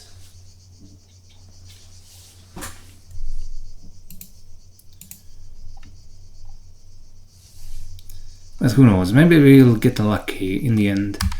Okay, so what we have to do, even though it's like less efficient, we have to do what we've been doing earlier here, which is to apply the discrete sample on the input probabilities. I mean that will be done here. How was that done again? Let's check out the layers module. For fuck's sake, this is so unexpected. It really breaks my mind. Apply ensemble, okay.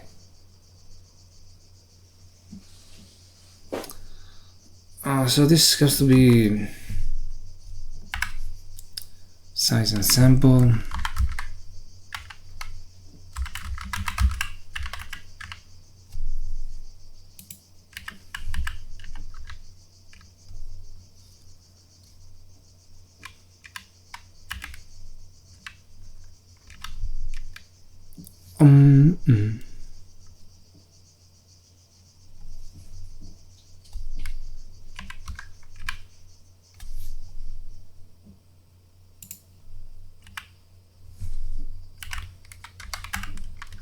compile,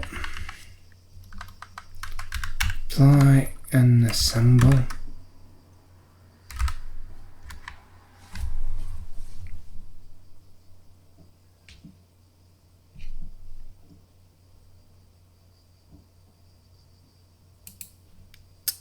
Oh, for fuck's sake.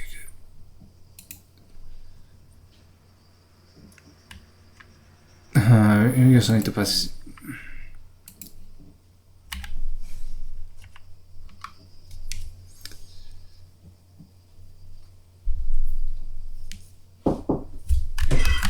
We'll do this the same as before, which is to calculate the indices for every softmax. And then, okay, for this, we can actually just do a max reduction. Let me just take a look at the primitives to see if we did the max anywhere. I think we should have somewhere. This is the argmax, local ln. Okay, local max. Oh, here it is. We'll do the local max here. Let's make a layer for it.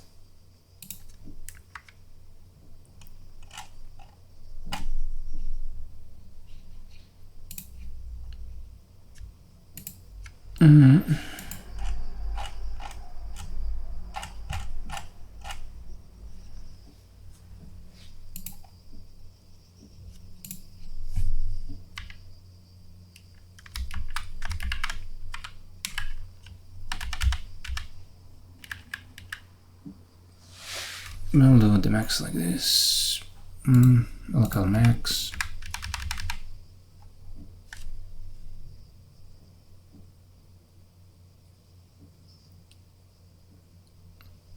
Local max. The row config. So what's the problem here?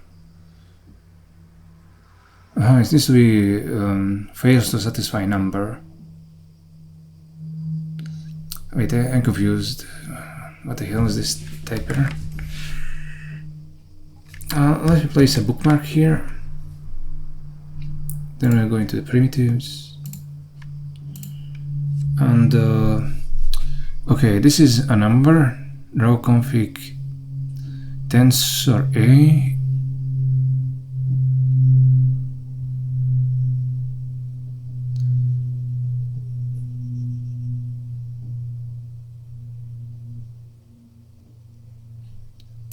I mean,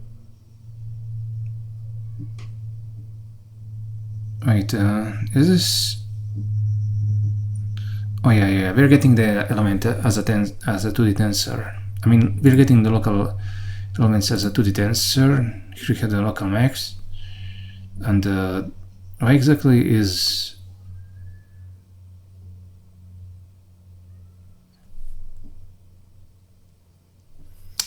I'm so confused by this typer.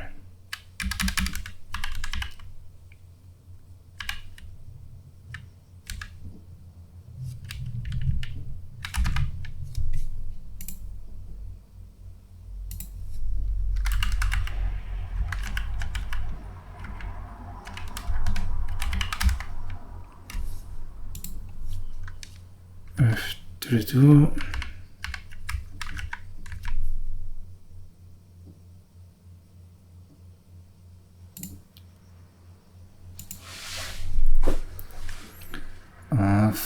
Wait, what exactly is the problem here now?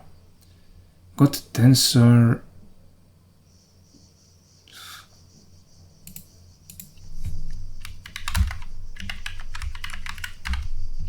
This is what? This should be.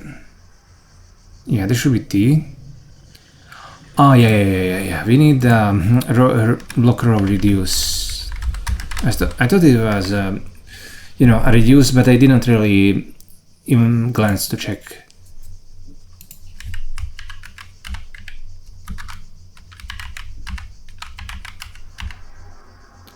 So this thing, what's the problem with this?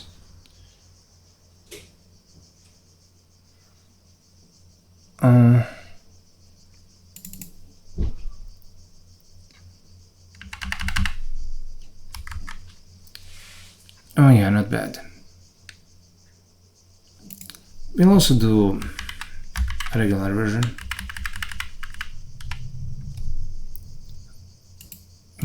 Which takes in none. Okay, not bad. Now that we have this, let's go back to the bookmark. Not this one, but is it in train?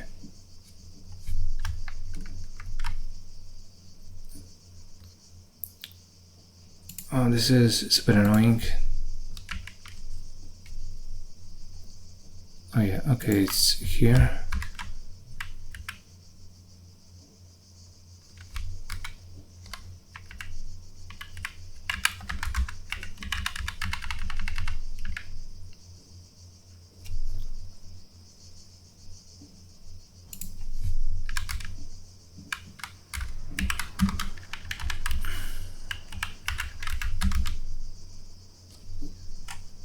I mean, why do you even need a type notation here? Fuck it.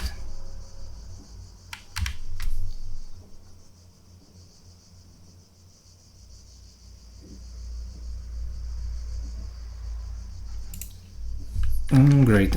Now what I want here is to have a max. That should be the same dimension as discrete sample.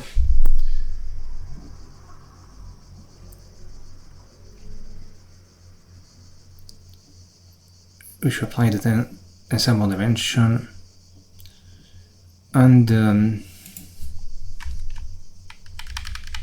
max probs. Yeah, great. We take in the max, we reduce it.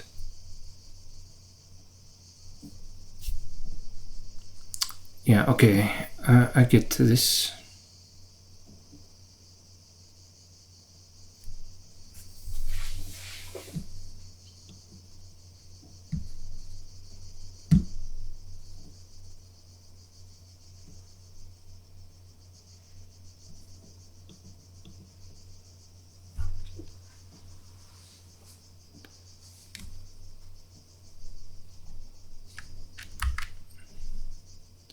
Okay, model M.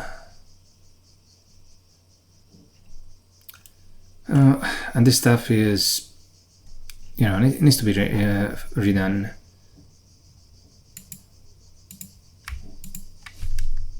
Let's comment this out. We'll comment all of this out. Ensemble ID, output ID, and we won't be doing this anymore here because it's wrong.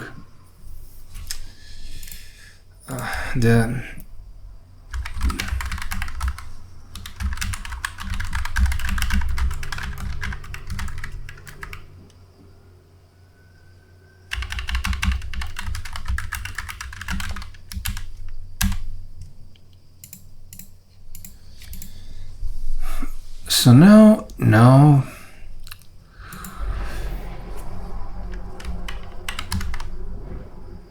okay, I need to go at it from the top. We have the output probabilities. This is our ensemble block thread. Yeah, that's fine. And now the output indices. Now they should have the ensemble dimension.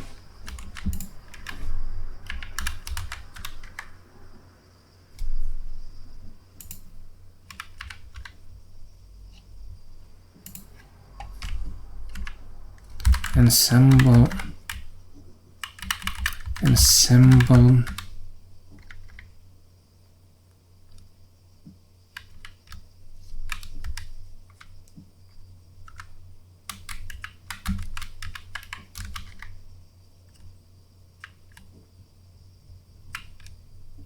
Wait, no, not this one.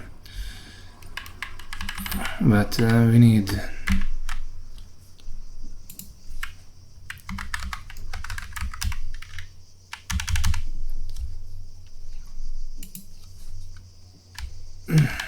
max props.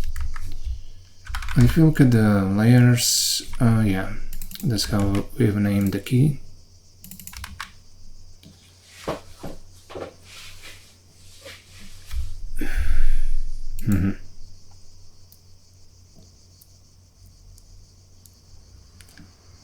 the input. Okay, the input is fine. Let's put the input first.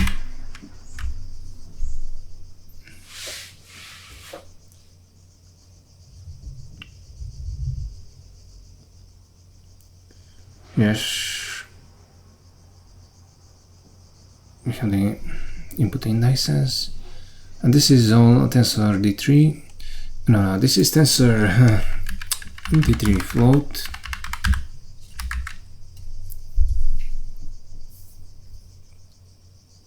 If you look in the not fucking this. If you look in layers, then what's the type of this? Yeah, it's D3 float.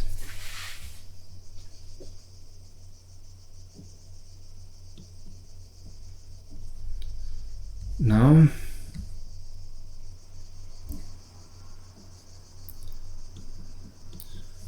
let's put in D3 here.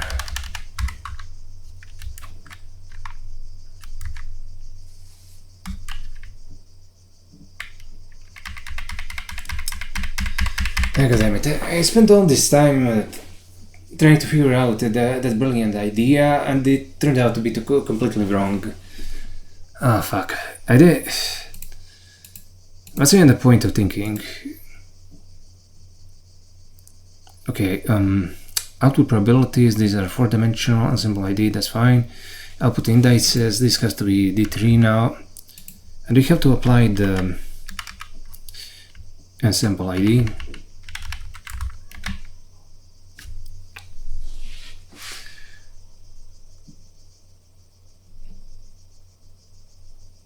And okay, that will give you us an index.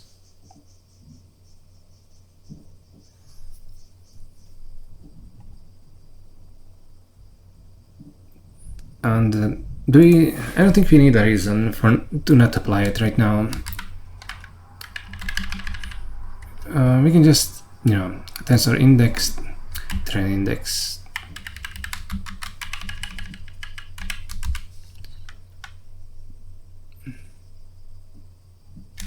And 7 block thread. Output indices, and okay, output ID.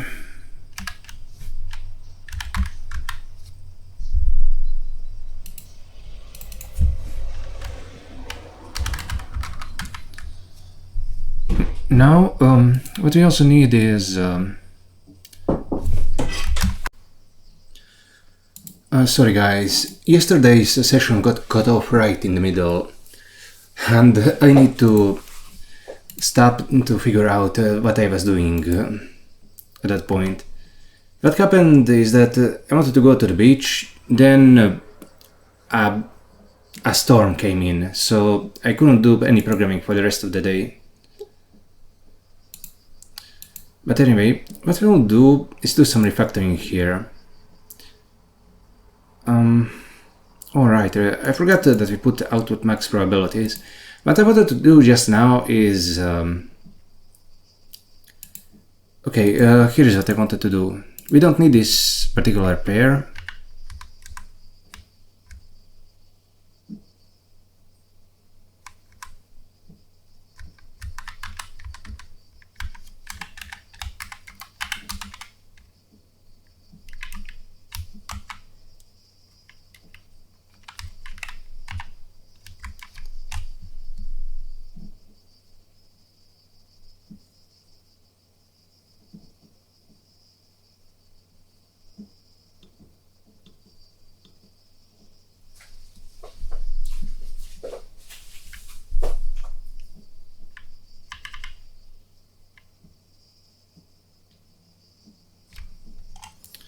Yeah, because we have the the input layers and the keys for them, we don't need to put in a pair like this. So okay, why is this a type error?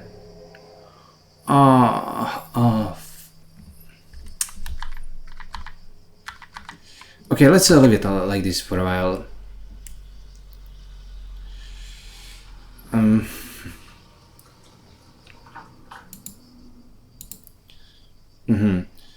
Okay, so what are the output indices? Ensemble, block, inner.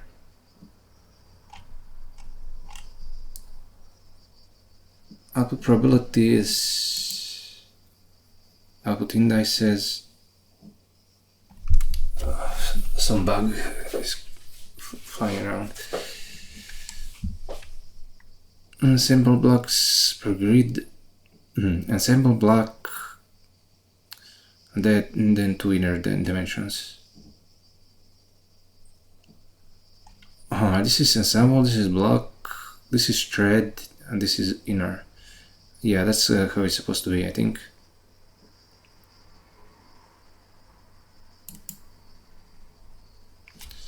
Okay, sorry, I need to refresh my mind.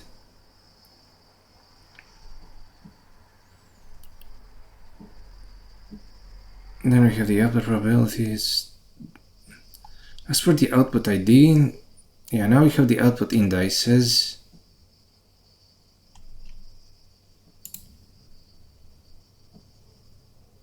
That gets rid of the inner dimension. Symbol ID, block index.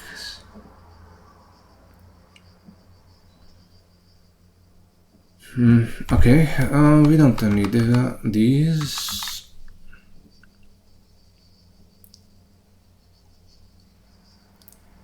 Reorder ensemble block thread, inner ensemble.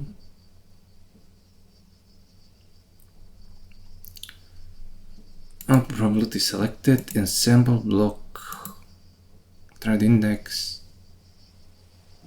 Tensor. Okay. I guess that seems fine. We also need the output for max probabilities, and that would be just this key extract.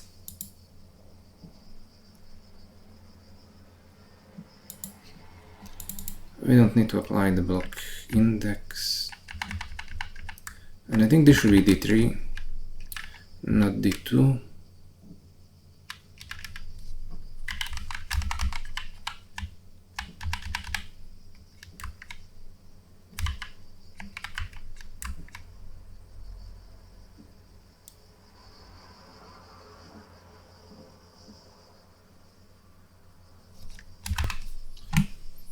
Let's just check. Ensemble block, and this is thread. Okay.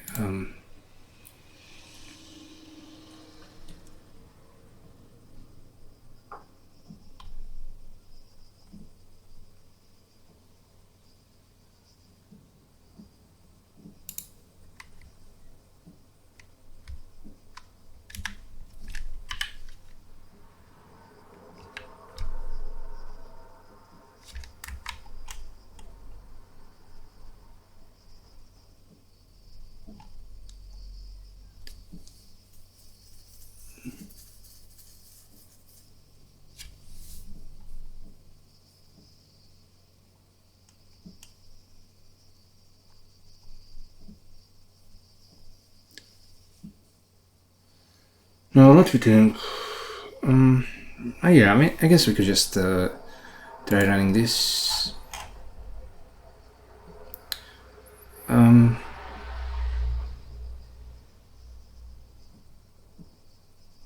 Okay, and this test, why are we even modifying this particular test?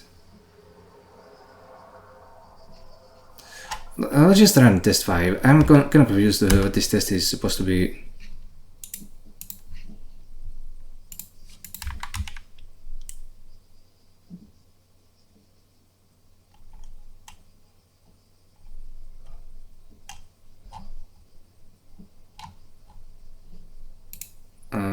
This is confusing.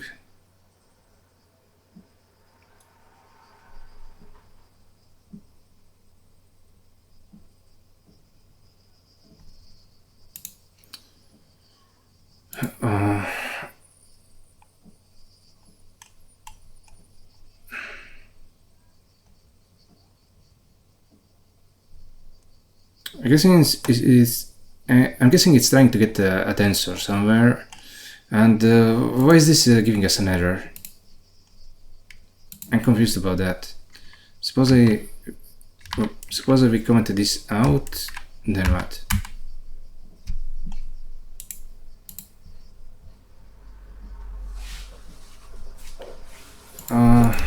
What's going on? I mean, did we break something? Okay, let's go through the earlier tests.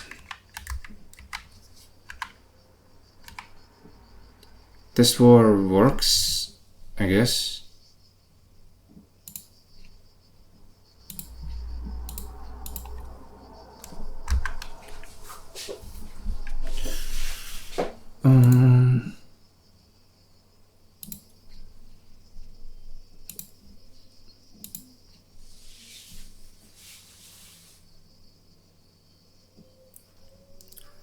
This is test 4. Okay, let's see what test 4 is doing. From here on out, I'm going to try to cut down on the gaming. It's really been costing me greatly, especially my right hand has been hurting from all the late night sessions. I'm really grateful that I had the chance to experience some of the games that I'm playing, but I need to lower that intensity. Graph, softmax and discrete sample.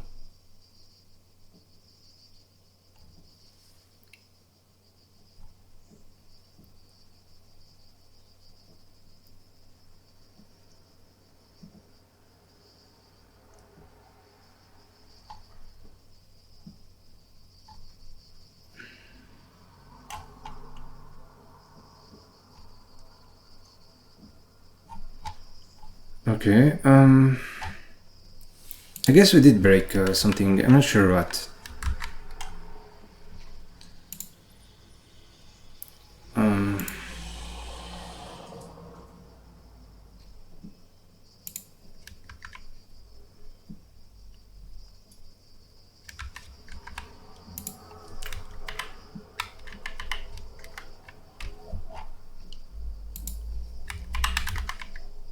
Whatever. Let's try. Let's start paring things down until we get.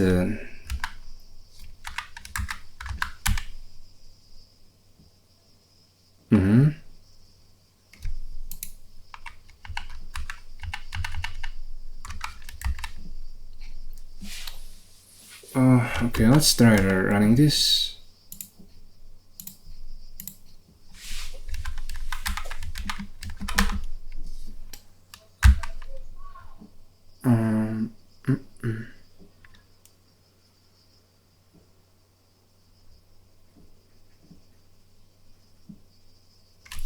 Okay, these are the output probabilities now, and the error seems to be happening when we uncomment this.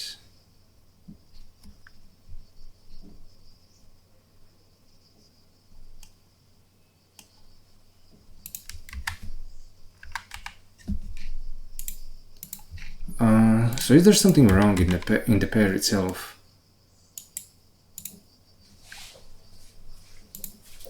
In the pair node. I mean, I'm confused. Haven't we tested? I mean, obviously we haven't tested it enough. Pass offset parameter.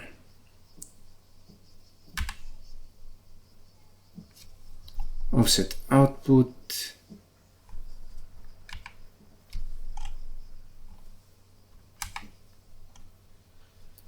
Parameter init.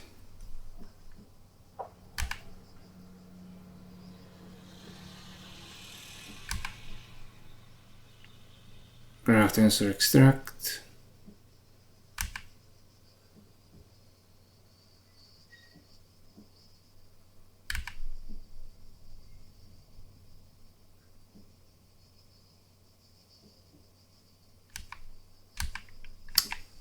Okay, there's definitely something wrong with the pair. in which function is this happening exactly? It's trying to get on line 251 and I have 251, and this is in graph tensor extract.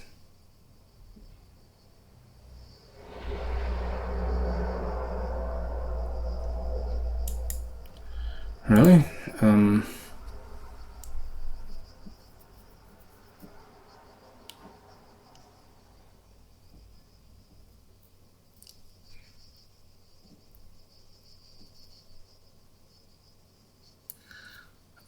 I mean, which node is it? Is that even extracting? I'm confused.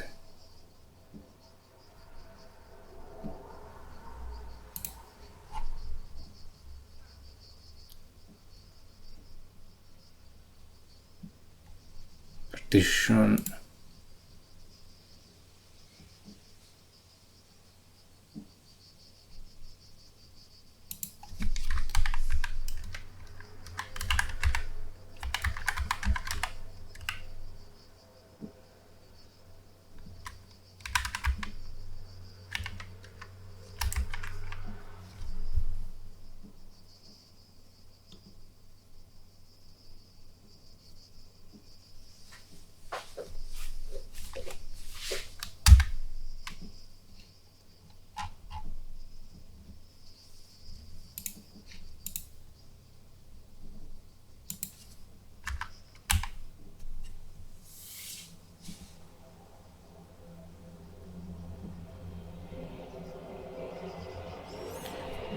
From the...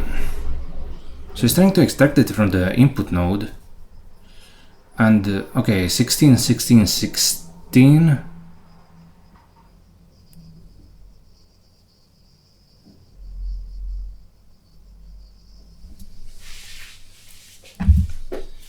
Like, is it possible that we have the wrong dimensions in the input node? But even if we do, we shouldn't be getting this kind of error. Okay, suppose we did something like... let's comment this out, we'll put in a bookmark.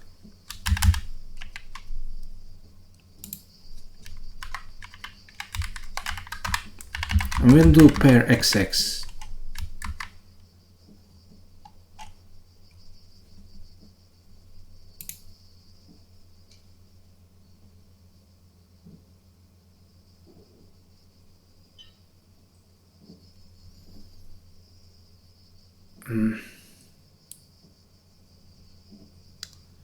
It's too bad we don't have a key in the input layer, but never mind that. Let's try building this. And it seems like this does build. Ensemble blocks per grid 16. And if you look at the error, I mean, if you look at the terminal, this thing has 16, 1, 16. Okay, and so that's definitely not this one, because this one would be 1, 16, 8. This would be 16, 1, 16. So it's this input layer that's causing problems. Why exactly? I mean, it's in the output of row reduce.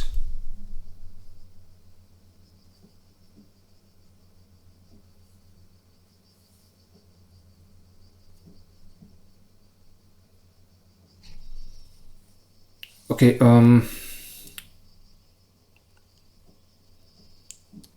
so this error is so unexpected. I have no idea what's going on. I need to focus more on programming so I don't forget pretty much everything the next day. Instead of fighting aliens in XCOM, I should be focusing on finishing this project, or at least this part of the project. And then, okay, let's see. Print static.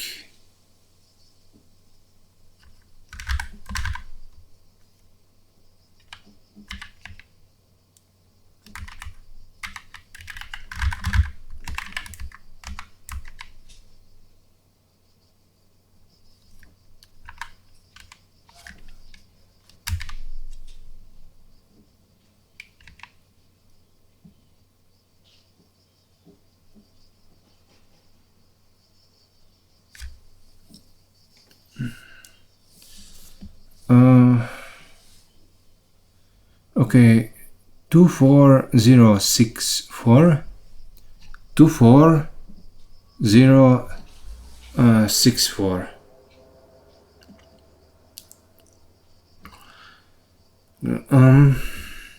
This is the graph, this is the output.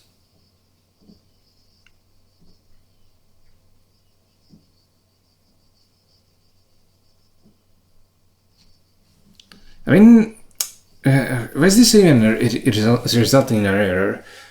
These are completely the same. I mean, the partition offsets.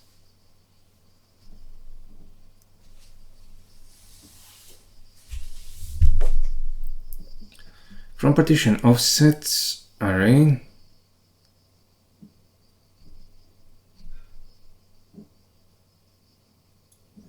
Okay, let's put in a print here.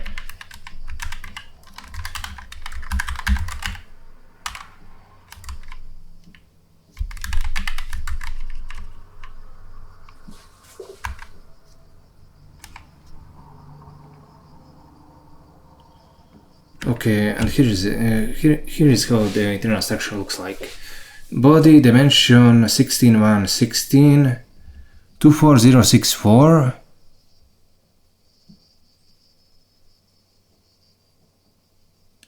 Two 5088. Oh yeah, the offset end is past the end of this array.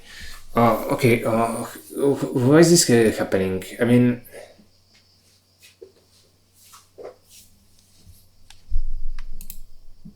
so there's something wrong with the pass for the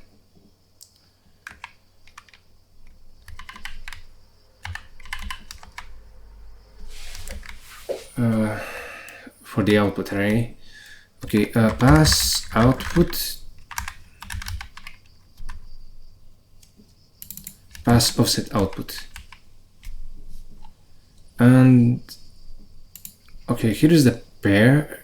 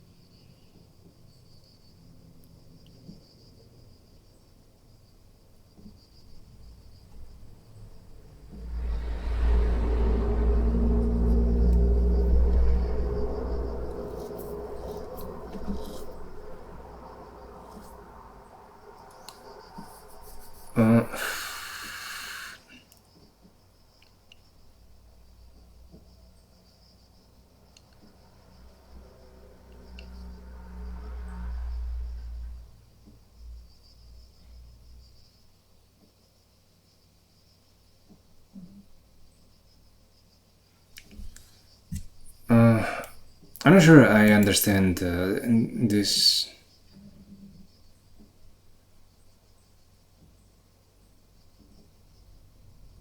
Let me pause for a bit. I need to think about this. Okay, I'm just putting some print statements here. Here we have the print static, and we have the two output nodes, and it prints this. And as you can see, this is the value that comes out of the output node. But if you look at this thing here, the offset end is past the end of the array. Now, okay, let's see. The array. Okay, let's think about where's the fucking array? These are the partition offsets. Okay, let's just take a look at what comes out of this function. Print static offset.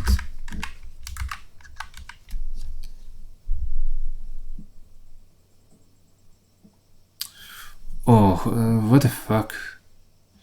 I mean, clearly the wrong thing is coming out of this function, because it should be impossible for there to be this offset in the output and then for this one to come out.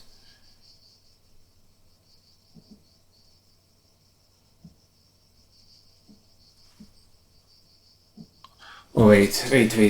Oh.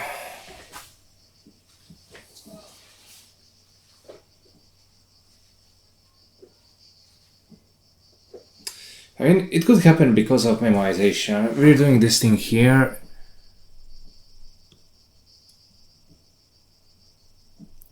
And we're also sharing the output nodes.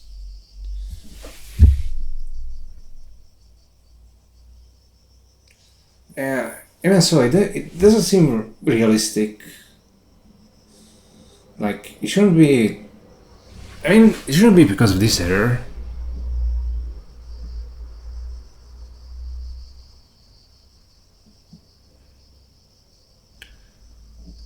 I mean, these nodes aren't... oh yeah, they're shared in...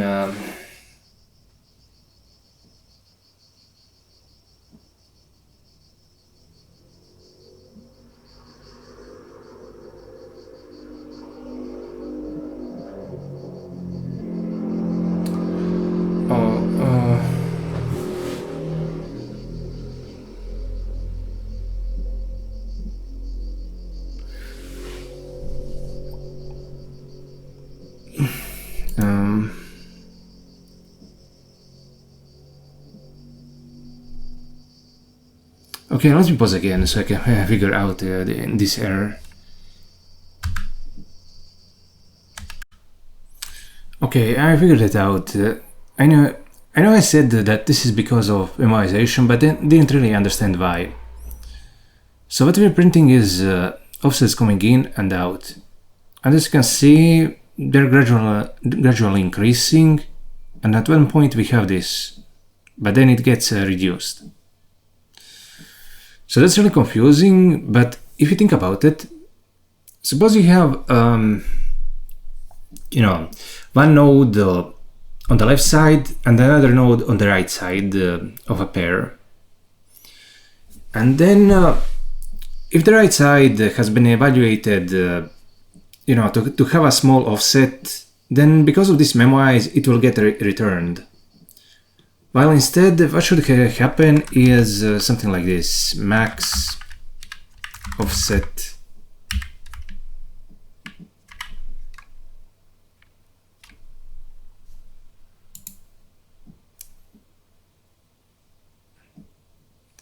crap. Whatever. So now we need to bind it to a variable. Okay, how about this? Max offset. No.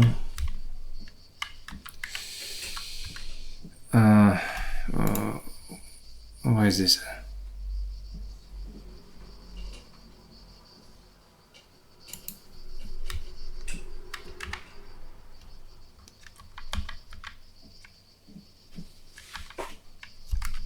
Oh my god, this is so annoying.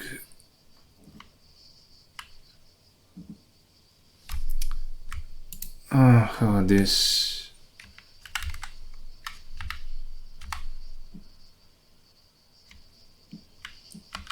Fun X.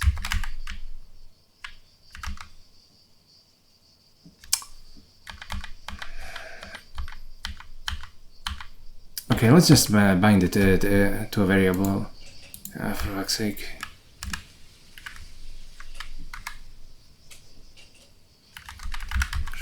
Graph T. Okay, but this kind of does shake up my confidence in this whole library.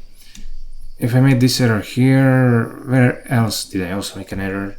And is it wrong again? This is insane.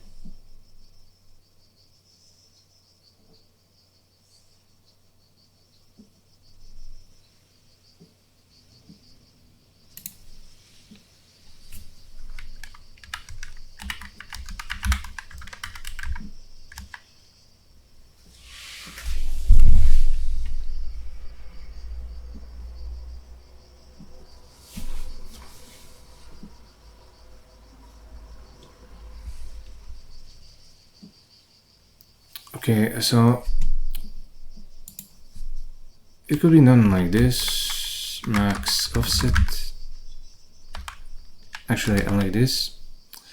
But we should also be able to, you know, write it in point-free style.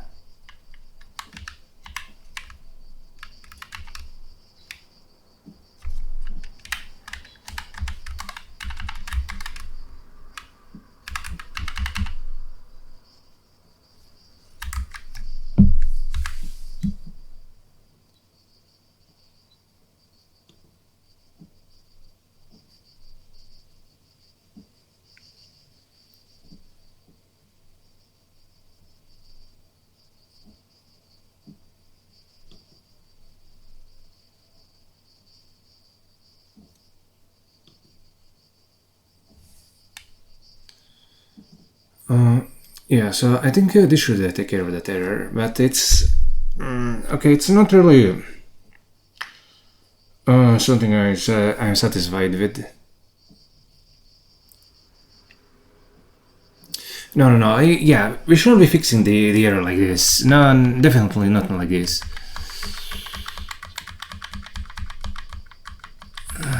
What was I thinking?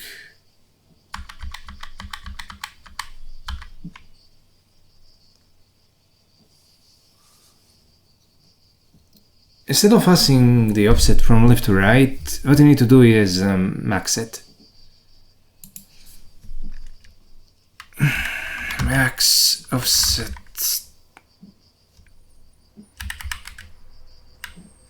F offset.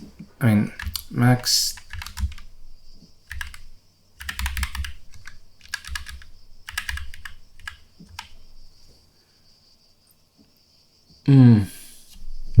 All right. Okay. Let's make a helper function for this. P2 AB offset.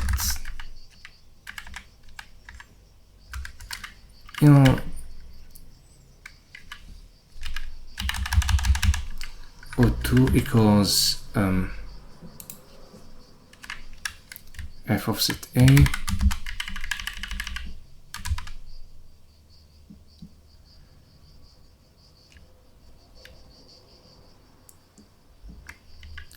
Actually, we don't need to pass the.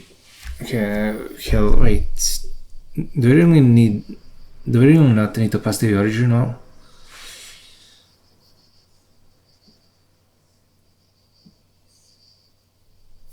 I'm just wondering, is a situation where we, get a large offset here, but a small offset in both nodes, but even possible?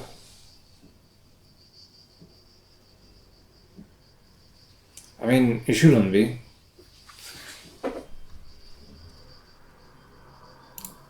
Okay, let's make it all this then.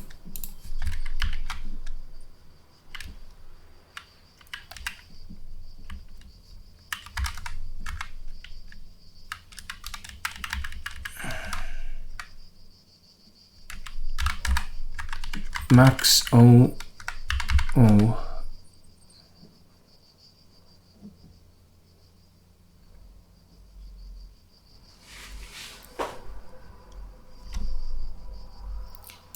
And then what we'll do is, do P2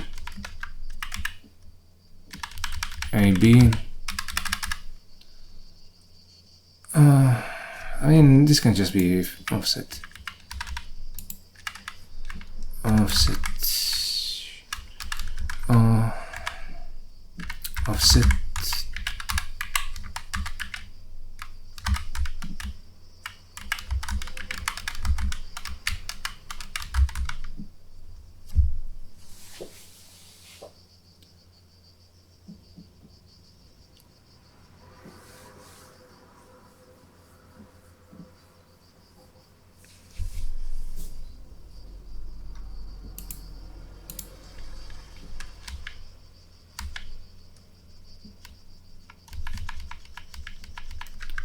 P2 AB, but now this has gotten me paranoid. If crap, we also need to do the the matrix multiply like that.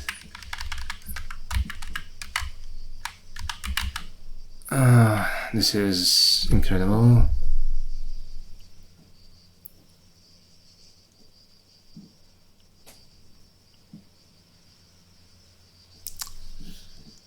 And I'm not really happy with this. I mean, I'm not very happy with this either. Like, do we have to do this kind of thing pretty much everywhere now, or is there a more elegant way of dealing with it? I mean, do we have to do it in the output tensor?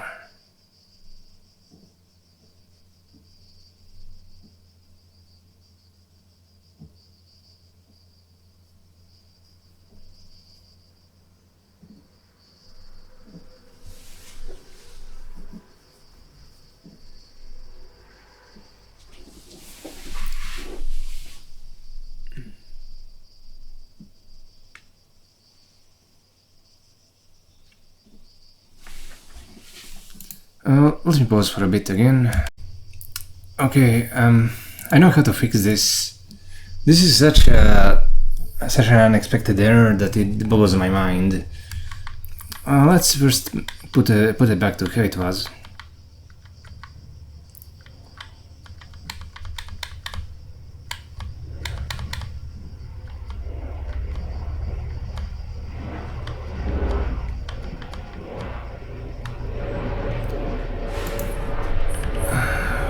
We can get rid of this. And we're going to have to change a lot of things.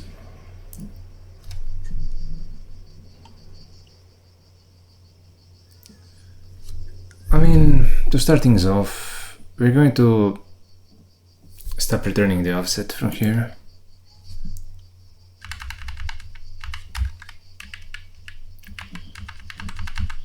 We're going to do this in an imperative fashion. You cannot really blame me for not thinking about this first, because, you know, I'm not really an expert in compile time, in writing and compile time passes like this. It's incredible. It's mind-blowing.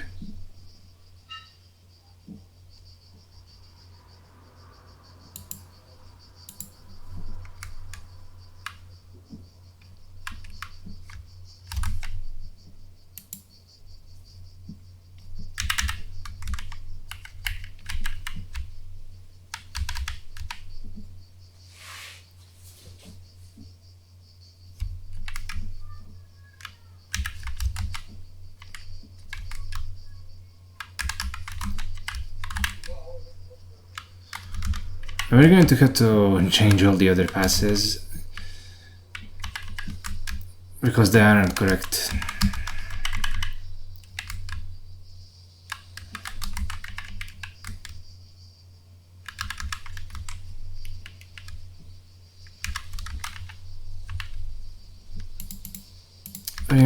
We won't be passing the offset here.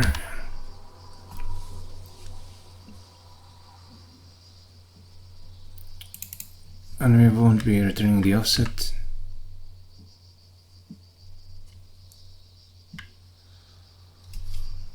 Instead, okay, let's do in offset key equals offset. I mean, it can be pretty much any kind of reference.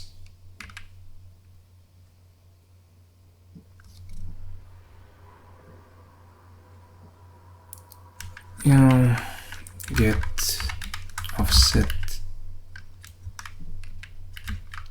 size equals okay, let's see, graph cache map m try get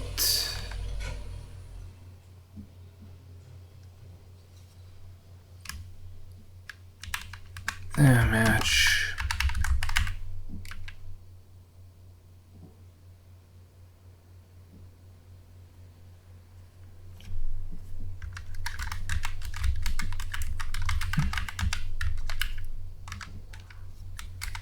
non-zero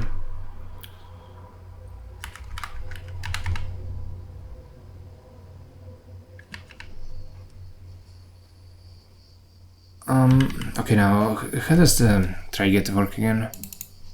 Let's put a bookmark here, and then we'll look for a reference. Oh yeah, first we have to put in the key. I mean, not the key. Oh yeah, we don't need to put in the key. Then the wait, what the hell is this? Oh yeah, first we have to put in the hash map and then the key. Okay, let's see. Bong, bong, bong. H offset key.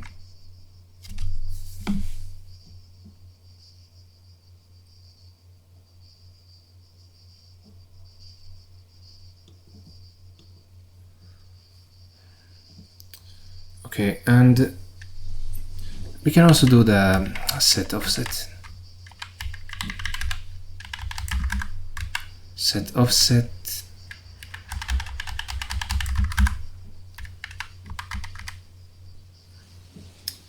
How do we fucking set the hash map?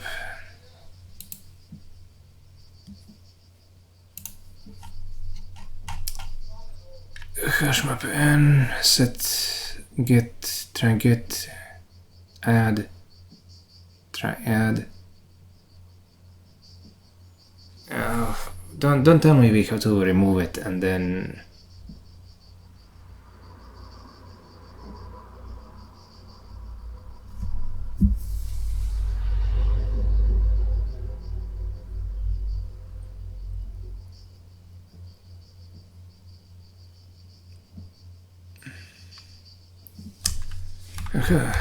This is so annoying.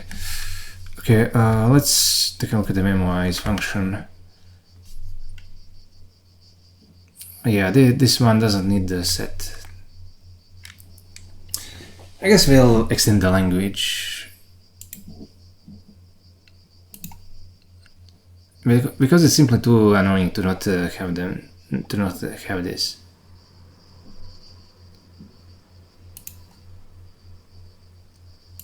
Block parsing. I mean, this error is incredible, but it kind of reminds me of the errors I ran into working on Spiral. So it simply cannot be helped. We need to get through this, and we will. And I need to stop being so distracted with video games and work.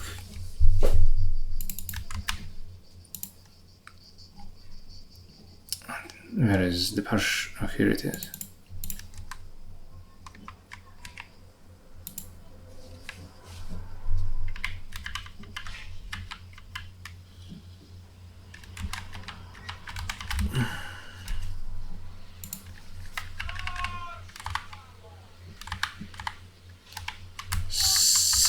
Saturn.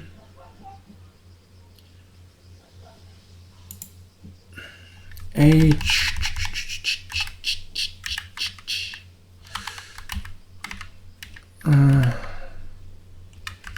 I mean, H key.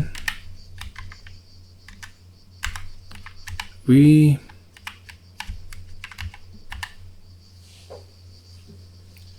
And why is this not working? Yeah, we need to return db, which is the unit type. Hash map set. Great. Let's just publish it.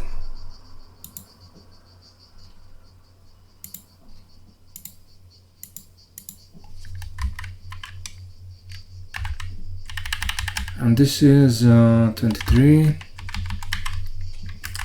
added.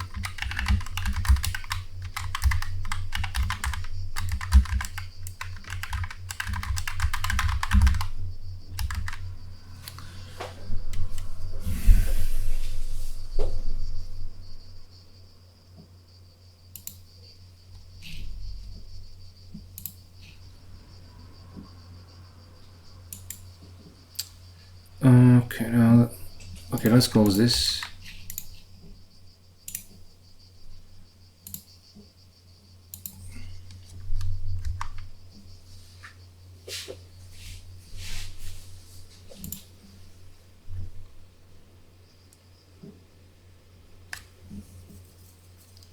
Now, if you go into the hash map M,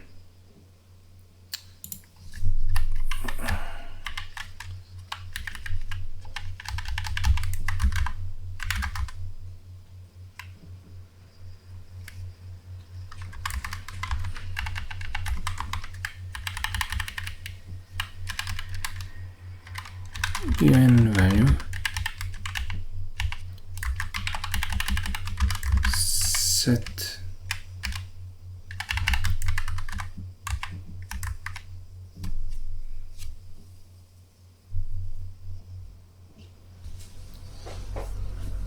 okay, no, not bad.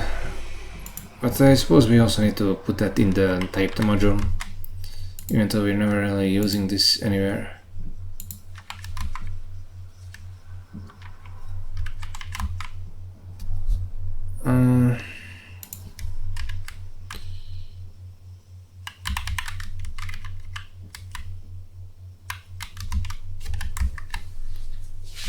Problem solved.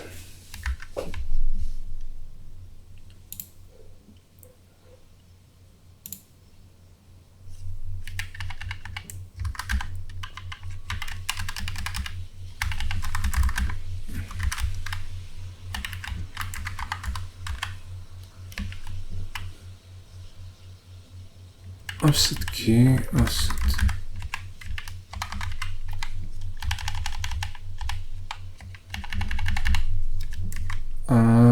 What did I put in as the type for this?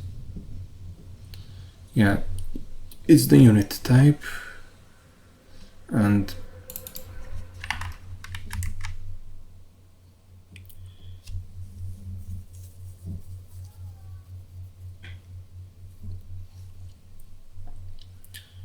okay, and then this is great. Now we can just do this.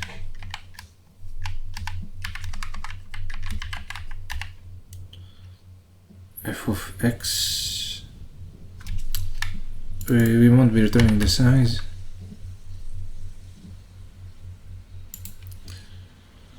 And this needs to go into set offset.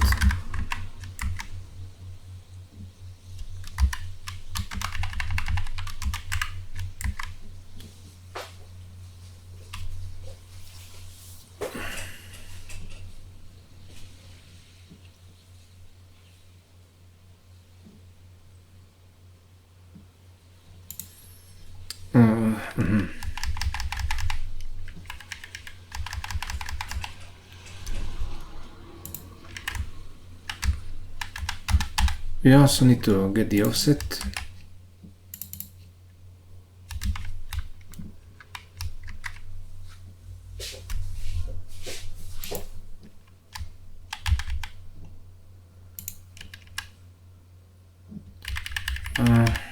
This thing.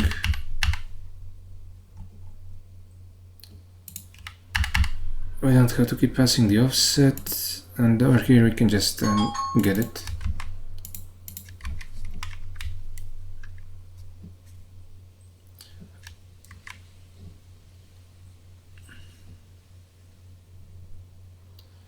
Just a second.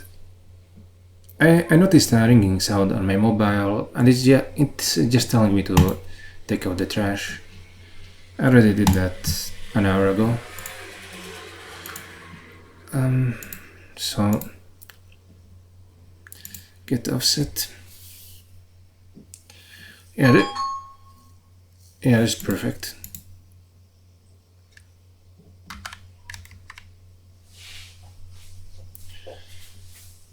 And this should basically do it. Now what's happening is that we have the offset stored in a hash map, and every time we need to get it, we just get it from the hash map instead of passing it from one node to another. It's instead being shared, and I think that should work better with memorization. But this running into this kind of bug has a lot of implications for the other passes. We're also going to have to refactor the other passes, so they work the same way.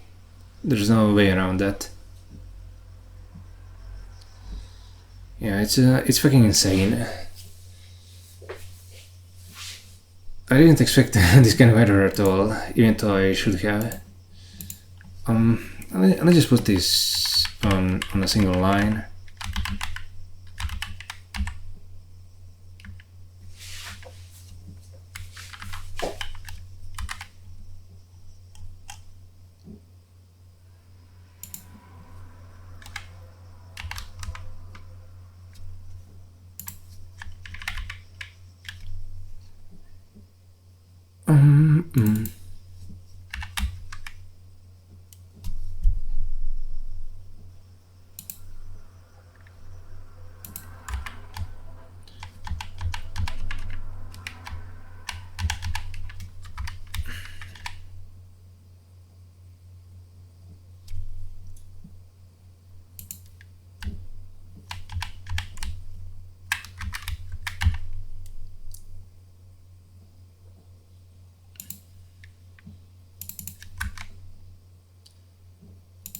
So many of these that we have to change.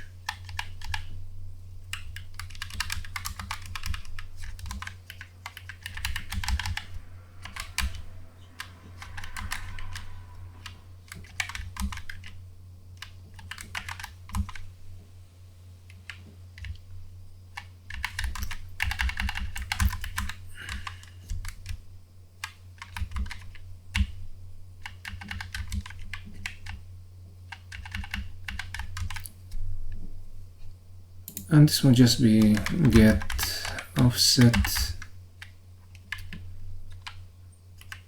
set offset.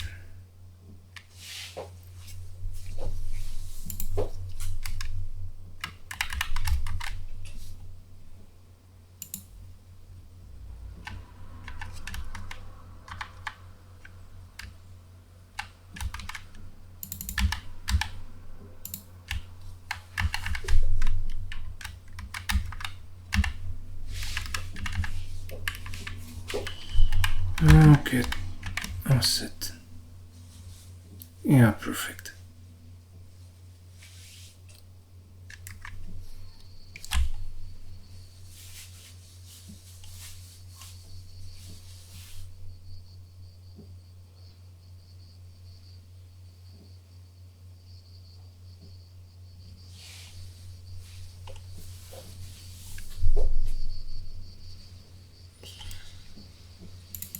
This won't be wrong because it's just propagating the dimensions. It's not really incrementing them every time. Calculate dynamic shared memory.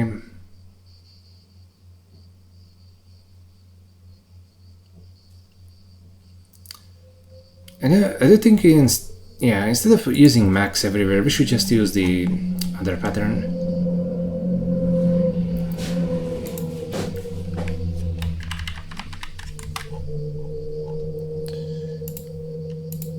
In case you're wondering, this is the alternative to doing it in an immutable fashion. But it's actually easy to use the imperative pattern of just getting the offset and setting it. I don't need the size.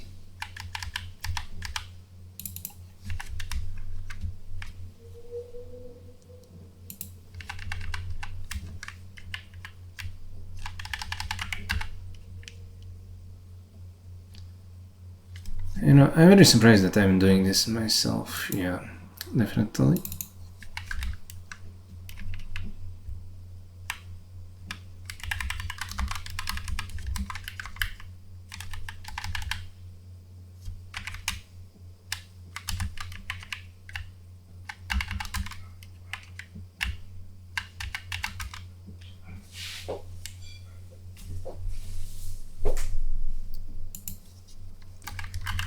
update, and we'll pass in the the size,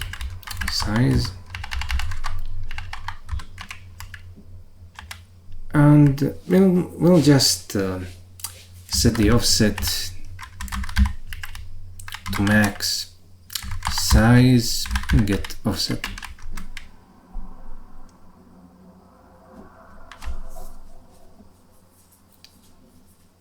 There's no need to fuss too much with this.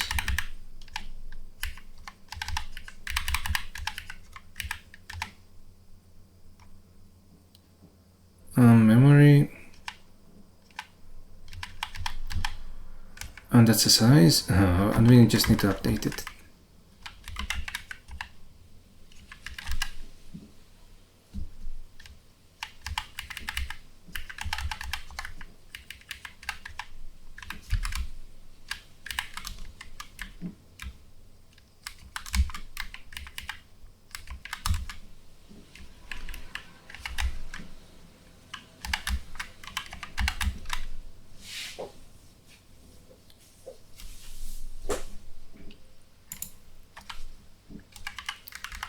Sets the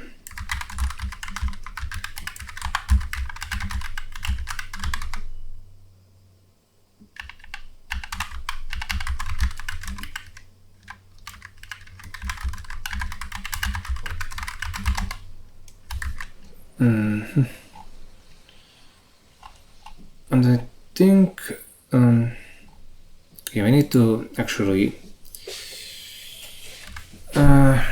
get offset. We need to return the size.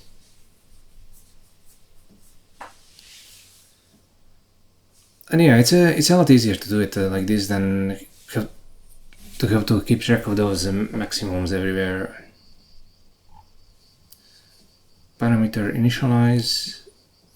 I mean, this is returning a unit, and this is just printing.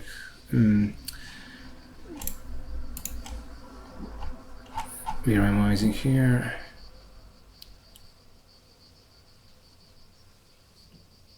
Grant tensor extract.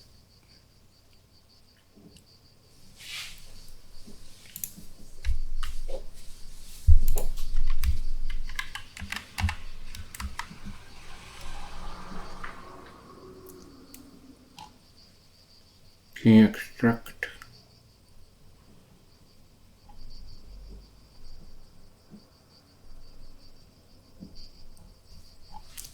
Graph run.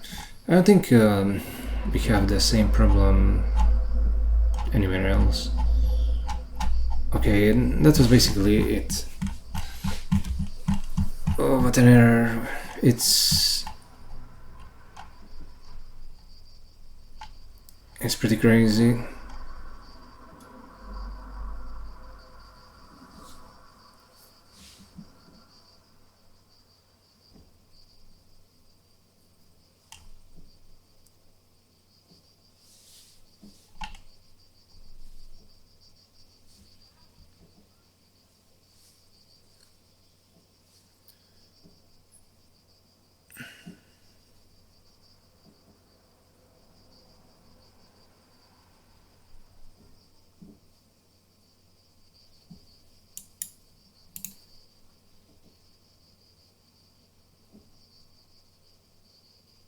Wait, what did I do here? Why is this a crap?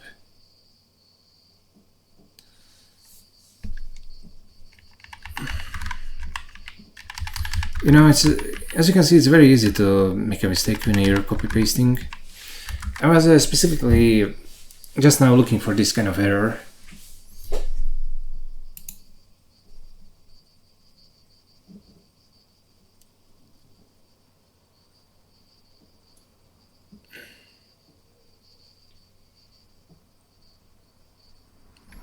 And wait, should this really be like this? Maybe we need to add it to the offsets array.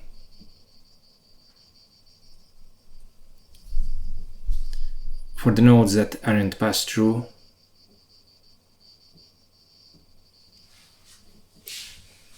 Okay, let's take a look at how it was before. Offset key, G. This is pass offset parameter. Let me think about this for a bit.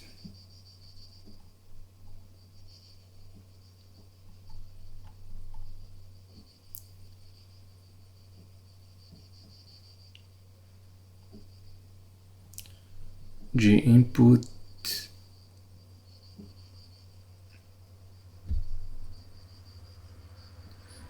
Okay.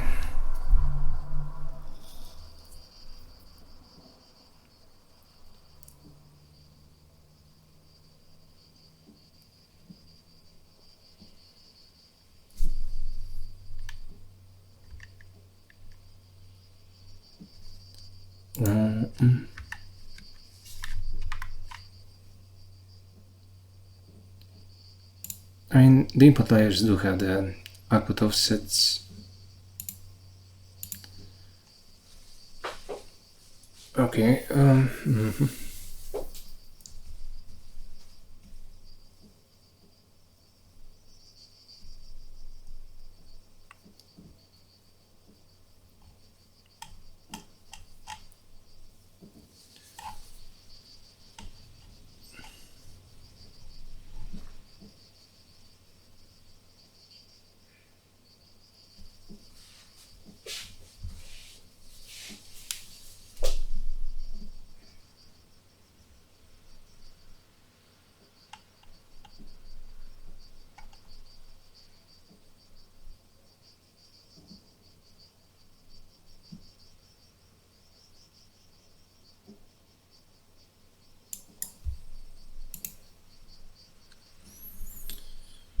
Okay, I get it.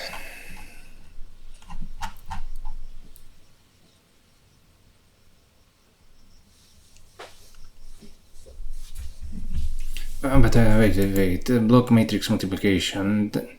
That should. Oh yeah, that also has GK none. Yeah, that's fine. Okay, so far so good. I think this should be fine.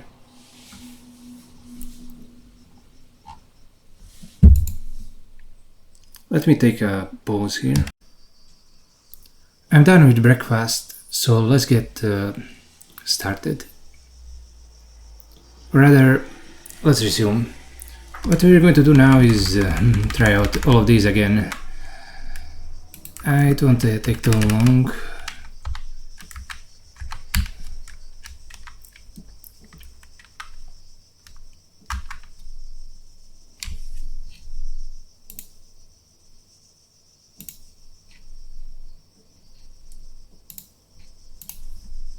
Oh, no problem.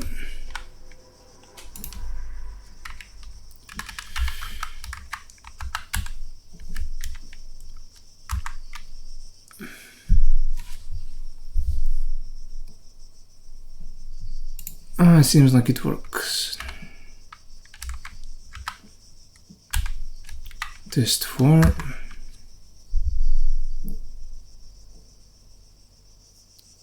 Yeah, everything looks like it still works.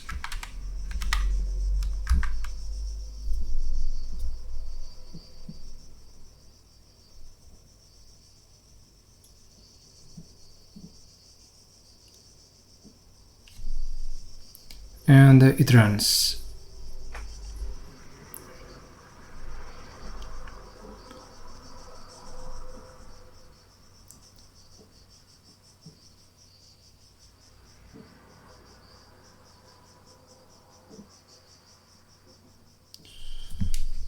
Oh, 069, 0315. I mean, does this really sum up to 1?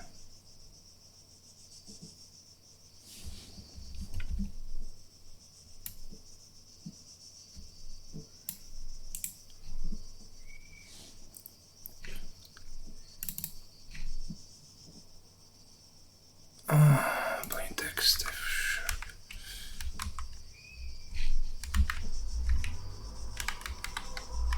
List sum.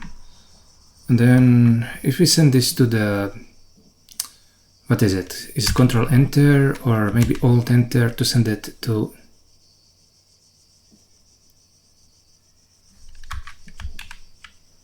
Oh yeah, it sums up to 1. A bit more than 1, but still 1. Okay, I just tried it out in F# Interactive.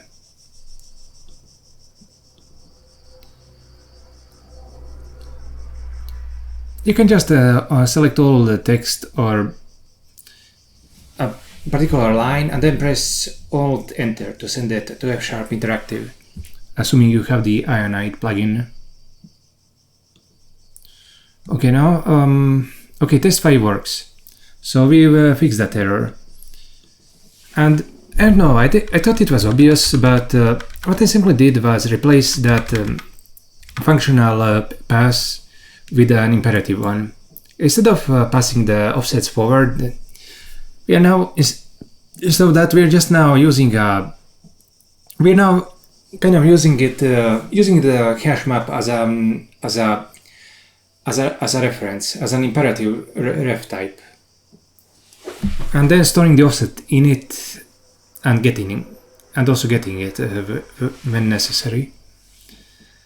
And that ensures that we aren't getting screwed by this memorization function. Now it does what was intended, and as you can see, based on this construction, it's impossible for it to ever return an offset that's less than what it was before. That's simply how it works now. You know, instead of trying to fix the bug, we redesigned the whole program so the bug cannot possibly exist in the first place.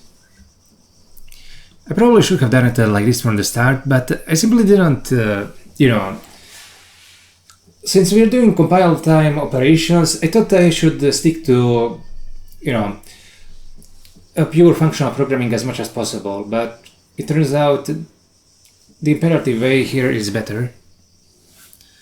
It's strange. I'm actually getting punished for doing proper functional programming. I guess which technique is better depends on the context and the problem. I guess this whole experience just shows how it's not really a good thing to be too hung up on a particular way of programming, and instead what matters most is using the best tool for the job. And you know, that's kind of, you know, I keep reading that on the internet, you know, that you should just use the best tool for the job, but as far as I can tell, pretty much nobody is ever using the best tool for the job. They just go with whatever is trendy.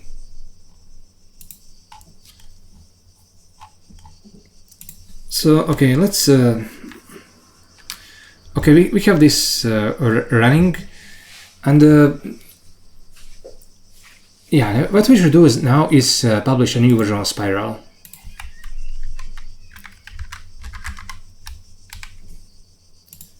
We'll also commit this to the ML library, and then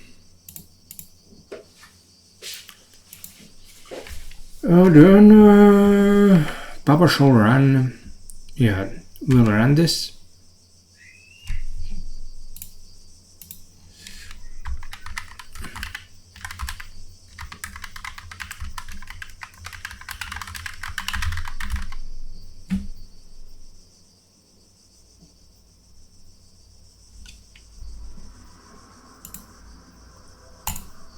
Boom.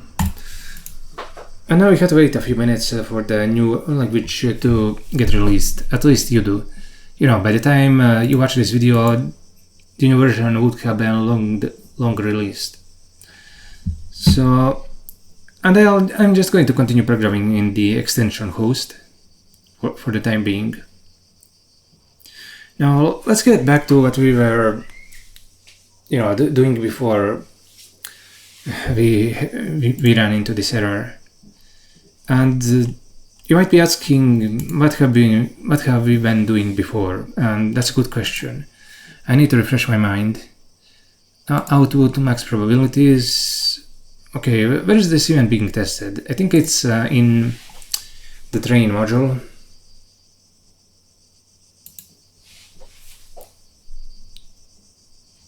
Oh yeah, as for this, I really meant to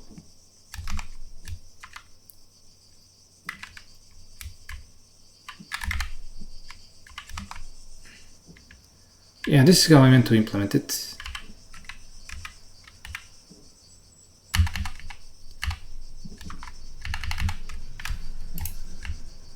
No, not like this. Yeah, like this. Well, let's run this again.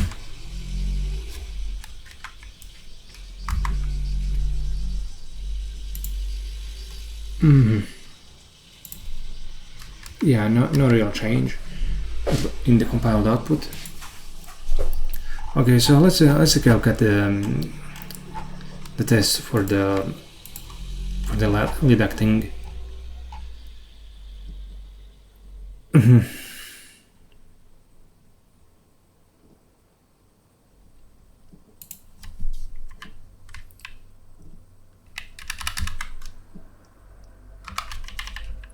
We'll do this.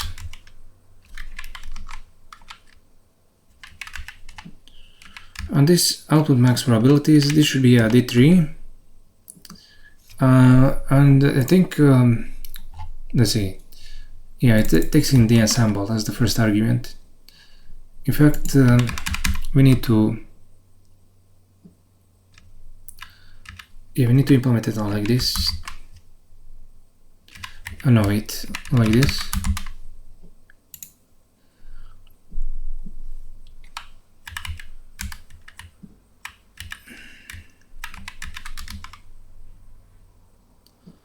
Size ensemble.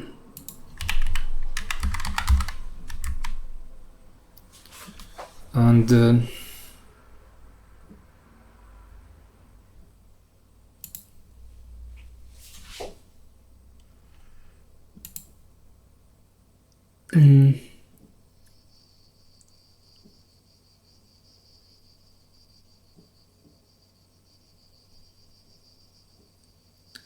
oh, it needs to be. Oh, okay, I get it.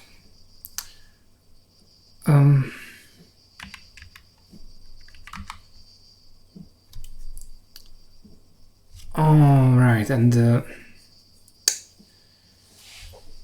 shit.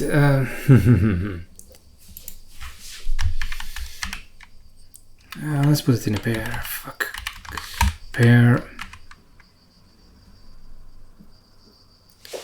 Discrete sample.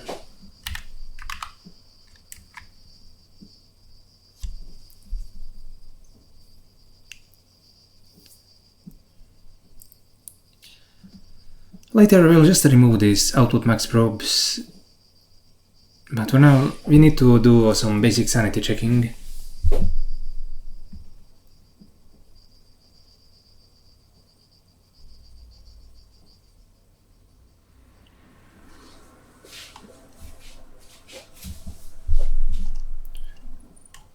Okay, so that's... I think everything's fine here. Though, of course, I cannot really be sure just yet.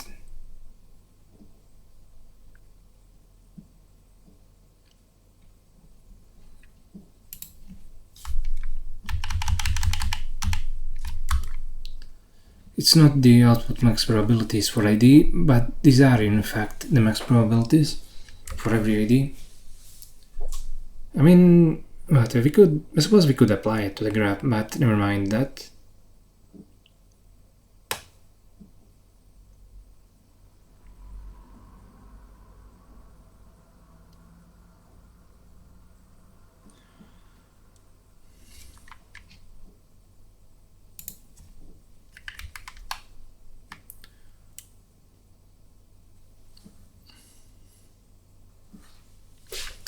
Apply ensemble ID, and yeah, what this will result in is what exactly?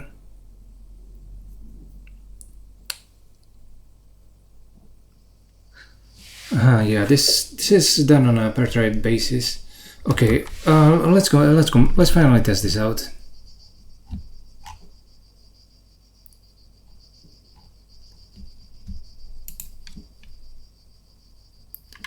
And do we need the output indices? I don't think we do.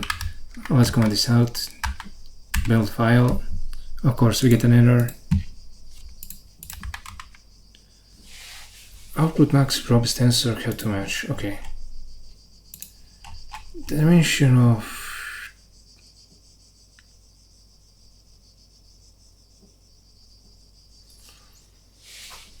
assemble block thread.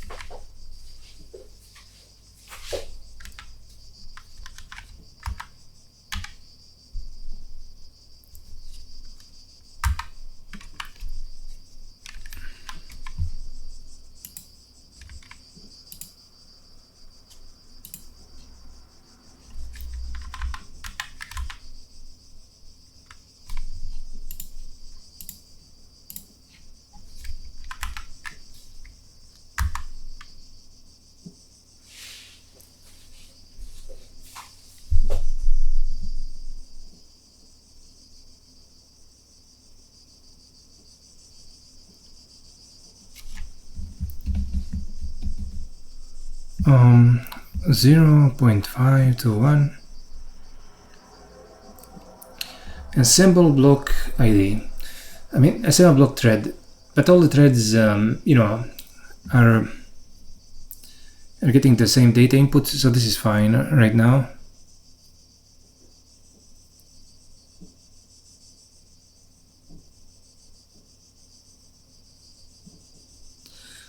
Sample probability selected.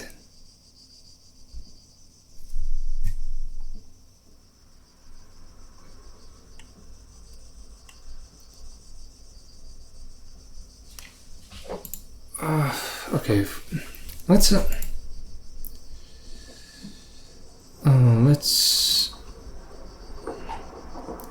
not apply the ensemble ID, and after that we're going to get rid of this completely, because I can't read what's going on here due to all the numbers. No wait, we're supposed to build this.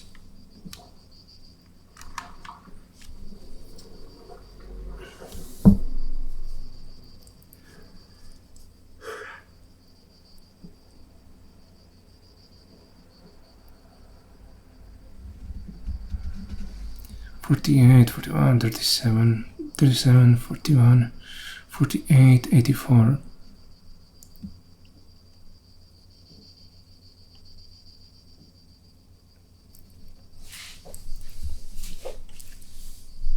Yeah, okay, we don't need this anymore.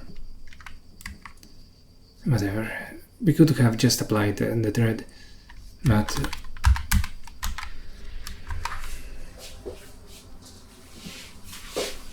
wait, the one that was 84, what exactly did it sample?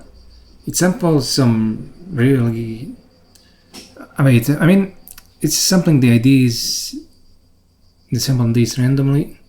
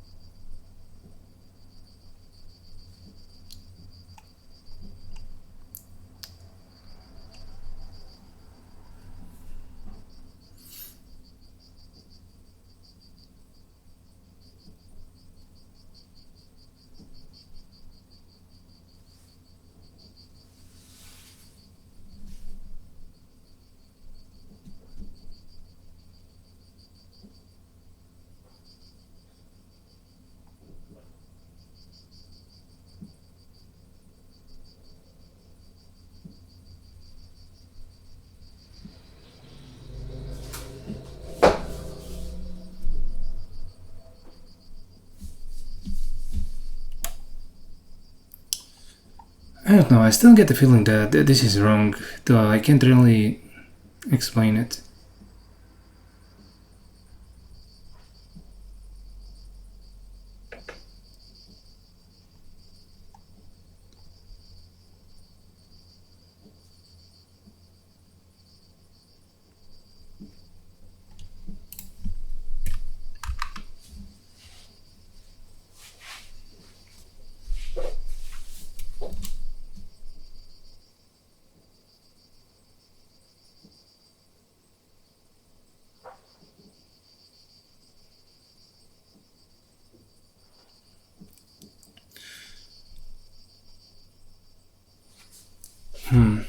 Okay, suppose you have a bunch of big ones, and then suppose you have a few large probabilities and many small ones. I guess maybe it's not unexpected to get particularly small values.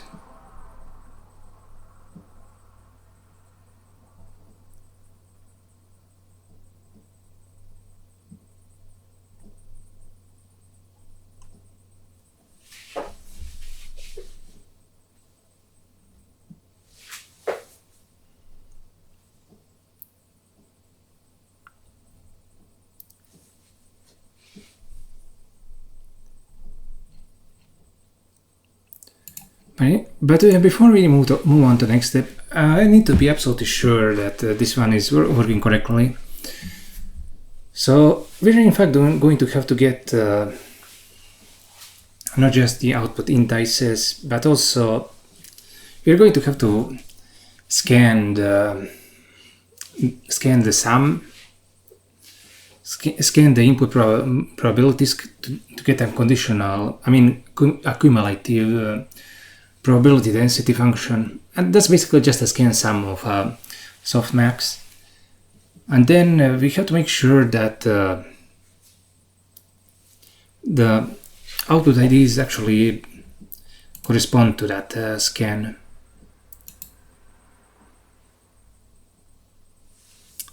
These things are so damn large. How the hell am I going to actually even check this?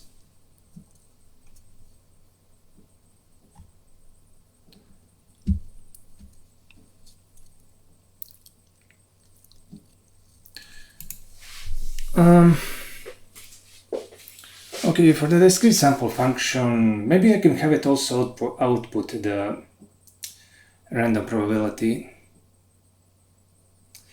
Okay, let's be pause here. I need to think about what I want to do. I really don't want to do this because it's such a fucking grind, but I need to do the sanity checking here to make sure that it's selecting the probabilities properly. We got lucky last time and encountered a real error, but this time we need to do the actual check that we have intended. I'll be back soon. Okay, I figured it out. It's very easy to actually do a sanity check. We're going to do it like the following. Let's go into the layers module.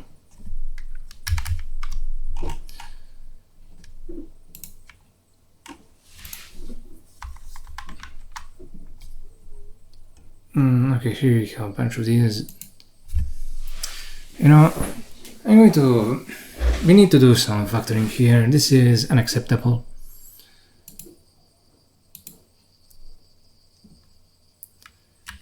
Usually when I do these kinds of layers, what I write is a function name and then a template. But in this case, that would be too long to do here. So what I'm going to do is simply just put in an underscore. Excuse me. Okay, now here we have the out, and we'll do this.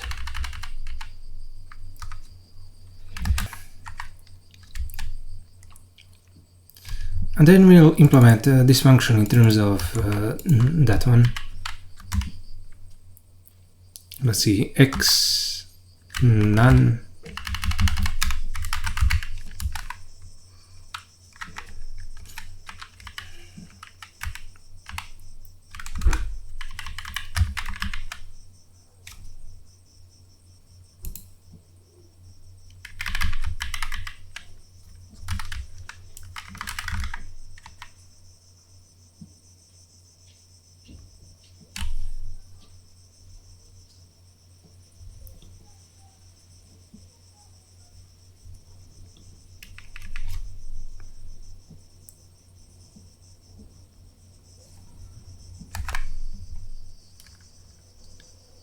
Wait, why is this none?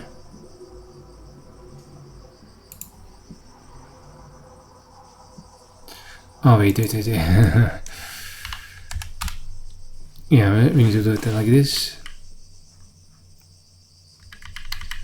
Okay, and we'll also do a bunch of these where necessary.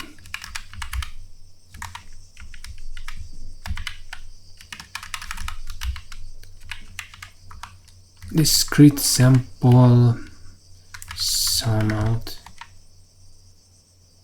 For fuck's sake.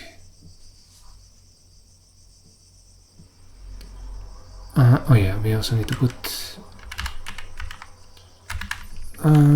yeah. Okay.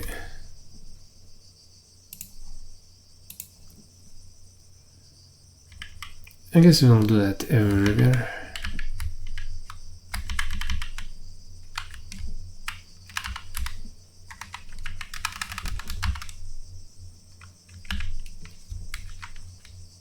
Max non-x max sum out x.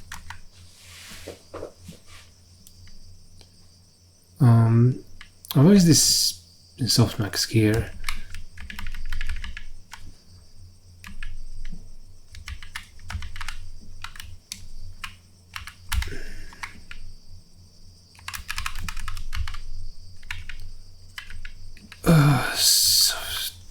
Max sum out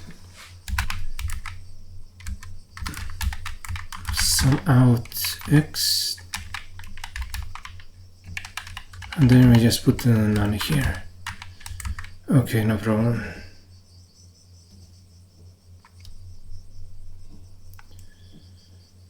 And what I want to do is implement map I, and it will simply be this map I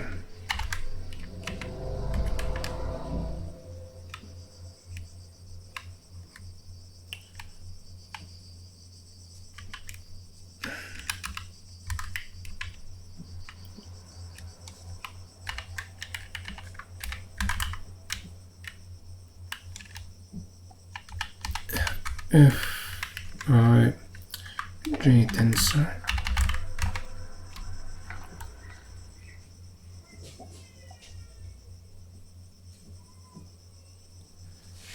And what we'll do is do a little test using this.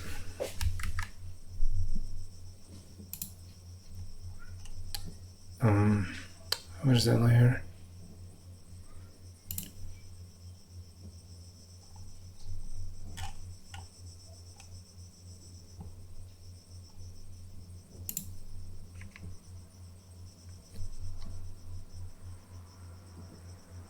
Oh yeah. What I wanted to do is simply do this. Map I for x ij tensor.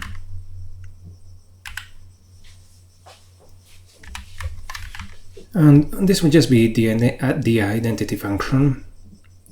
But if we do something like, for example, the following: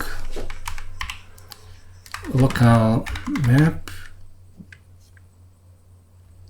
Oh wait, do we also need a config for this? I don't think we do. Open primitives.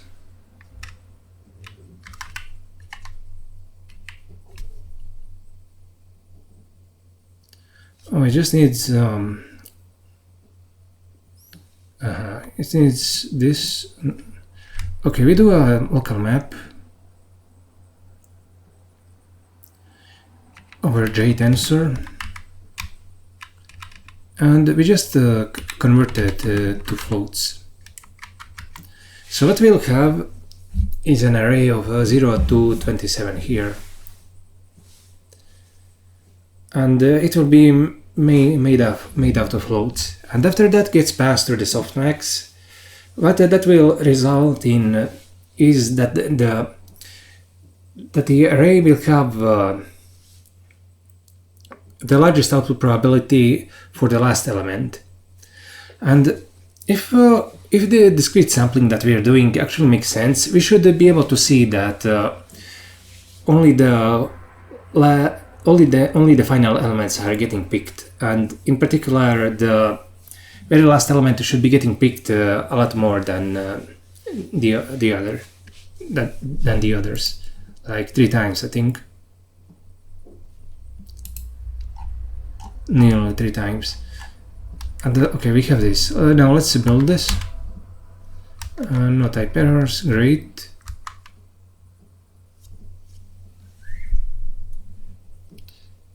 And of course, all the sampling probabilities in the ensemble should be the same.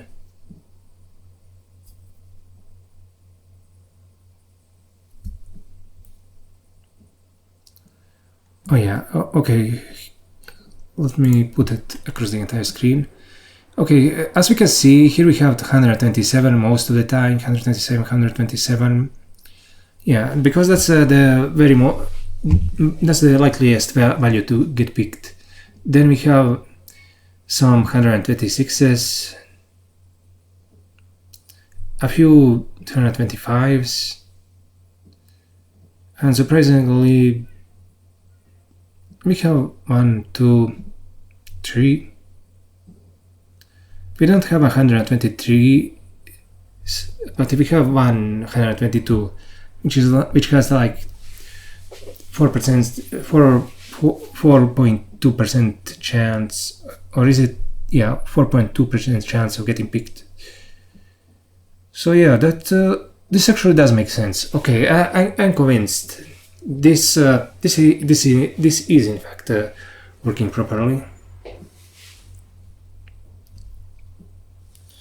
Yeah, I like this.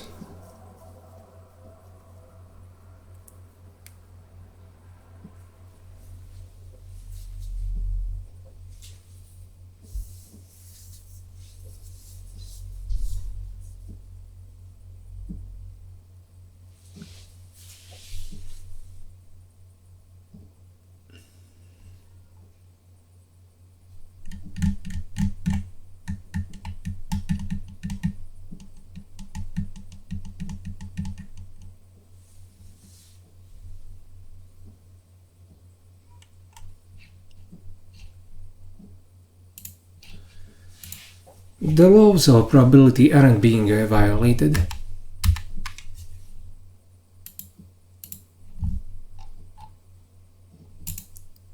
So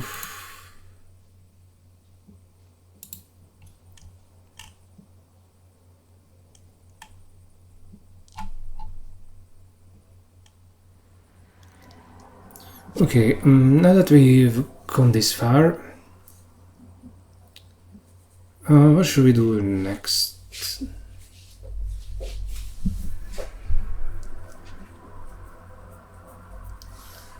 Okay, we don't need the ensemble ID and the output ID.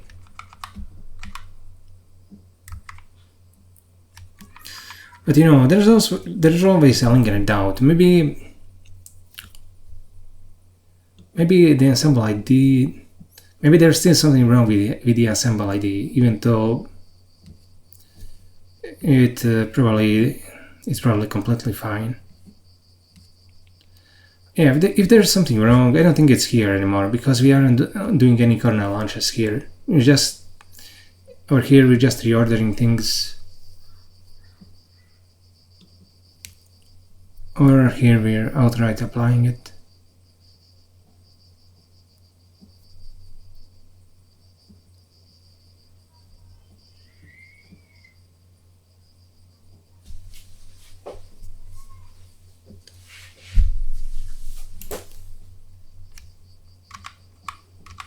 Okay, let's get rid of the output max probabilities. We don't need that anymore.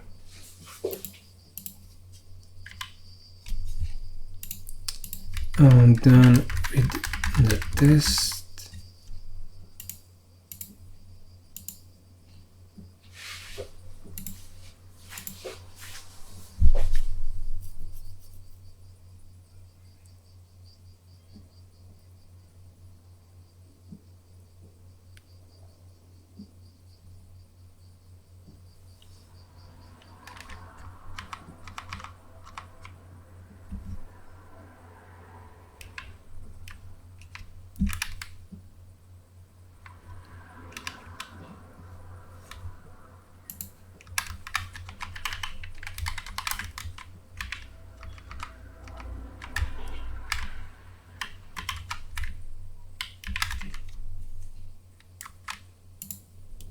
And over here, we don't need the...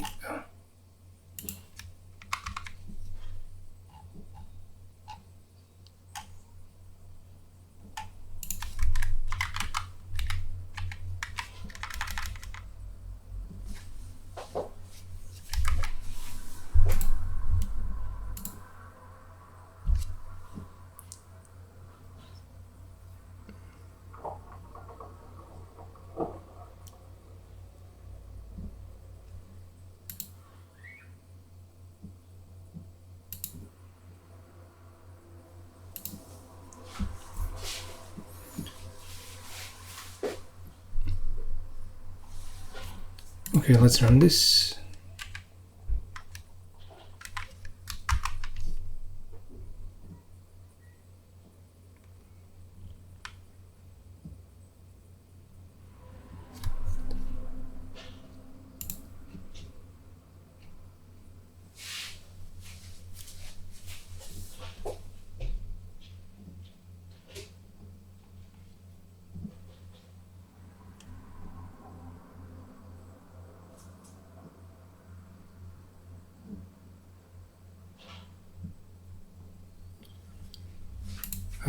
There is one sanity check that we could potentially do, and that would be, we know that there are 128 different outputs. So suppose we did something like 50, maybe 40, 80. But that's basically just setting the odds for damn it! Now we have to explain how to actually do this. Okay, instead of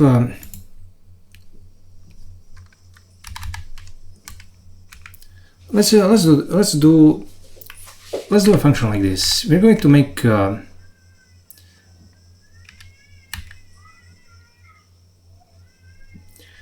okay, we're going to make the call 1/3,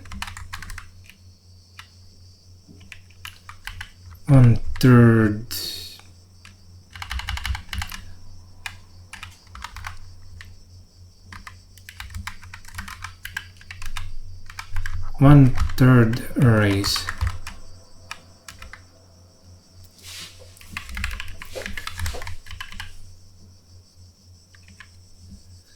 And now what we have to do is do a scan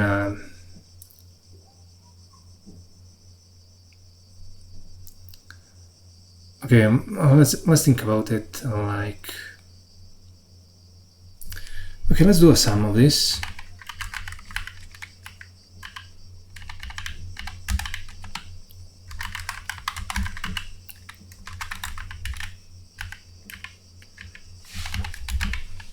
Then we'll do a list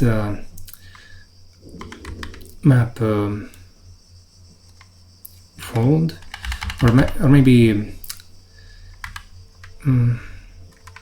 yeah, map fold, and it's going to take in 0 as the first value, and then action probabilities.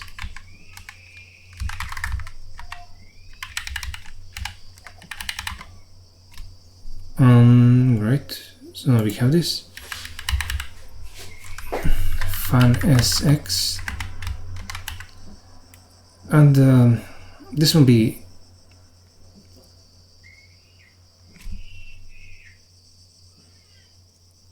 oh god, there are children screaming outside the balcony. Just a second.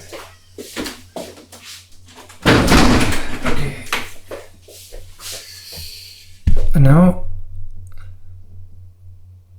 this is the action, this is the float.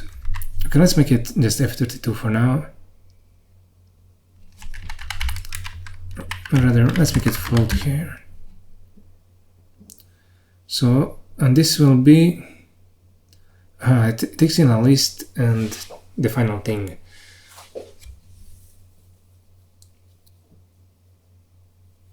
Okay, so first what we want to do is output something like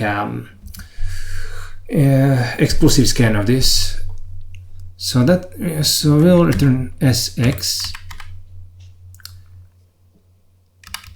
I mean second X, and this will be S plus first X.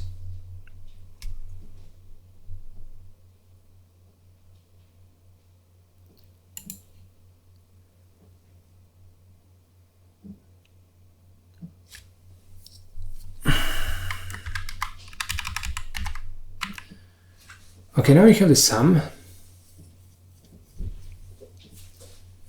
and now we'll also normalize it. Inol equals list m map fan x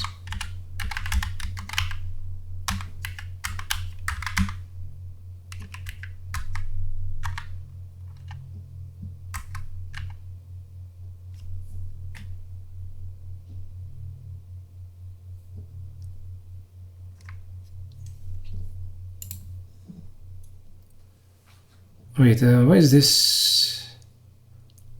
Oh, yeah. We just need to normalize the sum itself. Okay. How's the AB? We don't have to change the action.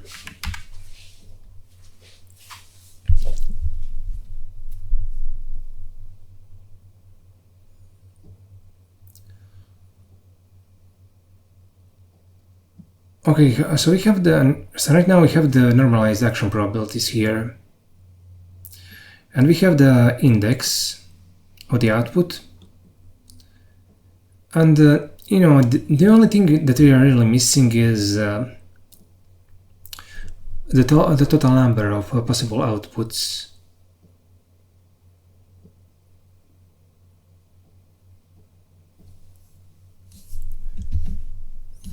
And instead of doing this here, I think we have something like a sampling algorithm in random. Let's think about this. Corcuda random. And if we don't have here, yeah, here we have the sample discrete. Yeah, we do a sample inclusive. Of course, and this is for a static array.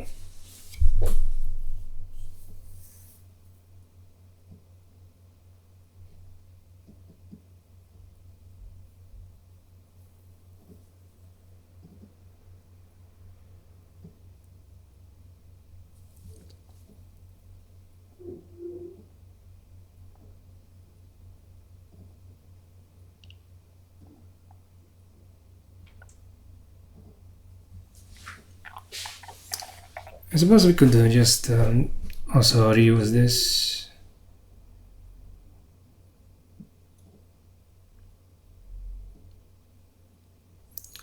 Yeah, we could do a static array from list.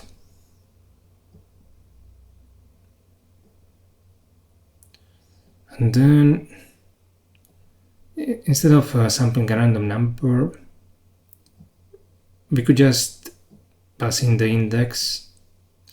Okay, let me pause here for a bit. I had some time to think, and we're going to change the architecture a little. Instead of the sample discrete returning an index, which, you know, isn't very useful here.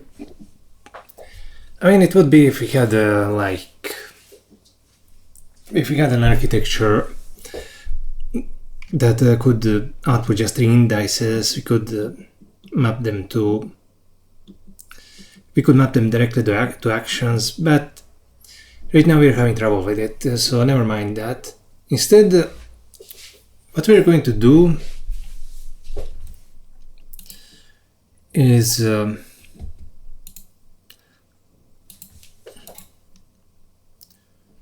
let's modify this.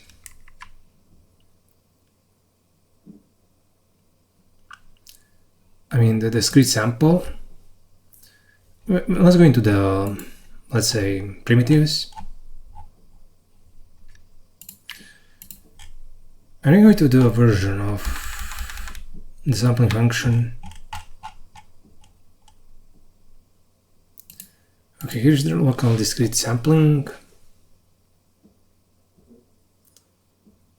It returns an index.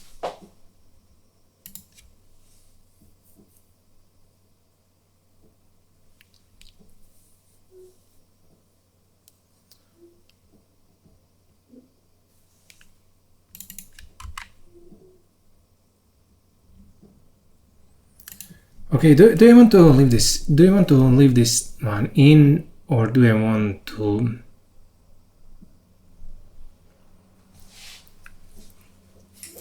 Okay, let's make a normalized sampling version of this.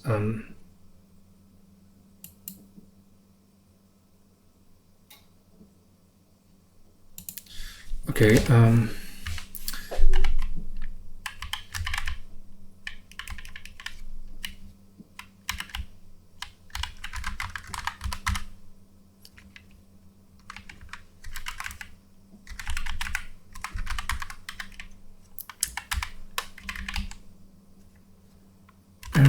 Config xij tensor.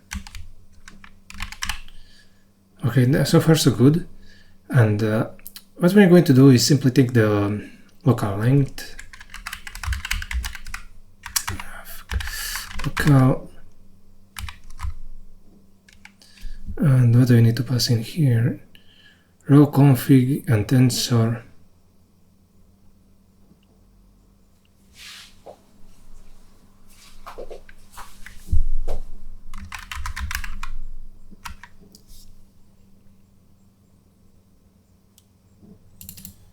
Okay, let's put a bookmark here, and I'm going to do a little search to make sure that this makes sense. Yeah, okay, it does. What we're simply going to do is convert and also convert len. And we're going to return a float.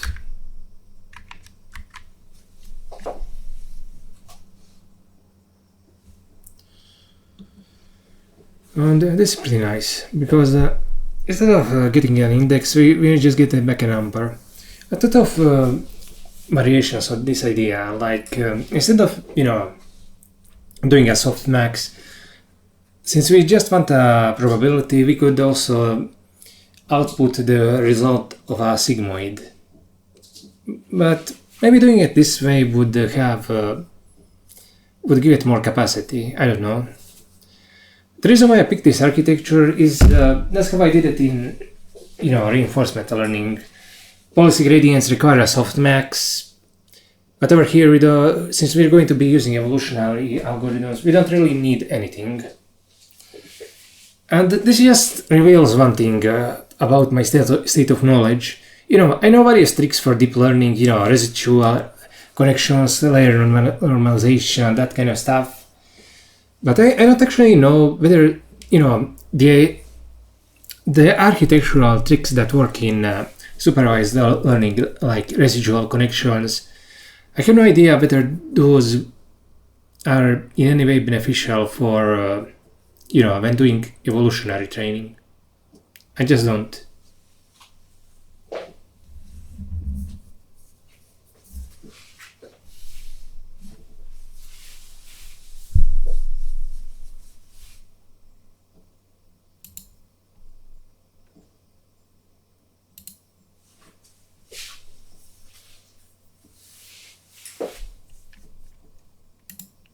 So what we're going to do,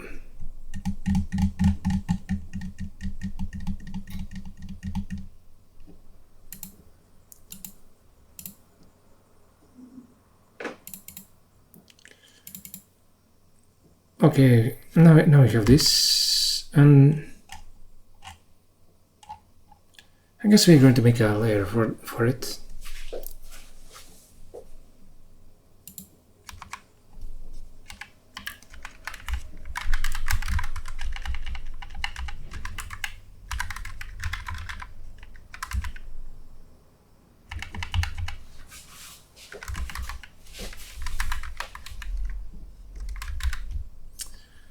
In fact, maybe it would be better to do something like this.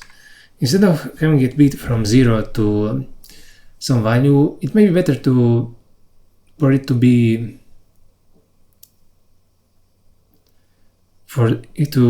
inclusive.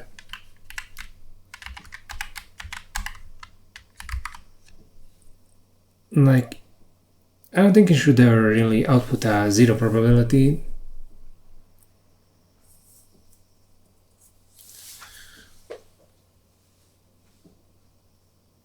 I mean, it's good.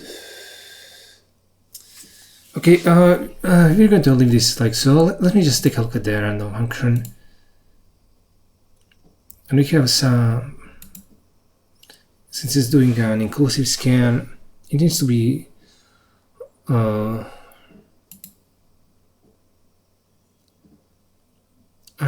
less than or equal.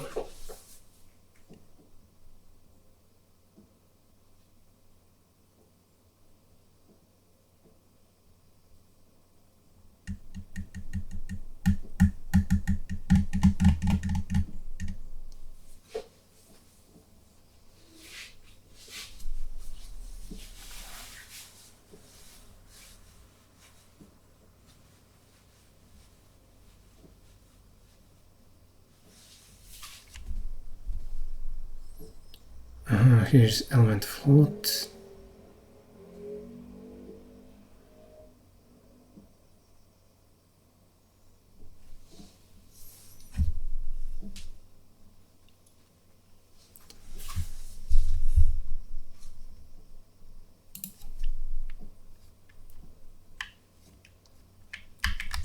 Okay, let's factor this out.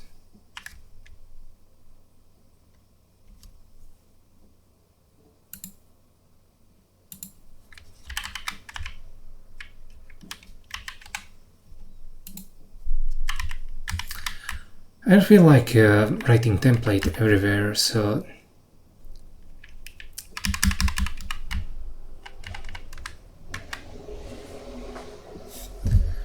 of course this value is not from a good random number generator, but yeah, it'll still end up being in this range. So we might as well leave it like that.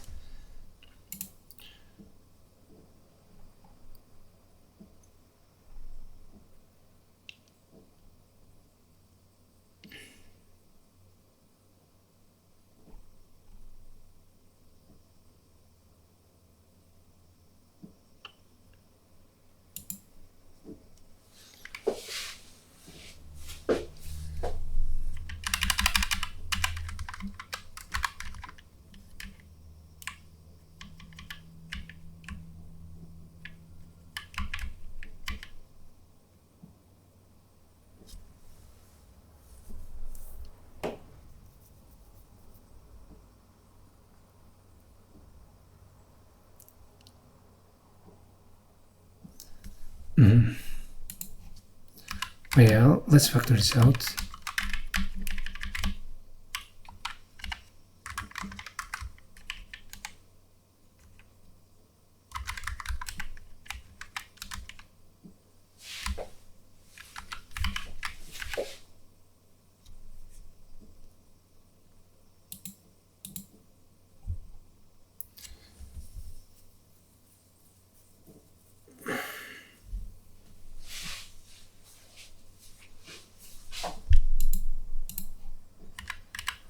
This really isn't sampling, but maybe just pick the discrete.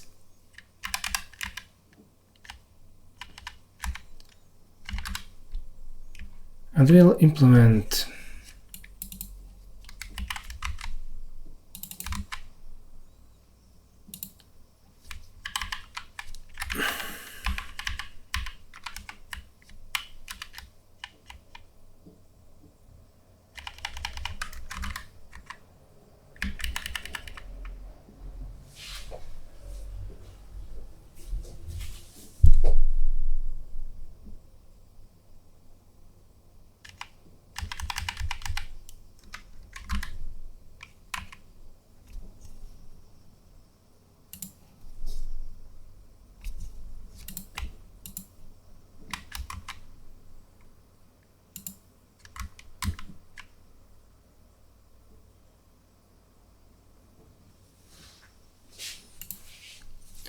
Yeah, okay.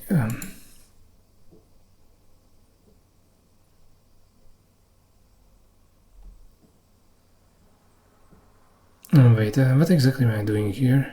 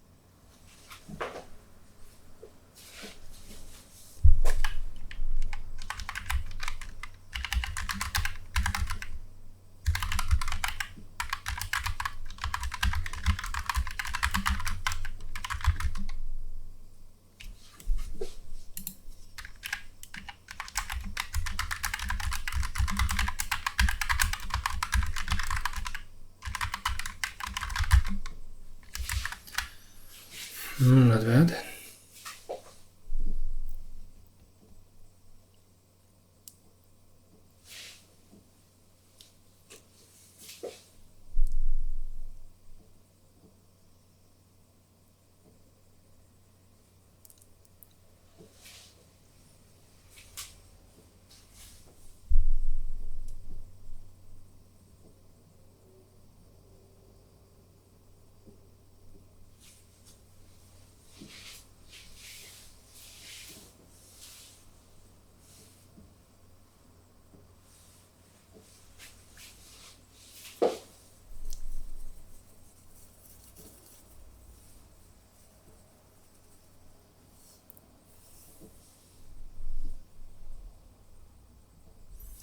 Let me just think about this for a bit. Yeah, because I will be converting an integer index to a probability, we're going to have to deal with the numerical accuracy issues. So if we had something like, 3 different integers, values from 0 to 2, and then we normalize them into the, into the 0 to 1 range, that might end up causing issues if we expect them to, match the original values exactly. Like if we had float colon arrays and 3 different float values, I'm not sure whether some of them would get cut off. It might very well be the case that they would. So the solution is to, increase the size of the softmax, but so it's larger than the number of the possible actions. And that is the case for our current architecture, so we don't have to think about that too much. Okay, never mind. So let's just proceed. We're going to be making use of this pick discrete function.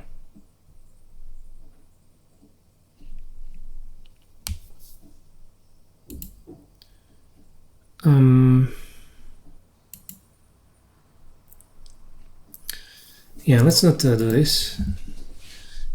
And in fact, what we'll do, let's see, D3 output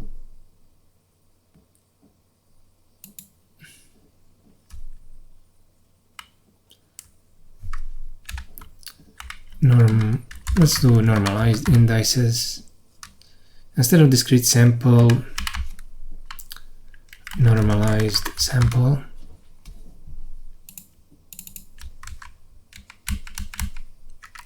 What do I do? Discrete sample.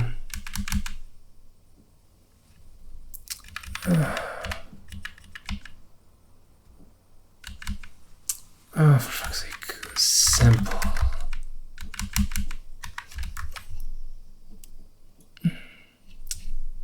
Where are the layers in there?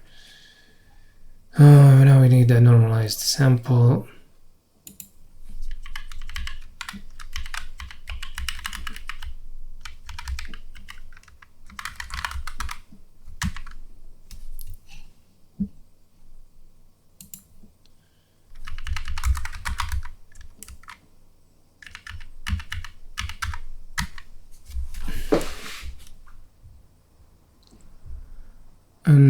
if you look at the primitives, yeah, instead of,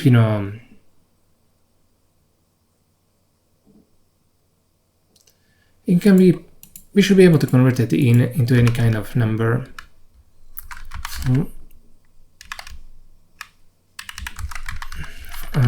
For all.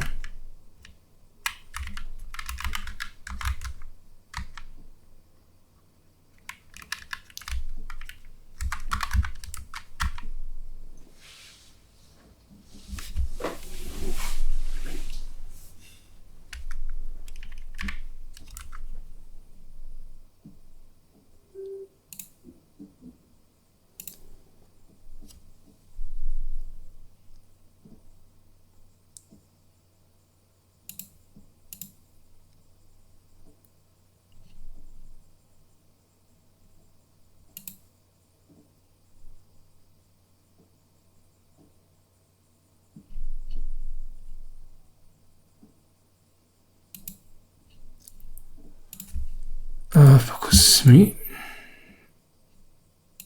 Look.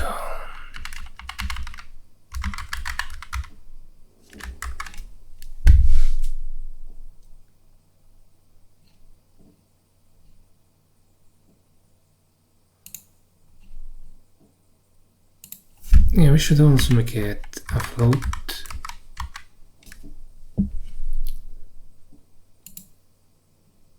Great.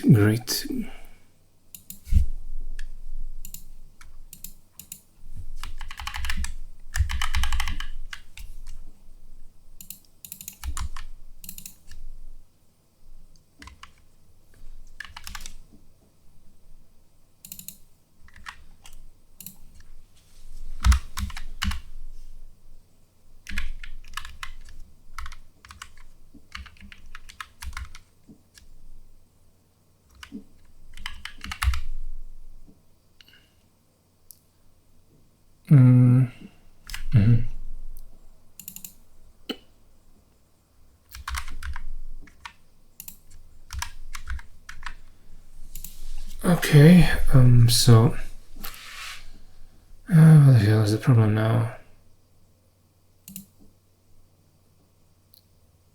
Oh, did I do something?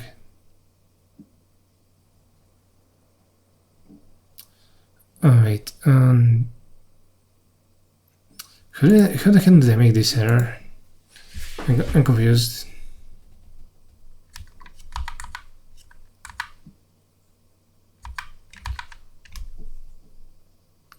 Oh, I somehow selected two of these. What the hell?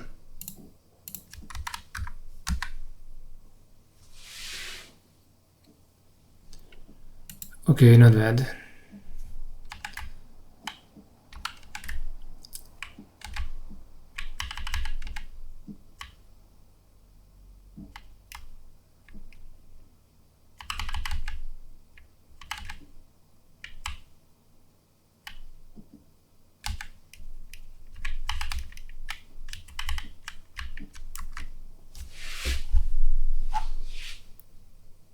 Not bad.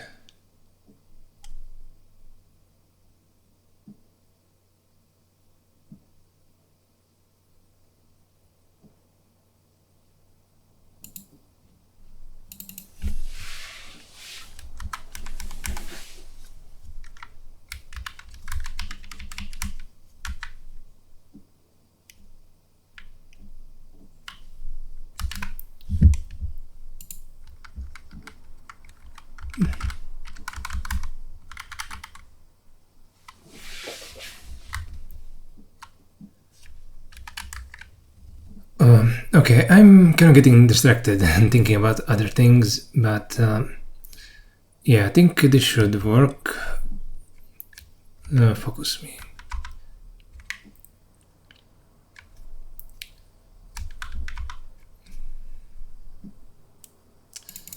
Okay, output, normalize indices,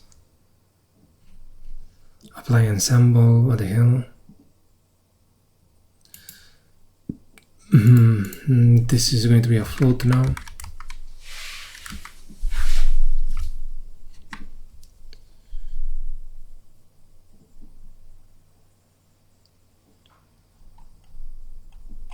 Oh no, we're going to go into game model, read random.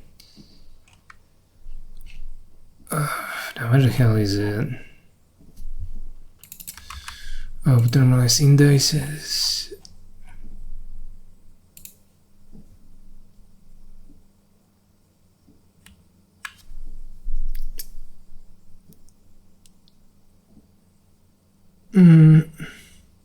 Oh yeah, we need output normalized indices. This needs to be a float.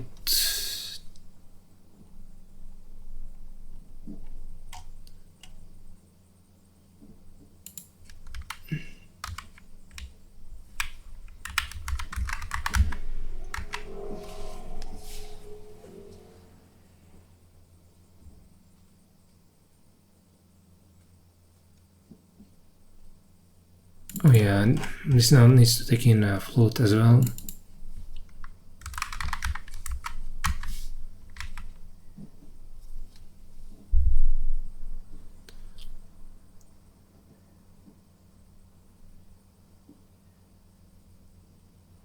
Oh crap, and I forgot that we need the output ID. Ah, for fuck's sake, no, nothing is going right. So we need the index in order to actually sample this action and get a path probability.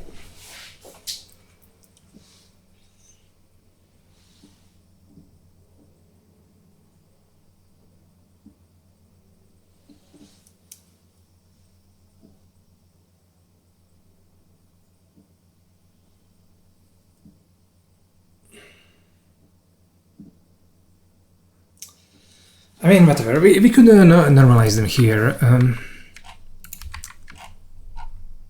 right in this function.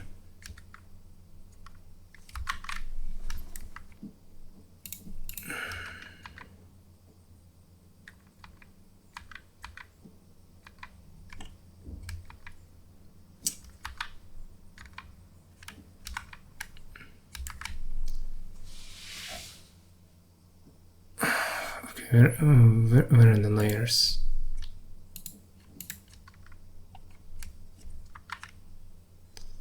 Yeah, we don't need this shit. Local normalize the sampling. Normalize.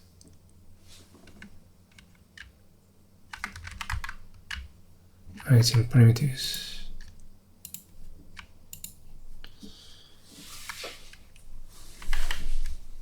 We'll just... Okay, I know what we're going to do. Instead of doing this thing here, we have this particular size, inner. So that's the key extract. And then we can just put in a float here.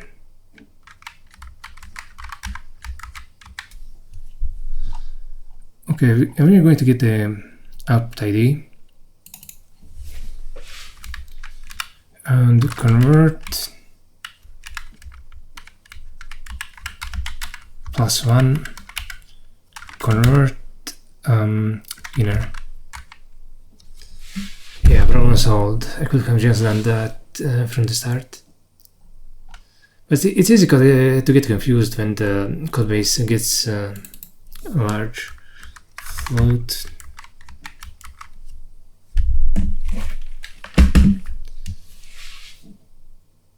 And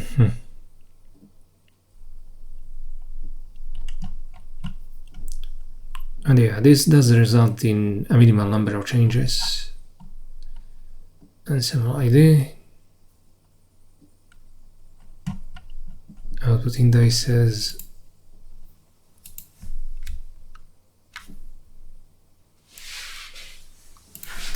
We don't need this. I mean, we could be printing out this. Let's build this. We'll run it once, just to make sure.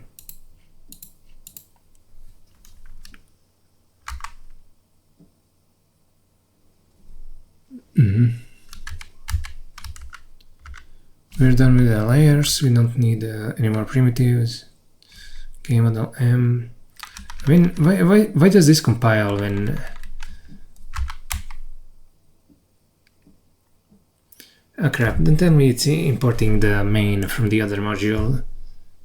That's annoying.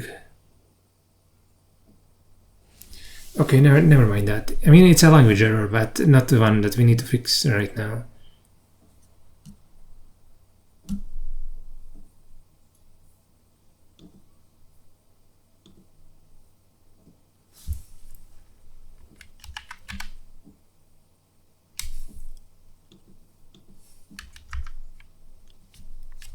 Okay, so now I have the primitives, layers, the game model. Okay, yeah, now what we need to go back into is into train. And over here, we have this. What I want to do now is swap the positions of these.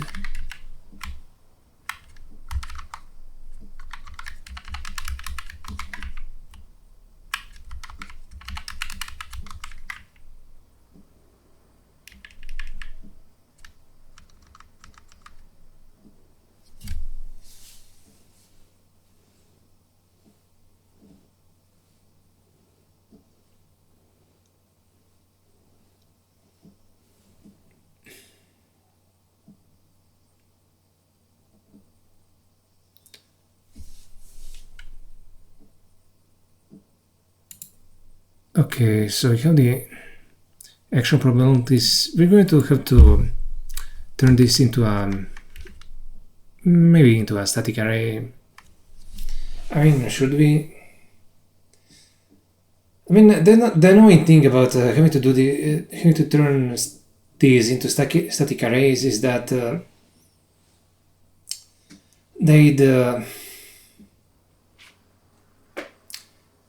we need to put in statically no size on the array manually.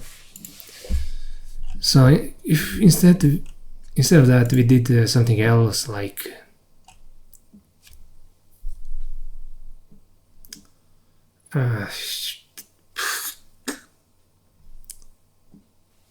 and you know, fuck this shit. We should have just done this.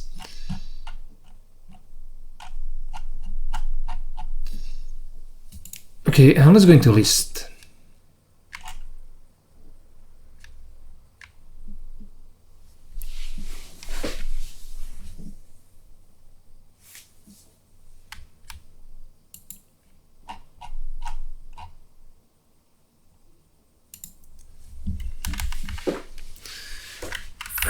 Pick this.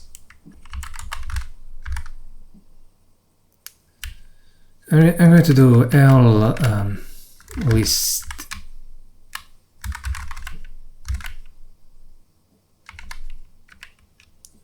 Actually, let me just do a list T, air, float, and then, you know, rec loop, function,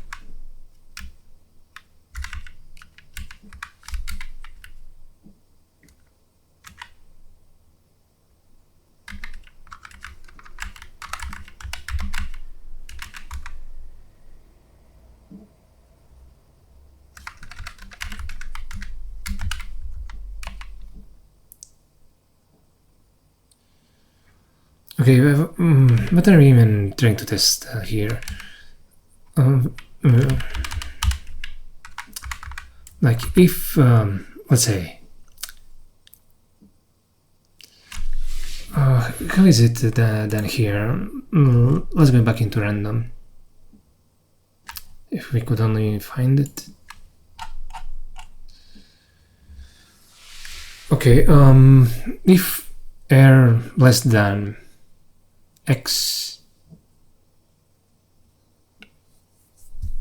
Okay.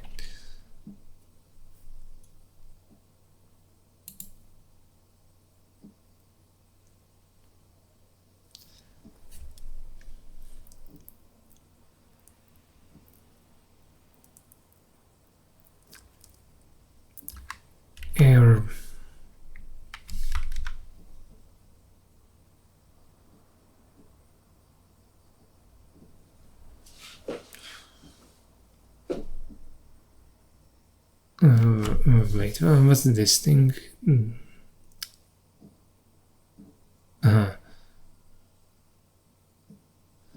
Okay, if error less than equal x, then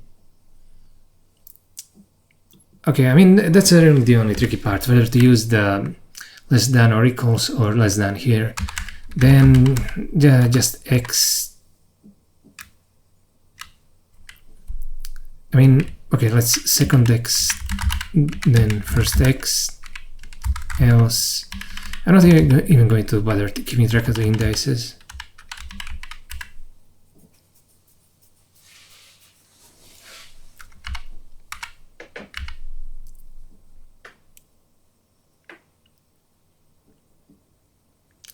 Loop access, loop L,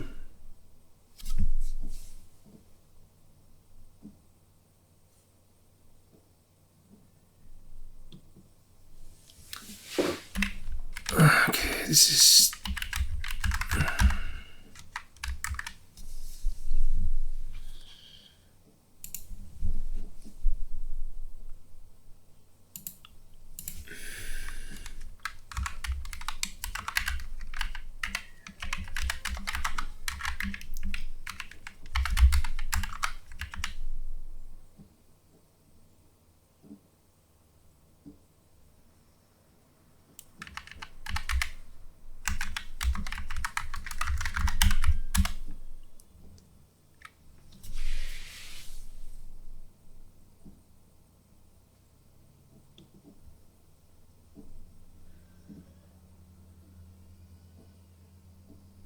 oh yeah.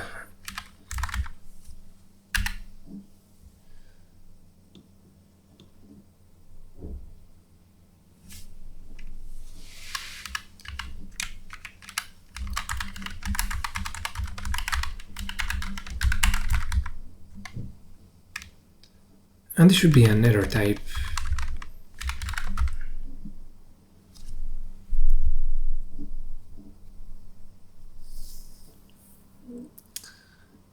Or we can also do the body and the loop trick. Okay, let's make this body.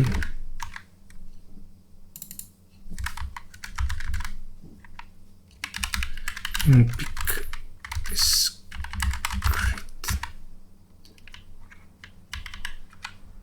I'm gonna just do this.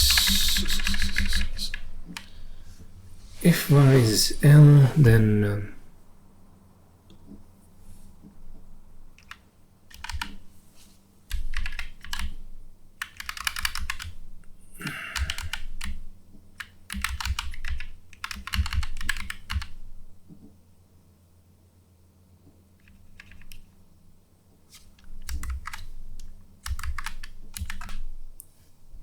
okay, that was annoying, but we can just use this now to pick whatever we need.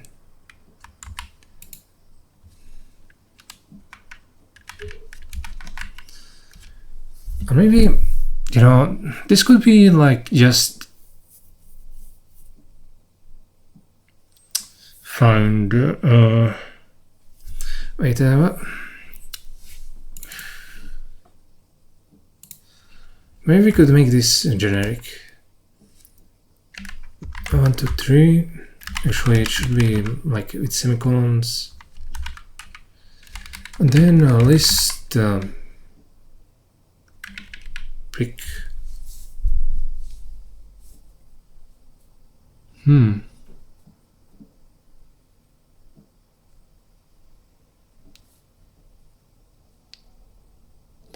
Yeah, this is actually a lot better way of actually implementing this.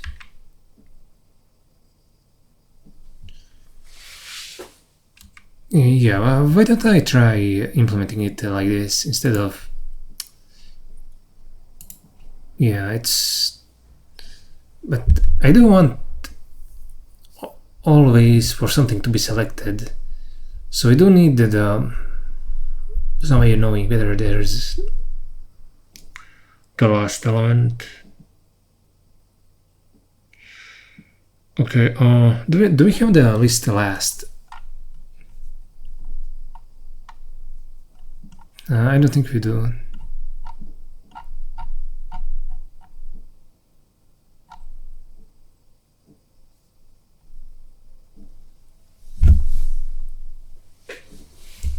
Okay, we'll leave this in for now and get back to it later. Let's see. If you look at the map, I mean, I'm guessing the map is implemented using a fold here for some reason. I mean, yeah, it's a very good reason.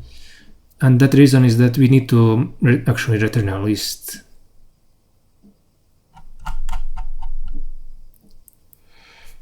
Pix or what?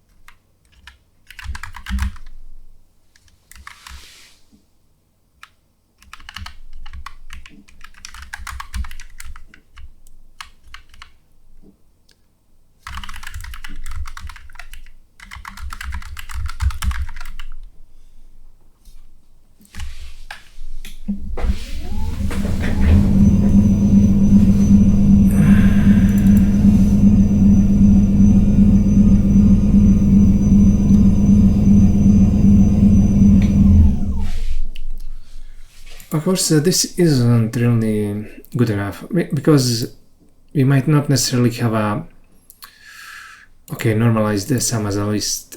Let's go into the random. Yeah, we also need an inclusive sum.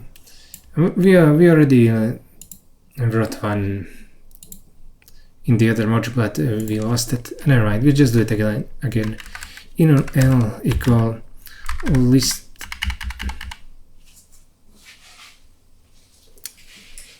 map, and then yeah, it's map fold.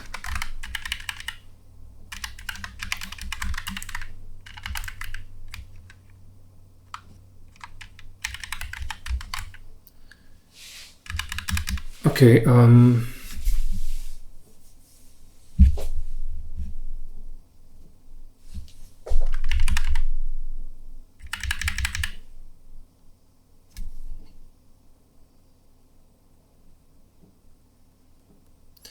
oh yeah, how did we do S equals S plus second X in okay, first X S, and this is an inclusive sum. Now what we will do,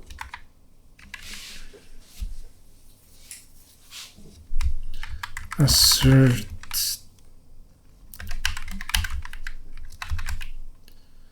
and R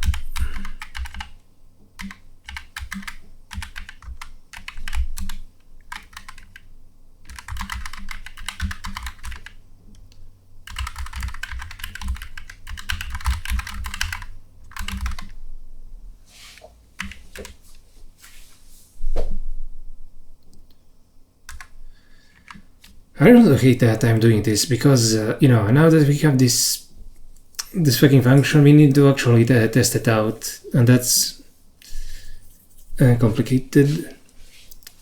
But that's, I mean, it's extra work, but it can be done, no problem.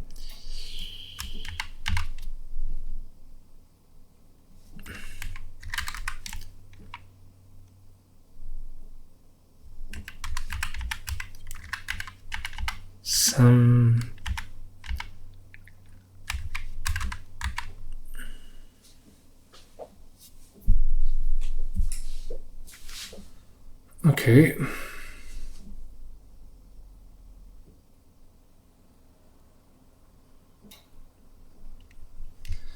And now we can pick actions from a list.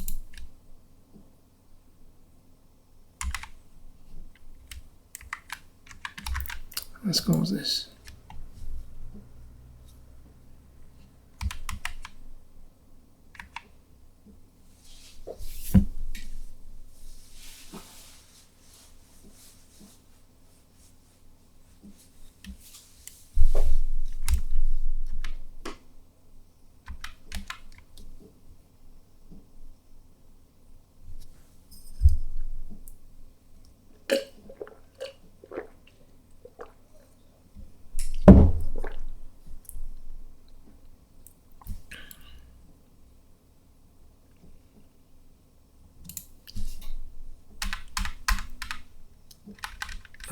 Not this, forget random,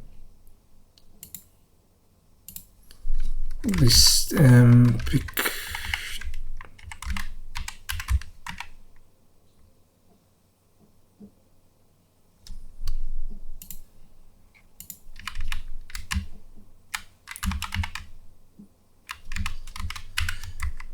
now we should be able to pipe this.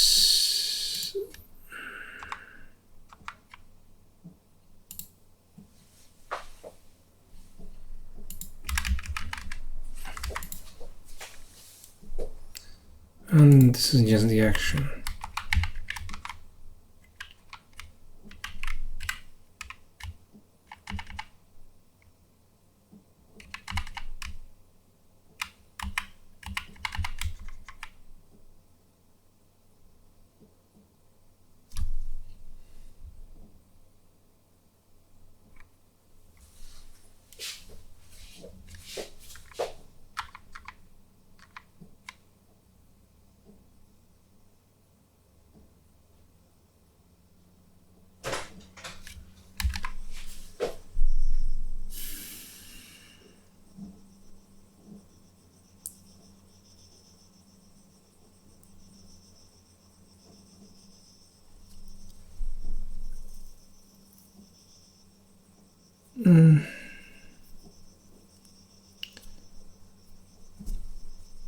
Yeah, this isn't bad.